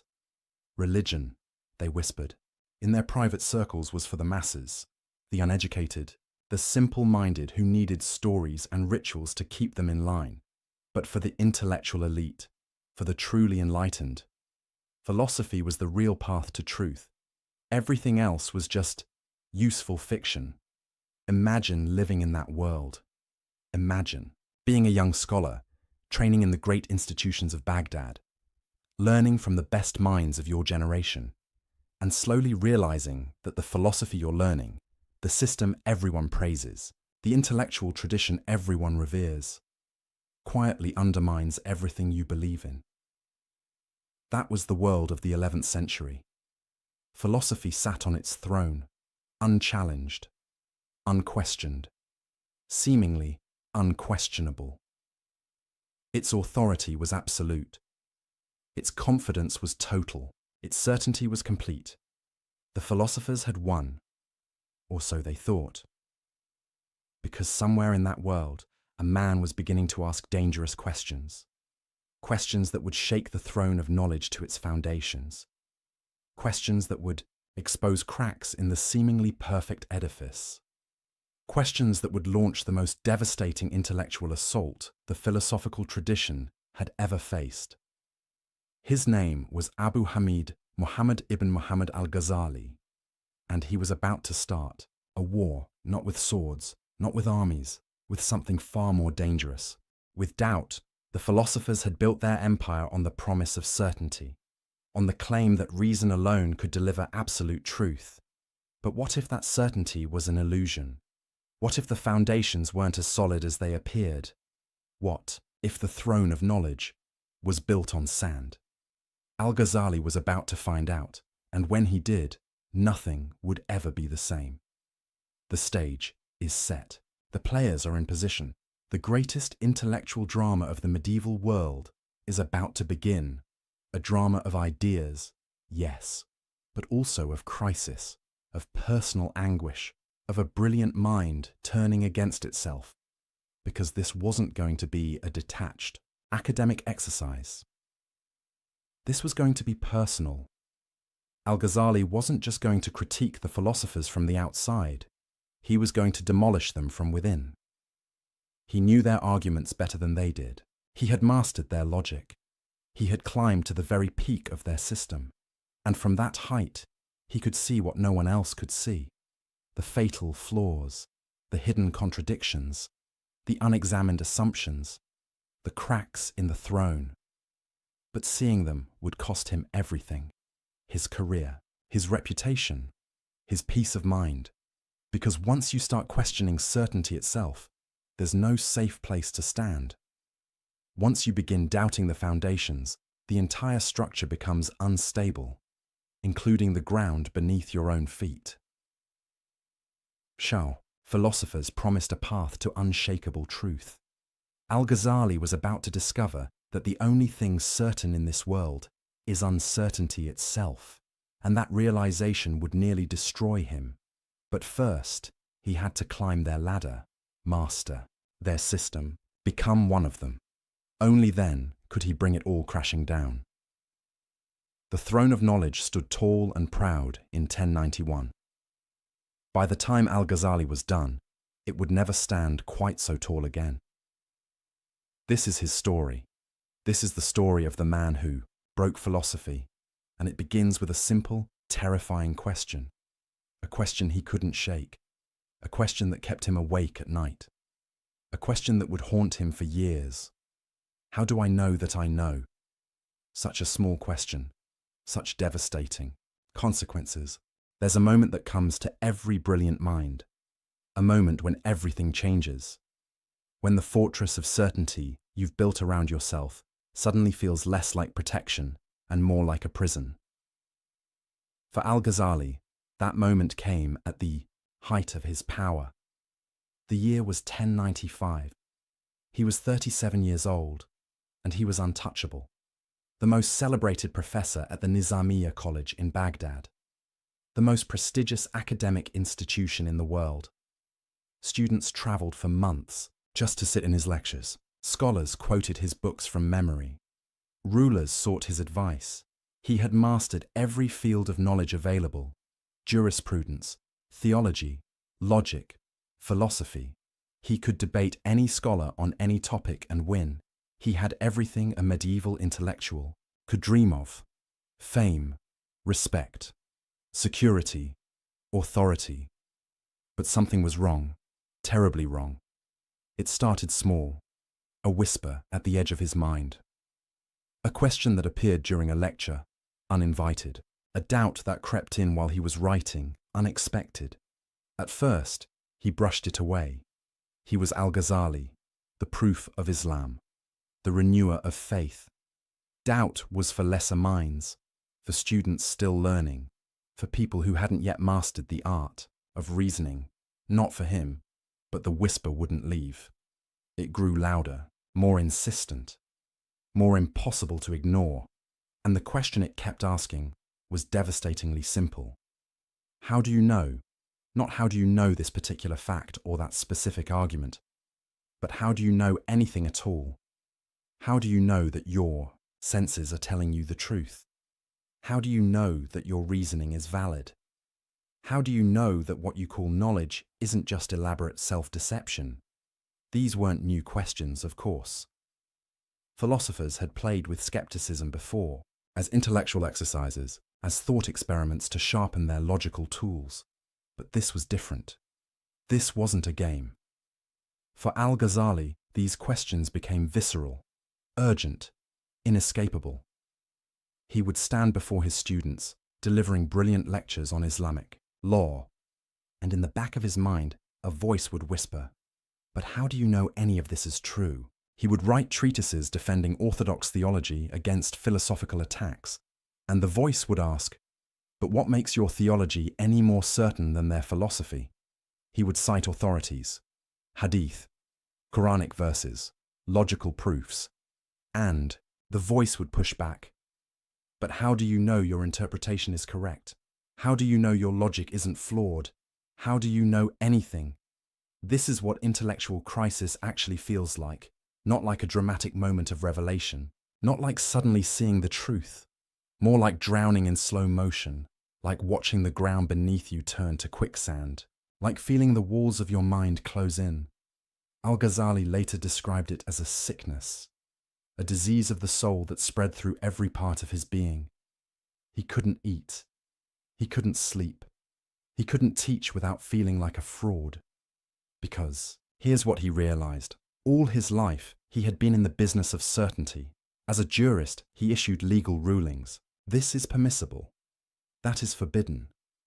These are definitive judgments backed by divine law. As a theologian, he defended religious truth. God is like this. Reality works like that. These are facts about existence itself. As a professor, he transmitted knowledge. Learn this, master that, build your understanding on these foundations. His entire career was built on the assumption that certain knowledge was possible, that you could know things for sure, that truth was accessible, that the human mind could grasp reality. But now that assumption was crumbling, and it all started with sense perception, Al-Ghazali began asking himself, why do I trust my senses? Sure, they usually seem reliable. I see a table, I touch it, it's solid, it's there. But I also dream, and in dreams, I'm absolutely convinced that what I'm experiencing is real. I see dream tables, I touch dream walls, I have dream conversations, and in the dream, it all feels completely certain. It's only when I wake up that I realize none of that was real. So here's the terrifying question. How do I know I'm not dreaming right now? How do I know that everything I call waking life isn't just another dream, a longer dream, a more consistent dream, but still a dream? You might say, but when you wake up, you can distinguish dream from reality. Can you though? Or do you just have another experience, another set of sensations that you've learned to call waking up? Maybe there's another level of consciousness beyond this one, a higher waking state. And when you reach it, you'll look back on everything you called real life the way you now look back on dreams, as illusions, as phantoms, as experiences that felt certain but weren't. Al-Ghazali sat with this possibility, and it shook him. But it got worse. Because even if you accept your senses as basically reliable, there's still reason. Logic. Rational thought, the tool philosophers swore by. The instrument that supposedly gave absolute certainty. Al-Ghazali had spent decades mastering logic. He knew every rule, every form of valid inference, every technique of reasoning. He was a master logician, and now he was asking, but why should I trust logic? Think about it. When you make a logical argument, you're relying on certain principles, the law of non-contradiction, the law of excluded middle. You assume that if A equals B and B equals C, then A equals C. But why? Because it's self-evident, philosophers would say. Because to deny it leads to absurdity. But who decides what's self-evident? Your mind does, and how do you know your mind is reliable? You can't use logic to prove logic works. That's circular reasoning. You can't use your mind to verify your mind is trustworthy. That's like asking a liar if he's lying. So what's left? Al-Ghazali realized he was trapped. Every foundation he tried to stand on turned out to rest on another assumption, and that assumption rested on another, and another, It was assumptions all the way down. No bedrock, no solid ground, no ultimate certainty. This wasn't just an intellectual problem. This was an existential crisis. Because Al-Ghazali had built his entire life on the belief that knowledge was possible, that truth was real, that you could be certain about important things. And now that belief was collapsing. He describes lying in bed for months, paralyzed by doubt, unable to work, unable to teach, unable to function. His colleagues were confused. His students were worried. His reputation was at stake. But he couldn't explain what was happening to him. How do you tell people, I'm not sure anything I've ever taught you is actually true? How do you say, I've lost faith in the very possibility of knowledge? You can't. So he suffered in silence. But here's where it gets really interesting. In the midst of this crisis, Al-Ghazali made a crucial observation. The same doubt that was destroying him was also destroying the philosophers' claims. Because the philosophers claimed certainty. Absolute, unshakable certainty about the nature of reality. They said, through pure reason, we know that the universe is eternal. But how do they know? They said, through logical deduction, we know that God knows only universals. But how do they know? They said, through philosophical demonstration, we know that miracles are impossible. But how do they know? They were using the same tools Al-Ghazali now doubted. Sense perception, logical reasoning, rational inference. They were building their grand system on the same shaky foundations. But unlike Al-Ghazali, they hadn't questioned those foundations. They assumed reason was reliable. They assumed logic gave certainty. They assumed the human mind could grasp ultimate truths, without proof, without justification, without examining their own assumptions. And that was their fatal mistake. Because if you claim certainty, you better be able to prove you have it, and the philosophers couldn't. They just assumed they could know. They took it for granted. They built an empire of thought on an unexamined foundation. Al-Ghazali saw this now, saw it with a clarity born of personal suffering. He had been where they were, confident, certain, secure in his knowledge, and he had discovered that certainty was an illusion, a comforting lie we tell ourselves to avoid confronting the abyss of uncertainty beneath everything we think we know. This realization changed everything. Al-Ghazali wasn't going to critique the philosophers from a position of rival certainty. He wasn't going to say, your system is wrong and mine is right. He was going to do something far more devastating. He was going to show that their certainty was unjustified, that their claims to knowledge were baseless, that their entire edifice of thought rested on assumptions they couldn't defend. He was going to use doubt as a weapon, not to destroy knowledge entirely, not to embrace complete skepticism, but to demolish the philosophers' arrogance, their certainty, their claim to have figured it all out, because he had learned something in his crisis, something the philosophers in their confidence had missed. Uncertainty isn't weakness, it's honesty. Doubt isn't the enemy of truth. It's the beginning of wisdom, and the willingness to question everything, even your own mind, is the only real path to understanding. The philosophers had never done that. They had never truly doubted, never really questioned their foundations, never honestly asked, how do I know that I know? They had been too busy building their systems to examine the ground beneath them. Al-Ghazali had looked down, and he had seen the abyss. And from that abyss, he was going to launch his attack, not as a rival philosopher offering a competing system of certainty, but as someone who had been to the edge and back, someone who knew what the philosophers didn't. That certainty itself is the problem, that the claim to absolute knowledge is the original sin of philosophy, that you can't build a tower to heaven when you're standing on quicksand. He began to write. Slowly, at first, testing his thoughts, working through his arguments. The title came to him clearly. Tahafut al-Falasifa, the incoherence of the philosophers. Not the errors of the philosophers. Not against the philosophers, the incoherence, the internal contradictions, the logical breakdowns, the places where their system fell apart under its own weight. He wasn't going to refute them with a rival system. He was going to show that their system refuted itself. This was going to be surgical, precise, devastating. He would take their own tools, their own logic, their own methods of reasoning, and turn them against the philosophers themselves. He would show that on their own terms, using their own standards, their conclusions didn't follow, that their certainty was unjustified, that their claims were incoherent, that the throne of knowledge they sat on was a house of cards, and when he was done, philosophy would never be the same. But this wasn't going to be easy, because to dismantle the philosophers, he first had to master them completely. He had to understand their system better than they did, see its weaknesses from the inside. He had to become one of them before he could destroy them, and that journey would take him to the darkest corners of thought, to questions that had no comfortable answers, to ideas that threatened everything he believed. He was about to catalogue 20 problems with philosophical thought, 20 cracks in the edifice, 20 reasons why certainty was impossible, 20 ways the philosophers had deceived themselves and everyone else.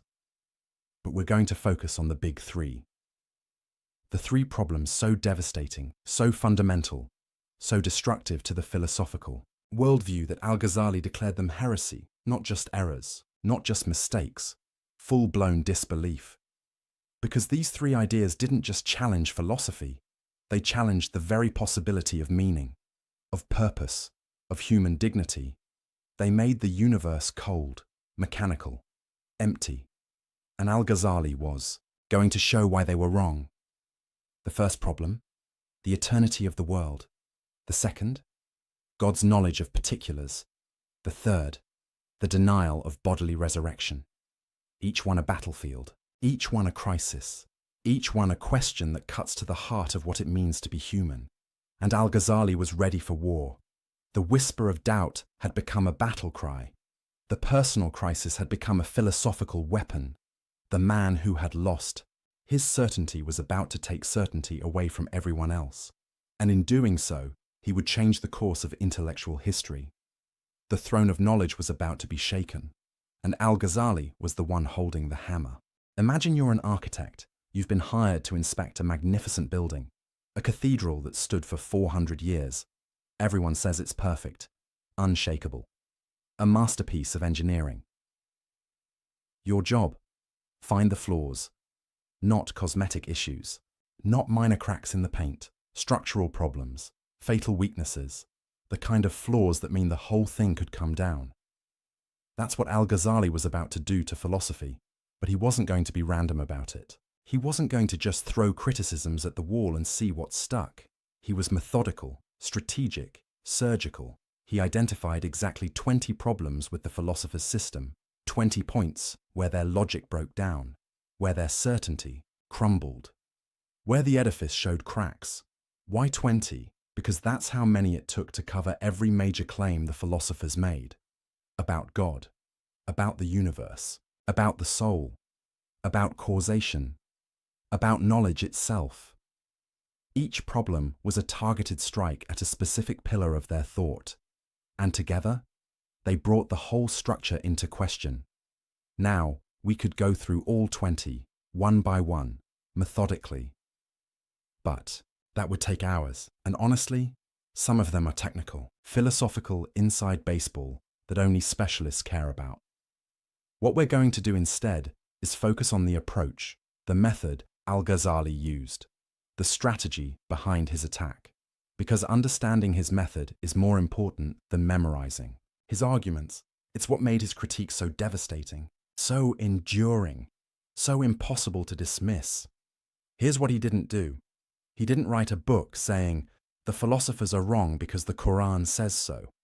That would have been easy, safe, expected, but it also would have been useless, because the philosophers didn't care what the Quran said. Not really. Oh, they paid lip service to it. They claimed their philosophy was compatible with revelation. But when push came to shove, When philosophy and scripture conflicted. Philosophy 1. Every time, they would reinterpret scripture to fit their conclusions, allegorize away any contradictions, explain away any tensions. The revealed text became clay in their hands, something to be molded to fit their preconceived rational system. So Al-Ghazali knew, quoting scripture at them wouldn't work. He needed to beat them at their own game. He needed to use their tools, their methods, their standards of proof. He needed to show that even by their own criteria, their system failed. This is what makes his approach brilliant. He essentially said, "Okay, philosophers, you claim logical certainty. You say your conclusions necessarily follow from rational premises. Let's test that. Let's take your arguments apart, step by step, premise by premise, inference by inference, and let's see if they actually hold up." Spoiler alert, they didn't. Al-Ghazali discovered something the philosophers had hidden even from themselves. Their arguments weren't as airtight as they claimed. Their logic had gaps. Their premises had holes.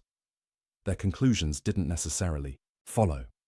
They had built an empire of thought on assumptions they never questioned, on inferences they never justified, on leaps of logic they never examined.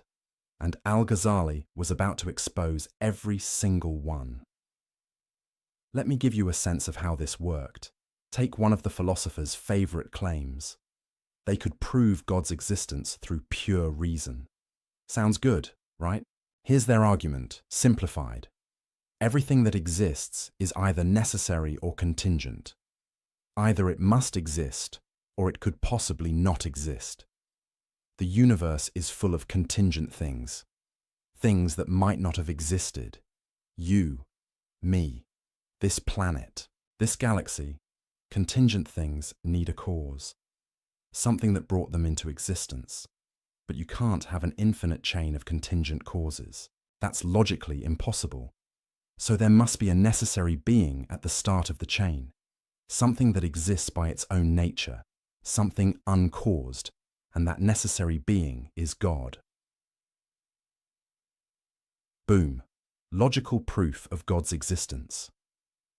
The philosophers were proud of this argument. They thought it was bulletproof. Al-Ghazali looked at it and said, "Really? Let's examine this more closely. First problem, why can't you have an infinite chain of causes?" The philosophers said, "Because that's absurd. You need a first cause." But why? Where's the logical proof that an infinite regress is impossible? They assumed it. They declared it. They found it intuitively obvious. But they never proved it. That's assumption number one. Second problem. Even if you need a first cause, why must it be God? Why not just an impersonal necessary being, a principle, a force, a quantum field? The philosophers jumped from "there must be something necessary" to "that something is God with all the attributes we claim." But that's a huge leap, and they never justified it. That's assumption number two. Third problem. This whole argument assumes causation, works the way they think it does. But what if causation itself is questionable? What if cause and effect aren't as straightforward as they seem? We'll come back to this later, but for now, just note, the entire argument rests on an assumption about causation. That's assumption number three. See what Al-Ghazali was doing? He wasn't saying, "Your conclusion is wrong." He was saying, "Your proof doesn't work. You claim logical certainty, but you're actually making multiple unproven assumptions. You're not proving anything. You're just asserting things and calling it proof." This is devastating, because the philosopher's whole appeal was certainty, rational demonstration, logical necessity. If their proofs don't actually prove anything, if they're just sophisticated-sounding assertions, then their entire project collapses. They're not doing something fundamentally different from theologians or mystics or prophets. They're just dressing up their assumptions in logical clothing and pretending it's knowledge. Al-Ghazali did this 20 times. 20 major philosophical claims. 20 supposedly airtight arguments. And in each case, he showed, the proof doesn't hold. The logic has gaps. The certainty is illusory. But here's where it gets really interesting. Al-Ghazali wasn't trying to prove the philosophers wrong about everything. That's not the point. The point was to show their certainty was unjustified. Maybe the universe is eternal. Maybe it's not. But you can't prove it through pure reason. Maybe God knows only universals. Maybe he knows particulars. But you can't demonstrate it logically. Maybe bodily resurrection is impossible. Maybe it's not. But you can't rule it out with philosophy. Al-Ghazali was attacking their epistemological arrogance. Their claim to have certain knowledge about things that by their nature transcend human reason. He was saying, you don't know as much as you think you know. And more importantly, you can't know it the way you claim to know it. The tools you're using, sense perception, logical inference, rational demonstration, they're not capable of giving you certainty about ultimate questions. You've overestimated what reason can do. This is a profound insight, because Al-Ghazali wasn't anti-reason. He wasn't saying logic is useless. He was saying, reason has limits. Logic has boundaries. There are questions the human mind simply can't answer with certainty, and the philosopher's mistake was thinking they could transcend those limits. They thought they could stand outside the universe and see it objectively, like God would see it. They thought they could grasp eternal truths with temporal minds, infinite realities with finite understanding. They thought they could know the unknowable, and Al-Ghazali was calling them out, not from religious prejudice, not from anti-intellectual bias, but from a deeper understanding of what knowledge actually is and what it isn't. Now here's what made this approach so powerful. Al-Ghazali wasn't just being negative. He wasn't just tearing things down.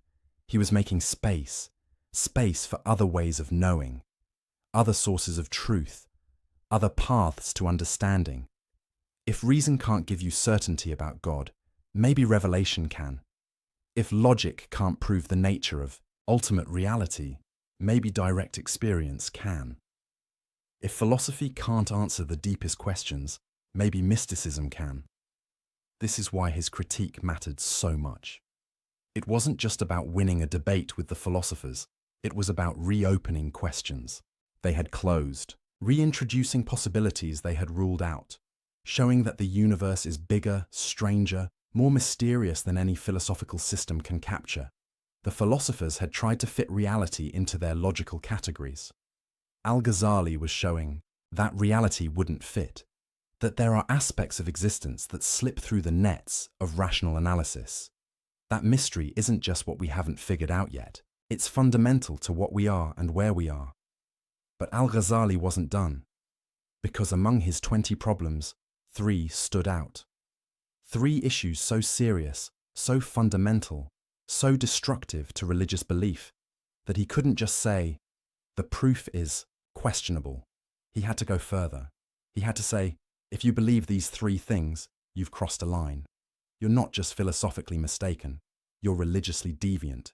You've abandoned beliefs so central to Islamic faith that you can't claim to be Muslim while holding them. This was serious. In Islamic intellectual history, calling someone's position heretical wasn't something you did lightly. It had legal consequences, social consequences. It could destroy careers and reputations.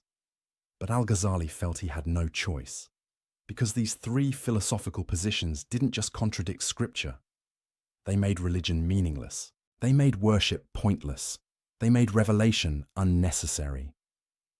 If the philosophers were right about these 3 things, then Islam, as practiced by millions of believers, was built on a lie. Prayer became talking to yourself. Prophecy became delusion. The afterlife became fantasy. Al-Ghazali couldn't allow that to stand. So he drew a line in the sand. 20 problems with philosophy.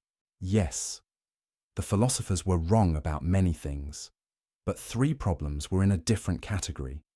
3 positions were not just philosophical errors, they were religious disasters. The first, the eternity of the world. The philosophers claimed the universe has always existed. It didn't have a beginning. It won't have an end. It eternally emanates from God. the way light eternally emanates from